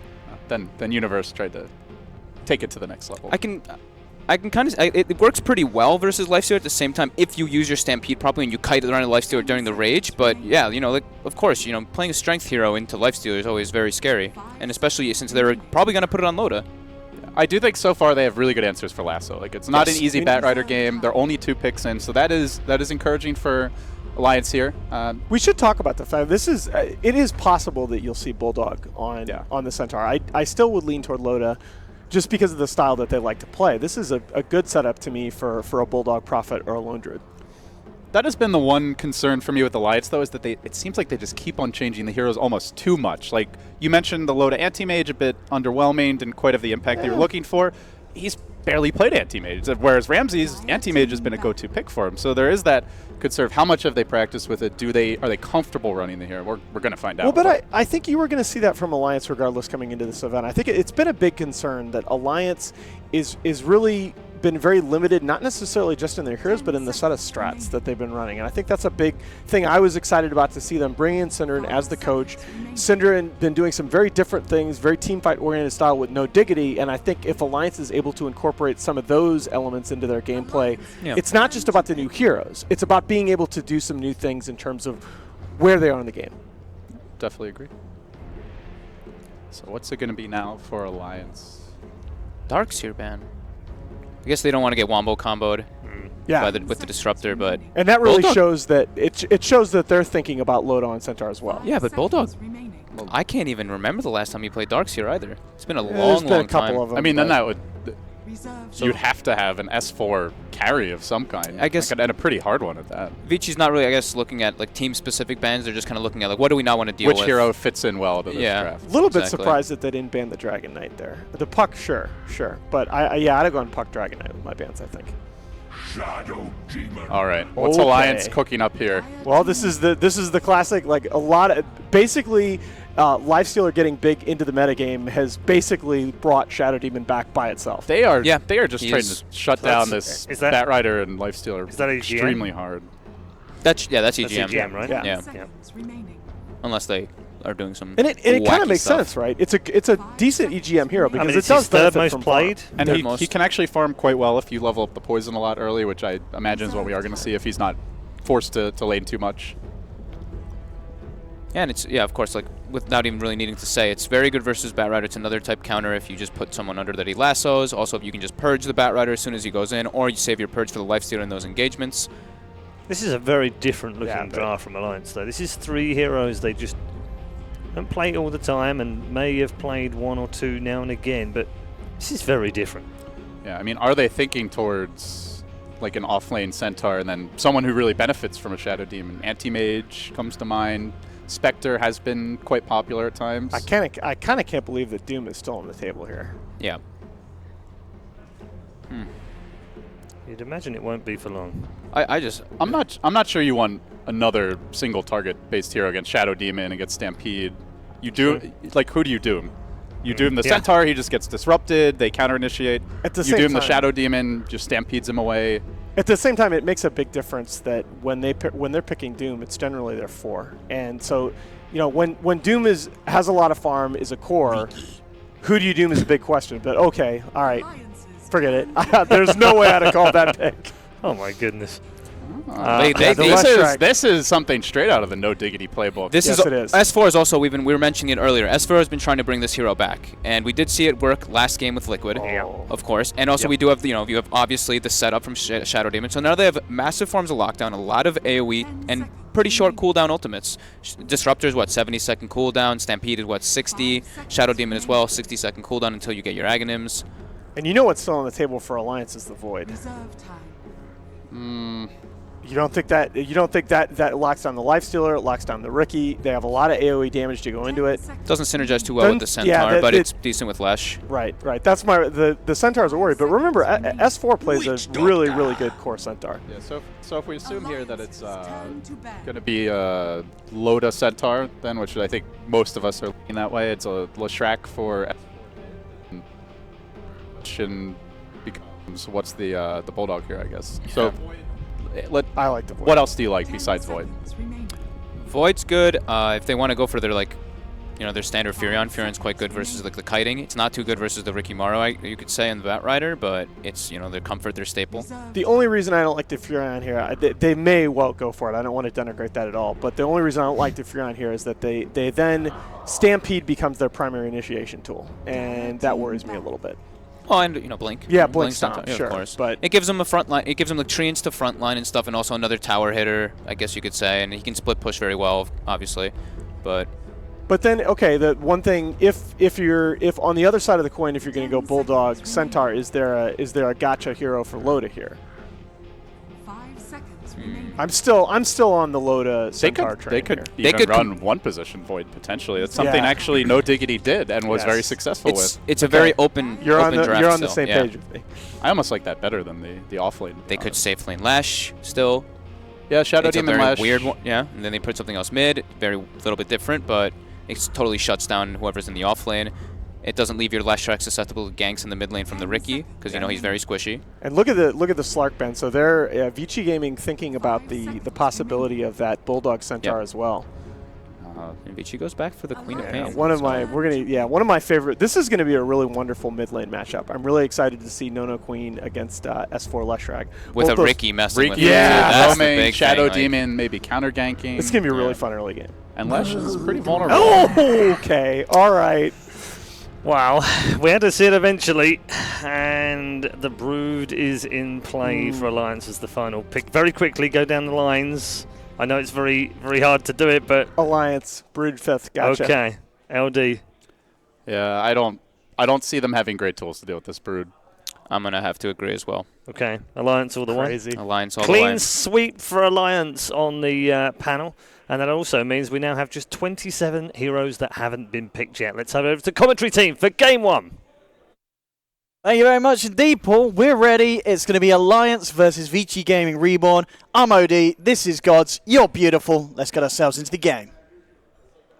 You, Bulldog, with that Brood pick. Not so beautiful. Oh, yeah, what a disgusting little blah, blah, blah, blah. Yeah, yes.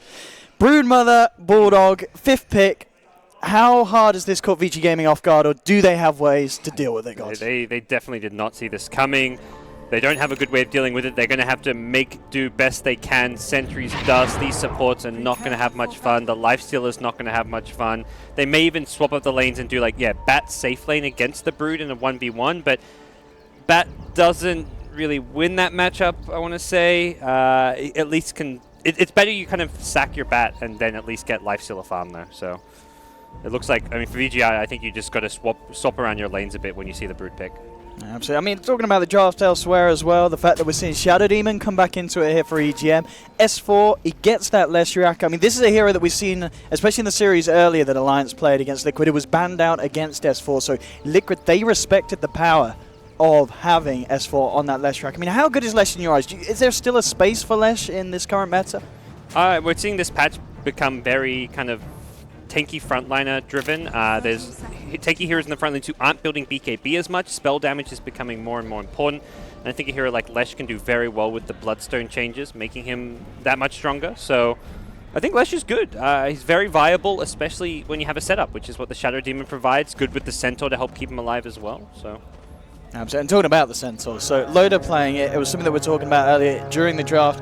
whether it was going to be Loda or if it was going to fall into Bulldog's hands. But Loda, I mean, I guess it's similar, kind of like to the hero like the Slardar that we see Loda play. Similar kind of play style, and it is something that Loda has dabbled with before in the past. I mean, I'm talking, patches ago as well. This was a thing, sometimes Alliance, they'd see an opening and they drop the Sentinel, but obviously the rare thing here being the fact that they picked it up second this game. Yeah, a lot of Alliance's success has come from when they've been able to put Bulldog more on the carry role, like in the off lane, like his Lone Druid, his Nature's Prophet, his two famous ones, but his Brood's kind of a similar thing at times. And you want to have Loda on a hero that doesn't need as much farm and can be more of a tempo controller in that scenario. It's going to be very interesting to see how well S4 manages in this lane matchup. I mean, himself against the Queen, as a Lesh, you're still going to find farm, but having this constant harassment from FY and the Riki as well, it's not going to be fun. And in fact, S4 needs to be careful here, as we can see. Just taking a huge amount of harassment there from the Riki Maru. And important to watch because S4 actually used his Tango already, which means he can't actually put down a sentry because FY will just immediately desentry it. You can't actually win the sentry battle without a Tango, so S4 is going to have to wait for his Tango to probably come off cooldown before he wants to drop his sentry to deal with this Riki. Yeah, and of course overall looking at the lane situation, it's exactly as you suggested. Vici Gaming Reborn, they're putting the Lifestealer down this bottom lane away from the Brood, so at least there's a chance for END to find some farm. I mean, the question is, I guess, with this lane situation, how safe are Vici down here? I mean, we might actually have that answered here. Is already moving in. Nice paralyzing cast, going to be able to cancel the stomp animation, giving a chance for END to rage himself out of that one, and he'll get himself back to safety. I think the nice thing about the rage is you can always get it off out of the disruption. I'm pretty sure you can't time a hoof stomp out of the disruption to catch Lifestealer before. Rage unless it was frame perfect, Yeah. I think, I don't even know if frame perfect exists. If it's a Mirana, it's different because you can have the arrow on top of the disruption so that you come out and you're inside already hit. the box of the arrow. Yeah. But the hoof stomp, possibly if it's frame perfect, but I'm pretty sure you can always get that rage off. Yeah. But it does mean he should have an escape for this. For the Centaur, the disruption there, you're just trying to force out the rage, chew through the Lifestealer's mana pool, make him keep playing defensively, force out the cask mana from the Witch Doctor as well. Taking a look at some of the others. It looks like VGR's laning stage is actually going just fine. Oh, look at this mid, S4. Getting a heavy bit of harassment down to no, a bit of sentry on sentry action. S4 not quite quick enough. FY will get the D ward. As we can see, EGM now starting to hang around with S4. I mean, it really feels like S4 does need the Shadow Demon here. We can already see that it is a tricky lane. He is 7 for 0 against the 10 for 4. And with EGM around, he should have a bit of a better chance of keeping level and at least catching up a little bit, because FY's Riki is being quite a nusuance at the moment. And this is EGM just sitting here to keep S4 alive. There isn't like really true kill potential. EGM, I mean, he needs to come in and indeed with the disruption.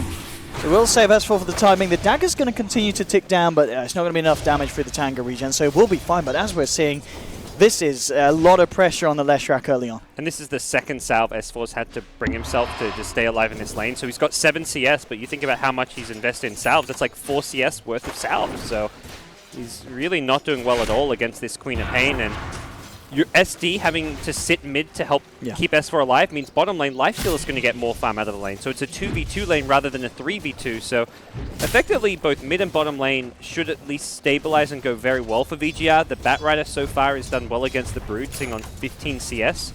It gets a bit harder as Brood starts to build up that Spiderling army. But as long as you're staying fairly healthy, you may have to bring yourself some extra regen. He just eats his way through one of his Iron Branches, so he's going to get that big boost in regen. Yang should do just fine up here. You can see here at the moment, just with a couple of stacks, Napalm and Firefly, just discouraging Bulldog from keeping the spiders at bottom, on. they've gone in on Loda. Oh, let's see if they get away with the kill. Indeed, Riki is there as well. Kinetic Field going to be dropped down, trying to contain VGR, but it doesn't matter. They move in, and first blood for the Lifestealer. I mean, you said it yourself, the fact that EGM has had to leave the bottom lane and go to mid. You look at a hero like Riki, FY can afford to be a little bit more mobile, and suddenly catching Alliance off guard, 3 versus 2 advantage, getting the first blood on the Lifestealer farming on the offlane. That's a brilliant start for VGR. Yeah, and normally like a Brood who's doing well is able to create space, but in a 1v1 scenario, the Brood isn't really space creating. You're just like kind of farming your lane. You may even be pressuring your tower, but you're going to have to do more than that, and that's exactly what Alliance have in mind. They smoke up, they're looking to go for a kill on Yang, recognizing that this is the weak lane that you can exploit. Yeah, this should catch Yang off guard here. We'll see if he's able to play his way around it, but no. Indeed, with the disruption setup, in comes Loda with the Hoof Stomp, and Yang is down. Bulldog will find the kill with that final bit of burst. The mid lane at the same time, though, this is the problem. S4, can he keep himself alive here? 19 HP. The tick of the dagger's going to come in and take him down. And again, we're seeing VGR just react really nicely to knowing where EGM is. As soon as they see him go up top, they know that they can look to make an aggressive move mid, and they get away with it. Yeah, every time Alliance show a lane rotation, VGR have responded. This time around, Brood will go bottom with Centaur rocking up top. They realize Loda's Blink Dagger is going to be very important for their, as far as item timings go, so they're happy to send the Brood bottom to contest that lane. But again, VGR have a response already in mind. They say, okay, Brood's going to swing bottom. Let's now send the Bat down there and have Lifestealer farm at the top lane. So VGR seem to always just be one step ahead of Alliance here in the early game. As we can see, indeed, as you said, just keeping the harassment on. The question is, can they do anything about Yang? They've got the Thunderstrike count in, but the backup around the corner available from DDC, it's very hard for them to try and make Link it in mid, they've gone in on S4. Oh, S4 again. He does not have any backup. He'll look for the stun. It's going to be whiffed, and No just moves in with the right clicks. Can he get away with this one? Where's the reaction? EGM will come out with the disruption. No, he's going to look to set it up, and he'll get one. The question is, can they punish this man in return? No! No blinks away. Loda was short like 1 mana on the TP in. Oh. He didn't have the hoof stomp. He got the hoof stomp right out, like a millisecond too late to turn it around. That is brutal. Oh, and if FY picks up a freebie here, he's not going to be able to get it because of the Fairy Fire. And actually, EGM with the Dust, can they kill this Ricky? They'll get the disruption, and now Loda with that Hoof Stomp ready around to. And nearly indeed, those illusions blocking Loda away from being able to get the final blow, but they will end up getting it. Do manage to get a fortunate D-ward as well on the ward that was placed down during that bit of an engagement. So Alliance managing to find a kill in return, but still, as we can see, S4 having a really tough time top. He's actually come towards the bottom lane, looking to try and set up a stun from the sidelines to catch out this Lifestealer, but it feels like this is going to be a bit of a hard task here for Alliance to get away with. When you have your cores rotating this early on, like the Centaur TPing top to gank the Brood's lane, I mean, or a Leshrac TPing bottom, like that's kind of like a desperation play. Like these lanes aren't working, we've got to go for like a really risky core rotation this early on. That's not a good sign.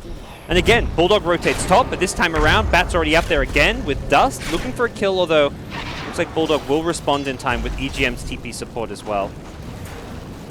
Does manage to escape from the aggression. FY's Ricky has, I was about to say FY's bounty has been very effective. It feels like a bounty. I mean, it really does. The way he's been playing it, you can certainly see the strength. And as people were saying earlier, the fact that Ricky's kind of come into popularity ever since the bounty started to get targeted in terms of bans and stuff, because you can afford to play it in a similar way, especially in these earlier stages of mid lane. No.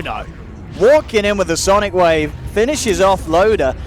And this seems to be the problem, as you say, these cores are making rotations and they're getting punished for it. No. It's fine. Yeah. He's got charges, he's got Blink.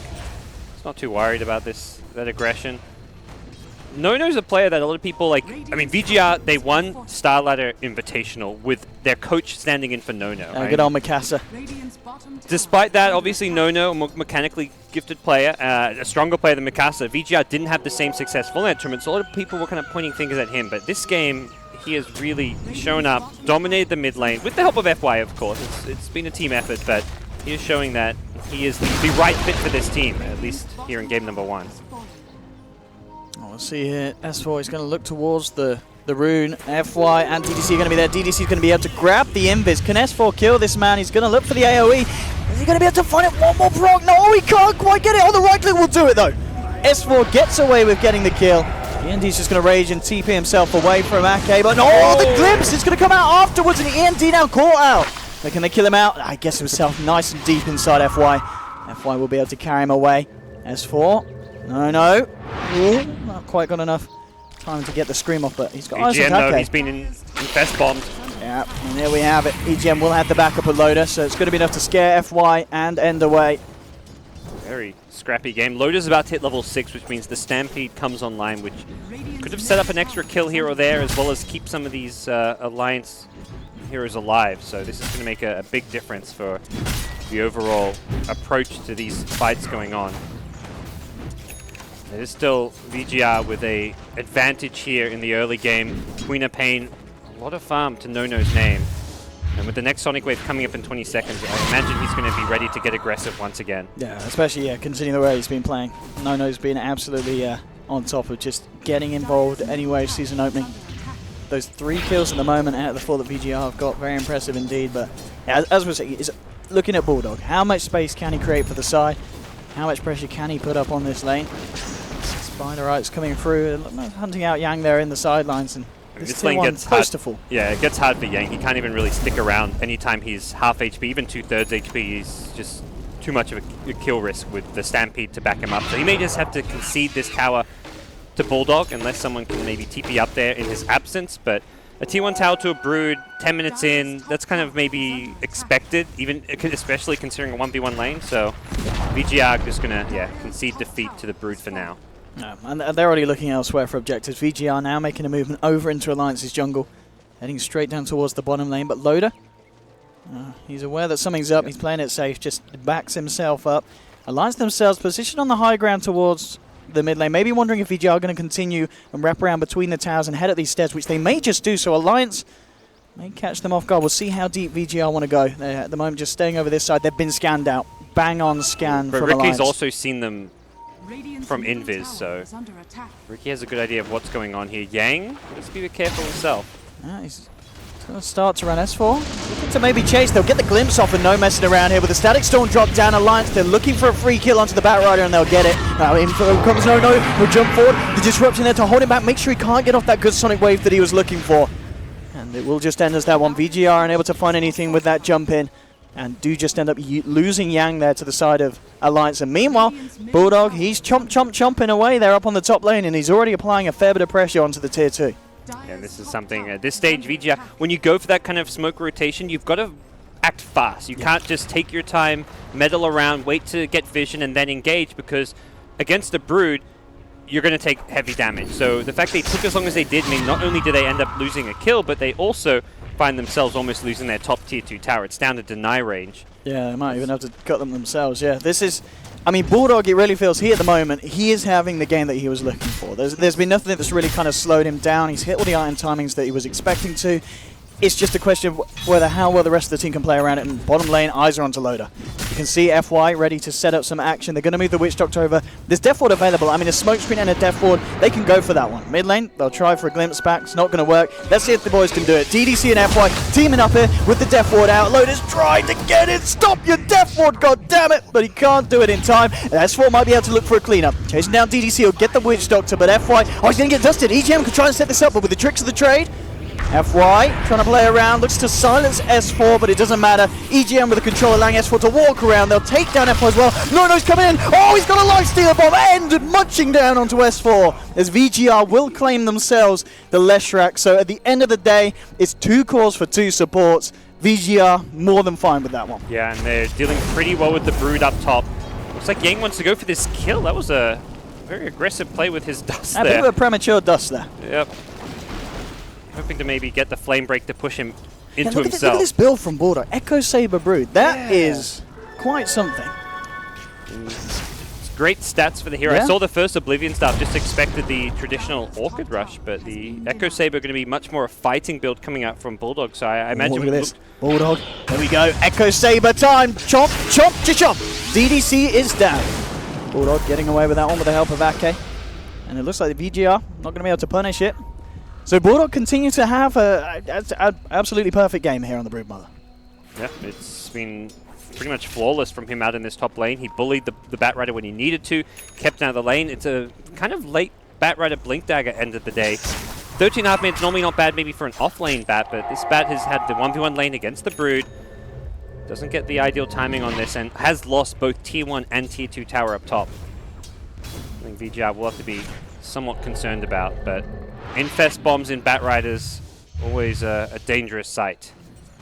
Yeah, Alliance, they were making a move around bottom. End was pushing out the lane on the Lifestealer, but he's already TP'd himself back to safety, so Alliance won't find the Lifestealer. We'll see if they're able to wrap around towards mid, or if they just look to turn this smoke into a push, take down a Tier 1. But still, I mean, so much space is being given to Brood. I mean, at what point, if you're VGR, do you start to target the Brood? Or is this the way you've just got to play around Bulldog? You've got to ignore him and look to just continue to play the game that you want. Brood is a hero you can ignore for a long period of time, as long as she's not taking a lane of racks. Oh, EGM. He's found a catch here with the disruption. The question is, can the rest of the team get there in time? Okay. Understrike out to DDC. They do have a static storm, but they want to try and look for a big fight. They'll bring DDC back into the Who Stomp double edge combination, and DDC's down. Bulldog now on a killing spree. Can they chase down for anything more? They've found FY. No, caught it in the static. They'll get him. Ake may tick down to the dagger, but it doesn't matter. It's a 2-for-1 trade for Alliance. And denied by Leshrac. So oh, S4. just great team fight. Killing Ake. That's a biblet thump.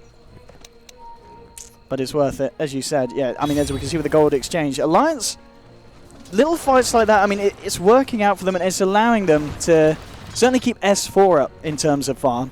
Loda's still got a little bit of a way to go, but you could argue on a Centaur, you don't really need that much to be relatively scary. I mean, he's already very tanky with the Vanguard, and he's got a fair amount of burst with the combo. You see down bottom, they're looking to catch out the Spider. They have found it, but S4 is going to be there to offer some kind of help. It's not going to be enough, though, as Bulldog gets taken down. FY picking him up, herself up a nice little bit of gold. It's a big streak to be ending. Yeah. Full 1,000 gold swing just off of one brood kill, so overstaying their welcome there. I'm not entirely sure if I imagine they should have known about the Batrider's blink given the previous fight, but Alliance come off of a big team fight win and just give away a bit of a freebie, but still find themselves in a good position. I think the thing with Loda, where he's not all that farmed, is you just can't look at him like he's the carry this game. Yeah, Loda, the carry player for Team Alliance, but when you have a Brood and a farming Leshrac on your team, he's playing that more initiator, effectively off-lane type role with what his hero is going to bring to the table. His hero is just much less farm dependent than a Brood or a Leshrac will ever be. We're going to see S4 just coming around here. Was seeing if the room was still available for the taking. But it's already been taken by Nono. That's by DDC. He picked up the bounty top. He's not going Echo Saber, no, on the Queen of Pain. He picks up the Ogre Club to go with his Oblivion Staff, but that's going to be a BKB transition. So it kind of changes his mind partway through his build that he wants to prioritize the BKB more. And considering how these fights are going, you need that magic immunity. If you ever get caught in a disruption, you're dead. Yeah. If you get caught in a glimpse, you're dead. It's so good against Alliance's lineup. I mean, it's magical damage upon magical damage at the moment that they're dealing. You know, this is a game where they're going to need BKBs across all their cores. So definitely agree with the build. Oh. Illusion bait. Doing a bit of an Alliance there. That was back to the earlier series where we saw. That was a really nice play. He actually just disrupted himself and sent the illusion out. It's a level. He's leveling up the disruption. Has 3 points, and the illusion duration does scale very well. One of the recent buffs towards Shadow Demon. Yeah, 12-second illusion at max level. You can do a lot of fun stuff with that.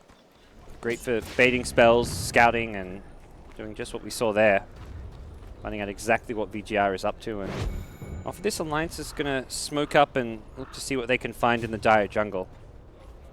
Yeah, I mean, VGR already actually heading around over to the kind of the side of the Ancients and grouping up as 4. In fact, they may be looking for a smoke themselves. Queen just blinked in. So if they get away with this kill quickly before the rest of VGR turns up, Static Storm's down, and no, he's gone. Nice to get themselves anything more. Paralyzing cards coming out to EGM, trying to move forward, but there we go with the Stampede. Loda telling EGM to get the hell out of there, and it's going to be successful. Bulldog already contemplating and moving in for more. Yang's going to be on the sidelines, jumps in, gets off the lasso. Bulldog needs a bit of help, tricks a trade from FY, and the Spider's down. VGR finding one in return. Can they turn it into any more? Jumping forward, FY looking to chase down EGM. Indeed, trying to get himself enraged to get the final slap through.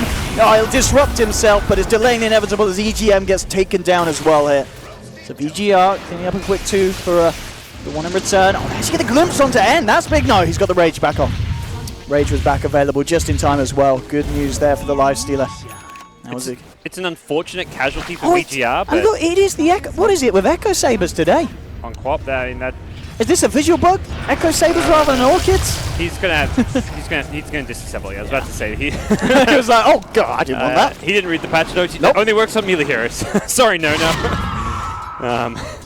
But yeah, this is like the BKB for the Queen of Pain is so essential at this stage, which is where VGR win that fight. But it's unfortunate because getting the Queen of Pain's BKB is the most needed item for them right now.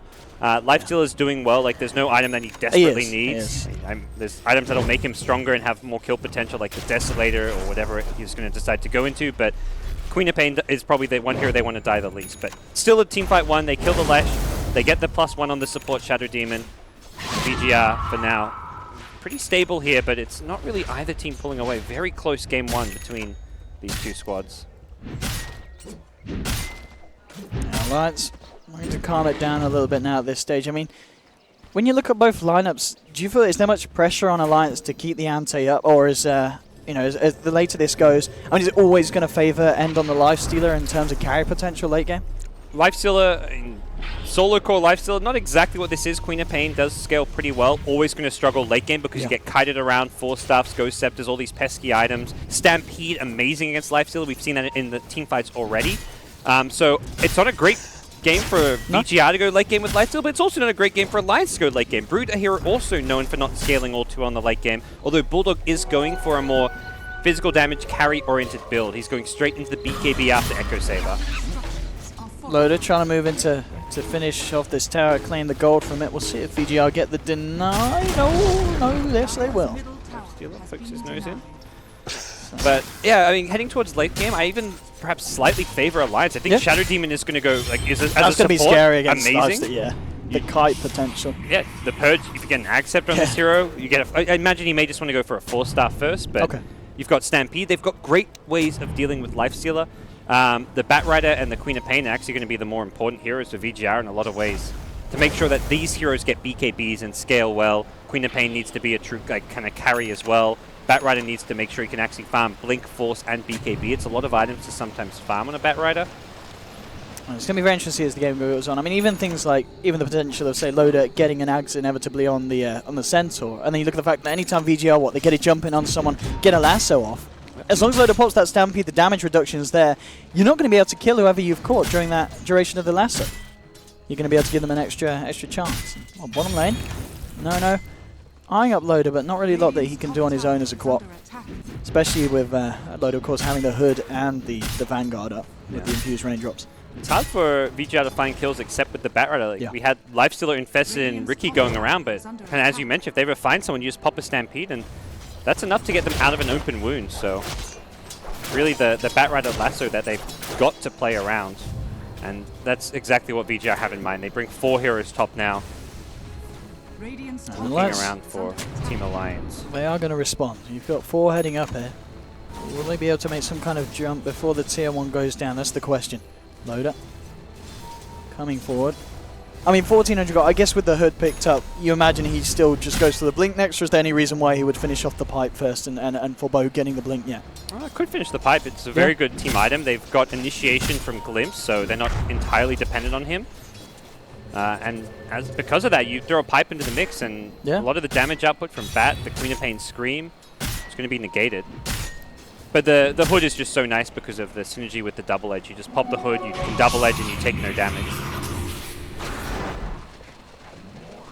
VGR, after looking to hang around the top there, quite respectively, just very careful about finding a fight with Alliance. Bulldog's now got the BKB, so he himself is going to be certainly a greater issue for the side of VGR to try and deal with, unless they are committing that lasso to him and bursting him down during that duration. This is a good move. They see 2 heroes top with their Observer Ward, so they know if they find anyone at mid or bottom, it could be a quick kill, but problem is Bulldog not the easiest kill to find at mid. They've got a dust, but Bulldog not really showing himself. I know, been able to claim a few Spiderites there. Nice bit of cash for the Queen of Pain. And Yang is going to come across towards the bottom. Maybe they can catch out a hero here. It's Ake and S4 at the moment, but it's a little bit scared of coming too close. I think it was scouted by a Spiderling as well that was in the river going towards Roche. Like the lone Spiderling, like good old John. Scouting mission. But at this point, I mean, you're looking at kind of the farm progression of both teams, and overall, I guess it's fairly close, really. If you look at the comparison of the 3 cores across the board, it's slightly split up a little bit differently for each side, but no one's falling behind. It's really dead even in a lot of ways.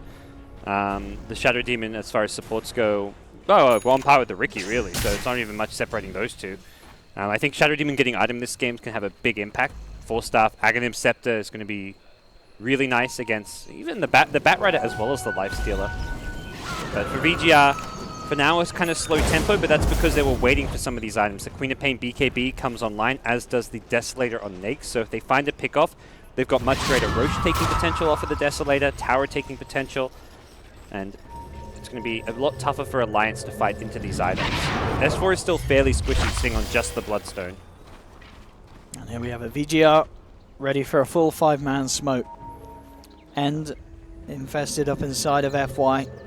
And you see no heroes on these lanes. Alliance should be privy to something going on. And this is the stage where you want to be very defensive with your general hero positioning. So I don't imagine they're going to be caught completely off guard by this. I mean, they're hovering as 5 themselves. Yeah, Alliance reacting very nicely to the fact that everyone is off the map at the moment for VGR. And they do know that they are not in Roshan, as again, the Spiderite scouting from Bulldog confirms this. So they know that VGR are looking for these aggressive smokes, and as you said, grouped up as 5, Alliance, they're a very hard team to jump on. If they ever do get a jump, though, it could be a quick pick for VGR with the Bat Lasso. So the response to that is not really the greatest from Alliance. If they can get the fast disruption, they're fine, but that's not always the easiest thing to do depending on where EGM is positioned. But Alliance going to set up to go for a push of their own now. There we have it. Let's see what VGR's response to this one's going to be. They'll pop the fortification. FY it's going to look to wrap around, but as we can see from this vision from Alliance, they know exactly what's up. They know that FY is there. They don't necessarily know that the lifesteal is inside him, but they can certainly guess so. They've already glimpsed back Yang. This is being popped to Yang, jumping in on EGM. He'll get taken down. The Stampede not going to be enough to save the Shadow Demon. They're still hanging around Alliance, but no, pops the Sonic Wave out, and they've lost S4 as well. Alliance 2 down at the moment. Bulldog pops the BKB, starts to try and jump away the lifestealer, but he hasn't got enough damage to deal with it. Now lifestealer infesting back up into Yang. They'll jump forward looking for Loader. Can they stop this man's TP? No, they can't. Loader will be able to escape, but FY, feeling the power of the Spider. Bulldog will take down one in return. Ake looks like he's going to make it a 3-for-1 trade, though, as he ends up falling as well. Yeah, really nice initiation from VGR, making sure they got the Queen of Pain's BKB off. No shenanigans there, and it's No hitting a Sonic Wave across the side of Alliance.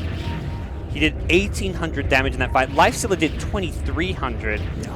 It was like a chance for the double infestors. And getting the jump on the Shadow Demon's the key thing there. Ricky blinks in, commits for the Shadow Demon, knowing that this is the one hero that, if you go on someone else, the Disruption Save is going to be there. So you silence the Shadow Demon, burst him down fast. And look at that reaction as well. Loader jumps in straight away, but the Rage is there from it ends, and he is out of that.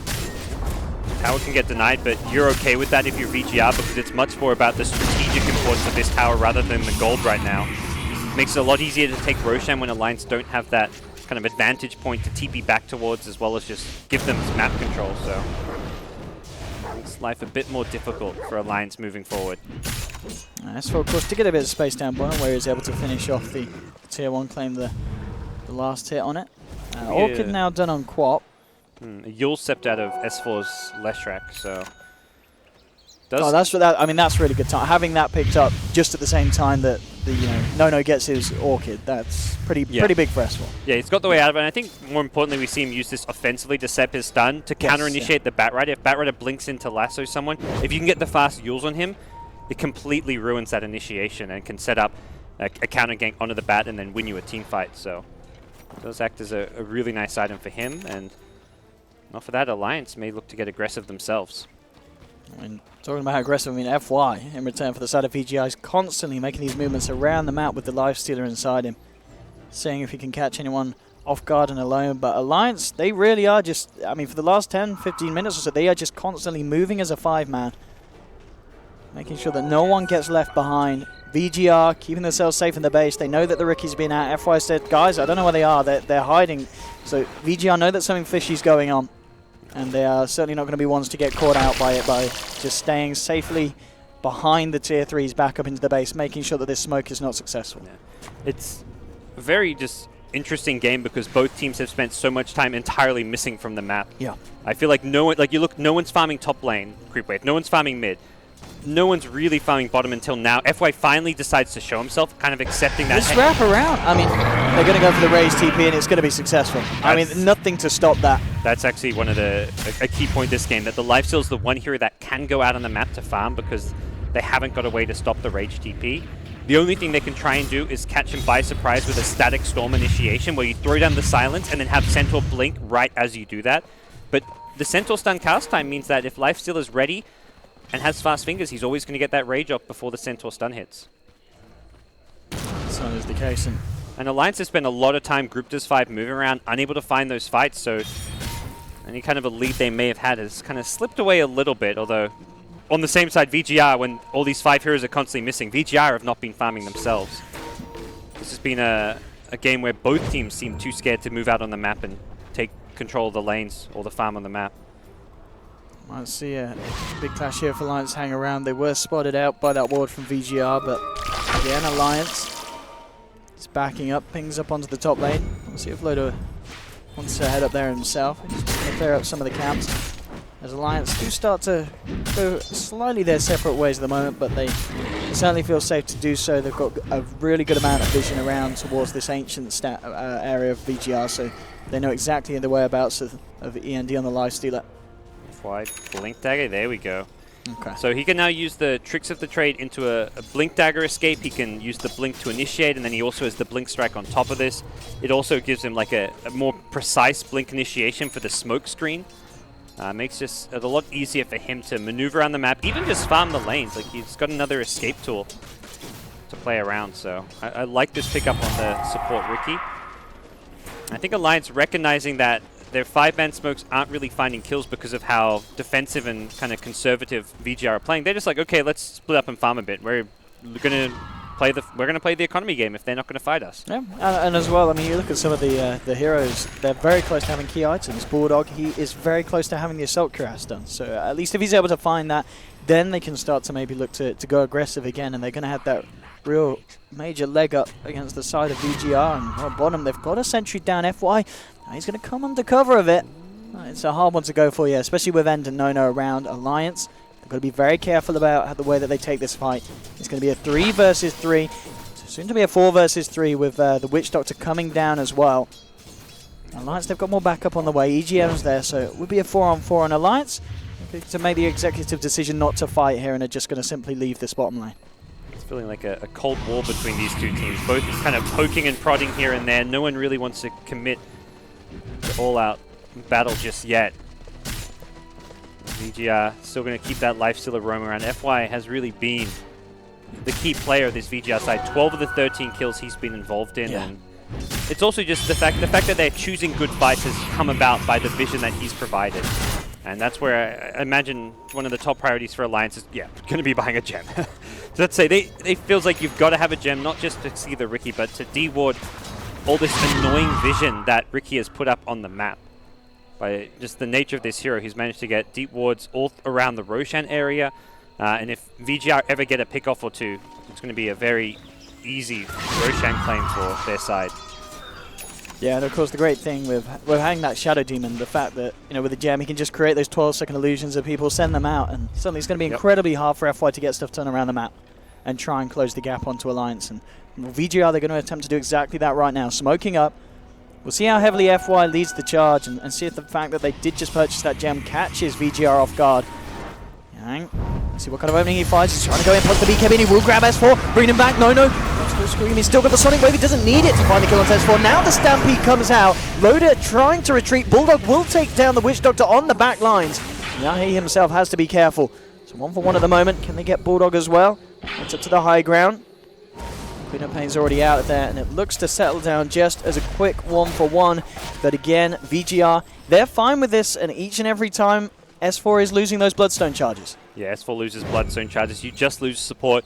Brood commits the BKB as well, so that duration getting shorter and shorter. Same for the Queen of Pain, but Queen of Pain can get away a bit more with the 5-second BKB, because for Queen of Pain, it's about dodging that stun initiation. If you get disrupted, you want to have the stun to get out. If you get caught by a glimpse, you just need that insta BKB to prevent the glimpse from happening. But it's Brood who needs a long duration BKB to fight with.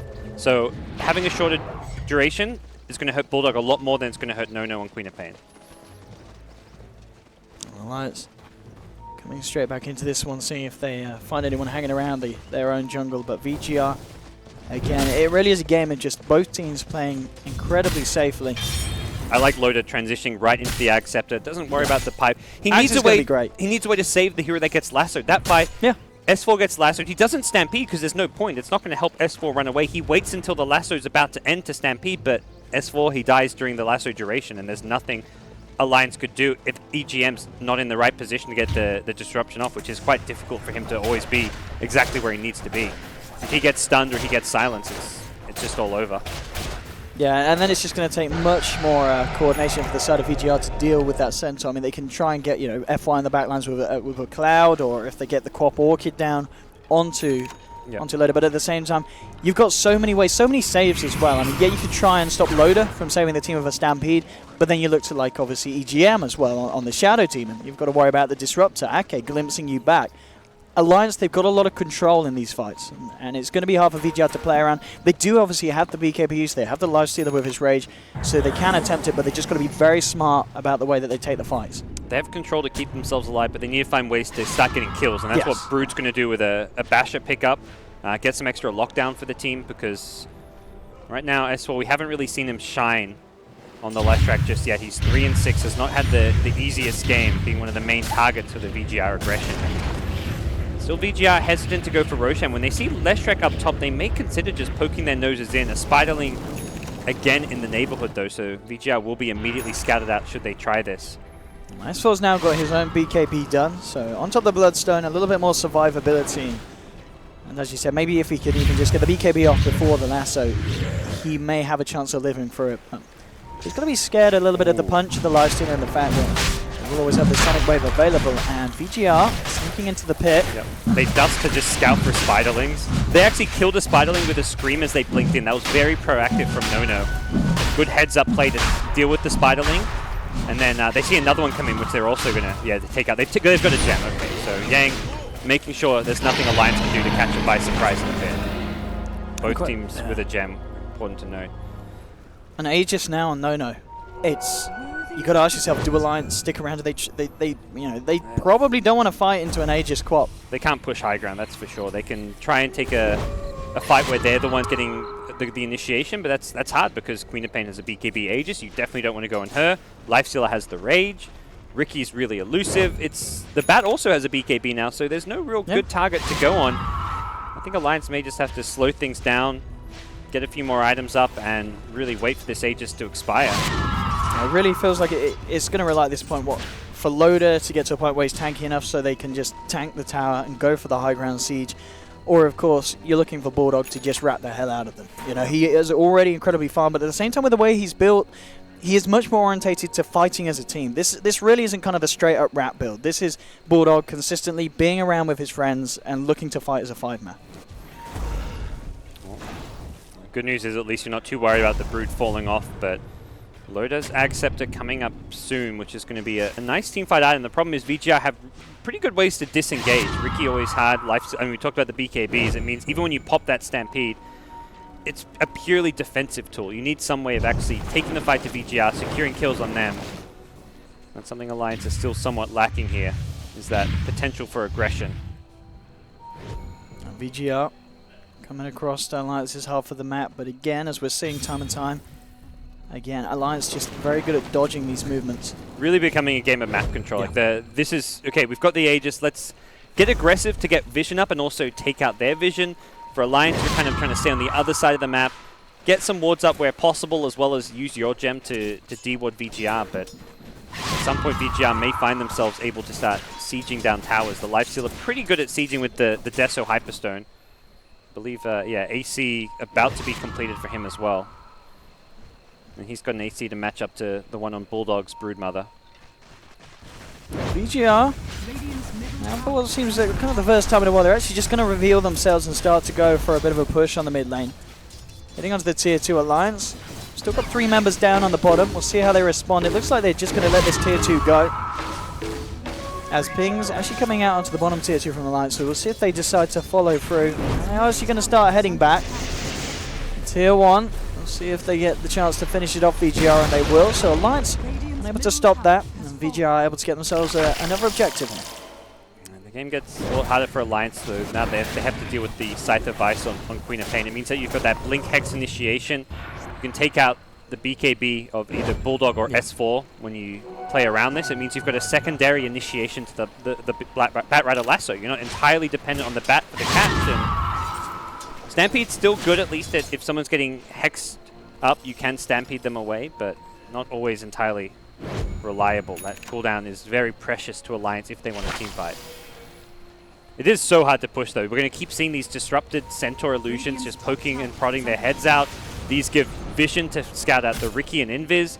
They're also pretty good at clearing out creep waves because of the return passive, so it is very annoying for VGR to try and end this game with the way Alliance are playing and defending their high ground.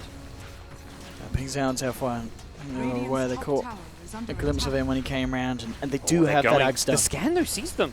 Oh, so immediately Smoke Dispel loaded, trying for a jump, but FY, he's quicker with the blink. While duking out the Who Stomp. VGR still hanging around. Yang's got the Lifestealer in him, and Yang looking for an opening, jumps in, but immediately the Yule's reaction is there. Nono's going to jump forward as well. He's caught in the middle of it, pops the BKB, throws out the Sonic Wave, but it's not enough to kill anyone. Bulldog himself got the BKB out before the lasso, but the physical damage is there with the Death Ward. They'll take down Bulldog. It will be the only casualty of this fight as the rest of Alliance back up.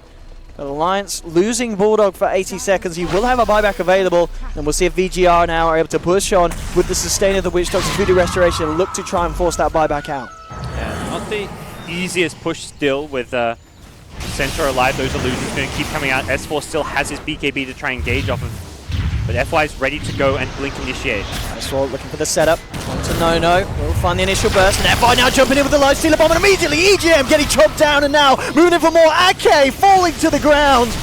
2 more on Alliance to fall. Bulldog still holding out with the buyback. You see EGM come back into the game on the Shadow Demon. They buy back but don't get any catches, so it's a free buyback getting forced out and not really a hold for Alliance. They still have the tier 3 tower, but it's a big gold investment just to keep that alive. And I think VGR will be very happy with what they accomplished during the Aegis duration. Yeah, a lot of stuff happening there for the side. And I think it's, as you said, that it's just the fact that VGR, they got the right items, and they're now at this point where they can just afford to kind of bully Alliance in a sense, and there's not a lot that Alliance can do about it. See some of FY's stats there. He's sitting on 13 assists this game, so doing just fine on the Riki against Alliance. Yeah, certainly making a name for himself on this hero like he has, of course, in over history and on the Bounty Hunter. FY Riki. Certainly something that I'm sure we'll be seeing a lot of this tournament.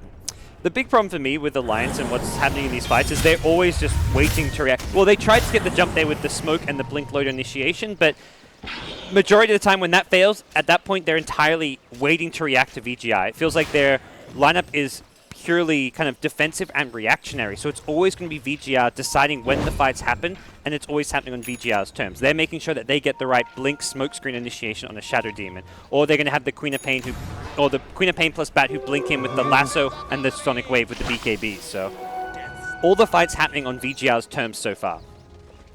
Alliance maybe fishing for some action here. VGR were to head up to the high ground, but VGR playing it sensible.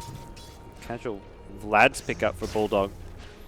Just looking to buy whatever he can to help out with this next fight. It's not really a game changer as far as any kind of big team fight. It does give a bit of armor to everyone and lifesteal, but realistically he's already got plenty of lifesteal coming out from his ultimate, so. I mean, I think one thing to point out as well, just going back to earlier on, you were saying the performance of Nono on his quap, and he's maintained it for the full 42 minutes of the game. The fact that he's up there at the top, 21k net worth, he has a Refreshers and a Cypher Vice at this stage of the game. Well, he's been the majority of the damage in the fights. We talked about how Lifesteal actually is going to struggle if this goes late game because of all the kiting tools, the Demonic Purge, the Force Staffs, the Stampede, and Queen of Pain's just like, that's fine. I'm going to have double Sonic Wave now, double Hex. BKB, I mean, it's No picking up the Aegis when they're taking Roshan. It's Queen of Pain, the most farmed hero in the game. Queen of Pain is probably see the endgame stats, has probably dealt maybe 20 to 30% more overall damage than this Lifestealer in team fights. Yeah, I was going to say, he must have done a huge amount. Absolutely. And it certainly feels a lot more than S4, because S4, he's been suffering a little bit on the Leshrac this game. Yeah, they were able to punish him earlier, and it's kind of that sentiment's transitioned on. He's doing his best to hold on. He's now been able to find a fair bit of farm, 3k gold in the bank as he moves towards his next item. And there we have it now picked up, the Shiva's Guard done. But it's certainly been a harder start for S4. And one of the, I guess, reasons why we didn't see as much Leshrac following the nerfs is the hero doesn't dominate the early to mid game as much, and you get to these late game stages, everyone's going to have BKBs. And dishing out damage in a team fight isn't really possible for S4 unless his team can outlast the BKBs. But VGR, every time they're committing a BKB, they're getting a couple of kills. They're using the Bat Rider to grab someone with a lasso. The Queen of Pain commits hard with a BKB into the Sonic Wave screen. Now we're going to have double BKB on Queen of Pain. So there's a lot of guarantees on VGR's side to find kills anytime they commit this. And that's despite Alliance having such great defensive heroes. Alliance, once again. There's a 5-man here up towards the top. We're going to see VGR actually head up here as well. We'll see if they do head back into their own jungle, as we could be close to seeing another bit of a scrap. Alliance, how confident are they going to feel about putting some pressure onto this tower? We can see S4 at the moment revealing himself as he comes forth. We'd like to force VGR to react to this rather than stay active. And VGR ideally want to be active on the map, pushing out the lanes. They want to be in the enemy jungle, but this will force them back. And you can't just come back and defend with one hero. That's where Alliance will have a 5-man squad ready, and they'll just immediately initiate on you. So a creep wave reaching your tier 3 means your entire team effectively has to retreat and come back. But Alliance pushing high ground into a potential lasso initiation is just not really on the cards for them. We're going to see, of course, just keeping tabs on the Roche respawn, and 1 more minute and it will be pretty much back there. So that could be the next time that we see things really kick off for both sides.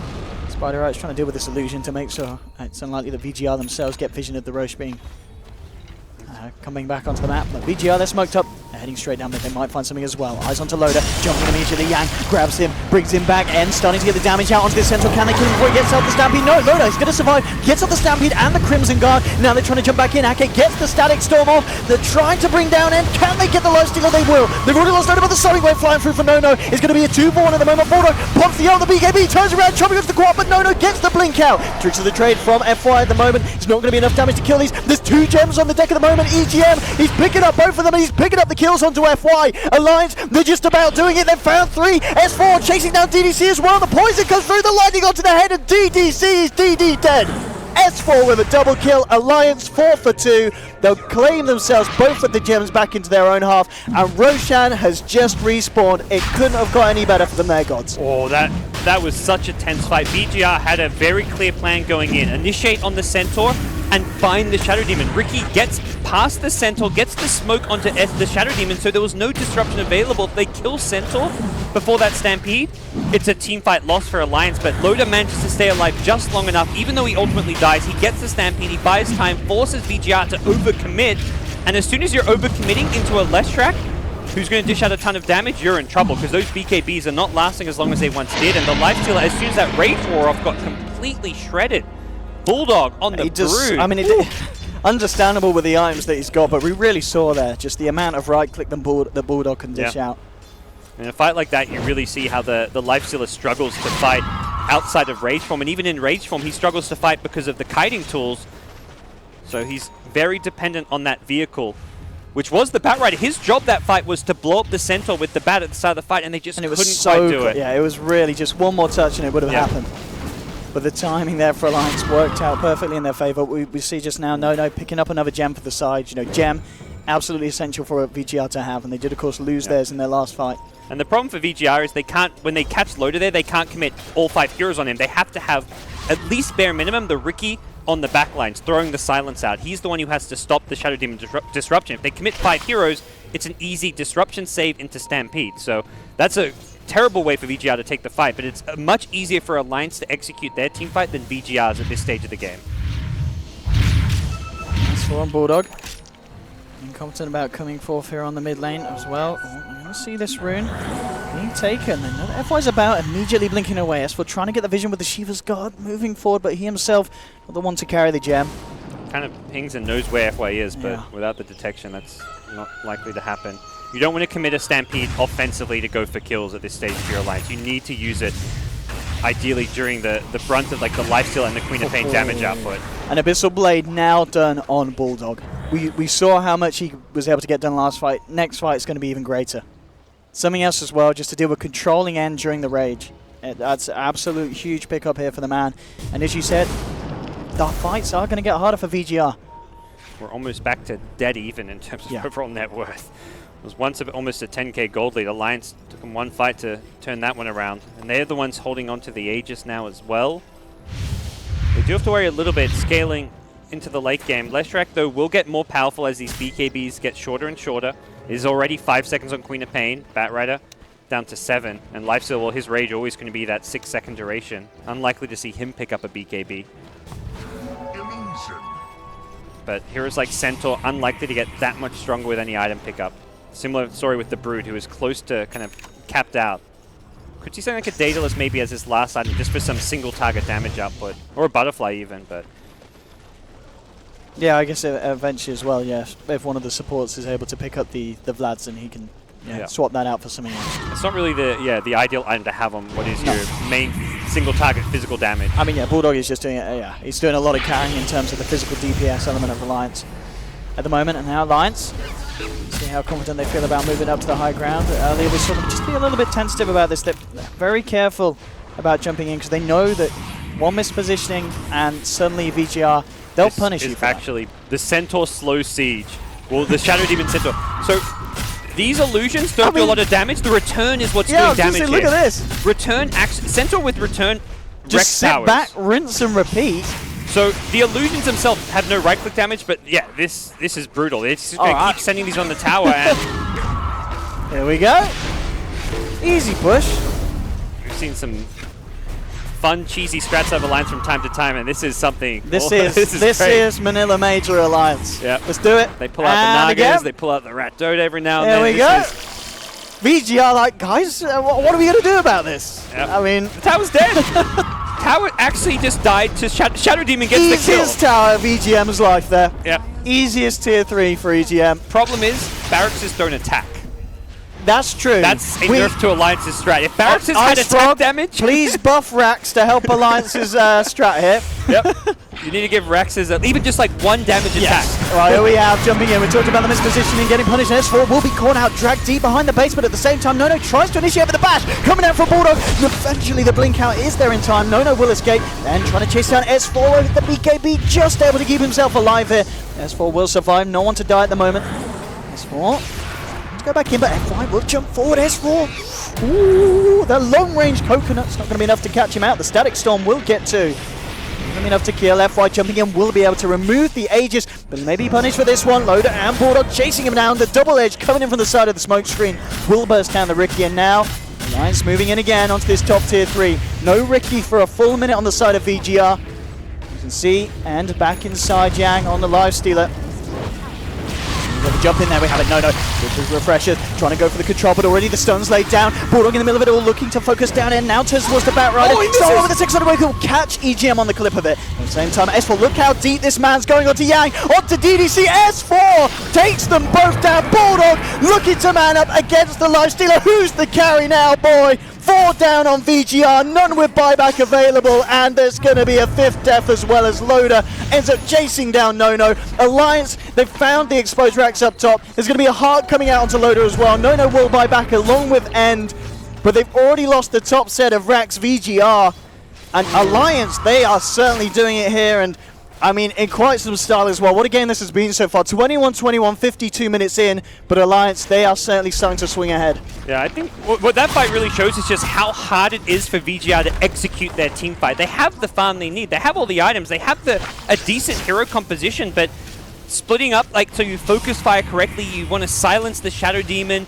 you want to try and burst down one target, but a disruption means the Centaur doesn't get hit by the Sonic Wave. Queen of Pain tries to blink in, get aggressive, and refresh, and then BKB, but gets stunned before she BKBs. There's so many small things that have to go right in a team fight for VGR, and for Alliance, it's very much just sit back, use our defensive spells correctly, and we're not going to actually die to VGR. And the thing that we talked about, the issue that the racks didn't attack, well, now the fact that Loader's got a heart, these illusions, they have a fair bit of strength, so they actually do a little bit of right click now this time. They're actually able to siege these racks on their own. And that's more return damage as well, so trying to fight into these illusions is not going to be Good easy. luck killing Loader. Yeah, he's just going to keep sending those illusions forward. May even just get the range racks off of this. It is.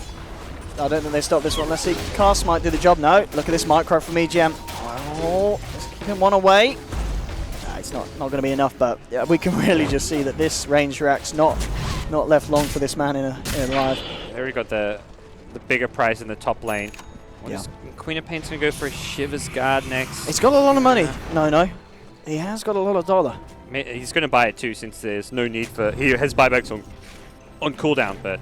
I mean, really, I think in the sense as well, we're talking about now, it's kind of impressive that he's being forced back into this position alongside his team, but he's still managing to keep parallel with the farm of Bulldog and S4. He didn't play the last fight the best, but even so, like, he's had such a good game all throughout. It's just been so hard. You get so frustrated playing against this Alliance draft. You get impatient, you try and make a jump, and eventually you make a mistake, and Alliance they punish you. Yeah, let's see what kind of opening he can find. He's looking to jump in. Shiva's coming out. Will make a move forward, but immediately the bash, the control from Bulldog Yang. He gets up the lasso, controlling Loader. Sonic Wave 1 coming through, but look, they just don't care. The damage is not enough to burst through these tanky heroes of Alliance. And now Alliance, they're turning on to VGR. They've found the Witch Doctor. They're looking for End. End already falling low. The Rage now worn off. He needs to get himself out of here. Yang caught in the midst of it all. The Batrider's going to fall. A double kill for S4. No blinks out to the south. There'll be a buyback straight away from Yang on the Batrider, trying to get back in. FY will take down Ake, but Alliance, they're peed off. S4 says, you don't kill my Ake, and he kills him back. Triple kill for the Leshrac. And now VGR once again in a position with 2 heroes down. They're going to move forward, Alliance. They're going to look to put some pressure onto these racks. There's a buyback available from FY if he wants to use it. But at this point, they may just have to let the middle racks go. No, they're not going down without a fight. VGR buying back immediately. They want to go for this one. Yang, he's going to get caught out immediately by the Yules. Hex from, onto S4 with a defensive disruption. EGM, he's there with the save. S4, can he get himself out? He is. He's going to be able to live. Turns around with the Lady onto Yang. The stun onto the barrel. Yang falling low. Can he get himself back to base? He will get the BKB out in time. F1 trying to finish off S4, but the stampede there. The damage reduction saving the Leshrac. 2 dead on VGR. 2 heroes without buyback. Bulldog moving in with the bashes onto End. End will turn. Try to fight, but Loader's there. He's got the backup of Bulldog. End has to run himself back to base, but Loader, he's not going to allow it. Jumps forward, gets the Who Stomp out. Yeah, and GM's there as well to help Loader out, just in case VGR try and go back into him. But forcing VGR back into the base. Bulldog now heads towards the tier 4s and Alliance. At this point, they may have just done it here in game 1 against VGR, and indeed they have. GG is called. What a game. VGR throw everything. Sonic Wave after Sonic Wave, Lasso after Lasso Gate, Infest Bomb, and they killed 1 Disruptor. In that entire 90-second fight, all they killed was 1 Disruptor. Leshrac survives on low HP, but even if they killed Leshrac there... Look at that. He's killing me. God damn it, boys. But it doesn't matter. You won, Ake. And EGM just had a great time. When you get to play a Shadow Demon, when there's a Centaur or someone, you could a good disruption tag, like a Centaur, a Spectre, something you can send those illusions in. Oh, man, it's brutal. Whoa, what a game. 56 minutes of action with I feel it really showed the patience of Alliance. There was that period in the mid-game where VGR constantly out on the map. There's kind of 2 ships in the night, dodging each other furiously, and Alliance, they just managed to play it a little bit better. VGR weren't able to find enough pickoffs as they were looking for, and Alliance, they got the items online. That period as well where they're just sending in the illusions, and game 2, how did VGR step up against this? Was this something that they've got to take away from Alliance in terms of the draft, or was it just the way they played the game? I think they played it really well, but they just, in the clutch, Alliance just made some amazing decisions, and that's something which they just kind of have to shake it off and say, look, we can play better, we can execute our team fight better, and we're going to, they just need to tell themselves, we're going to beat Alliance game 2.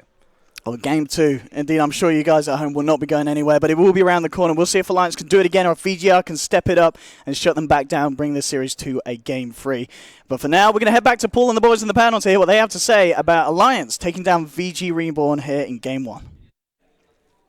Yes, thank you very much, Owen, there with slight rustle in his throat, I think. He got a bit excited during the game. 56 minutes of painful torture for Alliance fans finally ends with a victory in game 1. Let's find out what our panel made of that one. We'll start with Nahaz. How do you summarise that? Crazy. That we were pretty much it was a clean sweep for Alliance on the panel. We were pretty much at certain points in that game just absolutely positive that we were all wrong. They lost. This is over. Yeah, absolutely.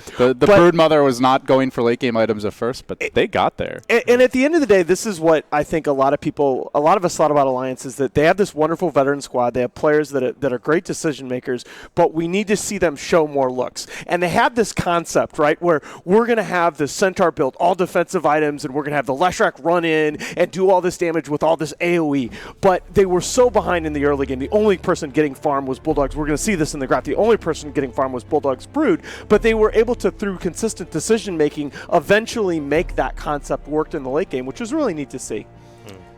Yeah, it was a really interesting game. We talked a lot about Stampede and Disruption as counters to the Lasso initiation, but I think what we saw late game, Giannis, was that Centaur Eggs did some work.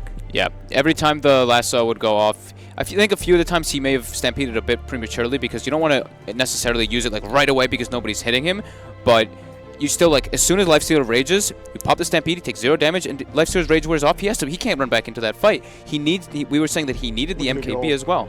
And yeah, you can see here, looking at the gold. I mean, you could see like the cores of Alliance were so behind, right? Those bottom two bars, the cores of Alliance, both the Centaur and the Riki ruined both mid and bottom lane. Yeah, right. You go back to the laning stage, Alliance was not executing very well at all. Exactly. I mean, I think the biggest thing, Giannis, was like in the very early laning stage, they did not have a sentry ward down for the Lesh, and he was unable to deward because he ate his own tango that was pulled just to heal off of his own tree early. They went right away on him, which is obviously the approach you should do. You know, Ricky's just obviously going to sit there, wait, get a few right clicks if he knows the sentry's not down, and it forced the tango to be eaten by S4. He had the sentry down, but he doesn't have another tango. You can't just put the sentry down, it's going to get eaten. He had to wait for his next set of tangos to come out, but he bought a salve.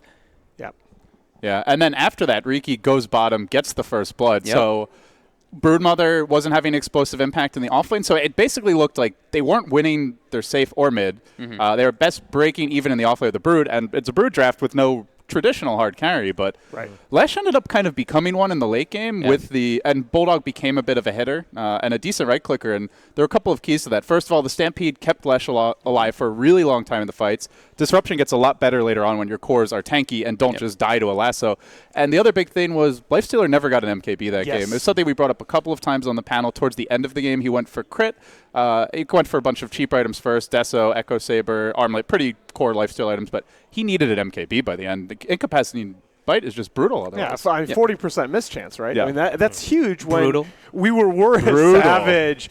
We were worried about this because early on in the draft, we were talking about the fact that Lifestealer has this just huge high HP sponge Centaur to hit and just get all this life back from Feast. But when you're missing 40% of your attacks, it doesn't really matter. I mean, you saw at the end of the game, Broodmother was just able to man fight the Lifestealer. That's not really supposed to happen. Or spider fight. Let's stop it there for a moment. We'll have a look at the highlights, and there's plenty of them to go through as well. So we'll roll the highlights now, and we'll talk you through exactly how Alliance ended up winning this game. We'll start fairly on in the game, just 14 minutes into the game. Ready to jungle. Alliance taken down 2. Big fight here. They end up denying the Disruptor, so they get this is the first time where they actually looked good in a fight. They get 2 kills. They get the deny on the Disruptor, so it's essentially a 2 for 0, and that was the first sign of life at all for Alliance this game. And this one was a pretty big mistake by Alliance. They have an Obs ward and a Sentry ward placed, and they see the Riki wrapping around behind them, and they still get caught out by it. I feel like that was a pretty big mistake by them, but they ended up not losing an immense amount of stuff. Sure, they lose the last strike, but I'm pretty sure it was just a 2-hero loss, and then they actually kept chasing, and they got the Disruptor as well. But Loda got out, and Broodmother got out, which are the two more important ones. How do you categorize this for both teams? Because it felt a little bit. I feel like Alliance. I don't want to say rubbish with it, but it just sloppy. Sloppy is a great way of explaining it. Yeah, it felt a bit sloppy for both teams. I think a lot of it comes back to the draft. Both teams picked very unpredictably. The Broodmother it's something Alliance. Not comfort heroes, a little bit edgy, making some mistakes that they perhaps wouldn't have made on other heroes. Yeah, not necessarily comfort heroes, and I think equally importantly, their opponents weren't prepared to play against them. Like Alliance did not look comfortable versus Riki, even whether it's the laning stage or even in that fight that Giannis pointed out, where they see the Riki, they're not really reacting to him. They're not looking for that invis hero as much as you normally would expect. In this fight, it was a really good play by FY. EGM kind of hesitated a bit on the disruption, but FY jumps him and clouds him, and that's pretty much how they need to do these initiations with the Batrider. That right there was huge on the back line. Yeah, you can see it. Ends up turning around, I think, okay for Alliance. Bulldog they got a 4 for 2 out of this one in the end. And remember, this fight was right after the Queen of Pain. The Queen of Pain at this point had Hex, Orchid, BKB, and Refresher. And they were able to take this fight. I thought when Queen of Pain completed those 4 items that this game was going to be Just look over. at how strong Bulldog is. He shuts down the Lifestealer just by right-clicking him, so he's missing all his auto attacks. He's not healing, so he dies a lot faster. He BKBs, he turns on the Quap, who's already blinked in, and immediately forces her back. Bulldog was honestly the centerpiece of their team fights as a Brood at 40-plus minutes in the game. How often do you say that? And sometimes even not around webs either. Yeah, it was really good because they were able to prolong the fight so long. So the Lifestealer, of course, if your rage is not active, you're going to be taking a lot of damage from both Soul Catcher plus all the Leshrac damage. And then we were saying, if the fights progress, Leshrac becomes immensely powerful. And you're used to being able, on that Lifestealer, you're used to being able to mitigate that damage with Feast. And again, missing 40% of your attacks. 60%. 60% is it. You're just not as tanky, nearly as tanky on that hero as you used to be. Yep. This has got to be a big confidence game, though, for Alliance, because we all expressed concern about their ability to execute different strats. They clearly had a team concept, a team plan coming into this game, and really fell behind to the point it looked like they weren't going to be able to make it work, and were able to execute, pull it out in the end. And this is just Brood running down a Lifestealer. Like, at 50 minutes into the game nearly, Lifestealer's normally just beating the crap out of Broodmother unless she's horribly behind. Bulldog did so much in this game. He was able to isolate the Lifestealer in a lot of the instances. He was every single one of these fights. I'm pretty sure we saw Bulldog either isolate the Lifestealer or one of the other heroes, kill him almost instantly, and then the fight, you're starting out 4v5 versus a Centaur who can keep changing the fight around, disruption, which keeps, of course, saving your teammates, and you can just see, the fight gets prolonged, and it just becomes better and better for Alliance. If you've ever seen someone like do a speed run, it's like, like they slightly mess up, reset. They had so many reset buttons this game. It was really impressive to watch. I will say the interesting thing for me is Alliance looked really weak in the laning stage, and I'm not sure they'll be able to get away with that kind of start against some of the strongest teams in this tournament, but where Alliance has always excelled is late game decision making. Right. I mean, you go back to some of the most iconic games, TI3 especially comes to mind. This team, when it goes late, when it's a base race, when those clutch decisions are on the line, that's when they tend to come up biggest. And this draft, it felt like the mid game wasn't that strong, but when they got to the late game, they just took over. Well, and this is the other thing that we were talking about, where I don't fully understand what's happening to VGR, because it's clear, like, Nono is a superior technical player compared to Mikaska. He was off to a huge lead in this game, completed those 4 huge items, had the 3 big active items with the Refresher Orb, looked like he was in position to totally dictate the fights, but they weren't necessarily able to play around him in that same cohesive way that we saw him play around Mikasa's Queen of Pain and Starladder. I think a lot of it just goes back to not being able to burst heroes. Like, once Centaur gets the Ags and you have the Shadow Demon, you jump someone, if you don't kill them with the lasso, and like while that first cloud is maybe dropped on Shadow Demon, they're going to turn the fight. Leshrac comes back very quickly with a Bloodstone, sometimes a buyback. Bulldogs gets on the Lifesteal and turns the fight, and I mean, for me, he has to be the player of the match. We came into this saying we don't think they can deal with Broodmother, but I don't think we were talking about the late game there. We thought they would have a better laning stage. They didn't have that. Bulldog still showed up later on in the game and carried them. Perfect build by Bulldog this game. I loved it. Yes, I really loved it. Of all the things that we question about different heroes' items decisions in this game, I'm glad you said that, because his was spot on. Yeah. This is such a change as well. I think the opening game of the day, we were talking about how poorly Bulldog had played in that very first game of the day. You were with us on the panel, and it was a really poor game. Made lots of mistakes in that game as well. Come back stronger on a hero that we don't see him on a huge amount. Yeah, and also I just wanted to say also that Alliance seems to have like more of an ease of execution in this fight. Sure, VGR was able to jump in and maybe get the lasso with the initiations, but they had so many different ways to like kind of cancel, like we were saying, prolonging the fights. If VGR wanted to get the fight perfectly, they needed to, like, Ricky needed to jump on top of the Shadow Demon and get the cloud off. The Co-op needed to somehow Orchid or Hex the Centaur while the lasso is also going off. So everything needed to be kind of done at the exact same time, while Alliance just needs to, all right, Centaur, R button, boom. Shadow Demon, try to get a disruption off within the first 5 seconds of the fight, and you win. And I don't think this game really clicked for me in terms of the explanation until you said that. That was absolutely perfect. It really illustrates the way that Alliance's very defensive team concepts. We were just going crazy talking about, why is Loda going Hood when they don't have that many sources of magic damage on the other side? Why is he completing the Crimson Guard over the Abyssal that would have let him lock down the Lifestealer inside Rage? But that was a great explanation of Alliance's team concept. We don't think if we develop this much sustain on our side that they're going to be able to kill us in these sustained fights. Of course it wasn't. It has to do with the items, though, because if they didn't have all those items, the ease of execution becomes a lot harder. But at that point, with Aghanims, like I'm saying, you just, okay, good job, good luck. Good button. We have massive damage reduction, and you have too many heroes that you have to deal with at this point. We have 3 cores that are way too farmed for you. Okay. No, you go on. If you got an extra point. I mean, I guess the last thing I would say is the VGR lineup was very single target heavy. Yes. I think it's worth highlighting that. As the game goes along, you have Ariki, who, as a support, doesn't really offer too much damage output. They had basically no AoE lockdown. It was a Flame Break and a Lasso, Cask, a very underfarmed Witch Doctor. So it was very hard to reliably control and kind of zone the fights. It was very basically depend on the Batrider. And again, they had just press R. Batrider, if not a non-factor, has an incredibly hard game ahead of him. So I think it was a limitation of the draft going ultra late game without a huge advantage, where VGR were expecting to snowball a bit harder than they But actually at the end did. of the day, right, they've got a one-position Lifestealer, and Alliance has got a Centaur that's very, very defensive. I mean, it's... But that rage does wear off at some point. It's true. You Stampede, he's not doing anything for 4 seconds, then suddenly the rage is 2/3 of the way done, and Leshrac starts dishing out the damage. So I think having MKB would have helped a lot, but even then it was going to be tough with just a very single-target heavy lineup against a lot of what I would call AoE sustain effectively. Okay. Game 1 in the bag. We'll look forward to the draft very shortly. But before we get to the draft, we do have some community questions which have been coming in their droves. So we'll take a few of those right now and put them to our panel. The first one is, how big of a role does a coach have on a team? I'm going to go to Fogged for that one to start with. I think it's extremely important. Not only just because he can tell you like what you're like, it's like, oh, you're doing this wrong and stuff, like, or like he's telling you like, oh, next time we should look out for these things. He's kind of the guy who can be the bad guy, like we've said.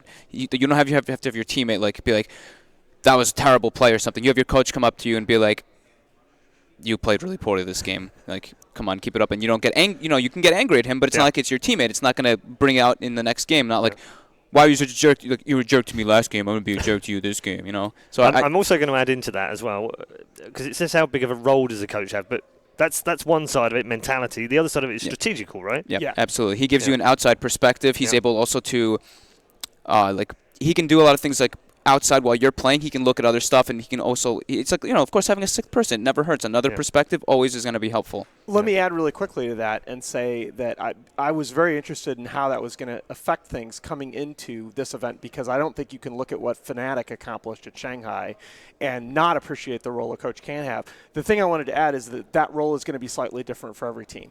Because I'm talking to Bliss, I'm talking to Seb, I'm talking to Synderen, and the way that they're approaching the team's needs are very different. Yes. And I think that they're doing a very good job in terms of filling that void. Yeah, I would say there are different types of coaches. So you've got, like the Boba, Synderen, Matt, I would say very analytical. They're focused on, how do we improve the drafts? How do we, research against opponents, especially in this format where there's 4 games at once to start the day. Yep. Having just that extra pair of eyes makes a big difference. Then there's what I would call like the all-rounders. I think 71 is the best example of this, where he's not only like an in-game strategic coach, he's also a mentality coach. He's very good as far as like the morale for the players go, has developed a great relationship over the years with pretty much all of the star Chinese players, and has brought up a lot of the young ones, like Ehome at Frankfurt Major really comes to mind. And of course, on top of that, he's the manager for them a lot of the time. So he pretty much does it all. And then you have Blitz, and he's basically the teddy bear for the team. Gives them hugs. He's the emotional coach. He keeps their mentality right, but he's the last one.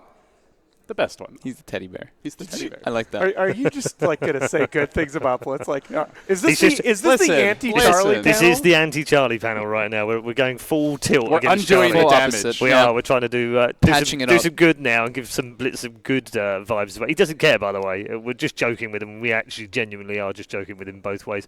Let's take another question from the community. See what we've got. Is DC the real dark horse for this tournament? It's a very good question from Emperor. Is that? I'm going to try and read it. Emperor Flagon. Yes. Okay. I think you kind of should take that one, because you've DC the real dark horse for this tournament?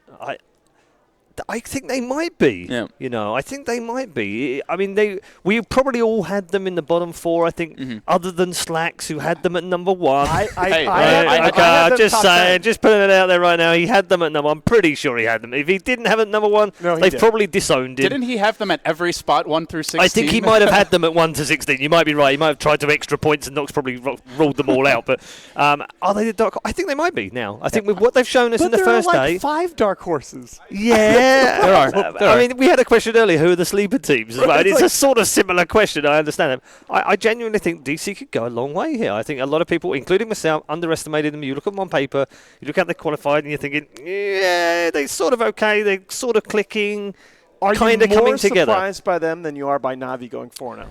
No. Definitely I think that's the biggest surprise, and that's no detriment to Na'Vi or to Denny or any of the players in that team. I just don't think anyone expected them to go 4-0 in that group. No one did. I mean, except for hardcore Na'Vi fans. For me, I actually had DC top 8, and the reason is like they seemed like they were just gelling as a team. They played a ton of Dota coming into this tournament. As for like the EG and Secrets, they hadn't been playing all that much. They looked really shaky at the few events we did see them. So for teams like that, I put them pretty low just because they hadn't shown it. But DC has some fantastic individual talents. A lot of them very proven at that, and I'm not that surprised. I think it's a good point that you're saying that there's so many dark horses, because also coming in here, people are looking at LGD as kind of like, who are these guys? And you could kind of say that they're the dark horse coming in too. And we've gotten to see and know that it's unbelievable. Like, oh man. Okay, draft is ready, so let's drop you into that right now. Rubik is first pick for Alliance. No surprise there whatsoever. Their most picked hero over the last 6 months. And the 4 bans are almost identical. I think we had the Lifestealer banned this time. It was not banned in the opening phase last time round. I think the Invoker was. That's interesting, considering they just beat it. But Alliance just But they may not have enjoyed it. They may not have Yeah. enjoyed. They might have thought that was a 30-minute game without that. Yeah, they had to work pretty. They had to work pretty hard to beat it. I don't disagree with that. And the Rubik pick, I was doubting first pick Rubik a little earlier, but it paid dividends for them against Liquid. I really liked what they were able to do with. I that think the hero. problem is with teams like Alliance who do rely on it quite heavily. This is a brutal open. Is that they need to pick it first, otherwise it gets banned second phase. That's the problem with it, isn't it? And Phoenix Void, Slardar Rubik. Now they are dire. The Slardar is definitely, I think, a very comfort zone type hero for Loda when they want him on an initiator. Slardar comes to mind very early on the hero pool. I would say Chaos Knight's also up there if they have IO, but obviously that's banned. So they're dire. Obviously helps them take the Roshan, gives them some single target burst against Phoenix, who has incredibly low base armor. And it's just interesting to see how drastically they've changed the draft from game 1 to game 2. And hopefully they keep on doing what they've been doing. Have Bulldog on that carry type thing and put Loda on the Space Maker, and hopefully he's playing the Slardar here. So Lone Druid doesn't seem particularly... Hopefully. You're praying so hard for that as well. Well, it's what they've been successful with, so I wouldn't see why they would steer too far away from it. Yeah. I mean, Lone Druid doesn't seem that appealing up against Phoenix. They banned the Nature's Prophet. Yeah, that's pretty much the two heroes that they used in the previous time when they won. It was the Dazzle and the Furion. So Vici is definitely doing their homework. They will not get ambushed by a Brood again. If they see a Brood, they're going to either expect it as a possibility, or they're just going to be counterpicking it pretty early. You don't want the Slardar. Was Bulldog on the Slardar in the opening game? He was, wasn't he? Guys, I don't want to cut anybody off, but can we talk about the Void Phoenix Open? Sure. Yeah, it's terrifying. This is absolutely terrifying in terms of the team fight presence that you're going to be able to bring all stages of the game. It scales incredibly well. Level 2 Sunray is a huge threat early on in lane to protect the Void. This VGR Open is like... I don't know. I think Doom Lion or Beastmaster Lion are my favorite two hero opens right now, but this is one of those where, as the opposing drafter, it's like a gut check. You have to have a plan to deal with this. Yeah, it's really scary, though. But Silencer, great against the Wombo combo, great against Phoenix. It's a pocket pick for Alliance. They do already have the Rubik, though, so generally that would be the EGM hero. We've had an EGM Silencer already today as well. I mean, if they didn't already have Rubik, I would say Silencer is like the dream Alliance niche hero, but now I'm not so sure. And Vici already has, like we were saying, of course, heavy team fight already coming out. So we'll see if Alliance decides to go for more of a, not so ulti-reliant team fight and going for those like small pick-off, small engagements rather than just constant, big team fights. Interestingly, Alliance banning the Death Prophet as well. I thought that was something they might consider, but it looks like they're worried about those heroes that just combo with the Void super well. Alk also just someone who could drag out the game, give the Void extra farm later on. Lion Phoenix supports. This is it's back. That's like the dream support duo. Maybe Disruptor replacing the Lion is an alternative option, but it's going to be a tough game for Slardar. They have some great counter initiation now. I am absolutely terrified by these first three picks. Fortunately, you're not in the draft. I was going to say, fortunately, you don't have to face them, Alan. You don't have to play in this game. Oh my God! You're Did okay. you just pee your pants, Alan? Someone changed that, man. Yeah, I think Alan's struggling. Oh boy. Someone said a medic. Old man, get back into life. Depends. I was going to mention Venge, obviously against the Chrono. It's really nice. Also helps you a lot with Roshan.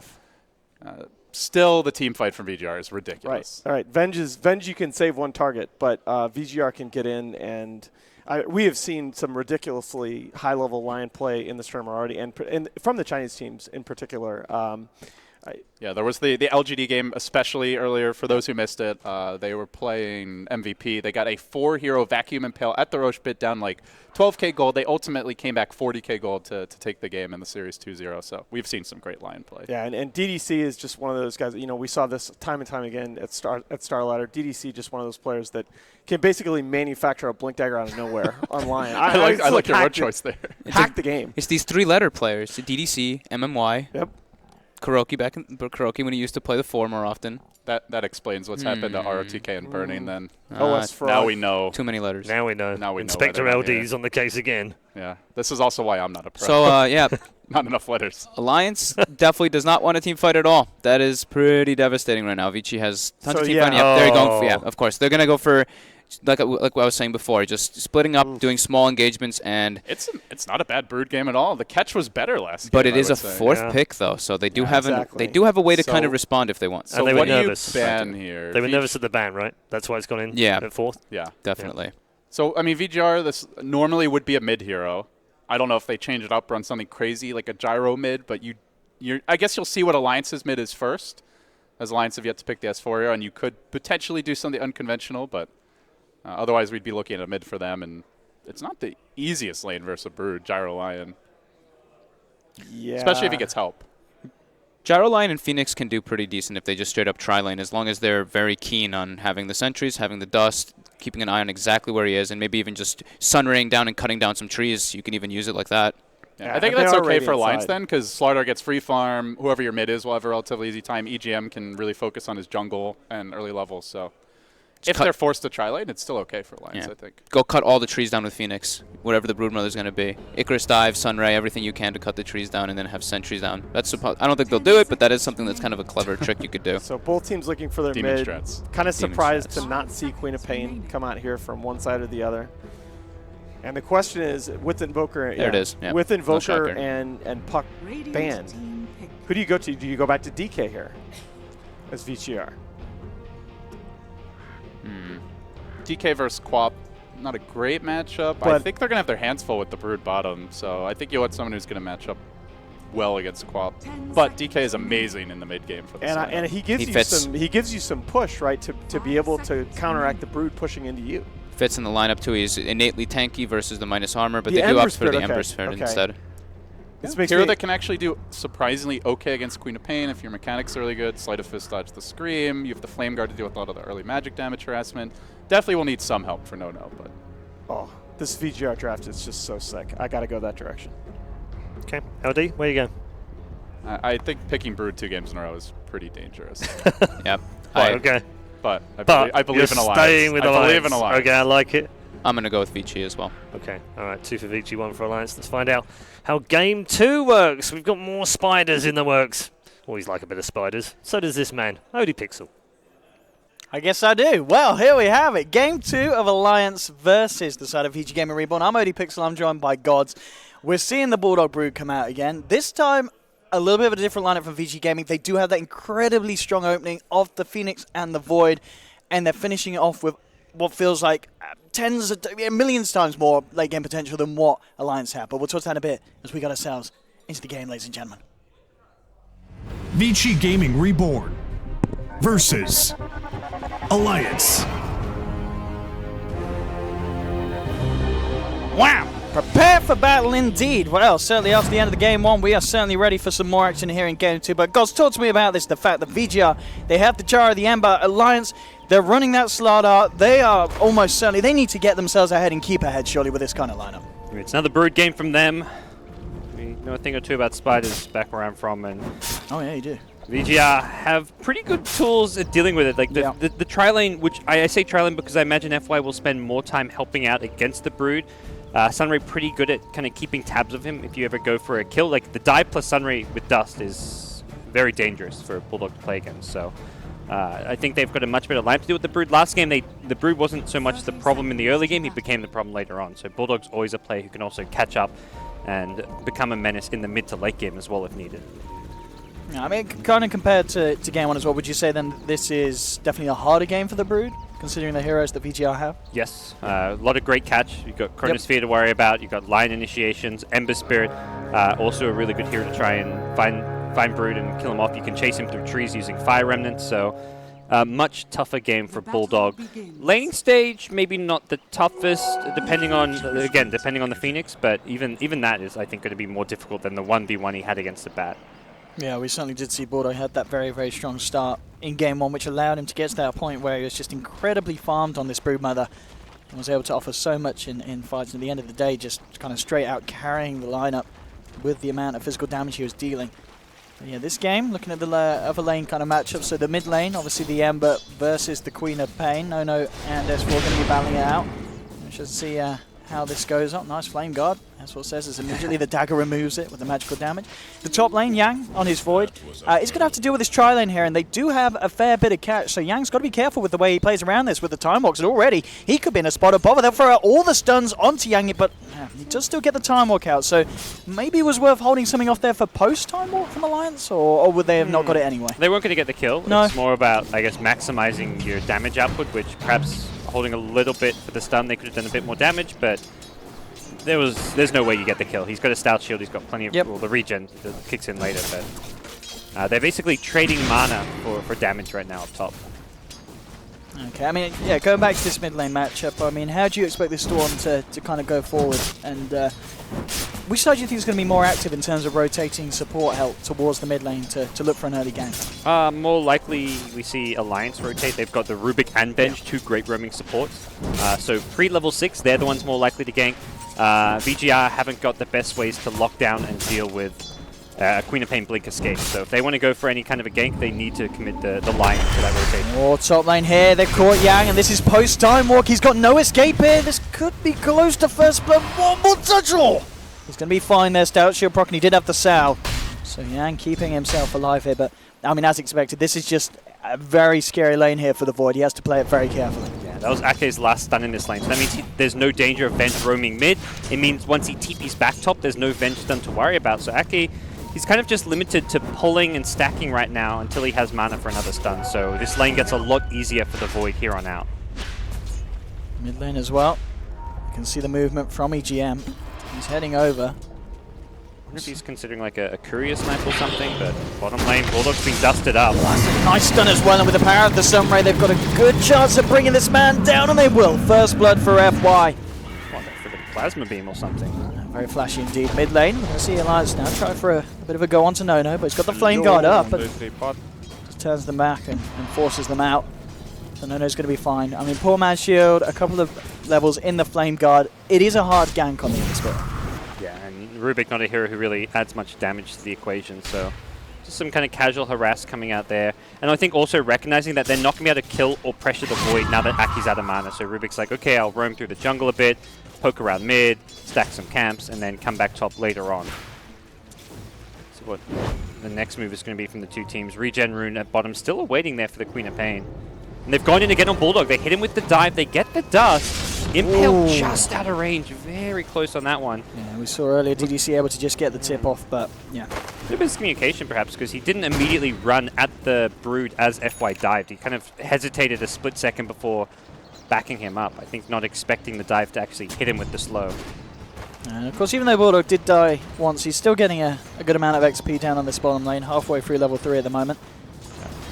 Brood games, like against 1v3 lanes for Broods, you can't really judge like how well it goes based on the Brood's number of deaths. You die once or twice, but you get levels and farm, and you pressure and keep the supports busy. Sometimes you can say like that's a successful offlane for Brood. So the one death so far, not really detrimental to Bulldog's lane. Elsewhere, in terms of the CS, 18 for 8 for S4. Oh, S4! I had to verify that. He has the regen rune, so he was trying to push his hero to the limit there, but cut it a bit too close, I would say. Incredibly risky play there from the man, but keeps himself alive. And, yeah, as I was saying, so S4 has got that slight edge with CS, really. I mean, 21 against the 13 for 8. S4's going to be very happy with the way that that lane's going.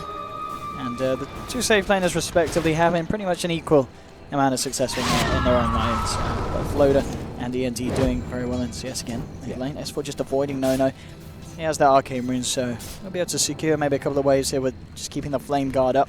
And the big difference really right now is between the offlaners. Yang is trying to just jungle, doesn't even have the Iron Talon. He's only just now about to hit level 3. Meanwhile, Brood, level 4.5 already, 10 CS, and including a Soul Ring. So, been a much more successful offlane for the Brood, as you'd kind of expect, given the nature of the two drafts. But something that VGR will have to take into consideration, that they'll have a late Cronus here.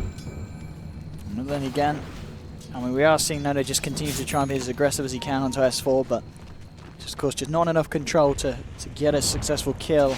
Unless, of course, we see S4 mess up going for an aggressive blink, but S4's been playing very well so far in this series, so unlikely to see that kind of misplay during the laning stage.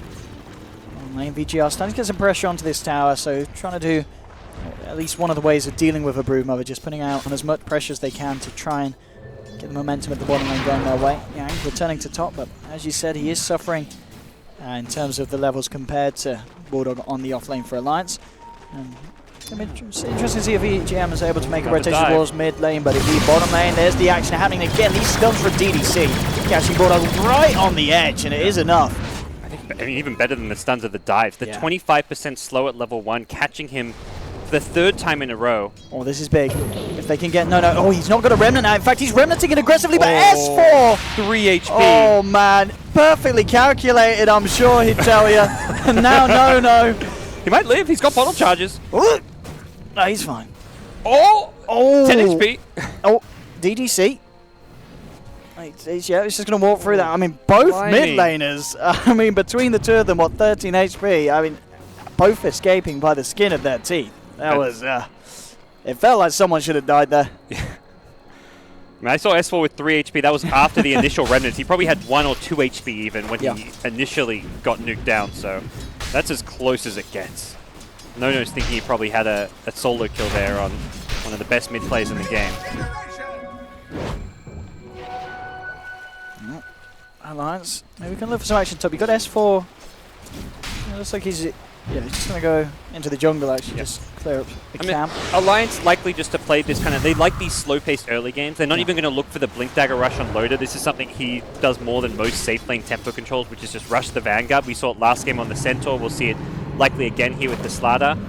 He just wants to be tanky, and even if it means the Blink comes significantly later, it's okay. He can still TP in the fights. If there's ever over-aggression from VGI, he'll still rock up. Sprint kind of means you don't have to get the Blink at as early of a time, and you're a lot more fight-ready when you have the Vanguard. Bulldog, he's coming to the center, and again, as you said, this Icarus dive slow.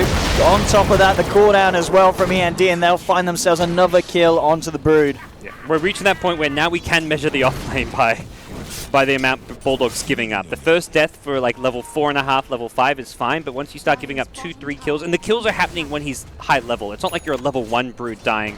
You're currently a level 5, close to level 6 Brood dying, as well as giving away Spiderlings. End is, by a pretty decent margin, the most farmed hero in the game right now. Absolutely. On his gyrocopter. And 1-0-2 thanks to Bulldog, and indeed the CS as well. The fact that they, sometimes they've been dusting, not quite catching the Spider, but of course getting the babies, and that extra CS, extra bit of gold into the pocket of the gyrocopter. S4 is hunting.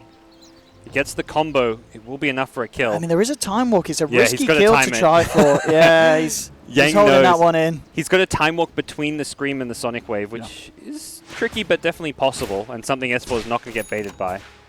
I mean, Yang's like, all right, come on. Give us some. Go on. S4's, he's not going to try for that one. Nah, it's definitely too risky of a whiff. Not worth it. There's a chance you whiff the Sonic Wave if you're blinking and blind, and also the chance of him time walking the Scream damage. Bottom lane, Nono going to join the cause here for a push onto the tier 1. Good rotation. Secures it. The gyro basically makes the call. Look, I'm ready to push. We're bullying this Brood. They've got 4 heroes coming onto the bottom. Can they actually punish anyone here? No. He's actually going to start to move in onto S4.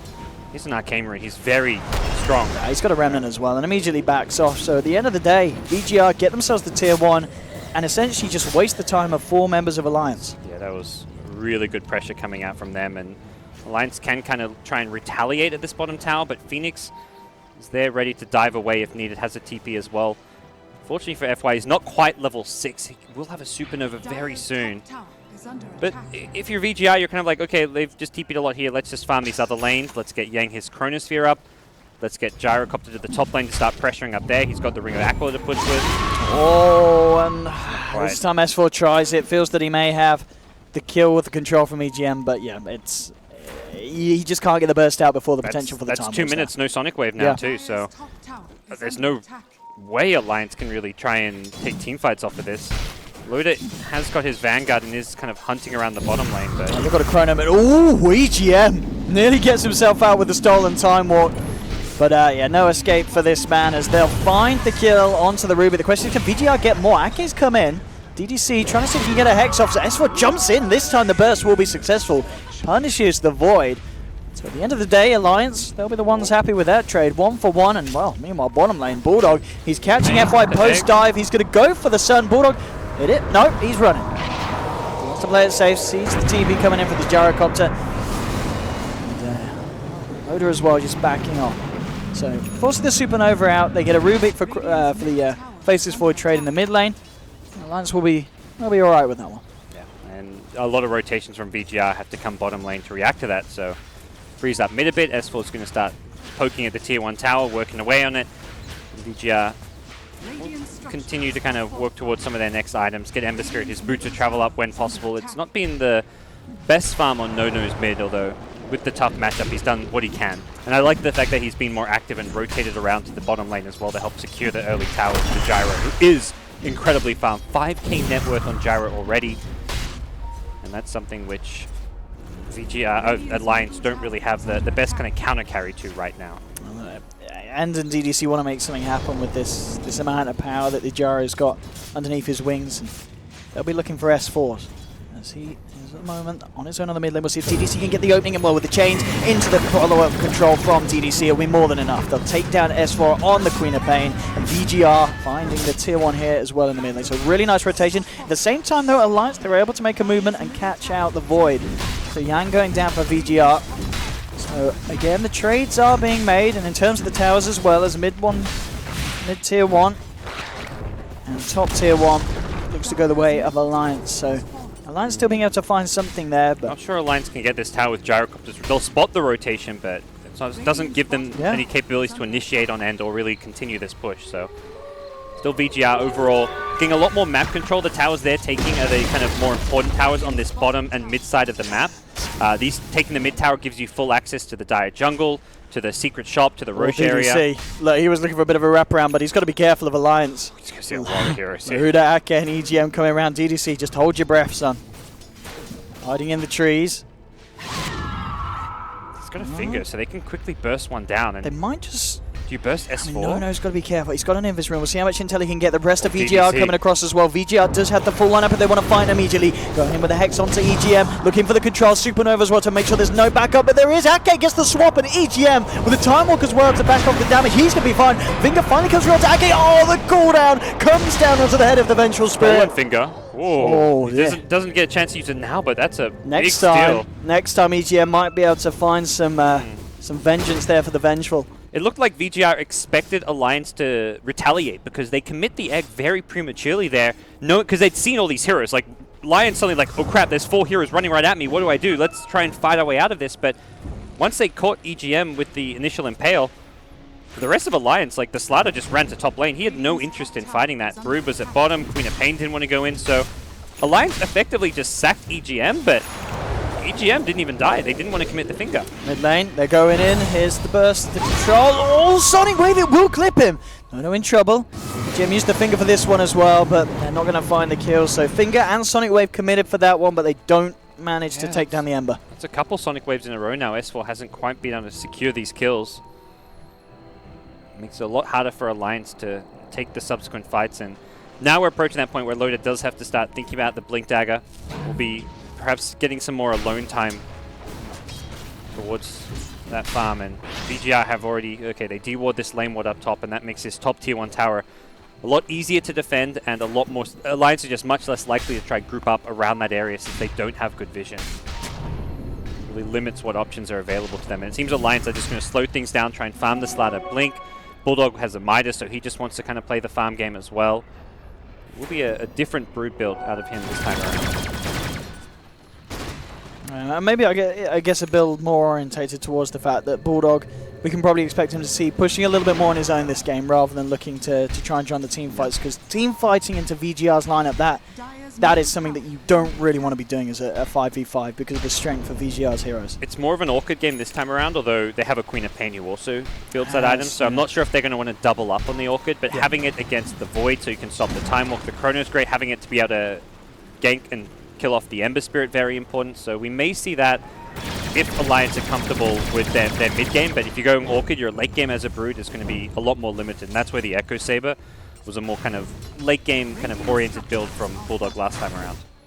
VGR. They're kind of faking this push up top. They're actually trying to fight mid, with the Ember Spirit. This could work out nicely. If they can get an initial catch off, no. Look for the aggressive Remnant. Gets the chains out onto Ake, and they'll close the gap in onto the Vengeful Spirit. Stun as well from DDC. More than enough control to take down Ake.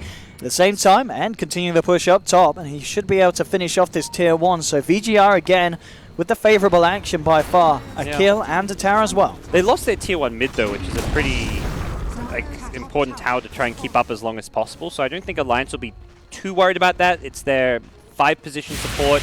They get a tier 1 tower. It's not really the end of the world, considering that VGR committed a 4-man smoke rotation towards that tower. I think Alliance look back on that one and say, well, we didn't really lose all too much.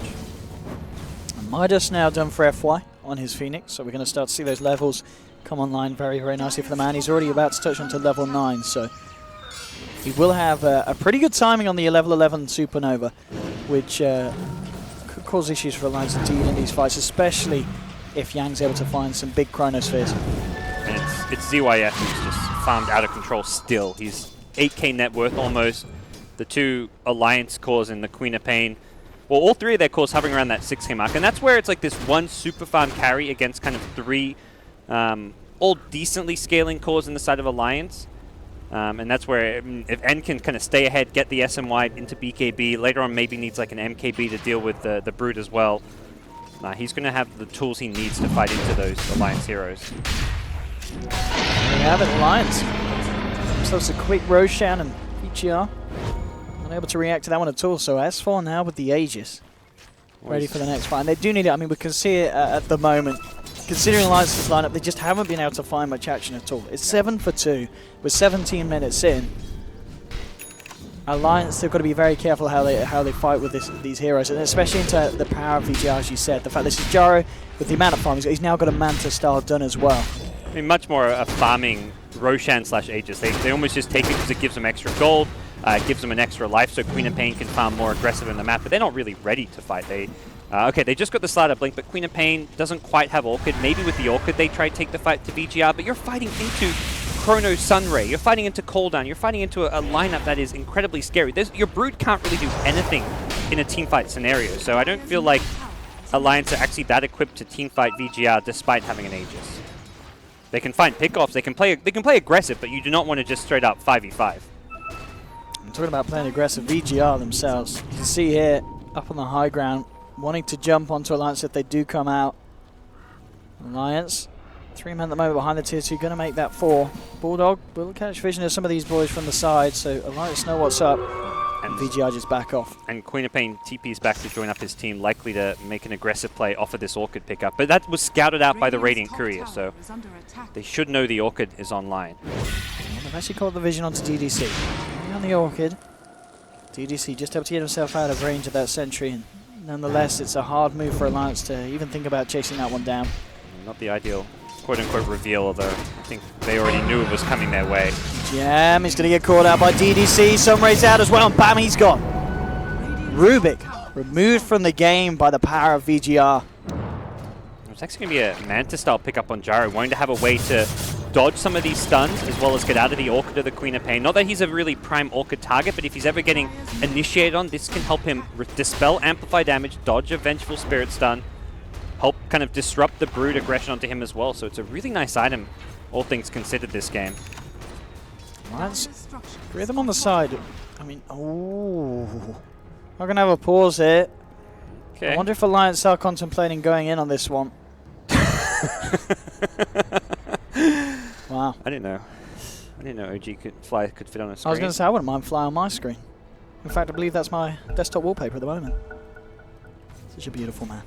Well, Alliance still looking to fight here from the high ground. S4, he's got the Sonic Wave available. What kind of opening can they find? Loaded jumps in, gets the crush up onto DDC, but immediately the reaction, the Supernova coming out. They manage to get the silence out onto Yang, so he can't get out the Chrono, getting bursted low. He will get taken down. They'll be able to finish off the egg as well. Alliance finding 2. They lose 2 in response, but the Aegis is there on S4. They might even be able to ready to find even more. Looking towards End. He's been caught on his own. Alliance, they've got 3 heroes closing in around him. End's going to look for the TP out. They got anything to counter this one? No, they haven't. End will escape. But they finish offline on the side. It's 3 heroes down on VGR. They only find the kill onto Loader and take away the Aegis from S4. So a very good fight, all things considered there from Alliance, and a huge amount of that down to the fact that they silenced the Void so we couldn't get off that Chronosphere. S4 was the playmaker, the god of that fight. That Chrono would have allowed the Supernova to pop. There was 2 heroes in perfect position. The 2 heroes that were hitting the egg, who were meant to get Chronoed there, but the silence was coming into play, and there was no answer to that. Lion almost managed to lock down the Queen of Pain for long enough. He actually got the Hex, but then he got crushed, and I think Void perhaps just a tiny bit too slow, but the thing is, Yang doesn't have a blink. If he has a blink there, he gets the chrono up, but without a blink, he's got to walk in, then get that, like, the time walk gives you a small gap close, but he also needed to move a bit further, so until he gets a blink dagger, it isn't perhaps a reliable initiation for the Void. And as you said, with the way that, you know, his gold is stacking up a little bit, he's very close to having that blink dagger, so just playing it safely maybe before he has that available. And then they'll look to try and take a fight again, because they can't afford to do this against Alliance. You know, Alliance, they were falling behind in terms of kills, but getting that amount of action, Alliance will be very, very happy with that indeed. But at the same time, Vijara gets out. END continues his kind of reign of power. They'll try and jump onto him, but immediately the Manta Star. That's what did blink into this one. The cooldown slope will catch him. Do they have any further follow-up control? No, gets himself off the chains. Remnants him, and Ake's there with the swap, saving S4, keeping him away from the Ember Spirit. And the rest of Alliance now on the retreat. It looks like VGR won't be able to catch anyone else out here. And S4 makes an amazing silencer, makes a bit of a questionable play there, does get away, but not sure what the plan is, trying to initiate on the Gyrocopter who has the Manta style. But either way, they get out without any casualties, lose a tier 2 tower. And VGR are probably happy just to fall back and continue their item progression and farm. They only just recently got the Blink Dagger on Yang, so they'll be ready to fight again soon, but more likely it'll be around the cooldown and the Finger of Death coming back online. And it really feels like, as we said, kind of going back towards the draft at the start, that VGR, there's not a huge amount of pressure on this lineup, surely. They're very comfortable with the pace. Oh yeah, Sunray always scales That's well into the great. late game. Gyre and Ember, you know. Yeah, you got no problems going late game with this VGR side for Alliance. A hero like Slaughter is pretty good as like a 3 position going into the late game, which is kind of what he is, but you're playing like a Brood with Slaughter. The one good thing Alliance have going their way is it's a true tri-core lineup going late game.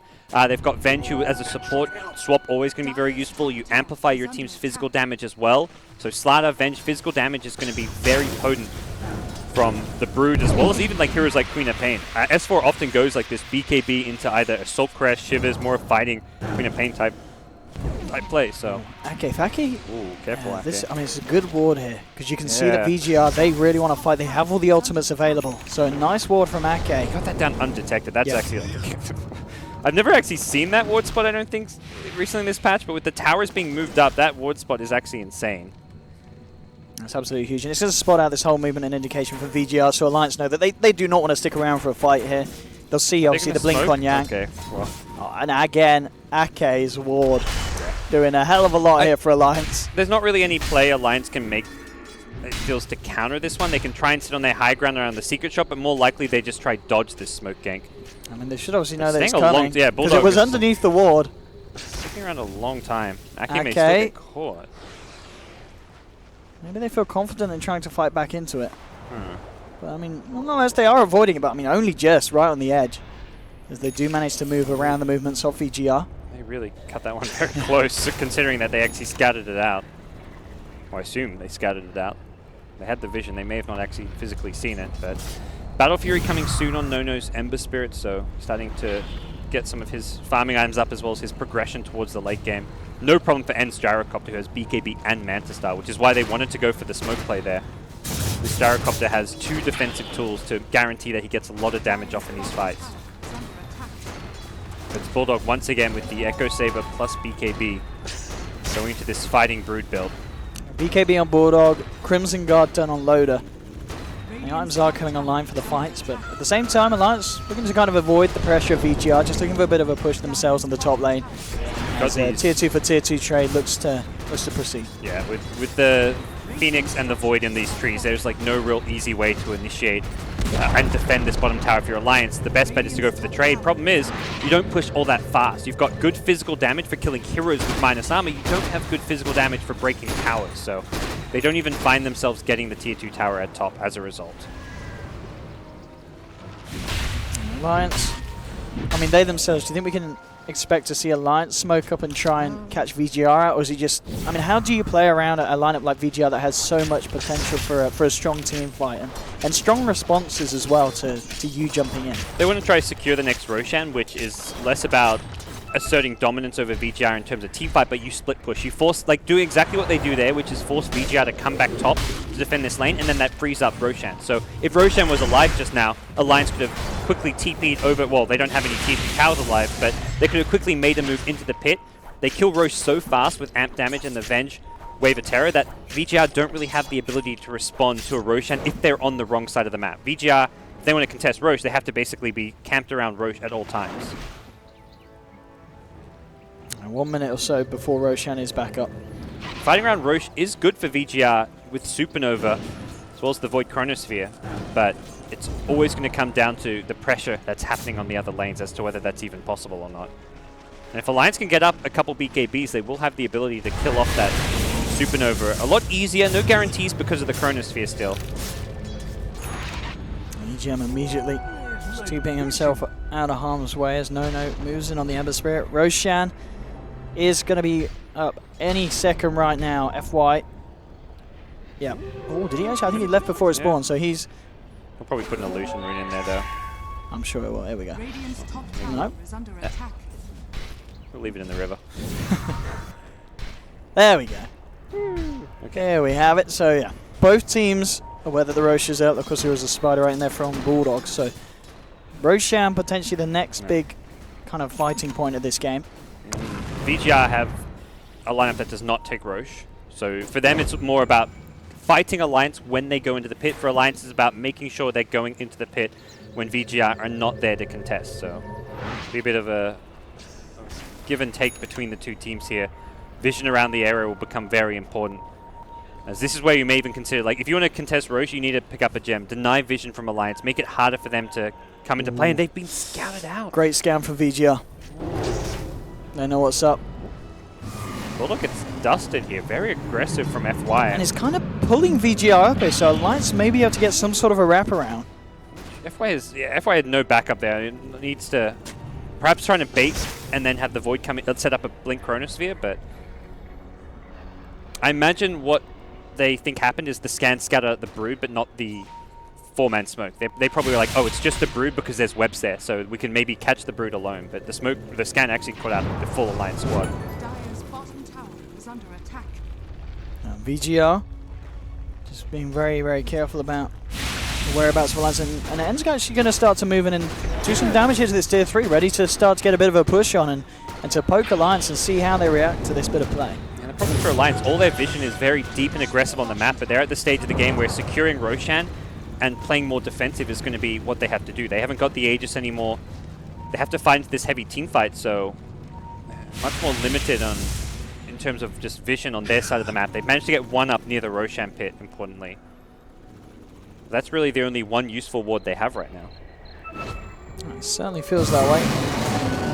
We're going to see S4 and Bulldog at the moment positioning themselves just the side behind VGR. VGR, of course, spotting this all out. They know what's up. They know Bulldog's in the neighborhood. And in fact, they're diving forward. They'll pop the dust, trying to catch him, but he's out. Bulldog just a little bit too speedy. Can't quite close the gap. VGR, though, beginning to cement their position around it. No, they'll manage to catch DDC out, but Yang, he's there. He's quick with the Chrono, catches out S4. They'll lose DDC, though. Can they kill S4? S4 wants the BKB, turns around with the Sonic Wave, gets swapped out from Ake. He'll be kept alive. Bulldog trying to work his way through. No, can he get it? No. Renders himself up to the high ground. He'll continue to chase Bulldog. Can he find this Ember Spirit? And he, no, continuing to hide on the cliff. He's going to be able to keep himself alive for the time being. Crush onto FY. EGM moving in with the control. Telekinesis to make sure this bird can't fly away. And Alliance find themselves a second. The rest of VGR getting themselves away from the pit. And a very nice fight, really, for the side of Alliance, considering that all the ways that could have gone horribly wrong for them. Yeah, jumping, perhaps not using the Void and the Phoenix together to full effect. They managed to catch out S4, but if you're going to one-man Chrono S4, you've got to kill him inside that Chronosphere. But without the Lion Finger of Death, they didn't have the follow-up damage. Gyrocopter wasn't doing any damage in the Chronosphere, so it was just Sunray and Void, and this Void does not right-click very hard, so S4 blinking in aggressively, paying off since he took the Lion out of the equation, and the Slider also almost gets caught in the Chronosphere, doesn't quite get him inside it, and as a result, the Lion still goes down. And S4 just blinking back, making sure that DDC couldn't manage to find the follow-up lockdown on the Lion.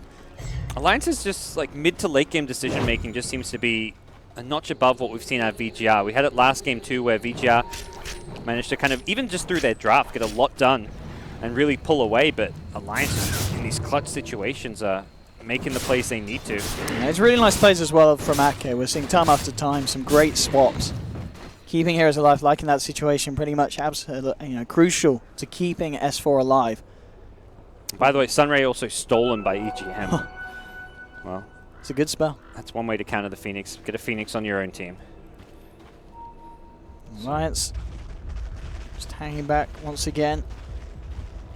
Even though they're able to kind of take that fight around the Roshan pit, still very, very scared of the power of VGR.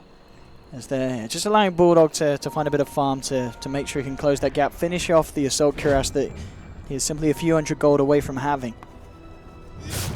At that point, it's really Alliance who have all the tools they need to take team fights. They have an Aegis on S4, they've got the BKBs, they've got a Brood who does a ton of damage here. This is not a Brood who's falling off anytime soon.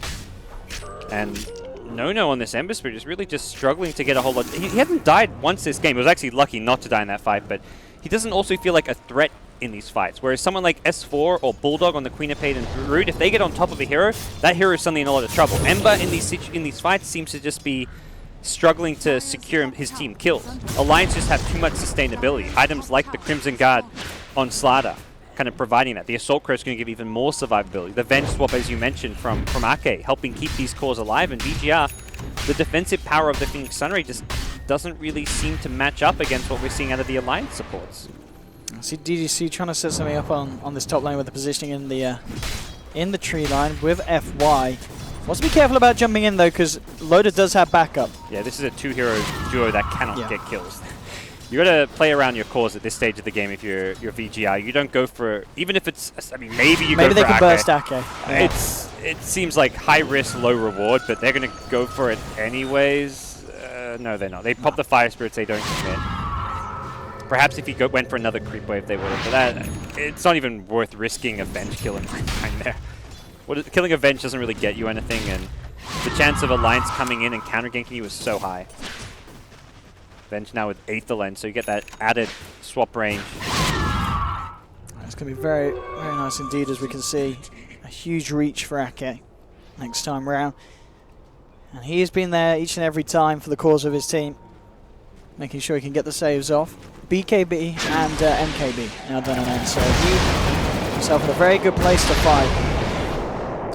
It's always, he's farmed, he's where he should be, and perhaps even should be and more, but it just feels like Alliance still have a lot of tools and just survivability to fight into him. The armor advantage coming out from the Assault Crest. You could see like a Shiver's Guard next on S4 if they really want to even more armor on their side. And if you take someone like Lion out of the equation, suddenly it's only Gyrocopter really left alive to dish out reliable damage. With Ember Spirit having to go defensive into a Manta style. He's got Battle Fury Manta. He's not going to have a Daedalus anytime soon. Smoke and go here from the side of Alliance. They've got everything available, everything ready. Let's see what they can find. At the least, getting a nice deep ward down onto the side of the map of VGR. This one might find the Phoenix here. He's pinging him. Yeah, he's got it. Orchid down. FY's going to go for the TP out. Would the Sonic Wave be enough? S4 believes it will be, and indeed the calculation's correct. With the Orchid tick damage at the end, brings down the Phoenix. And a nice nice one-on-one pick off there for the quad. Does mean we're going to see the Aegis expire soon anyway, so Alliance is kind of using this stage of the game to increase their lead, get some more map control up, and just kind of use this gem that they've got on Loader now to take out any Radiant Vision they can find, although quite a bit has kind of eluded them so far for now. VGR, who just don't seem to be keeping up. You've got Yang up to 2.6k gold on Void, but there's no like real obvious item that's going to be coming his way soon to... He's not going to be able to transition to a core, like a late game carry at any stage. He can go for something like defensive, like a BKB to help against the silence and the stuns, but very unlikely we see him get any kind of reliable DPS going in these fights. Right, it feels like it's come to a very similar point as it did in game one, where both teams very much being careful about the fights that they choose to take. But as you said, this is giving space for Alliance to start to catch up a little bit in the sense that, at the start, VGR, they were finding the majority of the favourable pickoffs. But Alliance, they managed to close that gap. And they are farming relatively well. But it's always going to be that imminent threat of the fact that both End and Nono are on those two kind of powerhouses. The Gyrocopter and the Ember Spirit are going to get exponentially scarier and scarier. Decided it's time to go for an all-out 5-man smoke. They want to take a big fight here. DDC leading the way, ready to go with that blink lockdown. Now let's see what kind of opening he finds. They might catch out Loader. Loader. S4 going to walk into him. Oh, that BKB instantly coming out. Loader's there with the reaction, jumping in onto DDC, looking to take down the line, and they will. S4 looking at the Supernova, realizes he can't go for it. Corona, but Ake with the swamps. This man, absolutely beautiful. And S4's got regen. He can go back in with the Sonic Wave Oh, yes, indeed. He wants to avenge Ake, and they may just do it with the help of Bulldog, chasing down the Gyrocopter. Here we have it. Hugh. Bulldog gets the kill. Yank caught out by the telekinesis. It's going to be another one for Alliance. 4 heroes down, and all off the back of the fact that Ake, with the beautiful swap, saving S4, as you said, allowing S4 to get the regen off, get himself back in, and his participation there, allowing Alliance to take that team fight perfectly. Yeah. Also, DDC, I mean, hats off to S4 getting the BKB off, but very slow on the Hex or the Impale from DDC when he blinked to the high ground. He had a chance to Hex him before the BKB came out. He didn't get it off, and as a result, S4 stays alive just long enough for Ake to save his life with that swap. Here we have it. And then DDC actually going to get caught out here. The Sonic Wave as well, and he's gone. They've found the line. In fact, they might get the Gyro as well. He's gone. There's a dieback from the Eddie as well. No. They're both dead for 70 plus seconds. And Alliance, they're going to get the racks in the middle lane. And without these two cores, not enough money to buy back on the Ember. Because a dieback from the Gyrocopter. Alliance, they are going to have a lot of time to work with this one. They'll clean up the mid lane, head down and take the tier 2, and they may even be able to get more. This, an incredibly scary position for VGR to find themselves in. Yeah, I imagine Alliance will say, let's keep going. There's 40 plus seconds on the two main cores. Let's go. No Chronosphere as well. This is at least a tier 3 tower, probably going to be more for them. All VGR can do is try and delay until their cores come back online, but no Alliance, they're going to play it safe. I mean, it is now less than 20 seconds before Supernova and Chrono is available. Yeah. It's... I think also, they're unaware of the Ember buyback. Okay, so... Yes, they're unaware that he doesn't have the money for buyback. In their mind, it's like, okay, we know there's no Gyro, but if Ember buys back and we get caught in a Chronosphere, perhaps we get destroyed. And that's one way where you can quickly see the game swing the other direction, so... Bloodthorn now picked up by Bulldog. I mean, this is a scary item. You lay that down on someone and get the Spider Arts biting away. That's a lot of red numbers. Void does have Diffusal now, so we can use this to dispel off the Silence, be it from the Orchid or the Bloodthorn. Something which has plagued him in a lot of these fights, but it still doesn't feel like the most reliable in terms of survivability. The BKB does cost a bit more, but perhaps would be the slightly preferred option here. It does give him the ability to purge off the Silence from teammates, I suppose is always nice. Right now, though, it's just going to enter that kind of desperate stage of the game where VGR can't afford to lose another fight. Even just giving Alliance Roshan could be game over for them. They've got to execute their team fight. And that's the big thing we saw in game number 1, where the ease of execution wasn't there for their lineup. Again, if Yang doesn't hit a good Chronosphere, we have only seen one-man Chronos, and every single time Venge is in position for the swap. Ake is never going to be standing close enough to his core heroes to get caught in a Chronosphere with them, so almost every single time you've got to expect Ake to be able to save his teammate. So someone like the Lion or perhaps the Ember has to go in the back lines and find the Venge, but even that in itself, Ake's getting tanky. He's got a Buckler now, he's got 1200 plus HP. Alliance have all the necessary ingredients to complete this Game 2 victory. They really do. And I mean, one thing that we've got to remember, though, is VGR's high ground defense, it is brilliant. If they have the full 5-man alive there. We saw Alliance find that perfect window where, they were able to punish just, the misplay of kind of the two cores of VGR. But next time, you'd imagine that VGR, they're going to learn from that mistake. They're not going to let that happen again. And as long as they can have at least, 4 heroes minimum there, ready to defend, a couple of ultimates available, it is going to be very hard for Alliance to break the base again. Oh yeah, and get another item or two on, like Ember can complete his Daedalus very soon. Yeah.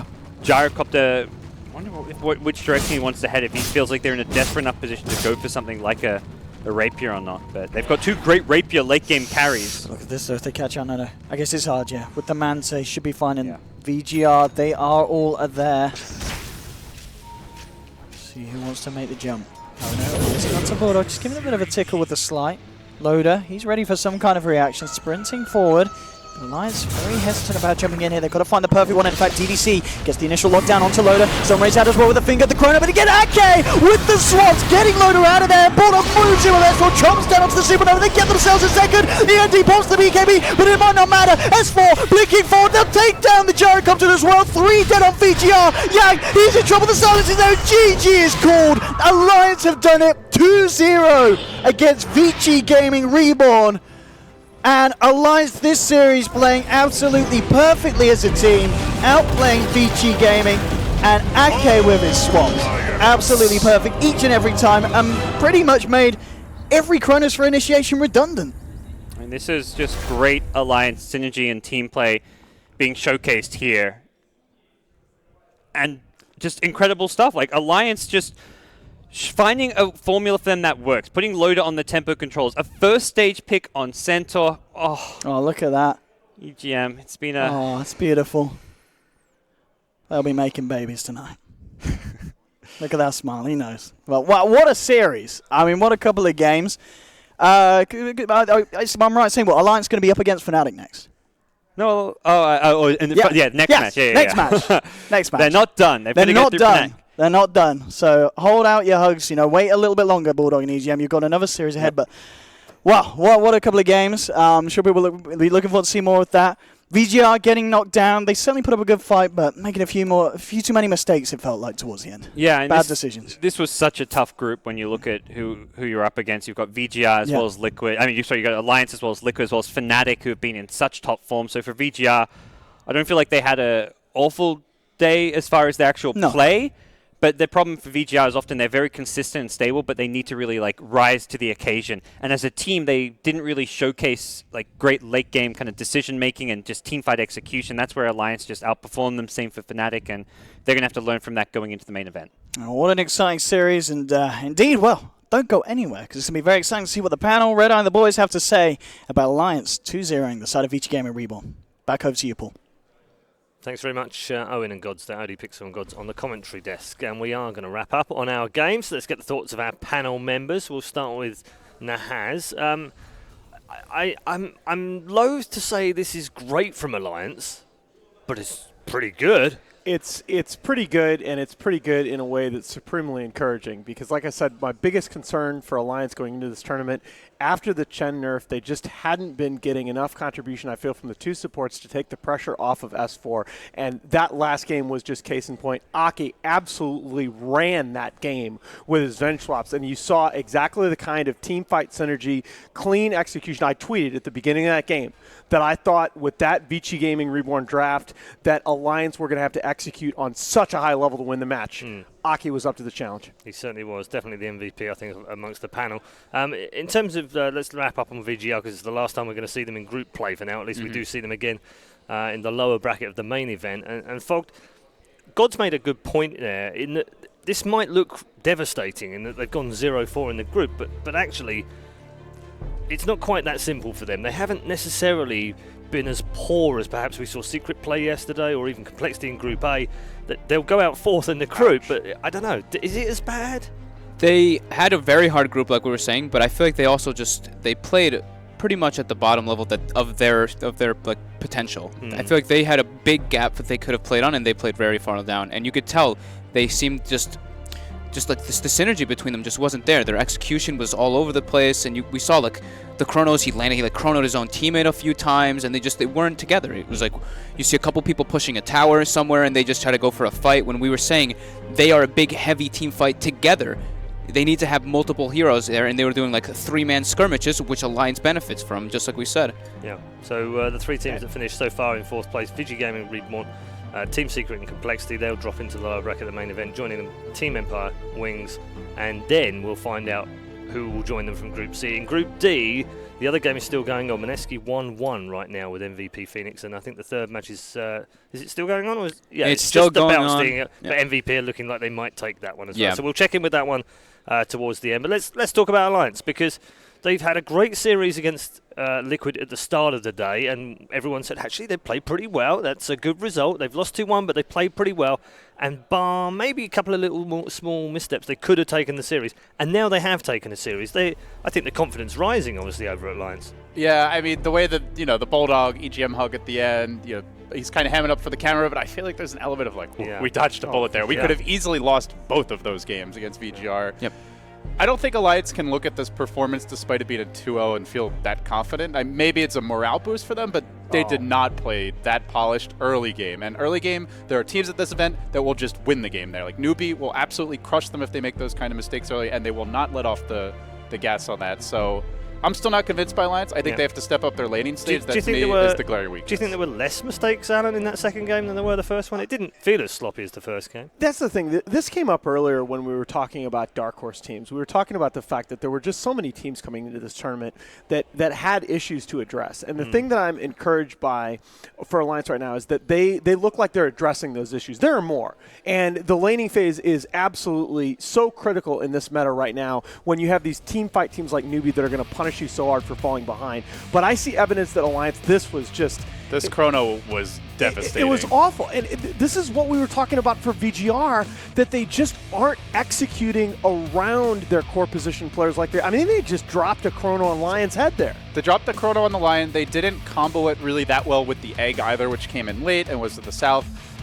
You can't only pin it on the Void. He had a couple of bad chronos, but also like the play around the chrono wasn't necessarily there. And there were a few other situations later on where I think he was just tilted. He got one hero chronos that did not catch the Venge.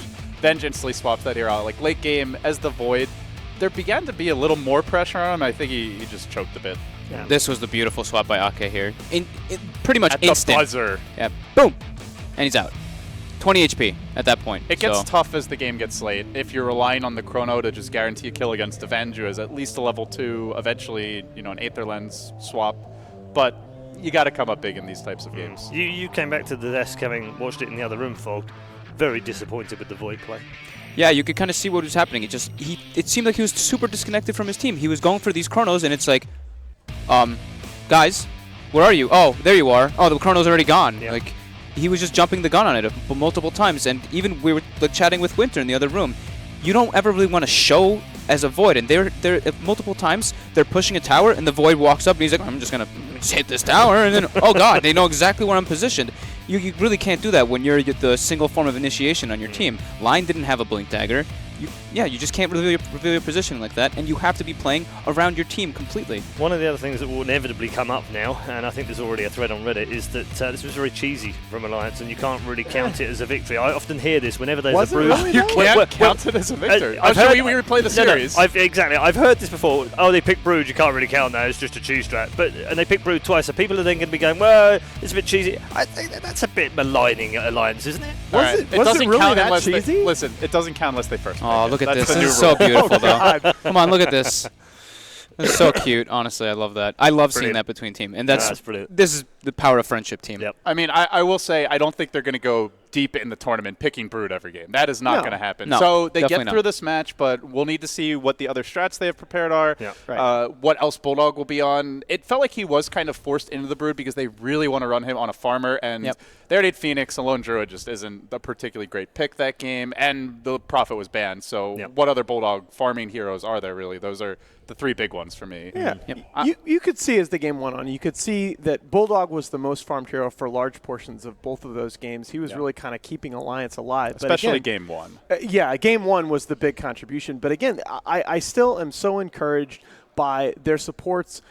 In both of those games, their supports made huge contributions to take the pressure off of S4. I think the thing that was impressive for me about the support play was just that they did it without having EGM on, like, basically a core. Yes. EGM was not that, like, super farmed, 3-4 items right there with the net worth of S4 in the mid game, which he often has been historically, and even more recently for this Alliance draft. Like the Shadow Demon game, we're like, oh, Shadow Demon's a pretty good EGM hero, actually, because you can level up poison, you can farm stacks. He didn't have to do that game. He still made big plays, not early so much, but down the stretch when they really needed it mid-game to late game. And a lot of teams are having to do that right now. It's rare to see like a support who's on the level of a core farm, and if they are, it's because they're winning fights. It's not because they're just hitting creeps the whole game. So they got to start banning Rubik in the first phase because, it's just too much to handle with the first pick Rubik. We already said, Fog, Rubik first pick. It's Rubik a thing. first pick. LD wouldn't have it, but Haven't there it seen is. I will say, I've been over in on Group A, now Group D. Haven't seen too many Rubik first picks over there. It's a thing. It's a thing, LD. Don't worry about it. It's definitely a thing. B and C are just they're the next We're tier just down. strange groups. It's fine. Thank you to Nahaz, to LD, and to Fogged. We're headed towards a break. But before we get to that break, we do have an interview with a winning player. And I feel like love is in the air. So Action Slacks is with Admiral Bulldog. Hey, this is Slacks over here with the one and only Bulldog. You guys have won your first series here at the Major, and what a series it was, man. You feeling all right? Feels good, man. All right, I wouldn't expect anything else. So, next up, you're up against Fnatic. Do you have any experience with that team, or how are you feeling about them overall? We played Fnatic a couple times. I'm actually a big fan of Mushi. We've got a nickname for him in our team. We call him Mushi the Rough Lover. So we're a bit worried if we can handle that or not, but hopefully we can. You seem like a guy who can handle a rough lover. You'll be all right. I am the Rough Lover as well. You are the man who roughs love. Anyway, so question for you about those games. Now, you played a beautiful Arachnid Assailant of a Broodmother. You are very important in all those games. You are the key to victory. Every time the Brood's not picked, is your first instinct just to go, okay, I'm going to pick it?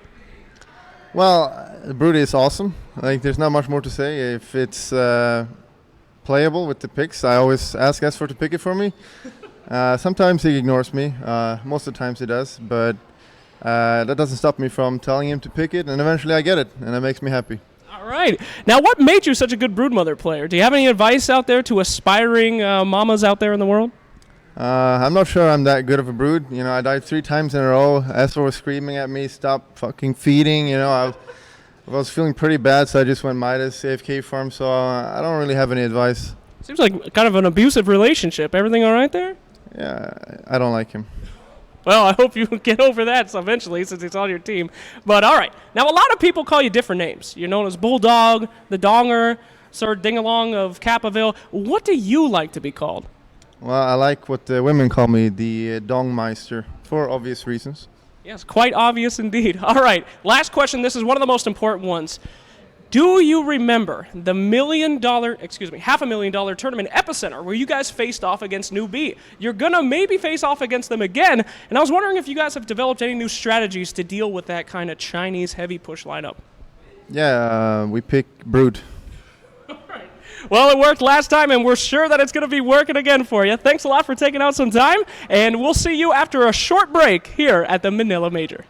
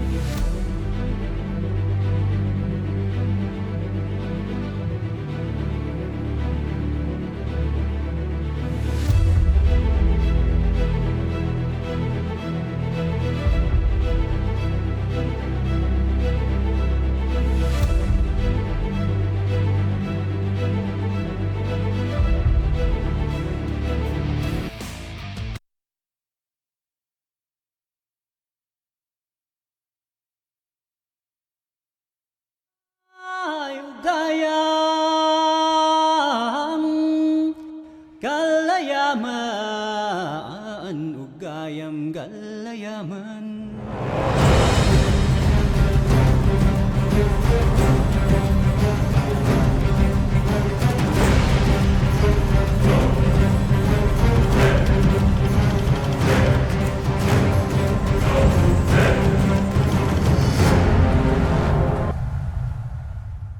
Good evening and welcome to Manila. It's 8 o'clock local time and we are on our final game of the group stage. Although that's not strictly true because there is one more game to go in Group D, and right now you should be tuned into Dota 2 as well as this channel because there is an absolutely mega game, and that's all I'm going to say, a mega game going on between Maneskin and MVP right now. You don't want to miss it, it's an epic. But also stay with us because we're also going to bring you the last game of Group C. We've also refreshed our panel members and rejoining us. Gods for the first time of the day, welcome. Black's also back with us, and Nahaz is staying with us, of course. Gods, we haven't had you on the panel yet, so just a quick chance to get your views on exactly what's been going on. What have you enjoyed so far? All the games. They've just been some insane games. Dendy's Tinker game that went 90 minutes yesterday. Yep. Today we've had some just insane comebacks. The game going on right now is nuts. I mean, it really is crazy. It's been a tournament of upsets. There's been nothing has gone according to plan. Yeah, no, and nothing's really gone according to plan in this group either. We've got Fnatic versus Alliance. I suppose in one way you'd probably say that would be the last game of the group, bearing in mind that we thought Liquid would win the group and maybe Vici wouldn't quite step up. And there it is, confirmed in Group C. The final game of this bracket will be Fnatic versus Alliance. The winner goes to the upper bracket in the main event. The loser to the lower bracket of Doom. Best of ones, where Secret and Complexity and Empire and Wings are all waiting. Didn't sound so scary when you said Secret are waiting, but when you said the other teams, I don't know. I'm just thinking, Wings, best of one, lower bracket, go home or win. I just wouldn't want to be the team that ends up playing them. Let's focus on the game at hand. It is Fnatic versus Alliance. It's the game I think as we watched the group unfold, Black, we probably thought would be the last game. And very interesting because if you look at the way they've played, both had good games against Liquid, ended up losing 2-1. Both have beaten Vici 2-0 fairly comfortably, but with some blips here and there. It's hard to separate these two then, isn't it? I mean, going into the series, the only thing we can really talk about is that in the past, Alliance did beat Fnatic 2-1. In the last tournament they faced off, I'm not sure which one it was. It was quite a while ago. And obviously both teams changed a lot since then. Yeah. And they're incredibly close and skilled, so I can't really call out who's going to win. Take a look at Alliance's lineup, and it's a familiar one, obviously because they've reformed recently as well. Fans will be, no doubt, very buoyed by what they've seen so far, Alan, but have they got a right to be? Can they expect maybe they can put in a really big performance against Fnatic to get them through to this upper bracket? Well, I think we've talked a lot about Alliance in the last series and the fact that they're showing a lot of very encouraging signs of having adjusted their playstyle to the current patch and the current meta, but there are some obvious issues. That early game in particular, Fnatic is a team that is highly explosive, and if you fall behind in lanes like you did against VGR, Fnatic are going to execute, they're going to leverage that advantage. At the same time, we got to be worried about Fnatic because Mid One had a couple of brutal games earlier today, including a game on Ember Spirit where I believe he died 9 times in the first 25 minutes.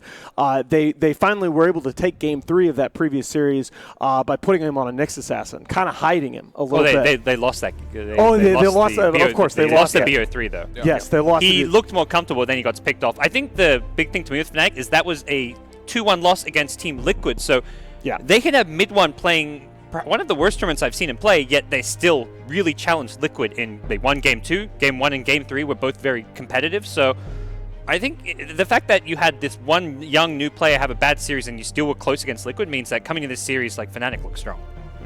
Okay, we are into the draft right now, so we'll bring that up for you momentarily. We've just had the bans so far and awaiting first pick. It's Fnatic with first pick, Alliance on the Radiant side. We haven't had a huge opportunity to talk about Fnatic too much. Another storied organisation. We think of Alliance as such a fabled Dota team, but Fnatic are an esports organisation that have been around for a very long time, and they're used to winning. They're used to being champions. They haven't tasted that success quite just yet. Is it within the realms of possibility that they can at least make the upper bracket here? I mean, absolutely. I don't think you can look at their performance at Shanghai and not believe that this team can make some noise in this tournament. 2 weeks before Shanghai, I'm not going to mince words. I didn't think that what they were doing before Shanghai made any sense. I didn't think their drafts made sense. Half their bans were just wasted. And all of a sudden, they came into Shanghai. They had clearly done their homework. They had Kenshi back at manager. They had Extinct at analyst. And there were so many changes that team made, from their drafts to their vision game, their team fight execution. When they're playing at the top of their game, this is a team you don't want to face. Okay, draft underway. We've got a Bounty Hunter first pick, which we haven't seen an awful lot because they're usually banned in the first phase, and a Disruptor Centaur identical draft for Alliance that they used in their previous series. I'm a really big fan of Alliance when they give Loda a really active hero like Centaur, Slaughter. Like, 5 seconds. does he play more active heroes than that? He does, but in particular, those two, he makes a lot of stuff happen that he usually does not make happen when he plays like those hard carries. But look, here's my issue, right? If you look back at the issues that they had when they ran this draft in a previous game, they started very slow.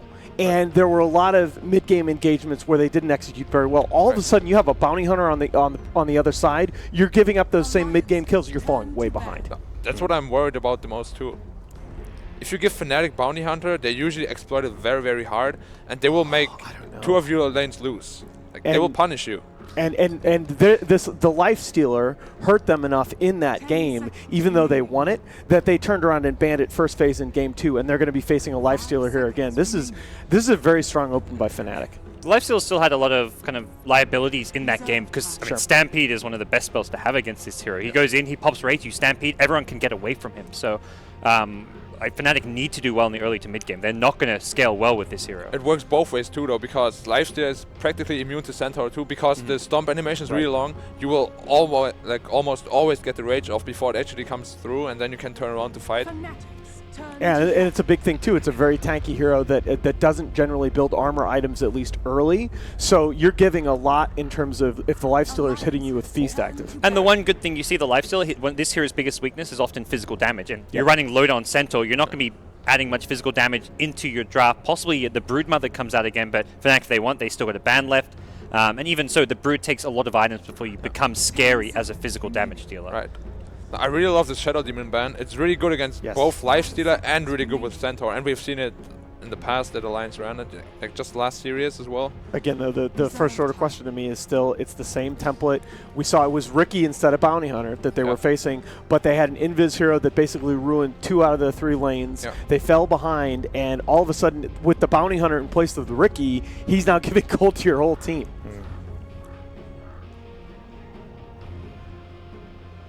If they really run the Centaur safe lane, though, they have, in theory, they have 2 really strong lanes that are immune to the bounty ganks. Like, if they protect middle properly, Bounty Hunter can't do anything to Centaur Disruptor. There's no way. He will just die instantly.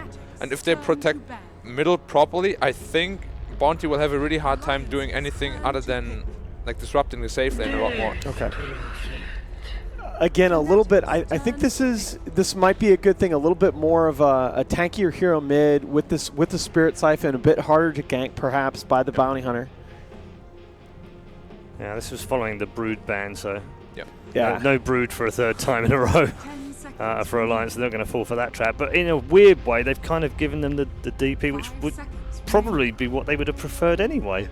They've had that ban against them in the previous 2 second phases. So. They probably would have picked Leshrac if they didn't have the chance to pick DP, but DP is definitely their preferred choice. Yeah. No discussion about that. And almost the same concept, right? The damage mitigation benefits the Death Prophet with Exorcism up just like it benefits the Leshrac. Yeah, and you're always going to know that Bulldog has that hero depth, but I think it's just the confidence factor. If they could get him on Brood for a 3rd game in a row, he's already going to be in the zone. Like, he's just had 2 games to practice, warm up on the hero, so it's like, okay, let's put him on something else, put him on something different. So you kind of get the feeling, right, that the offlane hero choice here by Alliance is going to define. Now, let's not sleep on the fact they can rotate Admiral Bulldog onto the Centaur, but I would assume that it's going to be Loda, and the offlane hero choice for Alliance, as it usually does in this meta, is going to define the draft. Yeah, I think much more likely we see the Nature's Prophet come out, or possibly the Lone Druid, or a Tree. Yeah, as the offlane. Is that 85? 80, 85 different heroes already picked, right? I don't think we've seen a tree I don't before. think we've seen a tree. I'm Yeah. going to get Nox to confirm, but I think that might well be the 85th different hero we've had in less than 2 days of group 85 stage. heroes in 2 days. Yeah, Are you in 2 guys? days. Are you kidding me? And the record is 89 at the Valve event, which was TI5. So we're yeah. only 4 short. For an entire tournament. And we haven't seen an Ursa. We haven't seen a Legion Commander, which I'm pretty sure we're going to see both of those at some point because they're We pocket haven't seen picks. a CK. We haven't seen a CK, which is also a pocket pick for a couple of these teams. So I think we might just beat that. In this game in particular, though, the Treant Protector is really good against the Lifestealer and Bounty Gangs as well. They just don't have enough damage to kill anyone right now. They really need some DPS mid-hero that offers them the damage they need. Centaur is really tanky, DP is really tanky, even Treant, he has like 800 base HP level 1. They simply don't have enough damage right now to kill anyone. And even out of the offlaner, I feel like they're going to need some damage output. It can't just they be some definitely team fight specialist entirely, or I feel like they're going to have some big just weaknesses in their lineup. We've seen a lot of these single core Lifestealer drafts just really struggle in the mid to late game. Like maybe you get a few good ganks off, but you never scale well enough into the late game where you can actually win the game. It's still the Doom's on the table though, right? And with the Doom still on the table, it may not. Wow, they're going to go back to the Mushi Shadow Fiend. Oh my gosh. Yeah. I mean, they did this. It was Summit Grand Finals qualifiers where they ran this 2 of the 3 games. He's so comfortable on this hero. It's one of those things where Mushi is probably just like in a precious situation. Pick him one of his most comfortable heroes. Shadow Fiend for Mushi is just his bread and butter. It is going to be really tough on him, though. Let's say this Treant is roaming with boots, he gets the Leech Seed on him, and then the Spirit Siphon, he's going to die. Like, one Treant punch takes off like 1/6 of his health. No, I agree in that. This is part of what forced, obviously the stack nerfs were the single biggest factor, but this is part of what forced SF out of the meta to begin with, is that you have, he's very vulnerable to early ganks, and usually when you have a bounty on your team, you're going to have that early roaming advantage. It's the enemy mid laner that has to fear. I'm not so sure that Alliance isn't going to be able to flex their muscles early in this one. Well, you look at the bounty. Where is he actually going to go? Right. As we said before, safe lane, you can't go to safe lane if a Centaur there. Probably. Yeah, well, he goes to his safe lane maybe and bullies Bulldog. That's the only thing he can do, really. Like, well, what did you do? You, like, I don't know, protect middle? You can't protect middle. And I think Bulldog is one of the best offlaners at dealing with those kind of trial lanes in general anyways. Like, if he's on a lone druid, I feel like Bulldog on an offlane lone druid dies less than any other player out there. Well, he's not getting lone druid, though. Right. So. It would have been suicide to give him lone druid in this so game. nature's profit, right? It must be nature's profit. Which is their most picked hero. Although Fnatic might also get it. Yeah, it is the most played hero player-hero combination in the history of Dota. Well, that is a block pick. Ah, there it is. Yes, it is. It's a block pick, but I think it's also great for Fnatic. It gives them more damage. Yeah. It's fast tempo. Because you look at Alliance and where they fell short in the last series, it was the early to mid game where they were kind of slow paced. They were just trying to build up towards their key items. Prophet teeping around early, gets aggressive. Same for the Lifestealer. They create space very well for the Shadow Fiend. But doesn't the same logic apply here, though? The Alliance has a lot of defensive options. We were talking about this from the standpoint of the early roam, but doesn't it also apply with the Prophet TPing in? They have a lot of ways that they can look to defend their lanes. Yes, but it's all about they needed like more aggression to overcome the defensive power. So you have Bounty go for a gank, and it's no longer just a bounty. It's nature's. Suddenly you've got 4 heroes caving in either on the mid lane or your top lane, and you can take the tower, maybe kill the off laner, whatever Bulldog's playing, and take objectives with this. So it's very, very aggressive from Fnatic. So what do we go for Alliance here? A gyro? Are they looking for? I still think this will be offline. But still there. Okay. But it's really hard to pick an offlaner now. It's it that's is. why it's I'm really thinking awkward. maybe they they have have a to change choice this. right He now. plays a lot. He's played a lot of Weaver. That's been a go-to did. sometimes when there's nothing left. And Weaver's really good against Lifestealer. But against Bounty, it's like. But there's no lockdown. stuns. There's no lockdown. It's actually a pretty good Weaver game. Yeah, there you go. Perfect. Nice call. Well done, boys. Very, very good. Very quickly, we'll go down the line. Alan, which draft do you prefer? I was ready to take Fnatic coming into the series. I just like this Alliance draft. I think they have a very solid concept here. Made some minor adjustments. Okay. Black? For this game, or probably the whole series, I think I prefer Alliance a little bit. They're like just a little bit more Just a versatile little bit for me. more. Okay. Yeah, a little Codes? I'm same as Alan. I think I had favored Fnatic ever so slightly. I'm always a bit SEA biased, but draft-wise, I like Alliance here. I think they're taking game 1. All right, okay. Thank you very much to all three. We'll head over to our commentary team now, where Mort and Melini are waiting to bring you Game 1 of the final game in Group C. Thanks, guys, and welcome in here to the final series of the day on the mainstream. It is Fnatic versus Alliance, game number 1. There's a lot at stake, of course, the upper bracket and the lower bracket for the main event. Who will move up, who will move down? We're going to decide that here in a moment in this best-of-3 series. My name is Mott. With me, of course, is Merlini. We're going to jump right into it. Alliance versus Fnatic. So, Ben, I think the last couple of picks were really interesting. I think we saw that the Treant was, I think, a bit unexpected. How do you feel about that pick coming out for Alliance? With Lifestealer being so popular, I think that Treant should probably rise in popularity. Great against the Rage and just great at dealing with that single target damage that Lifestealer has. So I expect Treant to be picked a little bit more.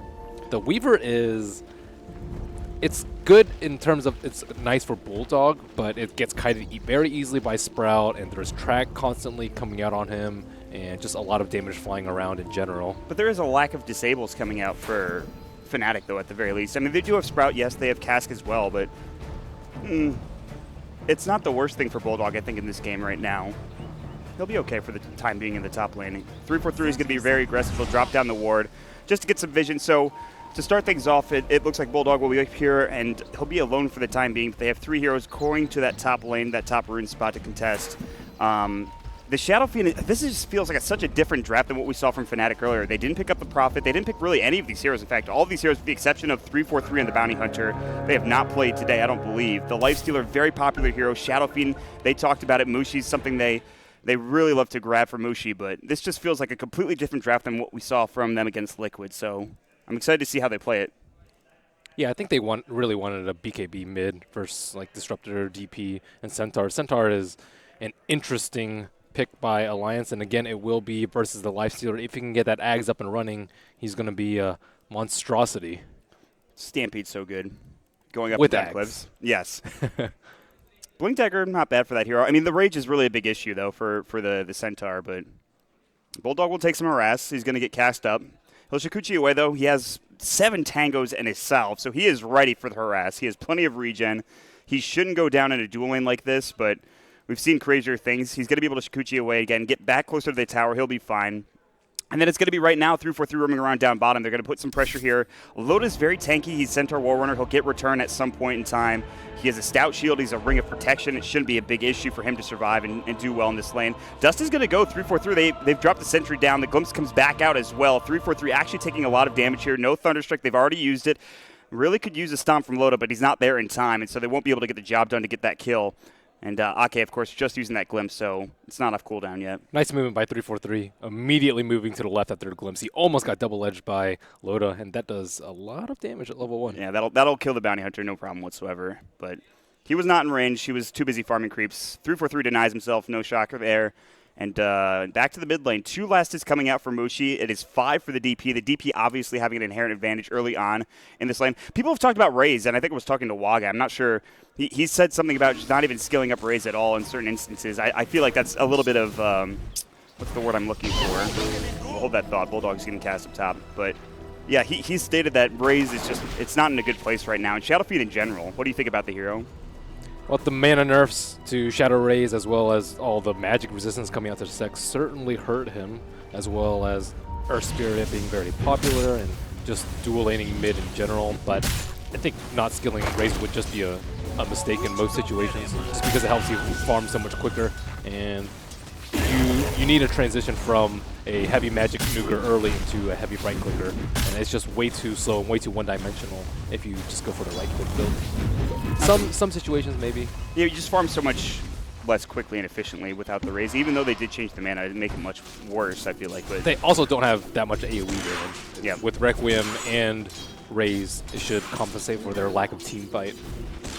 Shadowblade might be a pickup for Mushi later on down the road. I don't even know what the item build is for, like, I've seen literally no Shadowfiend in like the past 2 months, so I have no idea what you build on this hero anymore. Maybe it's just the same stuff. I saw one picked yesterday. It was very, very defensive build though. Like SNY, treads, just BKB, all HP items. Seems fine. Bulldog struggling a lot to get levels on the top lane. That's one of the disadvantages of a Weaver. Still level 1. He chewed through, I was saying, he had 7 tangos, he had a salve. He chewed through all of that regen. It's gone. So DJ has done a great job throwing out cask after cask, getting right clicks off. I hope mid-1 has hit him a couple of times, but Bulldog is not having a great time up here. He finally reaches level 2, and he's not a hero that can just go Iron Talon in jungle, at least not effectively. That's not how Alliance plays. They almost always have him on the off lane, so the supports are relatively busy. But DJ doing a really good job. He didn't even have to plant his second sentry. Yeah. And so they don't get the kill, but the thing is they're denying so much experience in last hits for him so that it's super effective. And it's, you look at Fnatic, 14 last hits on the Nature's Prophet. He's doing really well. He's sitting now in his solo lane. 343 has rotated mid. S4 will take a hit, but Mushi is so low at this point. They really can't have him walk up. He has no raise mana. Spirit Siphon will go. It goes through invisibility as well, and S4 is just running him down. Another Crypt Swarm, if he knows where he is, might even get the kill. Another Spirit Siphon, but they don't have the detection, and so Alliance will back up. And 343 will try to contest the top rune spot. They drop the sentry there as well. They have Glimpse ready to go. Double damage has been picked up by S4, and they get the kill with the last right click coming out. That is just Ake being in a smart position, knowing that 343 was going to go for that rune, and they drop the sentry, get the kill easily. And now this lane just becomes even tougher for Mushi. He does not have a support dedicated to stacking for the Shadow Fiend. However, we have still not seen too much from Ohio. He can come to that mid lane if necessary. However, that Prophet still does have that one charge of Spirit Siphon, and they had to deal with Living Armor. Not going to be any skill at all. Yeah, that's true. The Living Armor, it's probably pretty under level 1 or 2 at this point, 1 or 2 skill points into the Living Armor, but it's still enough. At level 2, Living Armor is pretty damn solid, and EGM is doing a pretty good job zoning out Ohio as much as he possibly can, but... Ooh, nice. Ake did scout out Mushi placing that Observer Ward, and it is just barely out of range of that sentry. He'll get another one, though. He is poor now. He only has a salve and a Smoke of the Seed. No money for boots, no money for sentries or anything, so he'll have to wait a bit of time. Yeah, I mean, the start of this game right now is shaping up that Fnatic are doing okay in terms of levels in CS. They're shutting down Bulldog in the top lane, but likewise, S4 is doing very well mid. He got that first blood, he got the kill, so Mushi maybe a little behind, but not by much in terms of CS. Yeah, he's pretty even. Ohio's doing really well in the offlane. Yeah. Almost 20 CS on him versus the one of Bulldog.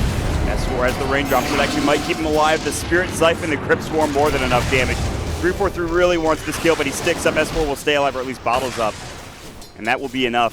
343 wanted the kill. No Shuriken. That would have secured it for them, more likely than not. But he's going to get clipped by that Crypt Swarm, too. So many raindrops coming out for the mid laners. Blocking raises, shurikens. So good. Especially if you're like a DK, you're pretty much impossible to kill at that point. Yep. And value sentry placed by Aki, taking down that Observer and Sentry Ward, and SF having to fend for himself in the mid lane, not feeling very comfortable at all. 20 CS, he's missed out on a kill or two, he's died, so it's not a great start for Mushi, but the good thing is that, and this is like a constant in all Lifestealer games, it's just so hard to deal with him and gank him.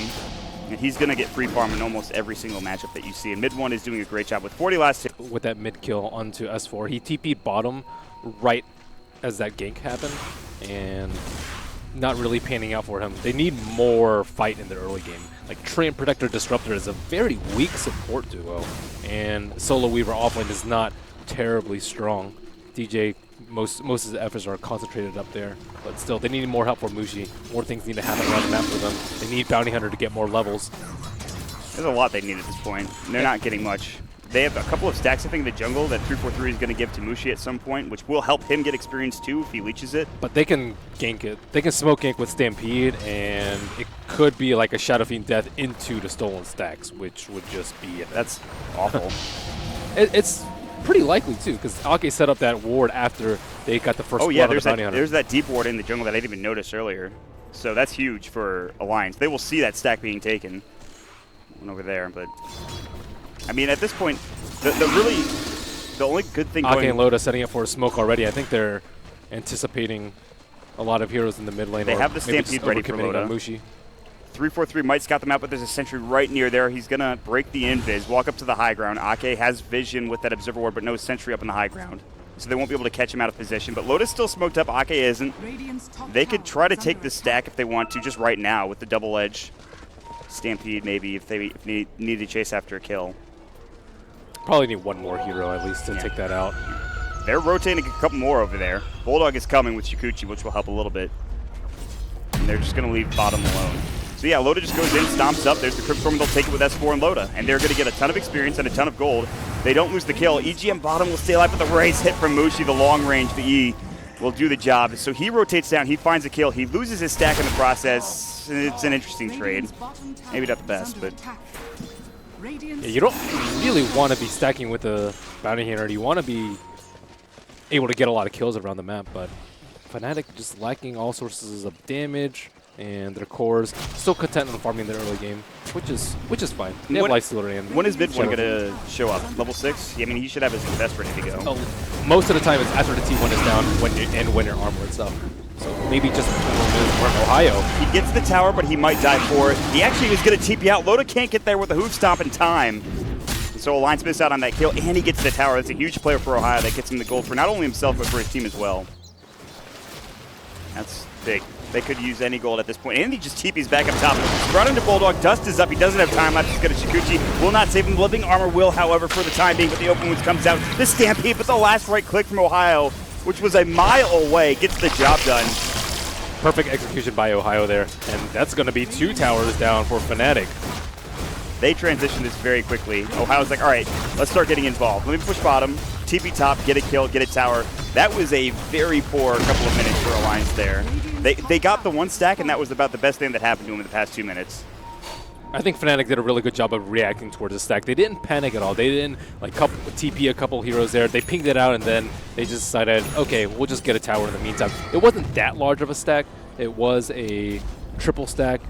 And fortunately for Alliance, there weren't that many magic resistance creeps. Well, there's the Hood of Defiance now for the Centaur, so magic damage will be mitigated coming out for the Loda. Build into that pipe at some point in time. And this is the condition you were talking about. Mid one now has his armlet. They've taken the tier 1 tower top and bottom as well. So if they want to get involved, they certainly can. 343, does he have level 6 yet is the question. Nope, he is level 4.5. However, it is 10 minutes and Tome of XP in the stash. All right, give that to... God, give that to 343, please. Yeah, DJ is almost level 6, so he definitely And he's does not leeching need experience top, so they don't need to give it to him. It's completely fine. He doesn't have a good way to get into the fight. Maybe like an NP bomb. Oh, that sentry placed down. The Janata will go, but there's the overgrowth. Mid one is just going to rake through it, and he'll shoot through EGM. That big tree is going to get brought down, cut by Ohio, and they'll look to push and pressure more in this bottom lane. There's no tier 1 tower here, but they get a kill, and they can push this into the tier 2 or something. Mushi has a haste rune. No Requiem quite up yet, and looks like he will just commit to a bunch of small items that tread Tequila, even though he did have, I think, around 1,700 gold to his name. So with this poor start for Alliance, at least for Bulldog, I should say, where do you go from here? Because you have the Hood of Defiance up, you have Stampede for Loda, you have Death Prophet Ultimate, presumably you have at least Phase on her, maybe the beginnings of a Yule Scepter. So do you decide to push? Do you decide to play reactively against what Fnatic is doing, or do you maybe look for a smoke gank? What's the play here for Alliance in this situation? They're in a weird spot where they want to fight because they have better team fight, but if they fight a lot, they're also going to have to deal with a track. So they just have to take really smart fights, I would say, with 4 or 5 people most of the time. They really need to take out some T1 towers. Fnatic just have way too much map control. It's way too much ground for the supports to cover with sentries if they keep on losing their towers. So I would say, above all else, defend the mid T1, and then after that, play it by ear. Pushing for them is not easy. They have Exorcism, and that is it, right? At this point, you don't do that much damage for Weaver just yet. You're not going to be right-clicking a tower. Usually, I mean, Loda will be up front. He'll right-click a tower when he can, but they don't have very good push other than the Exorcism at this stage in the game. So taking down a tier 1 tower for them is difficult. Fnatic does not have that great anti-push, and Bounty Hunter is level 6 with the help of the Tome, and already packing some heat. The Infest Bomb on the Bounty Hunter. He runs in, Janata comes out, the Infest, the Shuriken. Should be enough burst damage to take down a squishy support, or Bulldog for that matter. They're going to smoke up with the Invis on top for the Bounty Hunter. DJ will join them. He's level 6, so Death Ward is available for them to drop down in a team fight. They have to be able to defend this T1. I don't know if they sense it coming. They are huddled in between the T1 and the T2 with a sentry behind, so this could be a little bit dangerous for them. It's kind of that awkward moment where they realize a lot of heroes are missing. And they smoke too. They counter smoke, and they're going to wrap on mid. They're looking for Mushi, and they might even find him here as well. They're going for the direct route, and Mushi is actually very far up here. Instead, they go into the jungle, and S4 is going to get caught. Now the Stampede will come through. They get the cast off, and the Death Ward blows him up, down for 36. No more S4, and they catch out Bulldog with the Sprout as well, but he just time lapses out of it to make sure he gets away in time. That's a huge play for them. Yep, and the Weaver is forced to go a Quelling Blade to deal with the Sprout. Sprout is actually a very, very big problem for the Weaver because he has very short range. I guess theoretically maybe you can counter it with a Dragon Lance, but it's just, you can't move around. That's one of Weaver's greatest strengths, just being highly mobile. And that T1 tower, Alliance thought they could defend it because of the haste, but Fnatic, I would say they committed just the right amount. A couple ultimates, the nice death ward, especially by DJ, to ensure that they get that kill. They have to be able to burst through the living armor as well as make sure they kill him before he runs away with Stampede. Yeah. So it was a good. They don't have good much play by lock. them. This is what I was talking about. They don't have much lockdown. You either get the sprout off or you get the cask, but if you have to kill him in that period of time, they did. And they're going a very aggressive play here with Roche. Mid one is going to be tanking it up and doing most of the damage here. Tracks are coming out, so they have vision on the high ground for Bulldog. There's the exorcism. S4 will pop it. He's got to find an invis room for good measure as well. DJ and Ohio trying to get out. Everybody TPing from Fnatic. Looks like they will all make it away somehow. Exorcism used for nothing right now. There's no tier 1 tower. There is a tier 1 tower bottom, excuse me. But this exorcism is going to be gone by the time they try to push anywhere. So this is just a waste of a cooldown essentially at this point, Ben. Yep, that's about as big of a blow as it gets for Alliance at this phase. Losing their T1 and then committing ultimate and losing Roche at the same time. I really like the Shadow Fiend's build to skip the Requiem level 1. Imagine if he had Requiem level 1 instead of Presence of the Dark Lord, that Roche would not have been taken down as fast as it did. And Alliance kind of expected maybe it would take a little bit longer, but with the Blightstone as well as the level 1 Presence of the Dark Lord, that certainly helped in that pinpoint timing. Just enough armor reduction to get the job done quickly enough. And you saw it there, the Exorcism, it came out a moment too late. If they were there maybe half a second earlier, or if that Blightstone slash whatever wasn't there, they'd be in trouble. Track up on Loda, they're going to chase him down. Openwood Shuriken will stop him in the track. They have the TP from Ohio. The Sprout comes through. He'll eat his way through. They have the living armor on as well. And he's got Nature's Guide, so they can't chase him down. So mid one will just transition immediately into the tier 2 tower. That's 2 big ultimates down. Yeah, I mean, still no Exorcism either. So this tier 2, even though it gets looked up, it should still fall here. Fnatic should be able to find this. There's plenty of tracks coming out, so they have vision on EGM and Aki as well. And this is a tier 2 for Fnatic. It shouldn't be any issues whatsoever. The Glyph's already gone.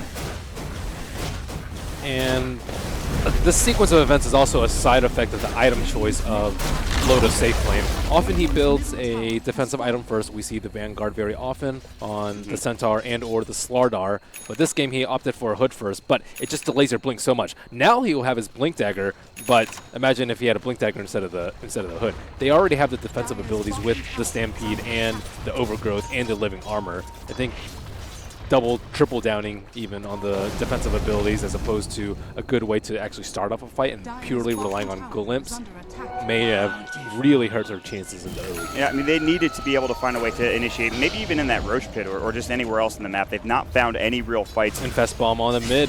They're going to go run into EGM. He's tracked up, so the Nature's Guys won't help him. That's a great static from mid one in trouble. The Death Wound will come out. He sticks up. He'll stay alive for the time being. Armlet Toggle, it's not there. EGM low, but he'll be able to walk away even with the track on top of him. Bulldog and S4 nearby. They get the Crypt from off. Mid one goes with the Rage. They use the Exorcism. S4 gets tracked up. There's the open point's going to work. Pop up the Stampede coming in. Loda looks for the stop, and now Mushi pops up the ultimate. The Requiem. They'll bring down one still. It's a 1-for-1 trade. Mid one has been lost by Fnatic. Ohio's trying to go to work. There's a haste to them. I think Death Prophet running around. No, S4 is going to get caught with the Sprout and brought down with the Nature's Wrath coming through as well. It's a 2-for-2 exchange. Remember, these are track kills for Fnatic, and Alliance have S4 down for 38 seconds. And again, Exorcism only used to get 2 kills in that engagement. Still a very strong team fight for them. Pretty much 3 lives taken down when you count Lifestealer's Aegis. Centaur showing off his fresh, shiny new Blink. Great static storm by Disruptor. Yeah. I mean, that fight doesn't exist without that static storm. Their Infest Bombs are just really awkward, though, right? It's just a bounty hunter kind of running at you. I'm going to get you. He has his Janata proc, and that's it, and then they infest out.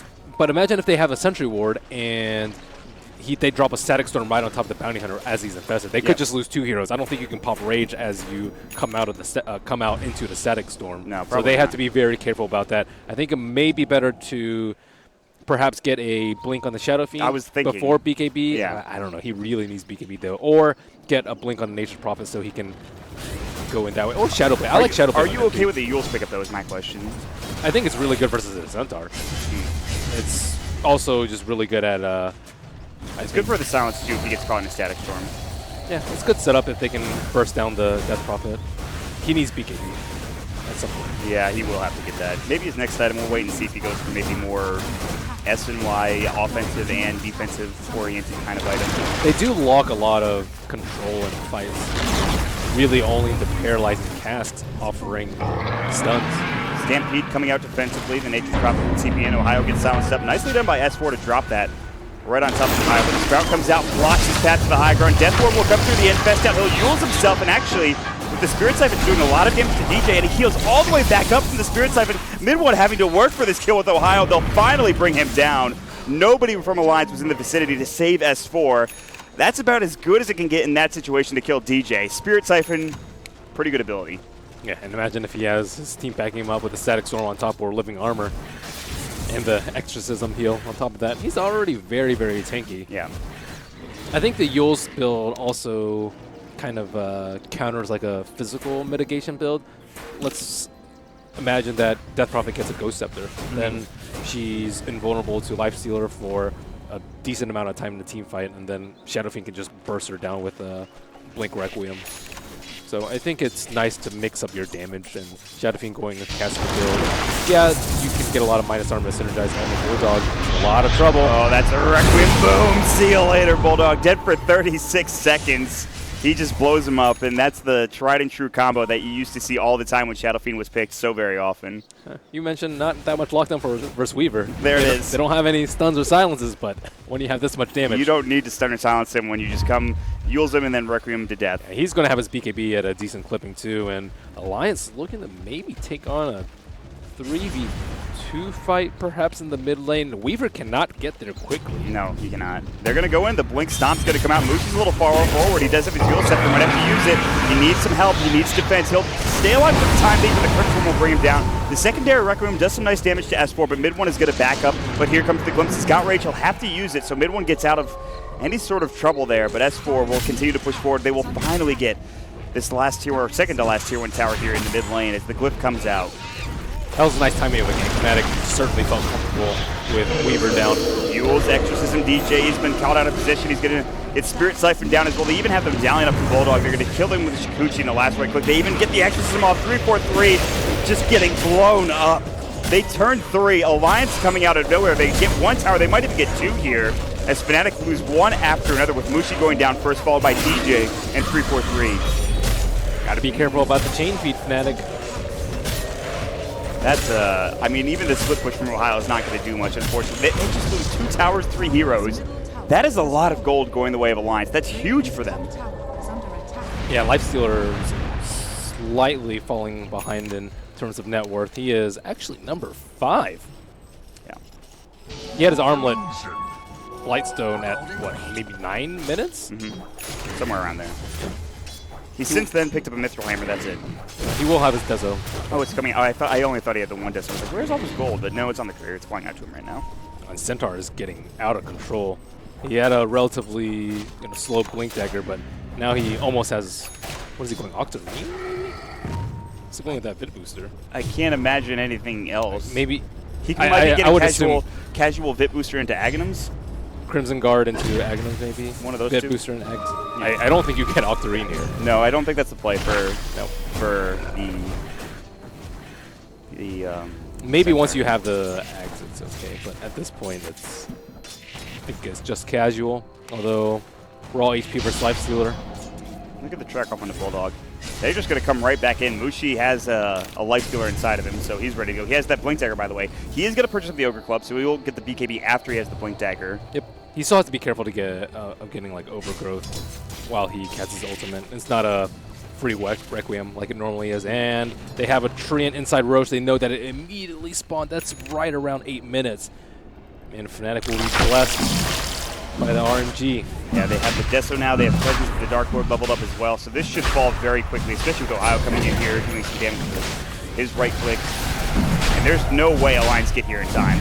They're like all at the base ready to kind of smoke up and run there, but there's just absolutely no way they can get there in time. There's no vision for them other than in the mid lane to show where Fnatic are. So they smoke up from Alliance, but Fnatic get the age. They pick it up on mid 1, and that's it. They'll farm down bottom as well. They'll stay together as a team. Both teams kind of staying together for the time being, playing as 5. And maybe Alliance finds something here. They get a couple of wards down, but that's it. It's a cool build from Weaver. He went for, I think the Medallion is fairly common, but going for the Solar Crest immediately. I think this way he can just buff up Death Prophet very early on in the fight, and then later, once his Swarm starts ticking off on heroes, he can switch it to have an offensive Solar Crest. But he needs to make sure that Death Prophet does not get bursted down. She is very high priority. That is the biggest thing. So you'd have to imagine for a Death Prophet, BKB or whatever might be a priority. Just another defensive item for her to stay alive. I'm not sure what she's building next. She has the Bit booster? Or excuse me, No, point if booster? she needs it in this game. Because they have... They're going on the Ake bottom, but they actually decide not to go for it. They don't go any further than where that tier 2 tower was. They have route to stop a Requiem if she gets Yule's Requiem. And they also have a route to stop a Lifestealer bomb. And soon they'll have the Ags on the Centaur. So she doesn't really need BKB. If she gets an Octarine, she's tanky enough as it is. I think Octarine plus Shivas would be very good for her this game. You see the new build of Veil through Portal. Ohio's going to get caught with said Veil. He'll pop his BKB and try to TP out. He should be able to make it in time. No, the Overgrowth comes perfectly. The Sprout will come through the Spirit Siphon. Does the job, and the right clicks from S4. Gets a dominating spree. That's 519 gold going the way of S4. Gets him to 2,000 gold, which will finish up his Soul Booster. That is a big pickup. And they have the recently acquired gem on EGM, making sure that Bounty Hunter doesn't pose any threat. I feel like in every game I've seen of Alliance, with the exception of the first series, they've been behind and they just come back in an interesting fashion. A lot of that had to do with, I think, with the Broodmother in the first game, but the second game they definitely came back from a deficit from the Ember Spirit from VGR. I don't know. They're playing well in the second half of this game so far. And Fnatic are, like you said, the Lifestealer is falling behind. His farm has been kind of stagnant. He's got that Desolator and that's it. But Mushi will find Ake this time. Stampede will not save him as it's the Yules into Requiem combo that gets the job done for him. He's going to have problems getting kited in fights. So we have Centaur, Ags, that's... I don't think he can kill anyone during that. And then after his rage is down, he has to deal with a lot of spells from Death Prophet. Multiple Spirit Siphons. The Yule Scepter, he can't face tank the Exorcism because he doesn't have any, or he doesn't have that much armor right now. Just a little bit from the armlet. And then you have to talk about the Root. And then you have like the Weaver Shikuchi. And then he has to deal with the evasion from Solar Crest. So I think Fnatic are in a pretty decent position because their other two cores are getting a fair amount of farm. Nature's Prophet. Yeah, Ohio's going to transition Shadow very Fiend. effectively, I think. He's going to keep split pushing with the Maelstrom. I don't know what he's going to get as his next item. He already has BKB, Maelstrom, and a drum, but... I think Mjolnir would be pretty good for him. Dump it on the Lifestealer. It helps a lot when you're getting kited. They cannot kill Bulldog. They do have Mushi coming in, though. He's probably going to have to use his time lapse. He actually already used it in that last second or so. He's going to get Yule's up, though, and they won't be able to chase any further. The rest of Alliance are ready to fight. They were about to back him up, though, with the exception of Loda, who's still bottom in that Centaur farming and pushing the tier 1 tower. But they do keep Bulldog alive. Very important. Make sure he gets back up into a good position as that offlane Weaver. But they might lose this tower in the process, though. Here we go. Ohio pushing with mid one. The Glyph will come out for the time being, but it looks like they might just give this away for Alliance anyway. Yep. And on top of all those tools that they may have had to deal with, there might be a potential Force Staff into Hurricane Pike on a Weaver. He already has a Dragonlance, and we see a Force Staff on Disruptor. So they need more tools to lock heroes down. Sprout's not going to be enough. Yule's Burst Down only kills one hero, and it might be interrupted due to Overgrowth. Maybe an Ags coming out on Witch Doctor. That would be really nice. Yeah, for him, he's but far away from yeah, that he's very for sure. poor. And Bounty Hunter has no damage. Sometimes you might want, you know, a Veil if you have a lot of magic damage, Dagon. Even Solar Crest would be good for him. After he gets Guardian Greaves, I wouldn't be surprised to see a Dagon coming out from him. I'm not sure if he wants to go Veil. Either of which I think are fine. Most of them get Blink. You could also go utility. Yeah, that's the thing. Blink or Force Blink Staff. is probably the most common item, I think, once you have these items ready to go. They're kind of searching for kills, but they might just walk into a gem and get crushed. So 3-4-3, gotta be wary. Very careful as they progress forward. They're trying to choke out Alliance right now, keep them hemmed inside the base, and they have the tools to do that, obviously, with a Nature's Prophet. So they're keeping them pretty close to home at this point. Shadow Fiend has bought a Aghanim Scepter, or is about to buy an Aghanim Scepter. I just want to throw that out there. So that's awesome. I don't think I've seen an Ags in a pro game before. There's a first time for everything, Ben. It's pretty good. It's surprisingly good. It doesn't sound that great. Like, oh, because I'm so used to every Ag Scepter upgrade being like, no, that's not that good. Some of the newer ones are really good, but remember, Walrus Kick was just not the best Ags upgrade for a long time. It's been buffed now. It's pretty good. So yep. I'm getting out of the habit of being like Aghanim Scepter on this hero was just terrible, but no. Oh, smoke out from Alliance. They scan DJ too. and Mushi. Yeah, but they see mid one as well, so they should know that the entire team is here. 343 is going to walk in. There's going to be the opening with the lead sheet. Stomp is up as well. He's not going to be able to get the mech off, but it's time to back immediately for Fnatic. They do not want to fight into this. DJ will TP out first. S4 has the Eels, gets it off just in time. The silence will come through, not even needed. Cask is going to get bounced, but Loda will actually blink in the tree line, stop his path of retreat, and bring him down with a double edge. So Alliance turn 2, and they'll push into the Tier 1 tower that has been alive for too damn long for them. They're smart about how they approach the fights. Go in with Nature's Guys, they have a gem. Fnatic, very unlikely that they're going to see them because the Treant would see any sentry wards placed down. And unfortunately for Fnatic, Bounty Hunter was not the only sacrifice that fight. However, they are really quick to retaliate. Ohio and Mushi already beating on the T3 in the mid lane. Oh man, they need to get back, and they need to get back quickly. Luckily, there's not that much damage done to the tower. They only hit it. They actually only hit the creeps, really. I don't think they did any damage themselves, but the Treants are doing some nice work. Mushi hits it once, then backs like, all right, that's enough. Let me get out of here. It's at half HP. That's a lot. Yeah, well, it wasn't a lot when they were backing, though. That was the thing. The Treants were doing some serious work. There is living armor, though. That is something you have to keep in mind. There's a Treant, so anytime that a tower is going to get taken down like that, if it's not taken down in full, it's a good chance it's going to be brought back to full health sometime in the near future. So let's see how lucky Fnatic get with this next respawn. They're doing a decent job of dragging Alliance around the map and clearing up enough space for them to take out Roshan, but unfortunately they aren't able to make too many maneuvers without the Aegis, not feeling comfortable fighting into Alliance's team fight without 6, maybe 7 lives. Have we seen a full 5-on-5 team fight yet? No, and Fnatic should do their best to avoid that. Yeah. Unless they have an Aegis. Especially with Octarine core now up for the Death Prophet too. Yeah, not to mention Stampede. Scary. Yeah, this S4 Death Prophet, not shockingly, is very frightening as we hit 30 minutes into the game. Sure, Mushi's farmed. Sure, he has an Aghanim Scepter. And yes, we have, for those of the layman's, for those of you that don't know what Aghanim Scepter is, Ben, could you promptly explain it for them? So usually it just goes outwards and it slows and reduces everyone's damage, but now it returns inwards as it reaches the outmost of its trajectory, and you heal. Yep. So based on the damage dealt. And for all the damage dealt. You said it was good. Admiral Bulldog almost gets bombed. And there's the Requiem. It shows off, but mid one is actually taking a Static Storm. S4 going to work. Spirit Siphon comes out. Cryptstorm brings him down. Mushi has TP'd back in. They've killed Aki. They're looking for S4. Exorcism will go. Ohio pops the BKB, the Spirit Siphon. They should be able to bring S4 down. The Drags up the Death Ward. They're blowing everything for this kill, and they will get it done. BKBs have to be used for Fnatic, but they bring him down, and he's dead for 65 seconds, and Exorcism, again, is wasted. That is exactly what they wanted, even if they lost the Lifestealer in the process. And EGM, he's been scouted out. The track will come through. He's going to use Nova Crow to try to get away. He's going to get the mech off in time, but still should not be able to get out of this alive as the Maelstrom and Mjolnir procs come out from Ohio, do the job. They even dust up, and they will find themselves a gem on top of the kill on S4. Nice move by Alliance. They wanted to make a move for the Roche. If they don't, then NP is going to eventually get to their T3s. They're forced to back, and then without any T1s or T2s on the bottom side of the map, Fnatic will just take down Roche easily with all their minus armor. So they felt forced to move outside of their base, get a pick, and then perhaps force a buyback into a large team fight into the Fnatic side of the map around the Roche pit. Unfortunately for them, Fnatic were really quick at responding to that kill, and they almost lost Weaver before that whole engagement. Yeah, that's what I was talking about. You didn't see it on stream, I don't think, but he Yules, I think, ultied him. The Requiem came out, and so you saw that new Requiem, but it didn't bring him down. So then Mushi TP back up to that top lane. That was like instant. He used the Requiem, realized he wasn't going to get the kill. Okay, TP top, we need to kill Death Prophet as quickly as possible. And they did. So good work from them. And Roche is back up now too, with no Exorcism for a good while. Although it was an Octarine Exorcism, so it's actually not that long of a cooldown anymore.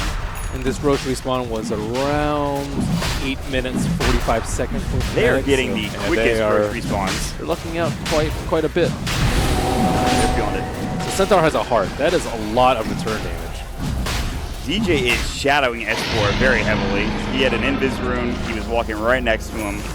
And there it is. Aegis is going to be picked up. They will purchase another gem for Alliance. EGM doing the job there, so he's going to spend a lot of money on those gems, but he does have the mech at the very least. Lifestealer is going for Manta style. It's a cool build. Against the Silence? Yeah, I saw this yesterday in one of the series. Good versus Silence. It's also really good versus the Root in particular. Yep. Because you have to use Rage again, and you can't not do that. Because if you get Silence, you might just die. Yep. And then if you Manta off the Silence, you just get rooted.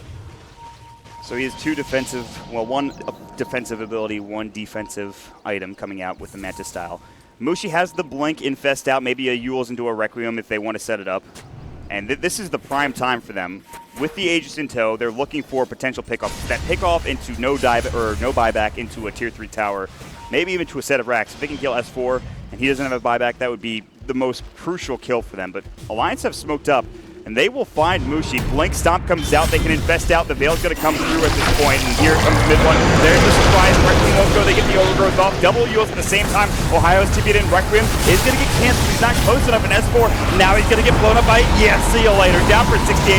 Mid one will go to work. They get off the static store before Aki goes down, but it's only a moment too late. And Loda, he will be able to get out. They're going to chase after Bulldog. They've got the track up. Does he have time lapse? He's already used it. DJ, he's got Cats. They're going to go for the raises. The Death Ward will come out. The Living Armor. He might stay alive for the time being. He defused off the track, but it's not enough. And mid one still going to work. Loda, the last to be alive. The return damage will come through, but Loda will fall. They did bring down the Aegis of the Lifestealer, but it's 4 dead with no buybacks on Alliance. And EGM, the only survivor. Fnatic are about to take not only the set of racks, but game number 1, Ben. Wow, I don't think they expected mid one to be inside of Mushi, and he had kind of 2 lives there, 3 lives even on the Shadow Fiend. Yeah. One with the BKB and another one with the Requiem heal with the Ags. Alliance were pretty farmed at that point too. You see a lot of items on the Centaur that Hart recently picked up. Weaver just picked up his Diffusal Blade, so he's hitting pretty hard. But they're feeling good about themselves, and then all of a sudden, they just jump out. Mid one jumps out of Mushi. They cannot keep the Death Prophet alive. That's the biggest problem. And you would think that Loda being the tanky frontliner, but I mean, once he's kind of there, they kite him out of the fight, they isolate. He doesn't do any damage if he's not focused. That's one of the problems with the Centaur carry. Slardar can hit really hard, and he can lock down people with Bash and multiple stuns. Centaur, his Hoof Stomp is very underwhelming, very long cooldown, 13 seconds there, and his right click is not very hard. Return does a lot of damage, but you have to focus. Yeah, they are not hitting him. They will glimpse back Mushi, but he pops the BKB, so he will not get caught by it. They'll walk away together as a team looking to TP out. They have got more than what they've needed so far in this game. All right, they lose DJ. I don't think they really give a damn at this point. Fnatic are far and away ahead in this game. Especially when he does not have the gem on him. Mid one Rage TP. Stampede. Can they find anyone? 343. He has the gem, by the way. He might get out still, though. Oh, I think he's fine, actually. EGM is looking to cut him off, though. Oh my god, Mushi has a Refresher Orb. Okay. I think he has the mana to actually use all his spells, too. Yep. Yeah, he's good. Only 200 mana for Requiem. Maybe not like a double Yules with a few raises in between. Ohio, I don't know about that play. That was very dangerous. He went for the Bloodthorn on Bulldog. He got it diffused off, and now he's going to die. There's going to be the Requiem coming out. It doesn't really do that much damage. Returns it. Bulldog runs into it, and now he's going to time-lapse out and avoid all of that damage. He refreshes, so he has another Requiem. They should have seen it. They had a bug on him. So they know that there is a Refresher Orb on Mushi. A little bit of a lapse in judgment for Ohio, I think. Down for 60 seconds to just go for that Bloodthorn, and there was a lot of Alliance there. Might not have seen that Diffusal because that last large-scale engagement was quite crazy. That was awkward. Still, Fnatic are in prime real estate here. 2 full sets of racks down. Pretty much all of the huts that are in the mid and bottom lane gone. And then there's a tier 3 tower that they've also taken in the top lane. So there is, if Alliance lose 1 or 2 more heroes, there is a very good chance Fnatic just push in, get megas, and just end the game. Pretty much if they lose S4, it's over. Yep. And it's not like he can tank it and then buy back and come in with Exorcism because his whole team will die before he can come back. So he has to use Exorcism early on in the fight. They have to use Living Armor to save him, Defensive Stampede, Overgrowth, 4 sets if they can, drop the Static Storm. But what can you really do to stop a BKB Zerg down?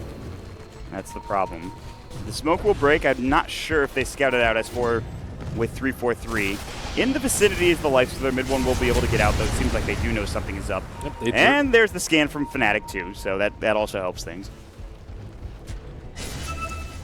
343 had already circled that area on the minimap. Yeah, they knew. They had an understanding. They just need to fight together. If they fight together, they should win the team fight with their net worth advantage and their 4 racks advantage. Yeah. Even if they don't win the team fight, as long as the creeps are pushing in, they're pretty happy. Which was why Alliance decided to smoke and run outside the base. You want to fight outside the base so that you lose the team fight, you win the team fight, you have room to work with. And an unusual build coming up from Admiral Bulldog, the Skull Basher. Oh, that is interesting. Ranged bash chance 10%, so you're not getting it for that. You're getting it for the Abyssal later, and maybe whatever stats he wants to. It's decent damage in lockdown, but they have... I don't know how much uptime he's going to have in these team fights. No. He's very short range even with the Dragonlance, so he can't really tank the Requiem. He doesn't have a BKB yet. You saw him, like, he got hit by the initial Requiem, ran into the return Requiem. Yeah, that's like, 3 or 4 seconds of the fight that he can't do any damage. Yeah. He gets thrown out pretty effectively by that. Not to mention if he's, like, Yules'd up or chased down by the Lifestealer or sprouted up as well, which, of course, you talked about being a big issue. The Requiem reduces damage by a lot. 50% damage reduction. Yep. And Weaver does not have that much green damage. A lot of agility, though, but he's going to be doing, like, 85 damage. Maybe if he has Medallion on, so on, and some minus on from the bugs, he can do some damage. I mean, they're just looking for... Alliance need to find a pick, I think. They need to They've been trying. They've been trying really hard. That smoke really did not yield anything. They really wanted to pick there, and they just didn't find anything, which is unfortunate. And now they kind of just have to play back in the base because the Creep Wave's pushed in. There's a Nature's Prophet. He's got a Mjolnir, so he just constantly pushes out the waves like crazy. But at this moment, Fnatic could smoke from any of the 3 lanes, and Alliance would almost certainly be caught off guard. And if they don't leave the base, then Fnatic can just take the cheese and push normally without a smoke. DJ was getting caught by a Silence, forces himself out to safety, and so everybody from Alliance is now up towards that top lane. They're like, okay, listen, we need to keep this top wave pushed out, make sure that something happens. We have at least that going for us. We might just wait for another Roche, I think, for Fnatic before we see them try to end the game here. And the problem is it really comes down to a big stomp like Static Storm Exorcism. They just don't, you don't have that big team fight like you see from like a Darkseer maybe, or it's kind of similar, but it's not the same, I think. Just not that much damage coming out from the Centaur, who is the most farmed hero on Alliance. And that's just kind of the nature of the hero. He has 3,600 HP, but how much HP is that when Lifestealer hits you once? 7.5%? Yeah, I mean, he's got return now, though. With the Heart of Trash, it's not bad, but... Lifestealer will outreach in that easily. Okay. He's pretty much the only one that's going to be like quick there. Oh, EGM walks into Vision from Ohio in mid one. He is going to get stampeded out, and they use the Guardian Greaves so that they get off the track for whatever vision they had. Bulldog finds a Soul Soul on the Witch Doctor. The Overgrowth will come through. The Rage comes out as well. They're really looking for EGM, but he's in the tree line right now. He'll try to TP out. He is actually going to make it away. So they get a kill. They don't lose anybody in the process, but Fnatic still want to push top. Wow, look at this Roshan respawn. It's another 8-minute, 30-second respawn. Fnatic are like, yes, give us the RNG. We will take it. I wonder if this illusion is going to scout it out before. Yeah, it is. It is barely, I think, going to see it. Yeah. 5 seconds. Come on, illusion. Yeah, there it is. They will ping it up momentarily. They'll know that this is here. They will walk to the Roche pit. They will take it down very quickly. They've picked up an ultimate orb for the Nature's Prophet. So what is that going to turn into? Is that a... Scythe. Yeah, I was going to say, is that a Hex? Not terribly great versus the Centaur ultimate, but still decent. They can focus down Death Prophet, maybe even through the Centaur Ags, because he can't pop his Yules while he's getting open wounds focused. Has S4 been scouted? He has now. Alliance really want to contest this. They cannot give away a Roche to Fnatic. That's clearly what they think at this point. It's the last bastion of hope. Yeah, this fight needs to go well for them. And again, it is Exorcism with Octarine Core. S4 is certainly farmed. Delota, he's got the hearts. Very tough to take him down. Mushi is going to find EGM, and actually EGM can delay Mushi's action in that fight. They're going to use the Stampede to start things off. Heals will come out. Exorcism's going to go as well. The Requiem, Ake, see you later. Now time-lapse back, and Admiral Bulldog avoids most of that damage. Yule's up coming out from S4 to make sure he stays alive. The Infest out looking for that damage. Ohio taking a lot from the Exorcism, but it's still healing up, and here comes Mushi, the right click. Can they keep S4 alive? The Spirit Siphon will do the job for the time being, but Mushi, a couple more right clicks, and finally they will get it done. No buyback for S4, and Bulldog will go down next. He does have buyback, but this is certainly going to be Roche. They buy back on the Lifestealer. They'll get him into the fray, and Fnatic will finish off this Roche and maybe even this game then. They actually haven't itemized that much armor on the side of Alliance. They do have the Solar Crest, but they don't have an AC. They don't have a mech, or they do actually have a mech, but they don't have a Vlad. So Centaur, he's sitting at 13 armor. He got mauled during that fight. Yeah. I was like, oh my goodness, he has a TP outlook within the first couple seconds of the fight starting. Which is never a good sign for It's never a good sign for Death Prophet. S4 is like, I guess I'm dead now. I know I'm dead. Not fun for S4. I'm surprised how not tanky they are. even with the axe. Well, he does have a blade mail now, hoping to perhaps do more damage in the I process. think there's just too much sustain from Fnatic. You just can't blow up these heroes quickly enough. Jump in, stomp, rage avoids it, so Loda's just kind of chasing heroes around. I feel like I've seen this movie before earlier just, like, today. ignore Loda. That's what they did earlier when they were playing an AM. It was actually Liquid ignoring Loda, but it feels like the same thing at this point. Double edge onto Ohio. Actually pushes him out. Here's mid one. Jumps out with the Infest. He's got the open moves. He's going to go to toe-to-toe with Loda, and Loda is just falling so quickly. The right click from Fnatic is too strong. Loda forced to buyback, but they will lose the range racks in the process. They will lose Megas right now, Ben. They have the glyph. They'll keep the melee racks alive, so maybe I spoke too soon. They'll jump in, stomp. It's only going to be under one as Ohio pops the BKB. The tracks are up coming through. Ohio is low, pops the cheese, though. The Requiem will come back out and in. And Ohio is still alive, but he gets up to Nature's Wrath before going down. Ake stays up and ready to go. They have to buy back on EGM, and Alliance hold, at least for the time being. I thought they were going to lose Megas there, but the melee racks does stay alive with about, I think, like maybe 100 some odd HP, something ridiculous. To 300. It's been regenning up, so. Bulldog has walked up a little too far. Big one blinks in, open wounds. Time lapse is not there for 19. Shikuchi, he's got it in 2 seconds. The Yules will come out. He just wants to Requiem. Boom, see you later. No, he misses the time, and Bulldog actually gets out of there. I think it was the Living Armor helping out too, but Luda's just going to jump right into DJ. Force staff down to the low ground. Sound Step, Glimmer Cape coming through. Do they have detection? They do. They'll be able to bring him down, so DJ dead for 60 seconds. And so they missed the kill with the Requiem onto Bulldog, which should have been assured, but that's a little bit... That's just gold gone by the wayside for Fnatic, and it's not the worst thing considering of their positioning right now, but Alliance are really just anything they can get, and that's something at the very least. Shadow Fiend's build does not allow him to scale that well past 50, 55 minutes, and Alliance are not in mega creep territory yet. So there is still a small chance because Weaver is getting pretty fat. Very small chance. They have good creep clear with Death Prophet, with Double Edge coming out from Loda. I mean, it's not the best. With mass BKBs, maybe they could deal with the caster build, but there are 0 on Radiant side. Which is surprising. Maybe not that They've had to build armor items and HP items, and they need damage out from Weaver. I don't blame them for not getting BKBs, but it makes life really easy for Shadow Fiend. Even the Maledict on a very large HP hero like Centaur or War Runner, normally the Lifesteal would have a lot of issues bringing him down once Feast damage isn't that high because it's based off current HP. But once it gets low enough from just a few hits, that Maledict will hit for multiple hundreds, maybe even 1,000 for the last tick. That is not fun. Maybe he needs an armlet at this point too on Centaur, so he can do more damage. I've seen Ice Ice Ice go a semi-trolly, like armlet heart build, but he was doing insane amounts of right click, and that would alleviate a lot of his armor issues. I think I would like that over to Hood build. I'm not sold on Centaur right now, I think, in this game. You talked about Slaughter. I think it might have been banned out. I'm not sure. But I think Centaur's fine if you can itemize for more damage. Well, if you get a double stomp off like that with a double edge, then it's pretty good.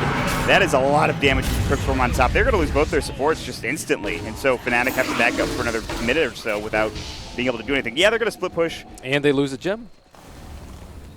Okay, Fnatic are not ending this game yet. There is still hope for Alliance. They are still in this, as long as the game continues. And by the way, he has another Reaver on Centaur. Throwing that out there. Even more HP for Loda. Maybe Satanic, I suppose. A little bit of armor. Doesn't hurt. Although he can just all in on the return damage. No one except for Lifestealer can hit him. That would be something else. Mushi cannot hit him. You need the HOD to hit a Centaur with this much strength. He's almost pushing 200 strength. So you return 150 damage a hit. That sounds not fun for anybody hitting him. But he probably will get a... I think Mushi's going to get to that point where he's just super farmed. He's going to be saving a lot of money if this game goes any later. But it's not a right-click build. No, it is certainly not. It is a caster build, as you've talked about. Shivas, Ags, Yules. I mean, even Refresher. Yeah, this is... You're kind of all-inning on your Requiem. Your right-click is good for a Shadow Fiend because you obviously have, you know, Necromastery stacks, and there's that, but most of this gold is just put into caster items, as you said. Oh yeah, I forgot about the Ags upgrade giving 10 more souls on Shadow Fiend. Yeah, I forgot about that too for a bit, but 46 souls is... So much extra damage is he getting out of that? 92. That's pretty good. And then you have -6 armor from Presence of the Dark Lord, -7 armor from Desolator, yeah. so he's still hitting pretty hard. They need an AC on mid one. Especially against these squishier heroes. Yeah. AC would not be bad. What does mid one have? He's obviously not going to farm as quickly as an Age of Prophet as well as the... Okay, so he has the Manta and Blank. So he's got his 4,000 gold, so he's kind of waiting, I think, with buyback and another item. It's going to be AC, right? I think at this next... Yeah, he buys the Hyperstone, so yeah. Yep, he needs AC. It'll help Shadow Fiend and NP's damage a lot. All right. Wait for another Roche, maybe, perhaps. There's the Hurricane Pike, by the way, that you talked about, I think, for Weaver. Which is... Yeah, Lifestealer is not the main damage dealer, so it's not as big of an issue as it was that other Lifestealer game that we saw earlier today. The Solo Cornakes? Yeah. They were... Solo Cornakes was a big topic for the panel, I believe. They were not happy about it. They weren't able to make use of the Aegis at all, which is a little strange. I didn't really particularly fancy how Fnatic used that Aegis. You want your Lifestealer out in front farming the dangerous areas, and then your supports farming the really safe areas, and it was kind of vice versa, where Lifestealer was farming very safely into his own jungle, and then you have the two supports farming the more dangerous areas because they have nowhere else to farm. Yeah, that I think put them even... they could have pressed up and maybe gotten an advantage, maybe taken that Naylor and gotten Megas, but they lost DJ and they lost 3-4-3 so damn quickly that they kind of just had to back up and play a little bit more defensively, and that's why they got caught, like you said. So, all right, what's the Roche timer looking like, Ben? What are we looking at here? We're going to figure it out pretty soon. Yep. It's going to be another 8.5-minute Roche respawn. Maybe even less with the way Fnatic's luck's It's like an been going. 8-minute respawn. I'm just like, all right, I'm done. That's enough of that. Fnatic need another chicken so they can ferry out the Mushi items. The refresher. Technically, you can just BOT back and then refresh and then BOT back, but that's 6+ seconds. You don't have to do that in a team fight. Nope, you do not. It's all about uptime. Just want to swap. It's all about refresh. efficiency. Got to get that fast. TP in Ohio, he's going to find Loda. He actually blinks on top of Ohio. Can people come out? BKB goes again for Ohio. I feel like I've seen this before. He's getting low, not dead yet. Requiem comes through, back in. They will lose Ohio instantly, but a death ward chewing through Loda. The right clicks, they will bring him down. Dead for 105 seconds with no buyback. But Mushi's going to get brought low. The Spirit Siphon Exorcism on top of the Static Storm. He's dead for 97 seconds. They've lost their two big cores. That is a mega kill spree going for Ake. They would have liked that to be on any other hero, but I'm sure they'll take it one way or the other. 3-4-3 now being chased down, but they won't go any further. DJ will sit in the tree line. That is a gigantic turnaround coming up from Lions. Even losing Loda, they don't care. But here comes mid one. He wants Ake. He's going to find it. They buy back on both heroes. They're going to bots in on top of mid one. Ohio's already into the fray. S4 was not expecting this. Gets silenced up. Sprouted as well. They don't have Stampede. Requiem gets forced through the tree line, though. Will they chase him down? They get the Yules up. Requiem back in. Bulldog has to time-lapse it. S4 getting chewed up. Mid one going toe-to-toe. The Spirit Siphon continuing to keep S4 alive. And he's just trying as hard as he can to stay up and ready and fighting fit. Yules will go as defensive this time. Stop, avoided, mid one, pops the Manta at the perfect time. 3-4-3 going toe-to-toe with EGM. Can't get the job done, but here comes Ohio. The right click, the Mjolnir proc is coming through. S4 is still alive and just gone out of this fight, but Loda will have to die back. Dead for 108. S4 just desperately trying to cover the retreat of everyone else on Alliance. And mid one says, I don't think so. Ohio TP's in again, even further forward. The Mjolnir procs are coming like crazy. They will take down 4. They will buy back on 2 with Bulldog as well as S4. Meanwhile, the base barely being defended as S4 comes back and TP's in after the buyback. What a fight, Fnatic. They say, screw it, we're going all in. We don't even care that you killed us. We're just going to TP in on top of you and kill you. It was looking pretty dicey for Fnatic. They were flirting with fate at that point, but luckily for them, mid one was able to stay alive and no exorcism to deal damage, and they did a really good job of kiting the Weaver. He does not have that Quelling Blade anymore, so he sat inside a Sprout for full duration. He's contemplating what he's going to do next. He's like, what do I do with my life right now? Go bootless, maybe? I mean, that's not a bad idea. You don't really need boots that much on a Weaver. Maybe in this type of game, but mid one blinks in. He really wants the racks, but he has to rage for the Static Storm coming out. The Exorcism as well, the Shiva's Guard. Mid one might actually be in trouble. He's going to have to turn and look to fight this with his open wounds, but he's actually going to fall here. It should be him going down with Bulldog getting the last right click. He's dead for 102. He does have buyback, but that was kind of crazy. He just kind of went all in on that Rax, and he did not expect them to be ready for that. Yeah, he almost got Static Storm before the rage. That would have just been one dead fool. Well, now it's back to the drawing board for Fnatic, and they say, okay, I guess we just take Roche now. The boring play. That must have been another quick respawn for it to be up this quickly. It was around 9 minutes 15, 9 minutes 30. That's pretty good. That's pretty good. It's like halfway through the entire respawn. 6 buybacks used in the last fight, and the only very farmed hero that has buyback left is just that Lifestealer. Yeah.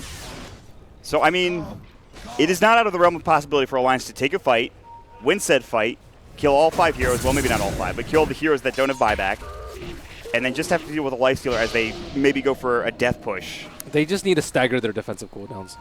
And on the flip side, Fnatic, I think, need to all-in on Centaur, I would say. Centaur might be a little bit easier for them to kill than the Death Prophet.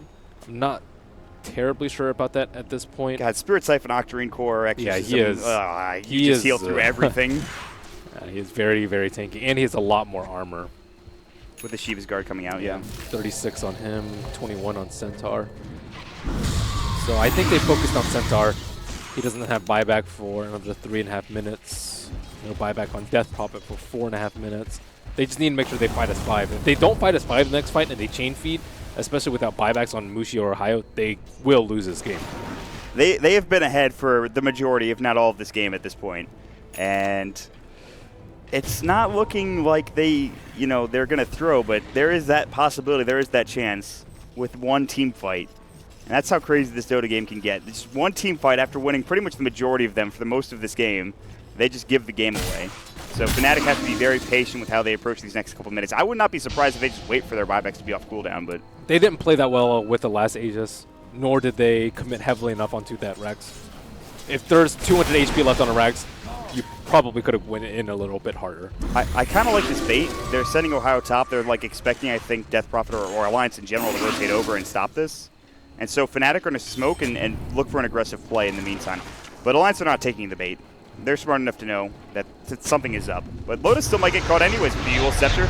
Requiem's going to come through, but not timed well enough, and it looks like Lotus going to get out, but there's going to be the Guardian Greaves keeping him up alive, but the chewing through from mid-1 is just more than enough damage. He will survive for the time being, but he's left S4 alone. He's going to have to back up and regen up with the heart. Ohio actually gets brought down, but that is just as Aegis. Mushi's low as well. He does not have buyback. He gets glimpsed back into the fray, still alive, but barely. The Death Lord coming out. S4 is in trouble, but Ake more so. Mid-1 will bring him down. The Death Lord coming out. He's dead for 120 seconds. No buyback on S4. Bulldog about to go down. Last right click. Ohio's Aegis is up, and he's back into the fray. Mid-1 going to work. The open wounds. Look at how he chews through Loda, and Mushi wants his Requiem for God's sakes, and he'll get it, but it won't bring him down. Not yet. The Requiem return will do the job. Raises up mid-1, gets the double kill. They get the racks. They get the game. Fnatic take a 1-0 advantage here in in our last series of the day between Alliance and Fnatic. Very valiant effort by Alliance. They fought pretty well for being 30k in the hole. It did not feel like they were 30k down on Fnatic. More so maybe 5 to 7k. There was a point in time there where we're thinking, is this actually going to happen? Is Alliance going to find that one team fight? I know I was thinking about that because that last engagement where they had to buy back on Mushi and Ohio was a bit sketchy for them. I think it was a masterful draft when they banned out the Lone Druid and then took the Nature's Prophet, and they gave Admiral Bulldog a not optimal hero. I think he would have much preferred to have Lone Druid or Nature's Prophet in the game because they couldn't push out the lanes. And because they couldn't push out the lanes, Fnatic just got Roshan after Roshan after Roshan after Roshan. It did not help that it was like an 8.5 minute respawn time every single time for Fnatic. Yeah, 9.5 minutes. Fnatic got a little bit lucky there, but they still played very well and didn't throw. I mean, it came close at the end there, but no, they did play very well. Like you talked about, Bulldog was struggling since the get-go, and so they have to maybe think about what they need to do with the next draft, maybe prioritize a hero for him a bit earlier on in the draft. Something we'll have to talk about, something we'll have to discuss, but for now it is going to be Fnatic 1-0 up on Alliance. So with that, Game 2 is right around the corner. Again, my name is Mont. With me is, of course, Merlini, and we're going to throw it right back to the panel. Yes, indeed. Right back to the panel. Thank you very much, Mort. We'll be returning to our commentary team, of course, for Game 2, but let's get the thoughts of our panel with Gods, Black, and Nahaz.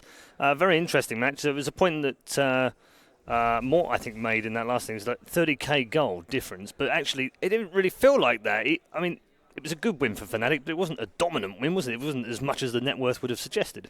Alliance is one of those teams that will keep on fighting and trying to scrape their way back in the game. It got very scrappy for a while. The Lotus Center, again, getting incredibly tanky, hard to bring down, but Alliance didn't really have a late game, I guess, solution and plan for winning. The Weaver was the key carry for them. That's a hero that was meant to kind of carry the game while Loda plays the tanky tempo controller. But Bulldog's early game was just dismal. Yeah, and there was I hate to say this because it almost feels like we've gone back to Game 1 of the first part of the day, but there were some mistakes in there again.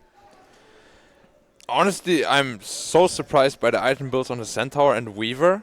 I have not seen a basher on Weaver, like, ever. Well, ever. Like I do that in my pub games when I like troll around a bit, you know. But like, I mean, the old Abyssal would make a bit of sense because it gives like 100 damage, but this one gives like 10 damage, and it just felt like the second heart on Centaur as well instead of an AC or Shiva's Guard is also very questionable. I just feel like had they built different items, they actually could have taken those fights. Well, why do you much think easier and better. it got to this point, though, where they're so far behind? Like, those items aren't the reason they were behind by 25, 30k gold. So, like, I feel like the bigger in fact, story... they were a direct response to it. The biggest story is how they ended up in that position, more so than, like, I'm totally on your side there. I don't think these items are the right fit, but I don't think, like, they're not the reason they lose that game. I mean, the biggest problem was, we spoke about it, like, Weaver was supposed to carry them, right? Right. And he had, like, 1 CS minute 5. That was the big thing I was going to say when you were talking about his item build, that item build was out of necessity. That he was forced into this kind of wonky medallion first build by the fact that his start in lane was so poor. And after, this is a question that we were asking kind of during the game, that after Bulldog really carried you to the last series when you're really sacking him in lane. They had to make that adjustment to me early on because, if you look at the way that they won the previous Centaur game, they were relying on S4's Leshrac getting super huge and Bulldog's Brood carrying the game. They never were able to get that farm on Brood. Weaver was just never at any point even a threat to get ahead. But on that note, I also want to say a huge shout out to DJ. He did an amazing job at stoning out a Weaver. Yeah. And I think most people couldn't have done that. Like, I don't know how you make a Weaver with a 3 and armor have 1 CS minute 5 with a single Witch Doctor, because Lifestealer doesn't hurt Weaver at all.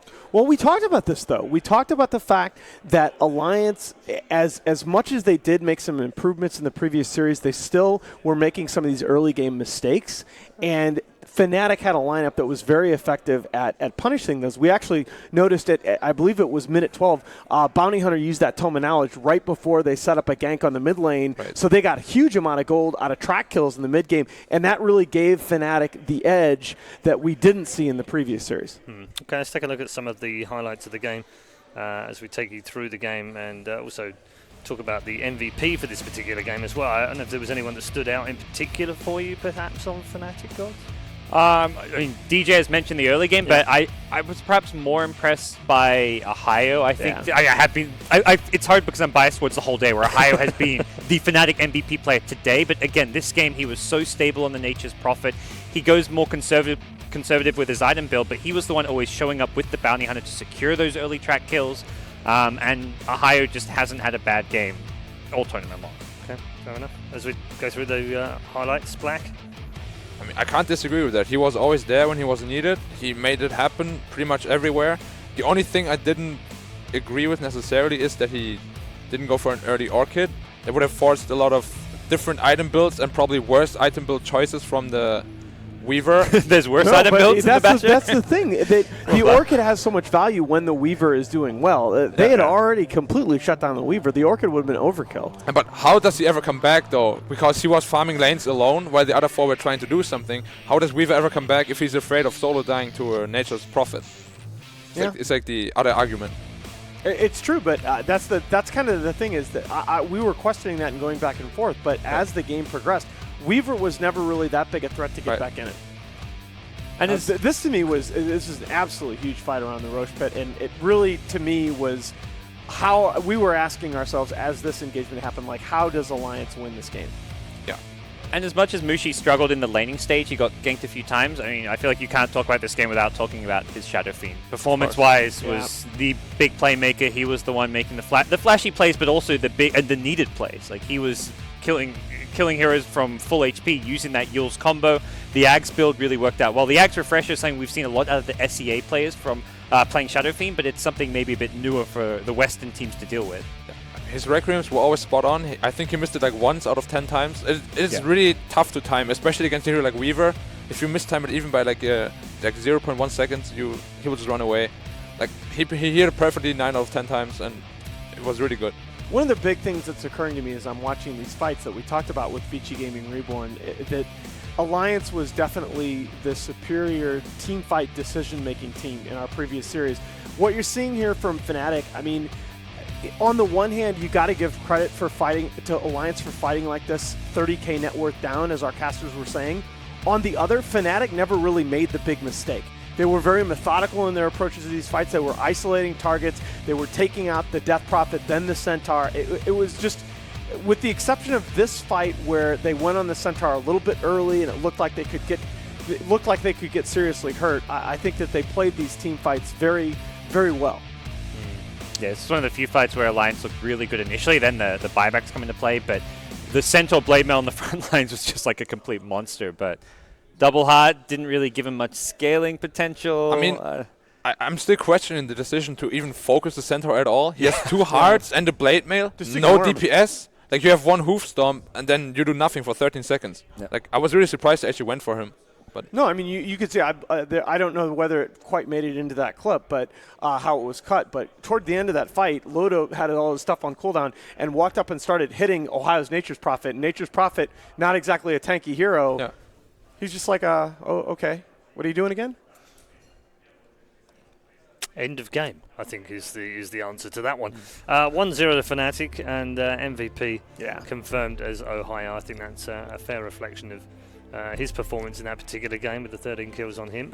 As we look forward to the second game, what do you feel Alliance need to change up? Because we've seen this kind of Centaur crazy stuff for a couple of games now. They'll not want to go down that same road again, but by the same token, Fnatic can't be too slipshod with their drive. They can't let things like the Brood go through or anything crazy go through, because they know that Alliance can play it now. I think what they really need to focus on is, like, Bulldog has really been carrying them hard today. I think they need to secure his comfort here really early on and make sure he has a good game. That so far that worked out perfectly for them, and I don't think they should go away from it. I was going to say the same thing. Even if it means, like, yeah, maybe not in the first stage, but then they're thinking there was both those heroes left. Right. There's only one ban, so they're going to get at least one, but Fnatic had first pick, so they banned one, took the other. So it's kind of like Ben said, kind of a genius move from Fnatic going into that last pick. It was a great block pick, wasn't it, in pick 5. Do you think that maybe it switches around this time around, and maybe they can play a bit more like that, and they can leave Admiral Bulldogs in there till a bit later? Or do you feel like absolutely they have to secure him something early on? Guys, I don't think it's really as much about Admiral Bulldog's particular hero as it is about Alliance refocusing on their early game, because we've talked about the fact they've made the adjustments to take some of the pressure off S4. They're team fighting very well. They're making good decisions in the mid and late game. But against good teams, you're not going to be able to overcome these consistently slow starts that we've seen them out of the lanes. To me, the issue was less that Admiral Bulldog was on Weaver than the fact that they just completely sacked him in lane. The two are tied together, though, because if Admiral Bulldog is on Lone Druid on Nature's Prophet, the early game goes well, because he can pull the creep wave. He's got ways to be disruptive, keep the supports busy, keep vision of them. On a Weaver, you've got no tools to pressure your opposing team's safe lane. So I think if he's on a Comfort hero, or on a Brood being obviously the most disruptive hero, you're going to have a better early game by nature, because he's on a hero that has a higher impact. I still don't know, because he was on that Brood earlier, and it was the other lanes that suffered. You know what I mean? I just think that the emphasis for Alliance has to be let's secure our lanes so that we don't have to make these spectacular plays just to win the team fights, so that we can be, Fnatic won a lot of those fights just by playing solid, just by playing textbook. Alliance will do that every time. Okay. We've had a number of questions come in, of course, via the community, hundreds in fact, and we will try and get through them. I don't know if we'll get through all of them, but we will try and get through the majority of them. When we get the opportunity to, we'll jump into them as we can. We're going to take one now, which is from basically Thor. Do drafts carry less weight in comparison to execution? I think that's a great question right now in the middle of what we're talking about. I'm not sure Naz is particularly he's like, really? That's a question? Really? I have to answer? It's just that the answer is always that both are important, and you have to understand the edges. Like at this level of Dota, a 70-30 advantage after the draft is a huge outdraft, right? You look at Alliance, when they were playing their best Dota, when they were dominating the world, they had about a low 70% win rate. So if you can create that kind of an advantage for your team through the draft, that's amazing. But 30% is still not zero. You still have to execute. Yep. From a player's point of view, Black, what do you prefer? Do you prefer, disregarding whether you're the captain and you've drafted, but your captain's drafted for you, you've gone into the game and you're thinking, well, that was a bad draft. Are you still thinking, okay, but if we can do this properly, can we still win this game? Generally, you never ever want to mention a bad draft before the game even started, you know, because it's gonna guys, that was terrible. What a terrible draft. You would be surprised. It happened so many times, and then the whole team morale is just down the drain. Yeah. Like, generally, we always say, if you have the worst draft, you can still win. It's just a lot harder.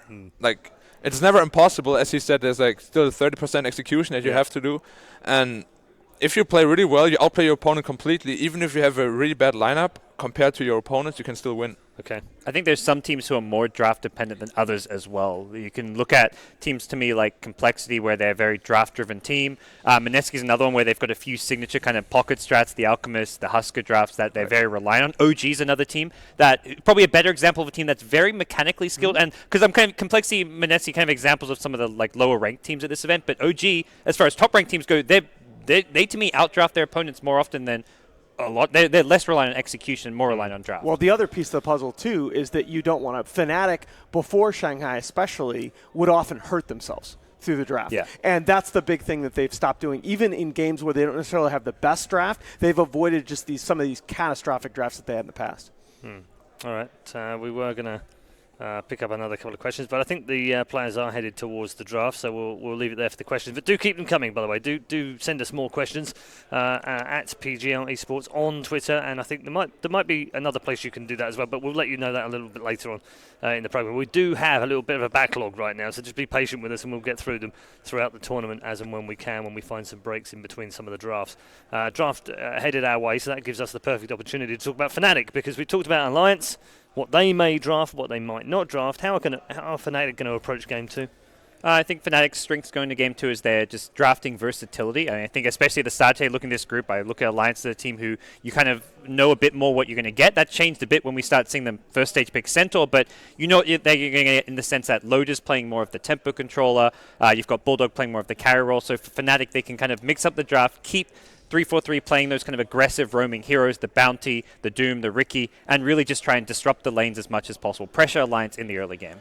Another thing I really want to point out is when Loda plays a safe lane Slaughter, I feel that really depends on the safe lane Slaughter, because last game as well, they really lacked DPS. They simply didn't have enough damage. If you have the safe lane Slaughter, you have Bulldog on an off lane, like pretty much whatever. If you have a Slaughter in the team, your DPS is going to be amazing. And Fnatic, smartly enough, first banned it, and probably going to first ban it again. And they will have to find, like they even banned the Shadow Demon later, which is a huge DPS increase as well. They really need to find ways around that, because a Centaur alone is not going to cut it. Good. We are about to head into the draft, and the first ban is in, which is a Bounty. I also want to just update you on the bans as well. We've had 85 heroes picked now. 85. And we aren't even at the end of day 2 of 8 play days in total here at the Manila Major. It's the third most highest of all Valve events, and only just behind TI5, which had 89 heroes in the entire event. I think that's a good representation of where the patch is now and how competitive it is. So that record's going to get absolutely shattered as we go on in the tournament. And it's just, we were talking about earlier about how we were uncertain about a lot of these teams coming in. We're also uncertain about a lot of the heroes. The meta was anything but settled at the end of 686, and then 687 comes along. Yep, and a few little iterations along the way have sort of altered some of that as well, even in the last couple of weeks as well. Epicenter, we've seen some different heroes since then, all the way up into the Manila Major. I think the great thing is, and we talked about this a little bit, is that we almost develop our own meta through the whole tournament as well. It started today and yesterday, but who knows? First pick Slaughter. Good call from Black. Right on the money. I mean, do you really want to give Bulldog a Beastmaster? He's so good on the hero, so you have to decide. Well, last game, what do you want to play against? Thing is, last game Fnatic had first pick, so it was Alliance who banned the Beastmaster. So when your first pick, when your second pick, you have one less ban, because Beastmaster is like the must-ban hero of the tournament, kind of. Right. It's been I believe it's 30. I believe it's 40 or 41 games he's been picked or banned so far. And the first phase Slark, this is really interesting, especially to follow up the Slaughter. This was banned every single game by Liquid. It was Mid1's comfort hero against Vici Gaming Reborn. He did. You said he didn't play amazing in that series, but they won that series 2-0. He played good enough to win. Yeah. Right. Well, and with how mid one's been today, like that series against Liquid, he really struggled. 2 bad Ember Spirit games. A Nyx game where he was good and solid for most of the game, but then he made one big mistake getting caught out, which lost him the game. So And he was really forced out of his comfort zone too, like right from the laning stage, like how it went. And yeah. So giving him something that, hey, you won on this hero twice earlier today, hopefully he's going to feel more comfortable. Also hear that, hey, if he makes a mistake, gets caught out, you've got a lot of escape tools. So. Yeah. Got a Dark Pick, got a... Still though, Slaughter with like one other core that hits hard physically, Slark can get bursted in one single crush. That's what you worry about. 4-2 on Slaughter, our alliance so far in this tournament, and both Bulldog and Loda have played it. So again, I think you have to watch for the flexibility from Alliance as we go through this draft. I would actually really like something like a Lifestealer safe lane with an off lane Slaughter, because that way you can actually instantly take down the Slark, and like other heroes have a harder time getting in. Other than the Lifestealer, because you can just infest into the Slaughter, you can blink on top of the Slark, you crush him. There's no way he reacts in time, like most of the time at least. I'm down, absolutely. And then like Lifestealer rips him apart in 1 second easily. Yep.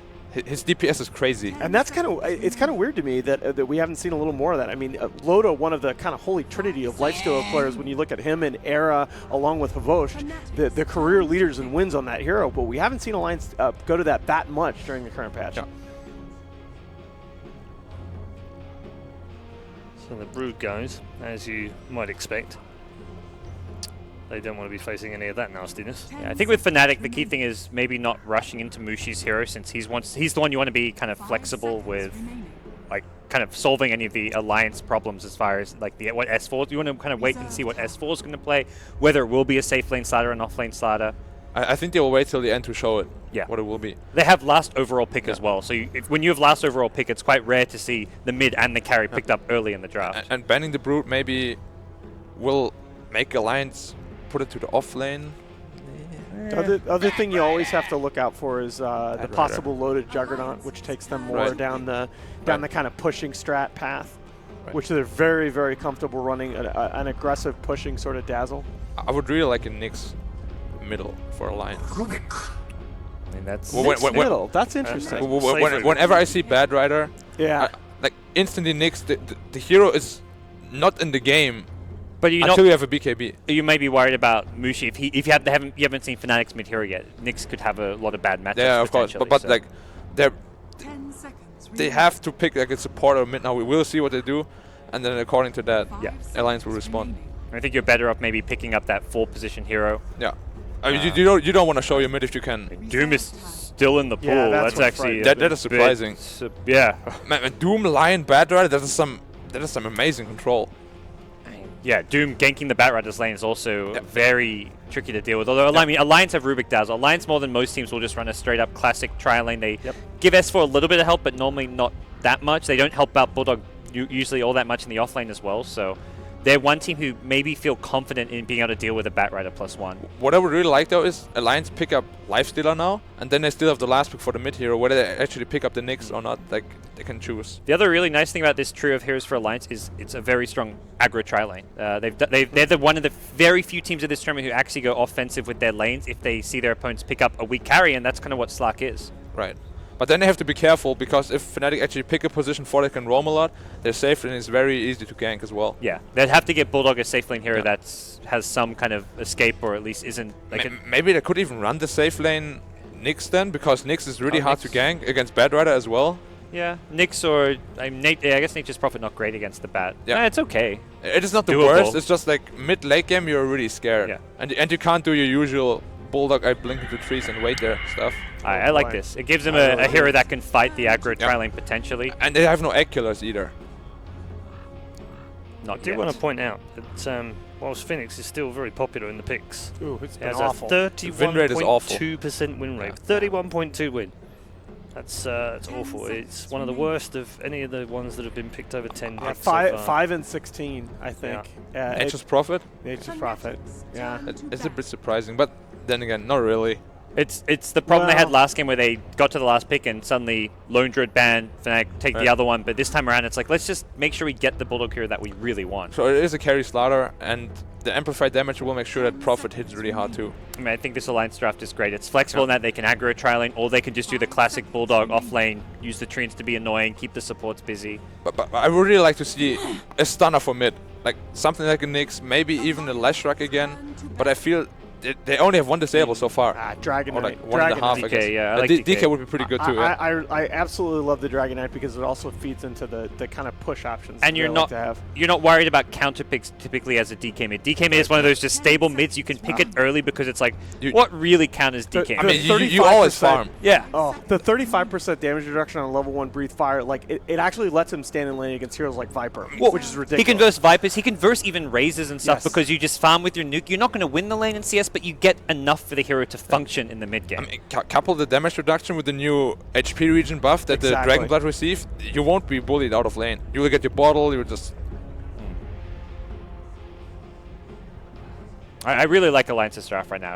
I mean, they even have heroes that if Fnatic go greedy and pick up like the Shadow Fiend from Mushi again, well, you can easily gank him with like a Rubik Dazzle duo. Like these heroes can get very active, they can win the lanes, and that's something which we've rarely seen with Alliance is doing well in the early game. So. That's exactly what we called for. And this is one way to sort of lock that early game back down as you go back to those comfort heroes. It's not just that you're more comfortable playing those individual heroes, it's you're more comfortable with the different laning combinations around them. What I want to see right now, though, is I would really love to see Alliance go aggressive tri-lane. They pick up the Nyx for themselves, because Bad Rider, whenever Prophet TPs to the tri-lane to help, will be really fat, and then Nyx could kind of counter-react to that. And You want Alliance to pick the night? I still love the DK pick. I mean, the DK is... They're they gonna do go back to the this. Leshrac. I don't know that they can protect it this time, though. It- S4, the last time they ran this, remember, he went that Max Edict Yeah, he build. They had kind of got off to a rough start in lane, and he really needed a lot of help from his team to be able to dish out that AoE magic damage. I mean, Fnatic may be too busy with like an aggro tri-lane to potentially even gank the Leshrac, though, is kind of maybe what Alliance have in mind. Or even just the Bulldog Prophet often soaks up a lot of time from the support, so... I actually do hope though they go aggressive tri-lane because... okay. Because Nature's Prophet safe lane, he can always go and support the tri-lane. And as soon as he's level 6, the whole tri-lane would just fall apart. I would really love to see them go aggressive tri-lane. You're right there, Black. You okay? Did you get taken by surprise a little bit there? I don't know what happened there.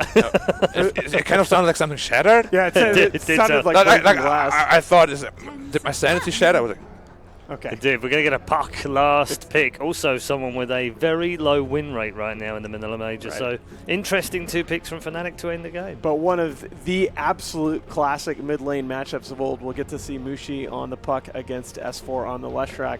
Should be a really good one. I think this is one of Alliance's comfort drafts, though. I really want to see Game 3, guys, so I'm going to pick with my heart. All right. Black?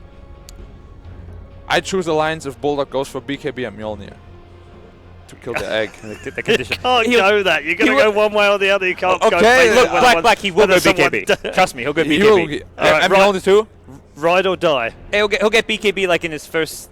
BKB Mjolnir in his first 3 I trust him. Yeah. I go for Alliance. Ride or die with gods. I ride or die with Black. So. Fine, okay. There we go.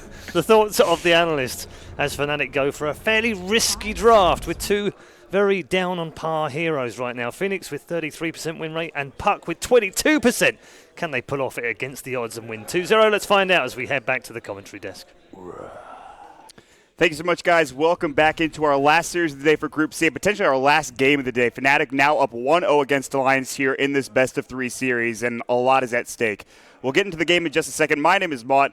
With me, of course, is Merlini. Let's jump right in. Fnatic versus Alliance. So they started off early with a smoke. Yeah, they are actually hightailing it. They really wanted to find a fight here at this bottom rune spot. I was going to ask you a question. I was like, man, Fnatic's doing really well, but they just ran right out the gate. Alliance won't actually find anything, but this does give me my opportunity, my chance to ask you about Fnatic, because they're a team that a lot of people have questions about. Are you more surprised about their success, or maybe them just taking a game off Alliance? What do you think about Fnatic currently? They're pretty good. They are consistently on top of the SEA region. I wouldn't necessarily say they're better than MVP, although they do always beat MVP. In the global events, they seem to place very similarly to them, and people hold MVP in decent regard. So Fnatic should be kind of up there too. I know They're in my top 8. The English talent definitely held a lot of respect for MVP. Did you have MVP up like in like your top 8 as well? I had MVP above. I probably had like Fnatic 8 and MVP 9 or 10, I think. Yeah, it seems to be actually working out pretty well for you. Dude, have you seen Lion's taunt? You got to check this thing out. No, I Dude, saw it earlier he today. keeps doing it. I was like, what actually is he doing? He's just Yeah. swagging. That's just the. He's just the cloudiest thing. You got to get down there in the first person view. Yeah, yeah. It's the simple things, man. It is. It's the simple things that make us laugh. Well, get your compendium if you want that taunt of your own. That thing is sweet. Yeah, he's swagging. You should do that over someone's body after you impale finger to them. That would. Etude's gonna pick up that hero and just play it solely so he can do that taunt every game. Oh, God. That's a good one. Well, Alliance not fully committing to the aggro try. They do have 2 heroes down here. That was really successful when they did have that Slardar Castle Rubik. They get the Slaughter, which is a comfort pick. That might be what they were missing in the last game with the... We talked a lot about the Centaur, and that being a big issue for Alliance in the last game. But this game, Fnatic actually expect the aggro try, and they throw the Slark up top because they want to ensure that he has farm. It's okay if the Batrider gets sacked. He usually gets sacked anyways because he's an offlaner. Mushi is taking a lot of damage here mid. S4 successfully hit 2 Split Earths, and Mushi just missed his orb, I'm pretty sure. So that's not... I mean, he's still CSing fine, but Mushi is taking a lot of harass, having to use a bit of his tangos. The Dire Courier is going to get sniped from the backside. The Phoenix, you saw it come in on the other screen. That was just... That's crucial. S4, he will not have his bottle for a period of time. And they're even going to come in with a Sunray just to harass him. S4's like, can you leave me alone, please? I have a salve. I do not want to have to use it. So 3-4-3 gets the job done and gets his team some extra gold, not to mention just a bit of a nuisance for S4 in that mid lane. And this aggro dual lane isn't working out terribly well for them. Rubik will have to commit as mid one gets engaged on. Yeah. He's going to take a bit of damage. He has the salve to regen back up. He should be fine. They're going to pull with the Hellbear. Somehow it only pulls the 1 creep instead of the range creep as well. That was kind of awkward. Either way, it's fine. I was wondering why they threw the Dazzle up top instead of putting him bottom with Loda, but then I realized I think it's for the heal bomb with the Treants. And the heal will be able to pressure one. DJ and Ake are going toe-to-toe. DJ's like, I don't want to be aggressive in that land play, but here comes the Sunray from the low ground. Ake is taking a bit of damage. If DJ gets off another Earth Spike, he might get the kill. He hits it, but no, I don't think they'll have the damage here. DJ will just harass him back, but the Treants are coming through. A couple more right clicks. Mushi is rotated with a haster, and he wants this first blood. The Treants can't quite get there. He's got 25 HP. A loser of Ake is salved up. He's going to jaunt back through. Mushi makes a marathon run from mid back to top, and then the Fade Bolt from EGM to snipe it, easily getting him up to level 2 as well as a bit of gold going the way of EGM. And Mushi just walked right back mid. He's like, well, I tried my best. Now he's going to have to jaunt through the mid lane. Telekinesis can't make it. Split Earth. No, he gets out just in time. The jaunt was just there. He is able to avoid the Split Earth. Nicely done for Mushi. Again, great early game rotation coming out from EGM, realizing that his services aren't needed in the bottom, they aren't needed in mid, and picking out that Lion for an easy first blood. They also have superior vision in the area with the rune. Oh, Mushi. He's going to have to jump back. Yeah, he needed to avoid that Fade Bolt. Telekinesis wasn't there. He phase shifted it. You saw the animation going for EGM. He had the grasp, and then he couldn't quite get the animation because the phase shift was there. Oh, that is sick. The Rubik cast point on that is near instantaneous. Yeah. I saw the fingers go up. I'm like, that's not good. But no, he stayed alive. That would have been into a Fade Bolt and probably a death. So Mushi he's stretching the dexterity of this hero to its limits right now. With 14 CS, he avoids 2 ganks, essentially. So that's just some flashy play from Mushi that we should come to expect at this point. This guy's been around for a while. He knows his Dota. Mid one isn't able to farm up top. He had to leap down the cliff and maybe expecting a lane swap at some point. Loda going in on Ohio. He'll do some damage with the Swing Crush. He needs about 2 more right clicks to put the Sunray off with the Tango on top of it. So he will keep him up and alive, and Ohio's just going to sit back for the time being. Mushi is again caught up by S4. S4 asserting his dominance with these Split Earths as well as these Edicts. But he gets the regen rune. So yeah. Firefly, Ring Crush, Fade Bolt, Icarus Dive, but that is not going to save the Batrider. Now down for 22 seconds. Loda very comfortable on this Slaughter. You can see it. He's aggressive. He's got Slithering Crush again. These stuns are off cooldown so damn often. This should be a kill. He has no Icarus dive for another 20 seconds. The Sal will come out. The sprint comes through. 3-4-3 will juke as best as possible. Mango's going to go. He misses the stun, and Loda's in trouble now. The Sunray might actually bring him down. The tower hit. He's solo, 18 HP. Do they have Icarus dive? Loda will be able to salve up. They won't actually get the kill. You can see someone coming him off the path of the retreat. It's Mushi. He's going to come through with the Illusory Orb. He has not jaunted, and he won't go for the kill, and Loda will stay alive at 10 HP at the end of that gank attempt. Man, they do not have any eyes on EGM. That's the second time he's just been able to come in for a quick and clean kill. They have that Observer Ward in the top lane, but that was only placed after the first blood, and bottom lane is kind of blind. EGM is like one of the only players that plays this hero right now, I'm pretty sure. And he plays it pretty damn well. I can't think of another Rubik game I've seen so far. Ohio trying to take out the stack. He's getting punished by Loda. Not again. He's got Slithering Crush. Good Flame Break back. Good Earth Spike to save his life for the time being. Loda just take a lot of damage from the Firefly Newts, so he'll back away. Luckily, Ohio will stay up and alive, but he could use the Tranquils or whatever it is that he's doing. He might actually go Drum, I think. We've seen that before from Moon. That was a very nice Flame Break. I thought he was dead there. Yeah, so Moon for OG has built Batrider in a very strange way recently, and Winter and I talked about this. He's gone a lot of points into, I think he's gone a couple of into Flame Break. He gets his like lasso at 10 or like 9 or 10, but that's in games where there's like a lot of things to disrupt the Batrider lasso. S4 does that a lot too. Yeah, he got like Arcane Boots. He had a game where he picked up Drums. So I mean, it's just when you think about Batrider, you used to think about him. Okay, get 6, go to the jungle, or get whatever level, just take stacks, get my Blink Dagger as soon as possible. But that's not really the case Ohio anymore. getting jumped on. Again, the Slithering Crush, this time with amp damage, and he needs to be careful. EGM is here, he'll Firefly, he'll try to get across the river, but now there's the telekinesis, bring him back, Fade Bolt. They get the Slithering Crush, but it's not actually in range. Still, Loda will find the kill with EGM actually getting the last hit, and Ohio goes down yet again. Dreamcroll only onto 1, though. EGM is actually regenerating up. The silence will come through. Loda has salved up, though. Mushi has to back away. Slithering Crush is up and ready, but Loda loses the sprint buff, so he can't quite chase him down, and Mushi will go back toe-to-toe. Meanwhile, mid-1 will salve up as well. Salve's flying everywhere so that people can survive in this game, and mid-1 will be the next to use it. Slowing down the Batrider Blink a lot, if he is even going for the Blink first. I would be not shocked to see him go for, like, Drum first, maybe Arcanes like we saw yesterday for Moon, I don't know. And back to what you were talking about earlier, as far as the Batrider builds go, it depends on how many counters there are for the swap. Batrider can be used as an initiator to pull someone out of the position. That's the one that we see the most from Batrider for displacement, but he does an incredible amount of damage if you can stack up those napalms, and he's just super annoying if he can be in the back line with Firefly. And Flame Break is a deceptively strong nuke as well if you level it up too. I think that's what people think about. Only strong with sticky napalm stacks though. I think level 1's already just pretty good by itself. Yeah. If you can nail it. Yeah. It's displacement too. So far, Alliance showing that they are resilient in this series. They have their draft, their comfort draft, as Nahaz was talking about. They have the Furion for Bulldog. EGM is on his favorite Rubik, and so everything is going pretty swimmingly for them. The only issue is that Mushi's top in net worth. They're kind of shutting down mid-1 pretty effectively. We've seen Histler play come back from worse deficits, though, before, so nothing too dangerous to worry about yet for Fnatic, but Alliance are certainly in a good position. Ben. Last game, they were up ahead, and Fnatic kind of just had that moment where they like took down a couple of towers and got a couple of kills. So Alliance need to make sure that doesn't happen.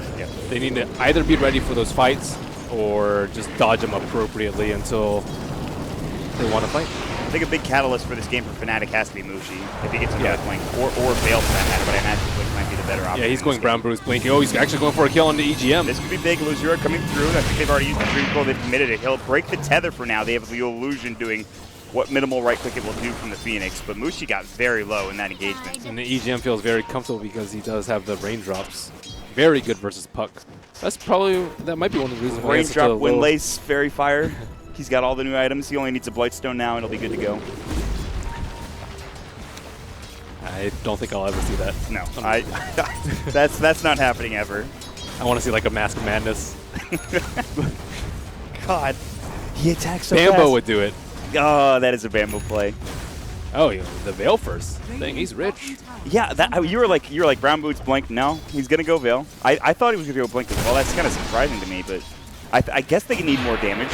But there is Null Field still to deal with for the Rubik, so it's kind of interesting. He TP's bottom. He wants to get mid one some extra farm. He's like, listen, I can get kills for you here.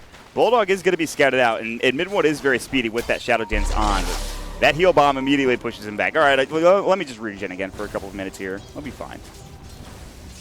Their initiation is quite lacking with Slark being under farm, not having his initiation until Batrider. His blink has been slowed down a lot, and no blink on Puck.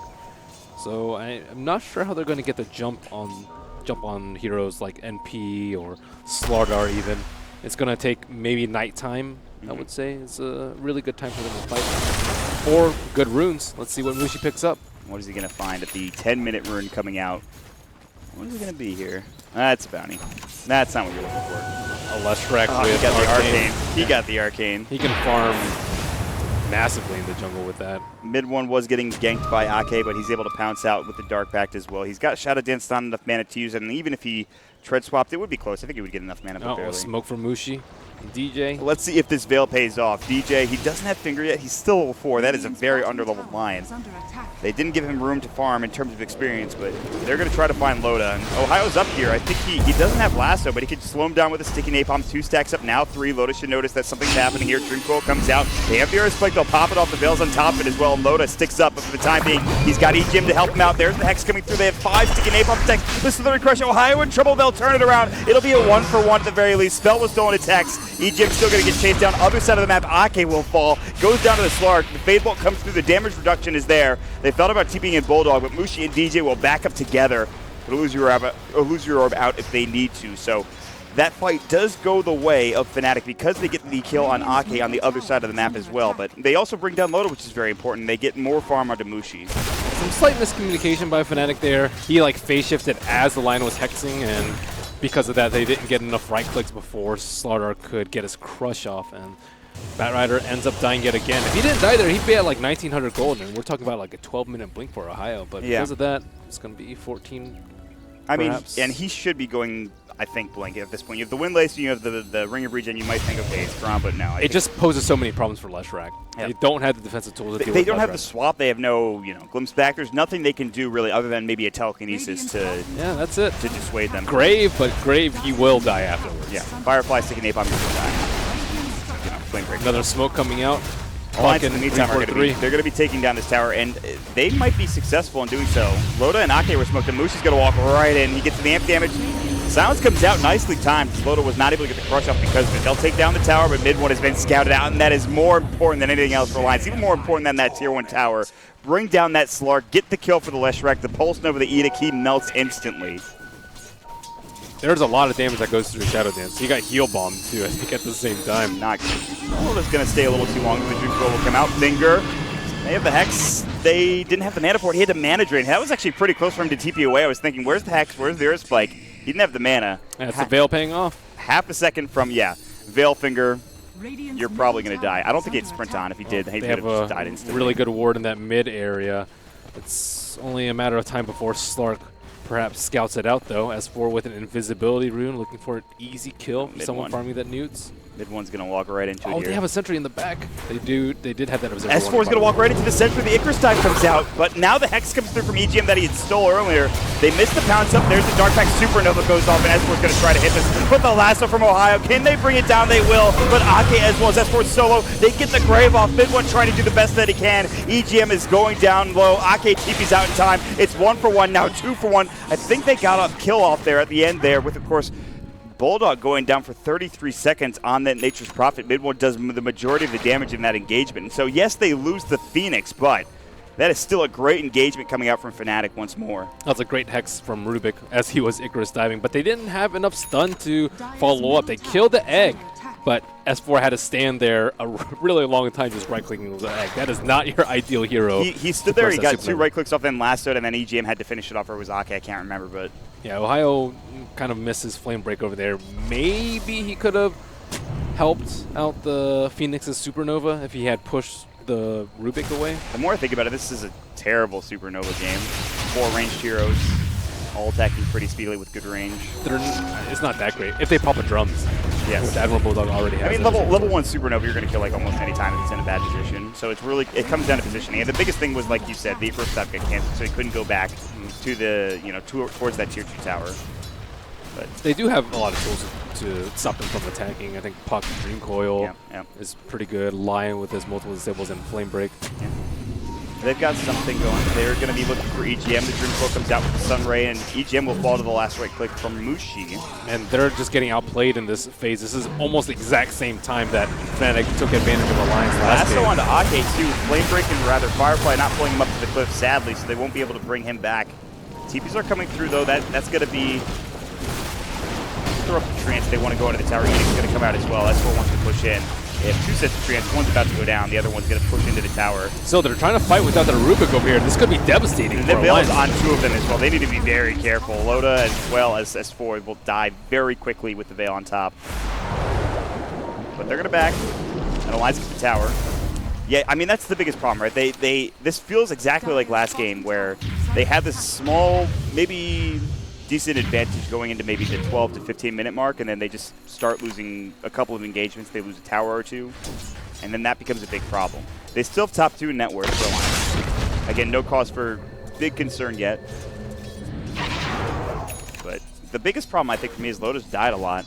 Like, he's looking for... He has a blink now, which is good.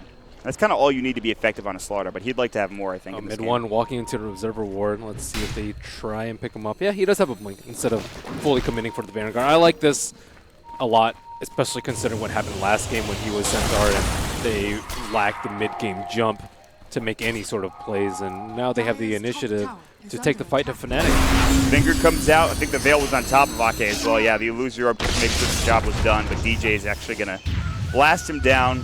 And did he do the taunt? I don't know. I didn't see. I don't think he did. I don't think he did. He's not going to do that in the game. Well, I say that, but who knows? Oh, maybe they'll find S4. It is daytime, and they can scout him out with a smoke before. Oh, Mushi did pop. Dream Quill, they don't need it. He's just waiting, rips him with the Veil and the Illusory Orb, and just drops him down within seconds, dead in the dirt. Well, who needs a lasso to kill Leshrac? No. And they're still smoked up. They're like, yeah, come top. I'm sure that'll work out well for you guys. Fnatic are starting to take over this game, and Mushi in particular as well. Like, it's been Mushi +1 finding kills minute after minute, essentially. Mushi has been so proactive in this game. As soon as he farmed his Veil, bam, just constant smokes and constantly just messing with Alliance's cores. Fnatic look really good. And not to say Alliance are in a bad spot or they look poor. And now they have another initiation tool. Mid one finally done farming. He does have his completed Shadow Blade. Yeah. It's the Shadow Blade into Echo Saber into Silver Edge, which I was telling you about. I mean, that is his build, and it's the build for a lot of Slarks, I think, in particular. But when you're behind, Smoke Road. That's exactly what Alliance They have amp to damage, they have Edicts, they have Treants. This is not a bad idea, and it certainly should work out for them. And they might trade their Tier 1 tower away for it. I don't think so. I think the Tier 1 tower is actually going to stay alive. It's at half HP currently, and yeah, this is going to be Roche for Alliance, and there's no way Fnatic can test it. They don't know what's happening right now. They have okay vision. Now Fnatic have so many threats. Not only do they have the Shadow Blade on the Slark, on top of that they have the Blink already on Lion. DJ is farmed. Well, yeah. That's the thing. He's been with Mushi the entire time. He's like, all right, I'll come with you. If you need me to press my R button, I can do that. But usually you don't need that. And they have the BOTs on the back. Loda's going to get caught in 3 crush, getting faked. He's got it now. Dark Pack came through, but the Sunray might be able to finish him off, especially with the front on top of that. Good shadow wave, but the Grave is not there. Last one to Bulldog as well. He's too far up. The Pounce connects as well. 2 dead already in this fight, and they get the Supernova off. S4 is about to lose his Aegis space if he's not careful. He'll have to back away. EGM, Mushi drops down the coil, blocks the path of retreat, pops the waiting red. See you later. 3 dead. Double kill for mid one. Fnatic again rolling at this critical 15 to 20 minute juncture, Ben. Just too many things for Alliance to worry about. All these Blink initiations, the Slark, the team fight coming up from the Puck and the Phoenix, the Magic Burst from the Puck. They just really can't fight. They have a Blink, but Leshrac still needs a couple more items to feel nice and tanky. Slardar needs BKB or like a Vanguard or a Hood. They're trying to take a fight before this T1 falls. S4 approaching to the back. Oh, he misses the crush. It's actually Mushi that dodged it with the phase shift, and now Mushi getting low, but not dead yet. GG trying to TP out. It looks like they're in trouble. The splitters will come through. They'll take down not 1, but 2. Mid 1 trying to TP away as well, but he gets telekinesis in the last second by EGM. 3 dead. Alliance finally turning around. Sure, they lose that Tier 1 tower in the process, but finally they get something going after the past 5 minutes of really nothing happening for them. Yeah, that was a great positioning by S4. I see him and Miracle do this quite often. They're in this just absurd spot where the opposing team would never think that they're hiding. when he walked out, I'm like, what is he doing? That doesn't seem like, oh, okay, he's going to kill all of them now. That's kind of what happened over the course of that engagement. Now he had his Bloodstone, he had his Aegis, and that gets him up to 15 Bloodstone charges for those 3 kills. They're pushing down the tier 2 tower. So suddenly, it's starting to turn back in their favor. The net worth graph, if you look at it, I think it's dipping back down towards that 2,500 mark instead of 5,000 for Fnatic. And so we're getting close to even. At Alliance, they have Bulldog. You can never count out the split push, the rat, if you will, from the Nature's Prophet that is Bulldog.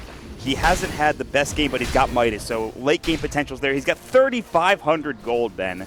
And they talked about it on the panel. They said BKB and they said Fjolnir.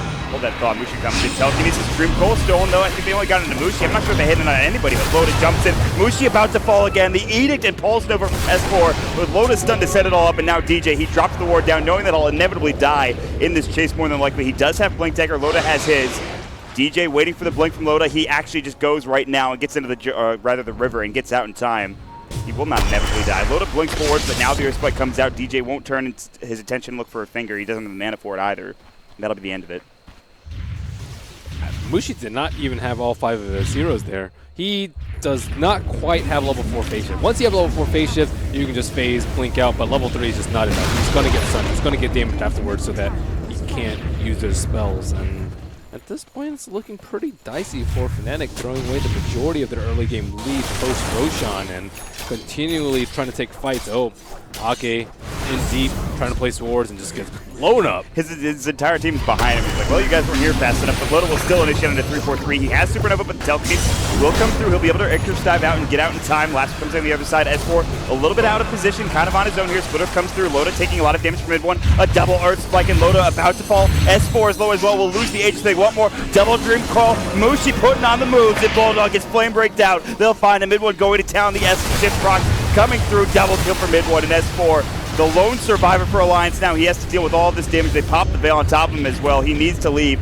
Luckily, the rest of Fnatic are low, but mid one is regenerating back up. They jump on the high ground. They get the waiting ripped off. They get the illusory orb, and they get the triple kill for mid one when it's all said and done.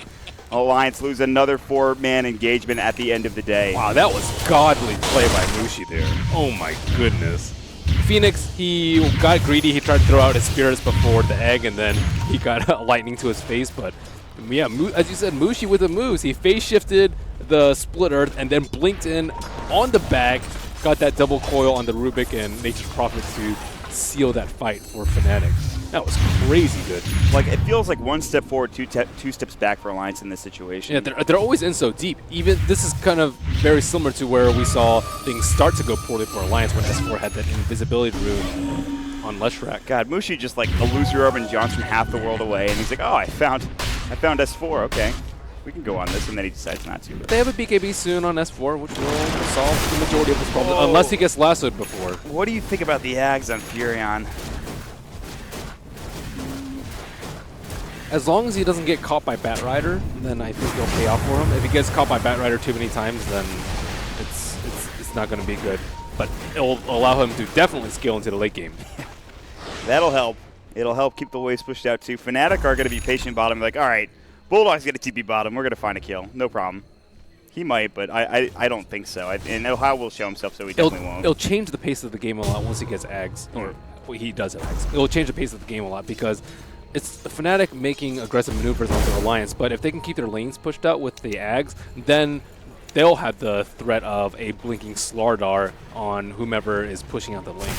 And then this allows Alliance to be on the offensive instead of constantly on the defensive. I mean, for how many fights Alliance have lost, they still have pretty good net worth, all things considered. You have Bulldog who's top. S4 is not that far behind. The biggest issue is Loda, and he's going to have a BKB soon.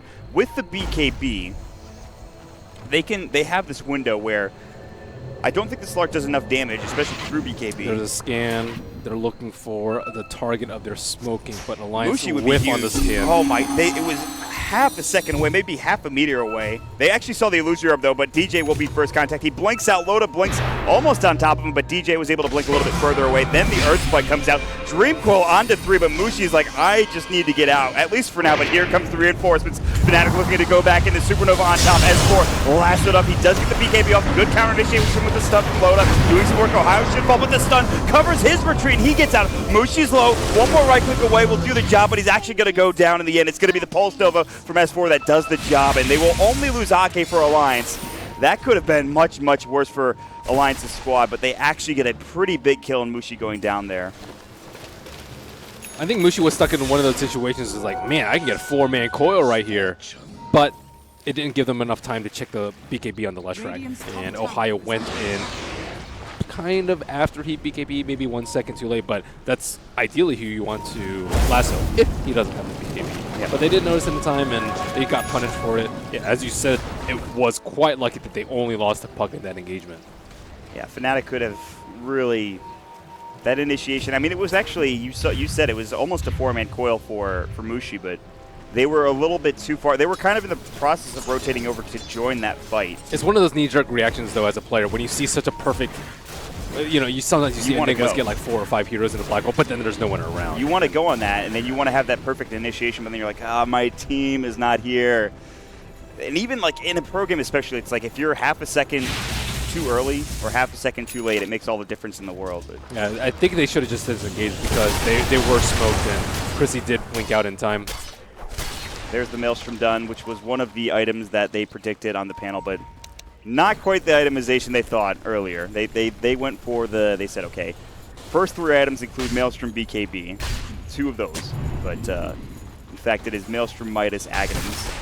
So I think a problem for Alliance is that the Fnatic supports are getting a lot of items. We see Midas and then some on the Phoenix. He's well on his way towards completing his pipe, and then we see the Lion with almost a 4-step complete.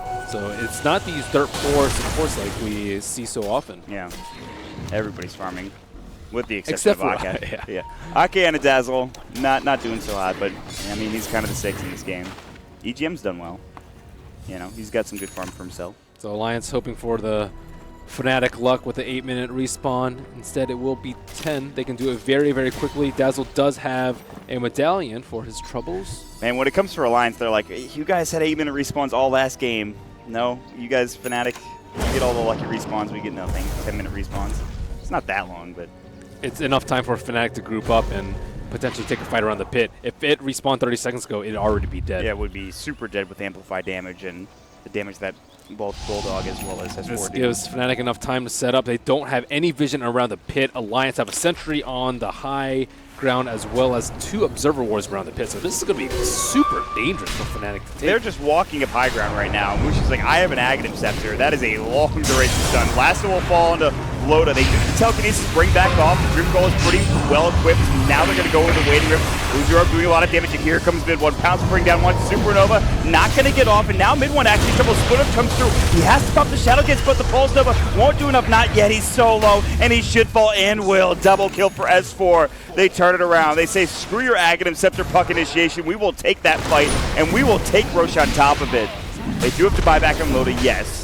So 2 sick things from that fight. First was Batrider getting that lasso. That was a hard lasso hit. He had to like blink up into the high ground, and he did not have that much time to identify the Slark. They did not have vision, or so I believe. And of course, a really quick telekinesis by Rubik to counter initiate that. And on top of that, they had the stun on Puck as he blinked in. Like he blinked into Coil, and then he got hit by stun immediately. Then he face shifted, and then got his array of spells off. But not before a lot of damage was done. Well, that is that's a bit unfortunate for Fnatic, and that's a huge engagement for Alliance. This is going to give them the confidence they need to push forward and take down this Tier 2 tower. We were talking about that hump they needed to get over the first 15 to 20 minutes where they started to lose tower in fight after fight, but they responded very well. They needed to get over to the hump where S4 was really vulnerable. But now with BKB, Yules, 15 plus charges and Aegis, he is no longer vulnerable. He can go in there without fear in the fights. So now I think Fnatic need to take a different approach. I think they need to maybe farm a Scythe so they can kill the Leshrac early on in the fights. If he gets BKB off, so be it. But at least they can drop him very early in the fights because he is a very heavy damage dealer because Loda has built very safe with Blink Vanguard into BKB. And another thing they need to do is kill the Nature's Prophet, because he is farming a lot, but they don't really have good tools to kill him. Maybe Slark, but Slark can't venture on that side of the map. Buy a full Hurricane Pike, no problem there. I have enough money, not a big deal. That's so good for sieging high ground too. It's what a lot of people, it's why you see it on ground range a lot of the time, and I've seen it in a couple of Furion games. I can't remember who it was playing with. I don't think it was Bulldog though, but I've seen multiple, it might have actually been Bulldog. I've seen multiple Hurricane Pikes come out though from Furions. Although that was back when Furion was picked a lot in the last couple of weeks. They'll take down the tier 2, and that's it. The last outer tower. Fnatic are probably going to be forced back to defend. They do not have enough push to be able to contest this. With the Edict from S4, giant amount of free hands coming out because you have an Aghanim Scepter. S4 will have to take some Sunray damage to it. The Edict's going to go through. They have to use the Glyph on top of the Edict.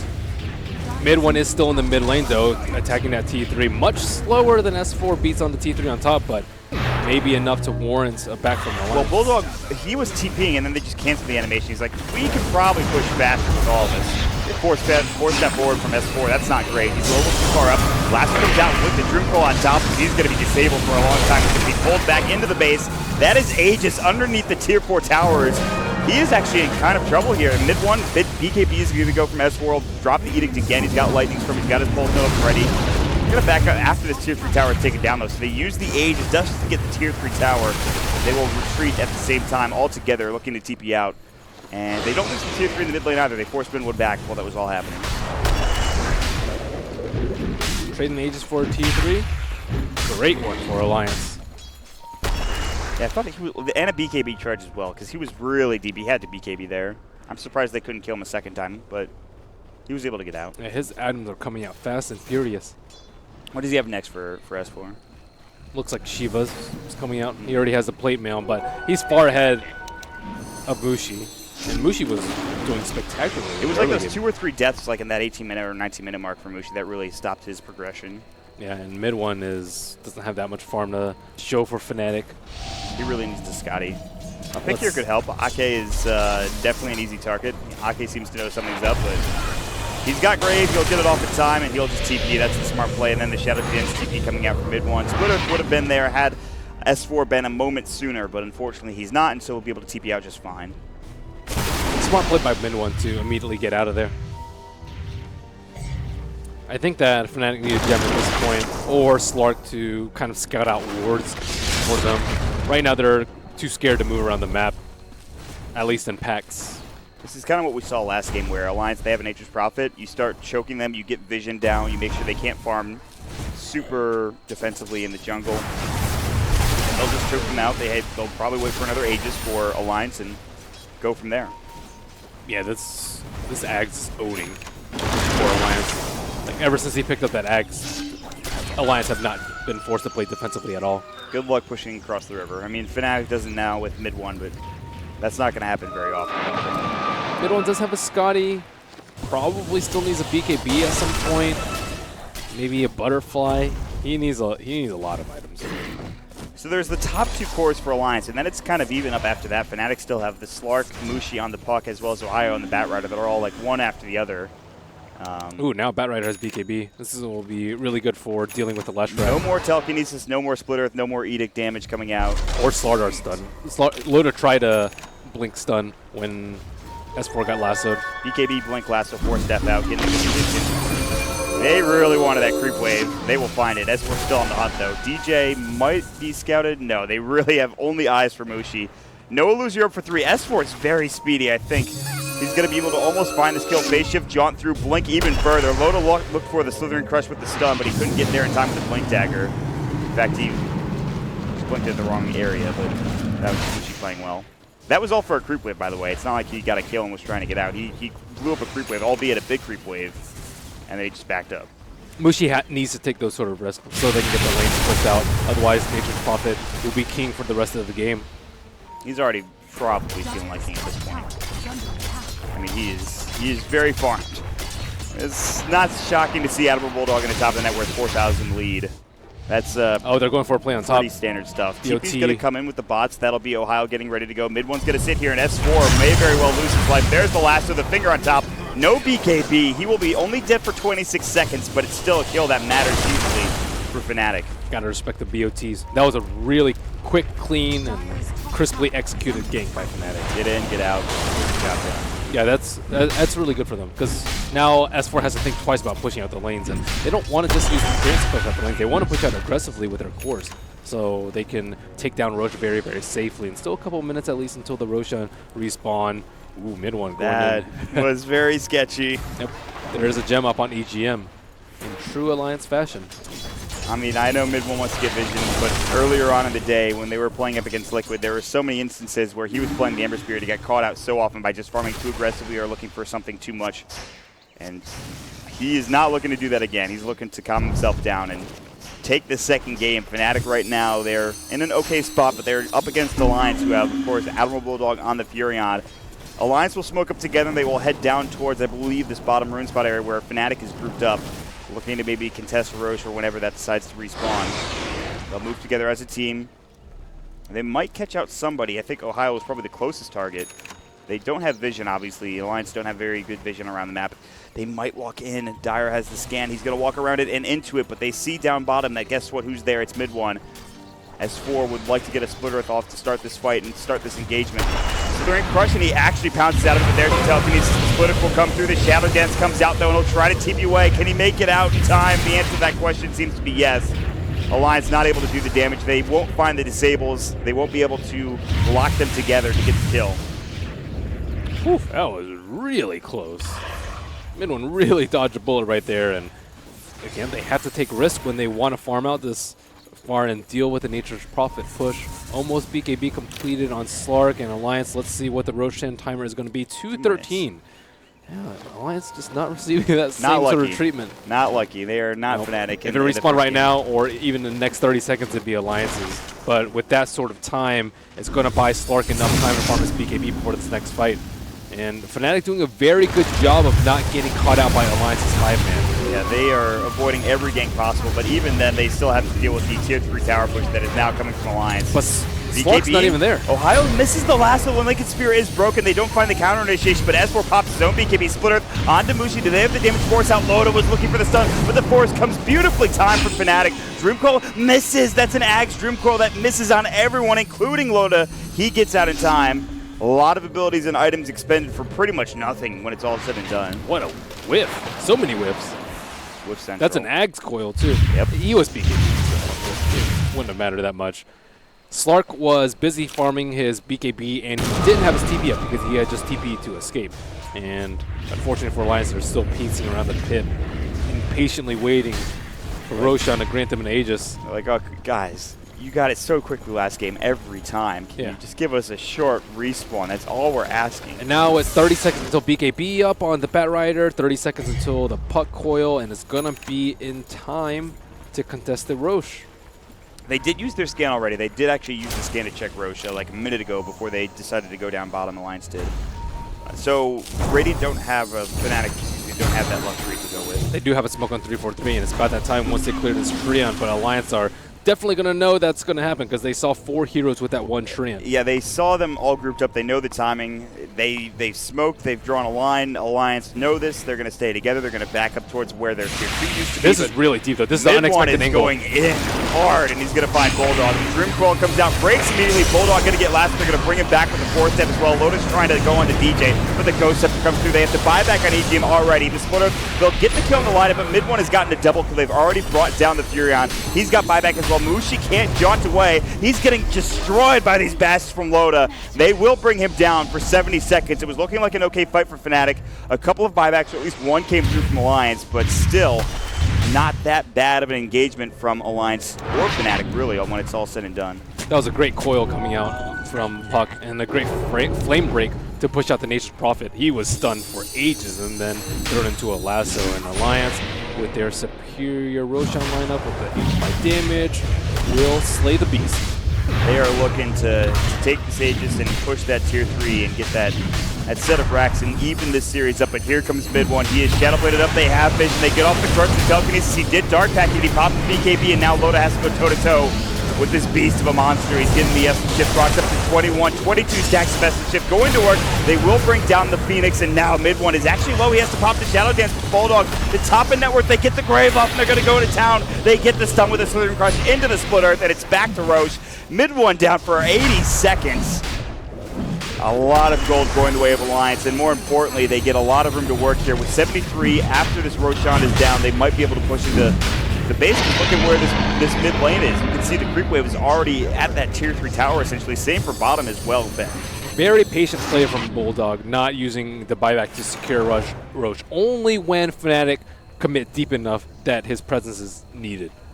And he just does incredible amounts of damage and Look at his doing an items. excellent job of kiting. He almost is a Bloodthorn, for God's sakes. He's got Hurricane Pike, Ags, not Bloodthorn, Orchid, Mjolnir, Phase Boots. He is very farmed. And Puck is just getting locked down way too much in these fights. And he doesn't have a Yules. He does have a Linkens, but I don't really think the Linkens is saving him from that much. He needs more defensive items for the Puck. Yeah, I think I would have preferred the Yules over the Linkens. It's a bit cheaper too, so he can work on a refresher if he needs to be. But what does the Lincoln save him from?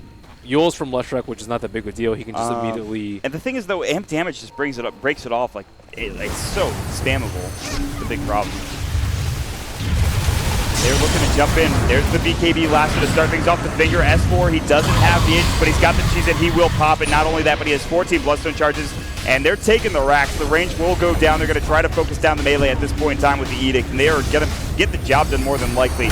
Mid one, he's going to be spotted out. The Gem is going to obviously get vision. He does get the Dark Pack BKB off. He's taking a lot of right. They want the Supernova, though, but Mushi's trying to disrupt this fight as best as possible. Another great grave from Ake to Bulldog, but it might not be enough. He's going to work. They've gotten the Phoenix, but that is it. And mid one is still alive. Now regenerating up with the Shadow Dance. They're looking for Bulldog. They get the Hex off in time, but here comes S4 looking for a Splitter, looking for anything. Loda initiating as well. He's got the Slithering Touch, but he gets silenced up the tail end. They will find the kill on Nabushi. Forced to buy back TP, and can they get the racks? Loda getting brought down. Mid one's back into the fight full health. But the Splitter, the Edict, the damage is real. And look at Bulldog's right click onto Ohio. S4 gets a triple kill, dominating spree. They get the full set of racks. They have to buy back on Ohio and Phoenix. They're looking for some sort of initiation, but Bulldog TP's out before they can get the Hex or Earthquake off. DJ did not have the mana, and S4 on the run. The horse galloping away. Mushi looking for the initiation, pops the BKB. Does he have Dream Pull? He does not, and they will get out in time. Oh. And that is, look at that gold loss for Fnatic, and that might just be it. They lost a lot for Alliance, but they gained so much more than what Fnatic did. Great play by S4. Surviving that lasso, popping the cheese, knowing his limits, and choosing to take that fight, I think, before the Puck initially respawned. And they just played really well around the tools that they got from Roshan. That is a full set of racks for Fnatic. And Alliance are looking to even the series up, and they are very close to doing so. Oh, Black must be happy. Nature's Prophet does have his BKB and the Mjolnir. It's a little bit late. Not quite when he expected it, but yes. Oh yeah, late. 6 slotted by 42 minutes. I mean, yeah, I don't think he's that. If you're this farmed, I don't think he's that concerned. He's pretty damn happy with how this game is going. Very happy. Have teams forgotten that he plays Nature's Prophet at this level? I don't think so. They're like, all right, well, let's see how good he actually is on this hero. Next game, all right, we're going to ban out the Furion, I think, or we're going to pick it like we did in game number 1. One of those two options, I would imagine. I don't think you can't give it away. But what do you fear more at this point? Do you fear the Lone Druid, or do you fear the Furion? They have enough bans for both. It's true. But we've seen teams ban Bulldog heroes before, and exclusively Bulldog heroes. I think S4 might have even had a more impressive performance than Bulldog this game. It's not easy to thrive on Leshrac in this situation. And he kind of came back, too. Yeah. I think that Ohio's been not the best on the Batrider. It's really tough for him, though. He needs to be able to get the Rubik in the fights, and if he doesn't, then he gets telekinesis immediately. It's another game where Puck is just not successful at the Manila Major. I think the stat was this was just Puck dying too much, though. I don't really think it was the hero's fault. Yeah, I agree.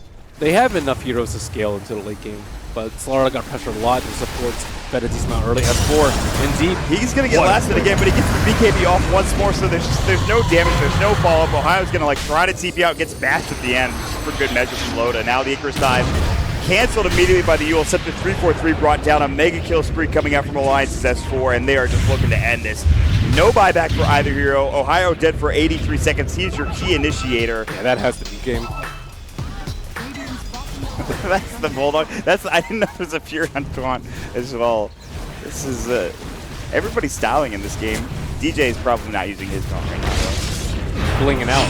Yeah, he's gonna just blink and look for the ear spike, but now he's getting turned on, and boy, is he getting turned on. He's gonna get brought down immediately. EGM, they get the Grave off. Mid one was looking for any sort of kill, and he couldn't find it.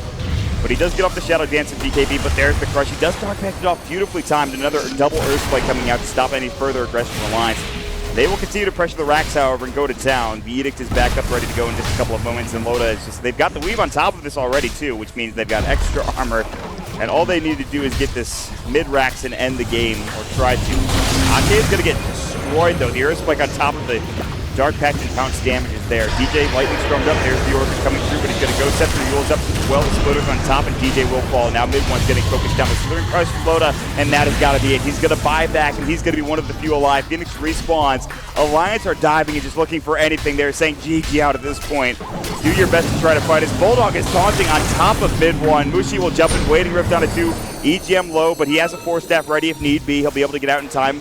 He stole the lasso on top of it, so he could go back in with the force. In fact, mid one needs to be careful. EGM was looking for it. Couldn't quite find the initiations. The Pounce came through. And all that's missing for Alliance is that, of course, Tier 3 tower. They jump in with Ohio for Fnatic. We're looking for a lasso. They get off the Supernova. They're already pretty far back. EGM gets the lasso, but then dies instantly thereafter. And S4, now he gets lassoed in turn. 2 lassos right in a row. This time S4 will fall, however. He is only dead for 26 seconds as he has plenty of Bloodstone charges, and the damage is already done, Ben. And they haven't taken down Nature's Prophet, and as such, their racks will eternally be under siege. Yeah, Ags, Nature's Prophet, not to mention 2 sets of racks down. Yeah, you can't ever really doubt MP's item build. That was a mistake. Yeah. Or Bulldog's item build. Same thing. He knows how to play this hero. I don't think you can never question him. That was something that we've learned today. The supports on Alliance have been doing a really good job of protecting each other, and their positioning is just phenomenal in these fights. Like, Aki should have died a lot more, I feel, than 7 times. Does he have 7? Yep. That's pretty good, all things considered. If you count his graves against his deaths, I'm sure the grave ratio is much higher. And Aki's been on point with his graves, and even keeping up decently with his farm. We saw Chrissy with a very quick Blink Dagger, but kind of fallen off since then, and Dazzle has a Glimmer Cape and Solar Crest. So, Fnatic, what do? I mean, you just kind of try to keep these waves pushed out, maybe find a pick or 2. Eventually, the Alliance are going to find another Roche. Or another pick with their chain stuns. They have everything going for them right now. They're going to have an Octarine pretty soon for the Leshrac, and that makes this game that much harder, 10 times harder, I think. You hope that you can lasso. Let's say they do the same thing again, where they give Leshrac the cheese and Bulldog the Aegis. I don't think they'll get Bulldog Aegis because he's 6-slot at this point, but you want to lasso the cheese target and before he pops VKB. That's going to be really hard. But if they do it on Leshrac, he can just Bloodstone and just buy back and BOT in. Yeah. But that's kind of just the play you have to go for. If you use on the Aegis hero, you're almost certainly going to lose the fight. And the supports are just way too far back to initiate. So you've got to look for one of those cores that thinks he's safe, but isn't really safe. I mean, you just have to hit one good engagement after the other. You have to get one good ability after the other for Fnatic. I mean, it requires so much for them to even come out even in a fight, let alone win the fight or even keep their base alive. I mean, yeah, they got the Shiva's Guard for the Phoenix now. 3-3 has not had necessarily the best game. And again, it's Phoenix having a pretty low win rate in this tournament again, somehow. Maybe teams will figure out how to play against said hero. It's kind of interesting. The meta has really evolved through the past, 2 days. And Admiral Bulldog, pretty vigilant about constantly sending treants in the pit. There isn't one now, but there was just one a minute ago. Oh, look at that. Another super long respawn time for Alliance. Fnatic are the ones that get these short respawn times. We have clearly dictated numerous times. There might not even be a fight there, though. Fnatic don't know that Roshan's not up.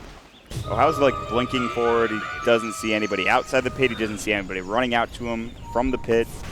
And he really just wanted an Arcane Rune, and then he just back together. So. Yep, now you just wait for MP to do his thing, wait for Fnatic to show on the map, and then take Roche. EGM with the Axe Scepter. Sick. Still Supernova. If you're in a good position, would be pretty nice. Axe Lasso's pretty good. Yeah. X Dream Coil is also The thing pretty is, good. I think he only has, what, a Force Staff? He doesn't have a Blink Dagger, so he doesn't have, like, the best. Force is good, but it's not the initiating tool that Blink Dagger is, which is, you saw him miss a couple of engagements earlier, or a couple of telekinesis / flashes earlier. Who cares? He's having a heck of a game. This is a giant creep wave. Luckily, Mushi has Veil to score. This is why Veil is so good on this hero right now. You just blow up creep waves almost instantly with your Illusory Waiting Rift with Veil on top of it. And mid one, preparing for the Megas already with a Maelstrom in his inventory, skipping the Moon Shard.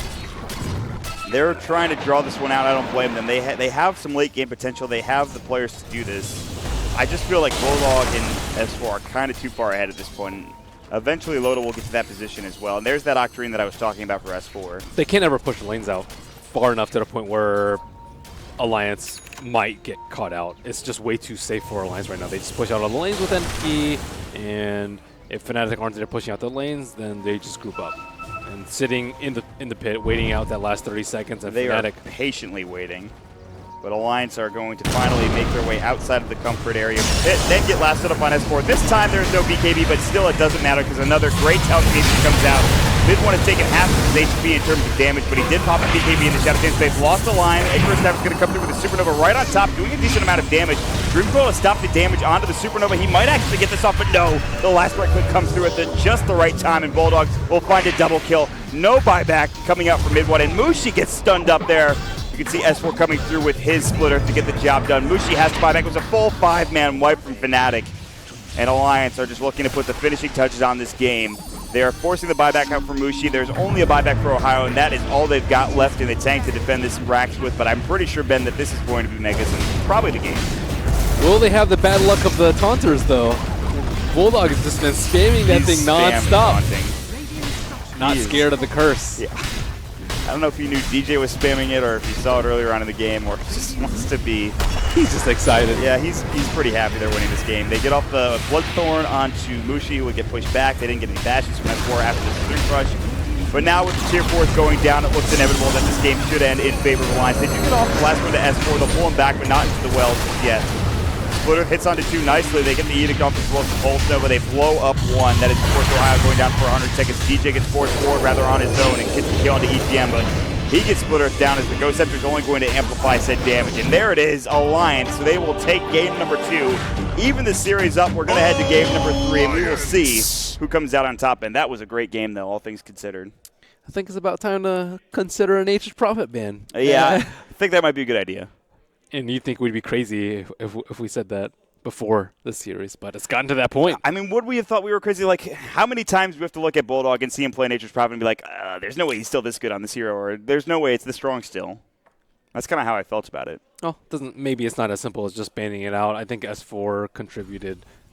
I don't know who did more damage. I would say Leshrek. And they handled the slug very well. They drafted so well around him. They killed him so many times during Shadow Dance and made him feel pressured. And this formula seems to work for them. Slardar or another fighter onto Loda and the farmer given to Admiral Bulldog. There were some impressive plays coming out from Alliance, but can they repeat the performance and get to a game 3, of course, and take that your third game?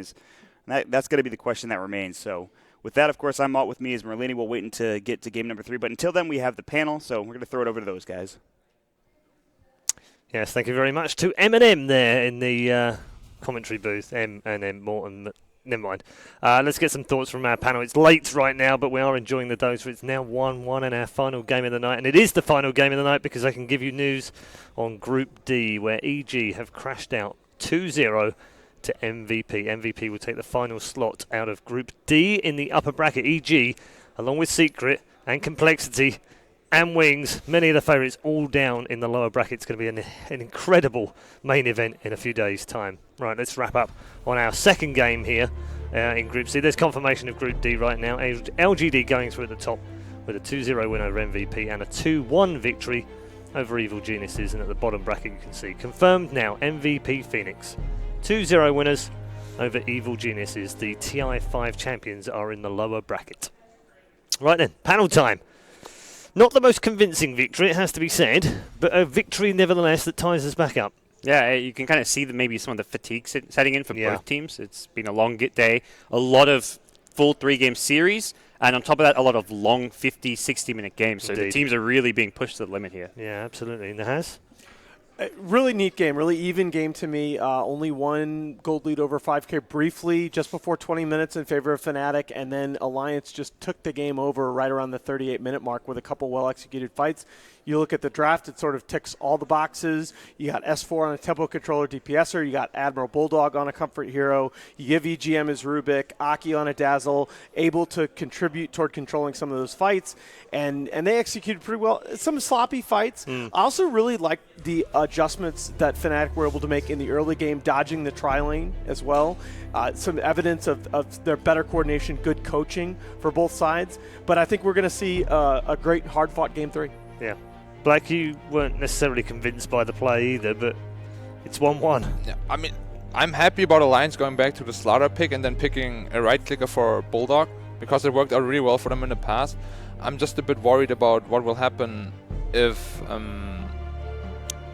Alliance actually does not have first pick and they have to ban the Beastmaster instead of what is the team name again? Instead of what do you mean? Well, they banned the last game. No. I mean, instead of. I mean, first ban is usually has to be a Beastmaster, right? Instead of the Bounty Hunter, you mean, or no? I mean, or Fnatic, of course. I forgot the team. It's okay, name. Flack. It's late right now. We forgive you. I mean, instead of Fnatic having the first ban, so they do not have to ban Beastmaster. It means they can then ban Slaughter. That means they can ban Slaughter. That means they will be out of their comfort zone again, and they will have to figure out what to do then. Because so far, without Slaughter, they haven't looked that convincing. Yeah. Well, the only other time, of course, was with the Brood. Right. And with Bulldog on that twice. Do you think they might try and squeak that one through, Alan? Or do you think Fnatic are smart enough to know that's coming? I wouldn't go back to it. I think they've given Fnatic. Sorry, but isn't it the perfect third map pick in the final game of the night? It's the way to get through, surely. I think it's a good option if you can fifth pick it and they have nothing to deal with it. But I like them with Bulldog on his sort of in his zone, man. He's Broodmother, as well as he played in one particular game.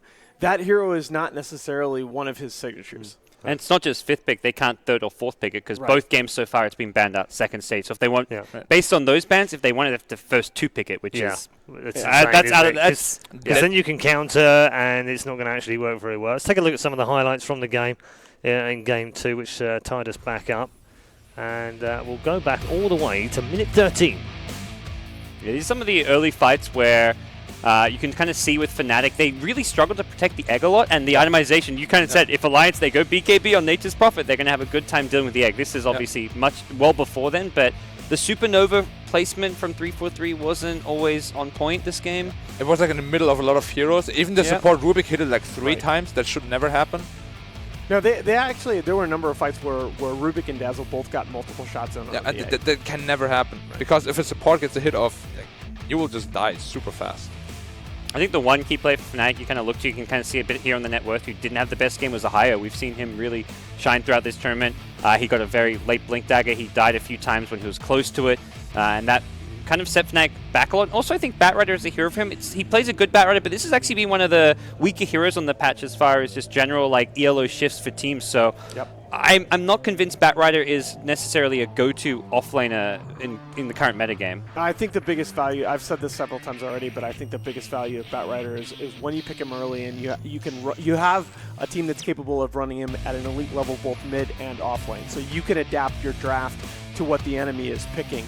I don't like him as a dedicated offlaner, and you're probably not going to see Mushi on that hero for this team. I mean, I do agree that Ohio didn't have the best game on Batrider, but I want to give a lot of credit to the Rubik, because he was spot on with the lift so many times that he actually couldn't even pull him out. Top performer in this particular game. Who deserves the MVP? Bulldog? It probably has to be Bulldog. Yeah, I think so. Really good itemization, really good play. Watch the solid all around. I mean, I feel like we're taking the easy way out. Yeah, going but with for all the plays that he's made today, he's also had like equally worse games as well. It seems like he's had a day of extremes where he's had a very poor game followed by a very good game. Well, but that's kind of. Is that less just true him? For Alliance, because it's less true maybe for Alliance because they're running Bulldog in more of a hard farming role. Yeah. But that's just. Offlaners define the meta. There's a reason where if you look at the top 6 and the bottom 8 heroes by ELO shift, as God's mentioned, 9 out of those 14 heroes, and 10 depending on how you count chances, are offlaners. Those are the heroes that are going to define the games in these metas. So you're going to see your offlaners have really good and really bad games. Yeah, almost sacrificial lambs in some games, aren't they? Yeah. I mean, for me personally, I would give it to Bulldog or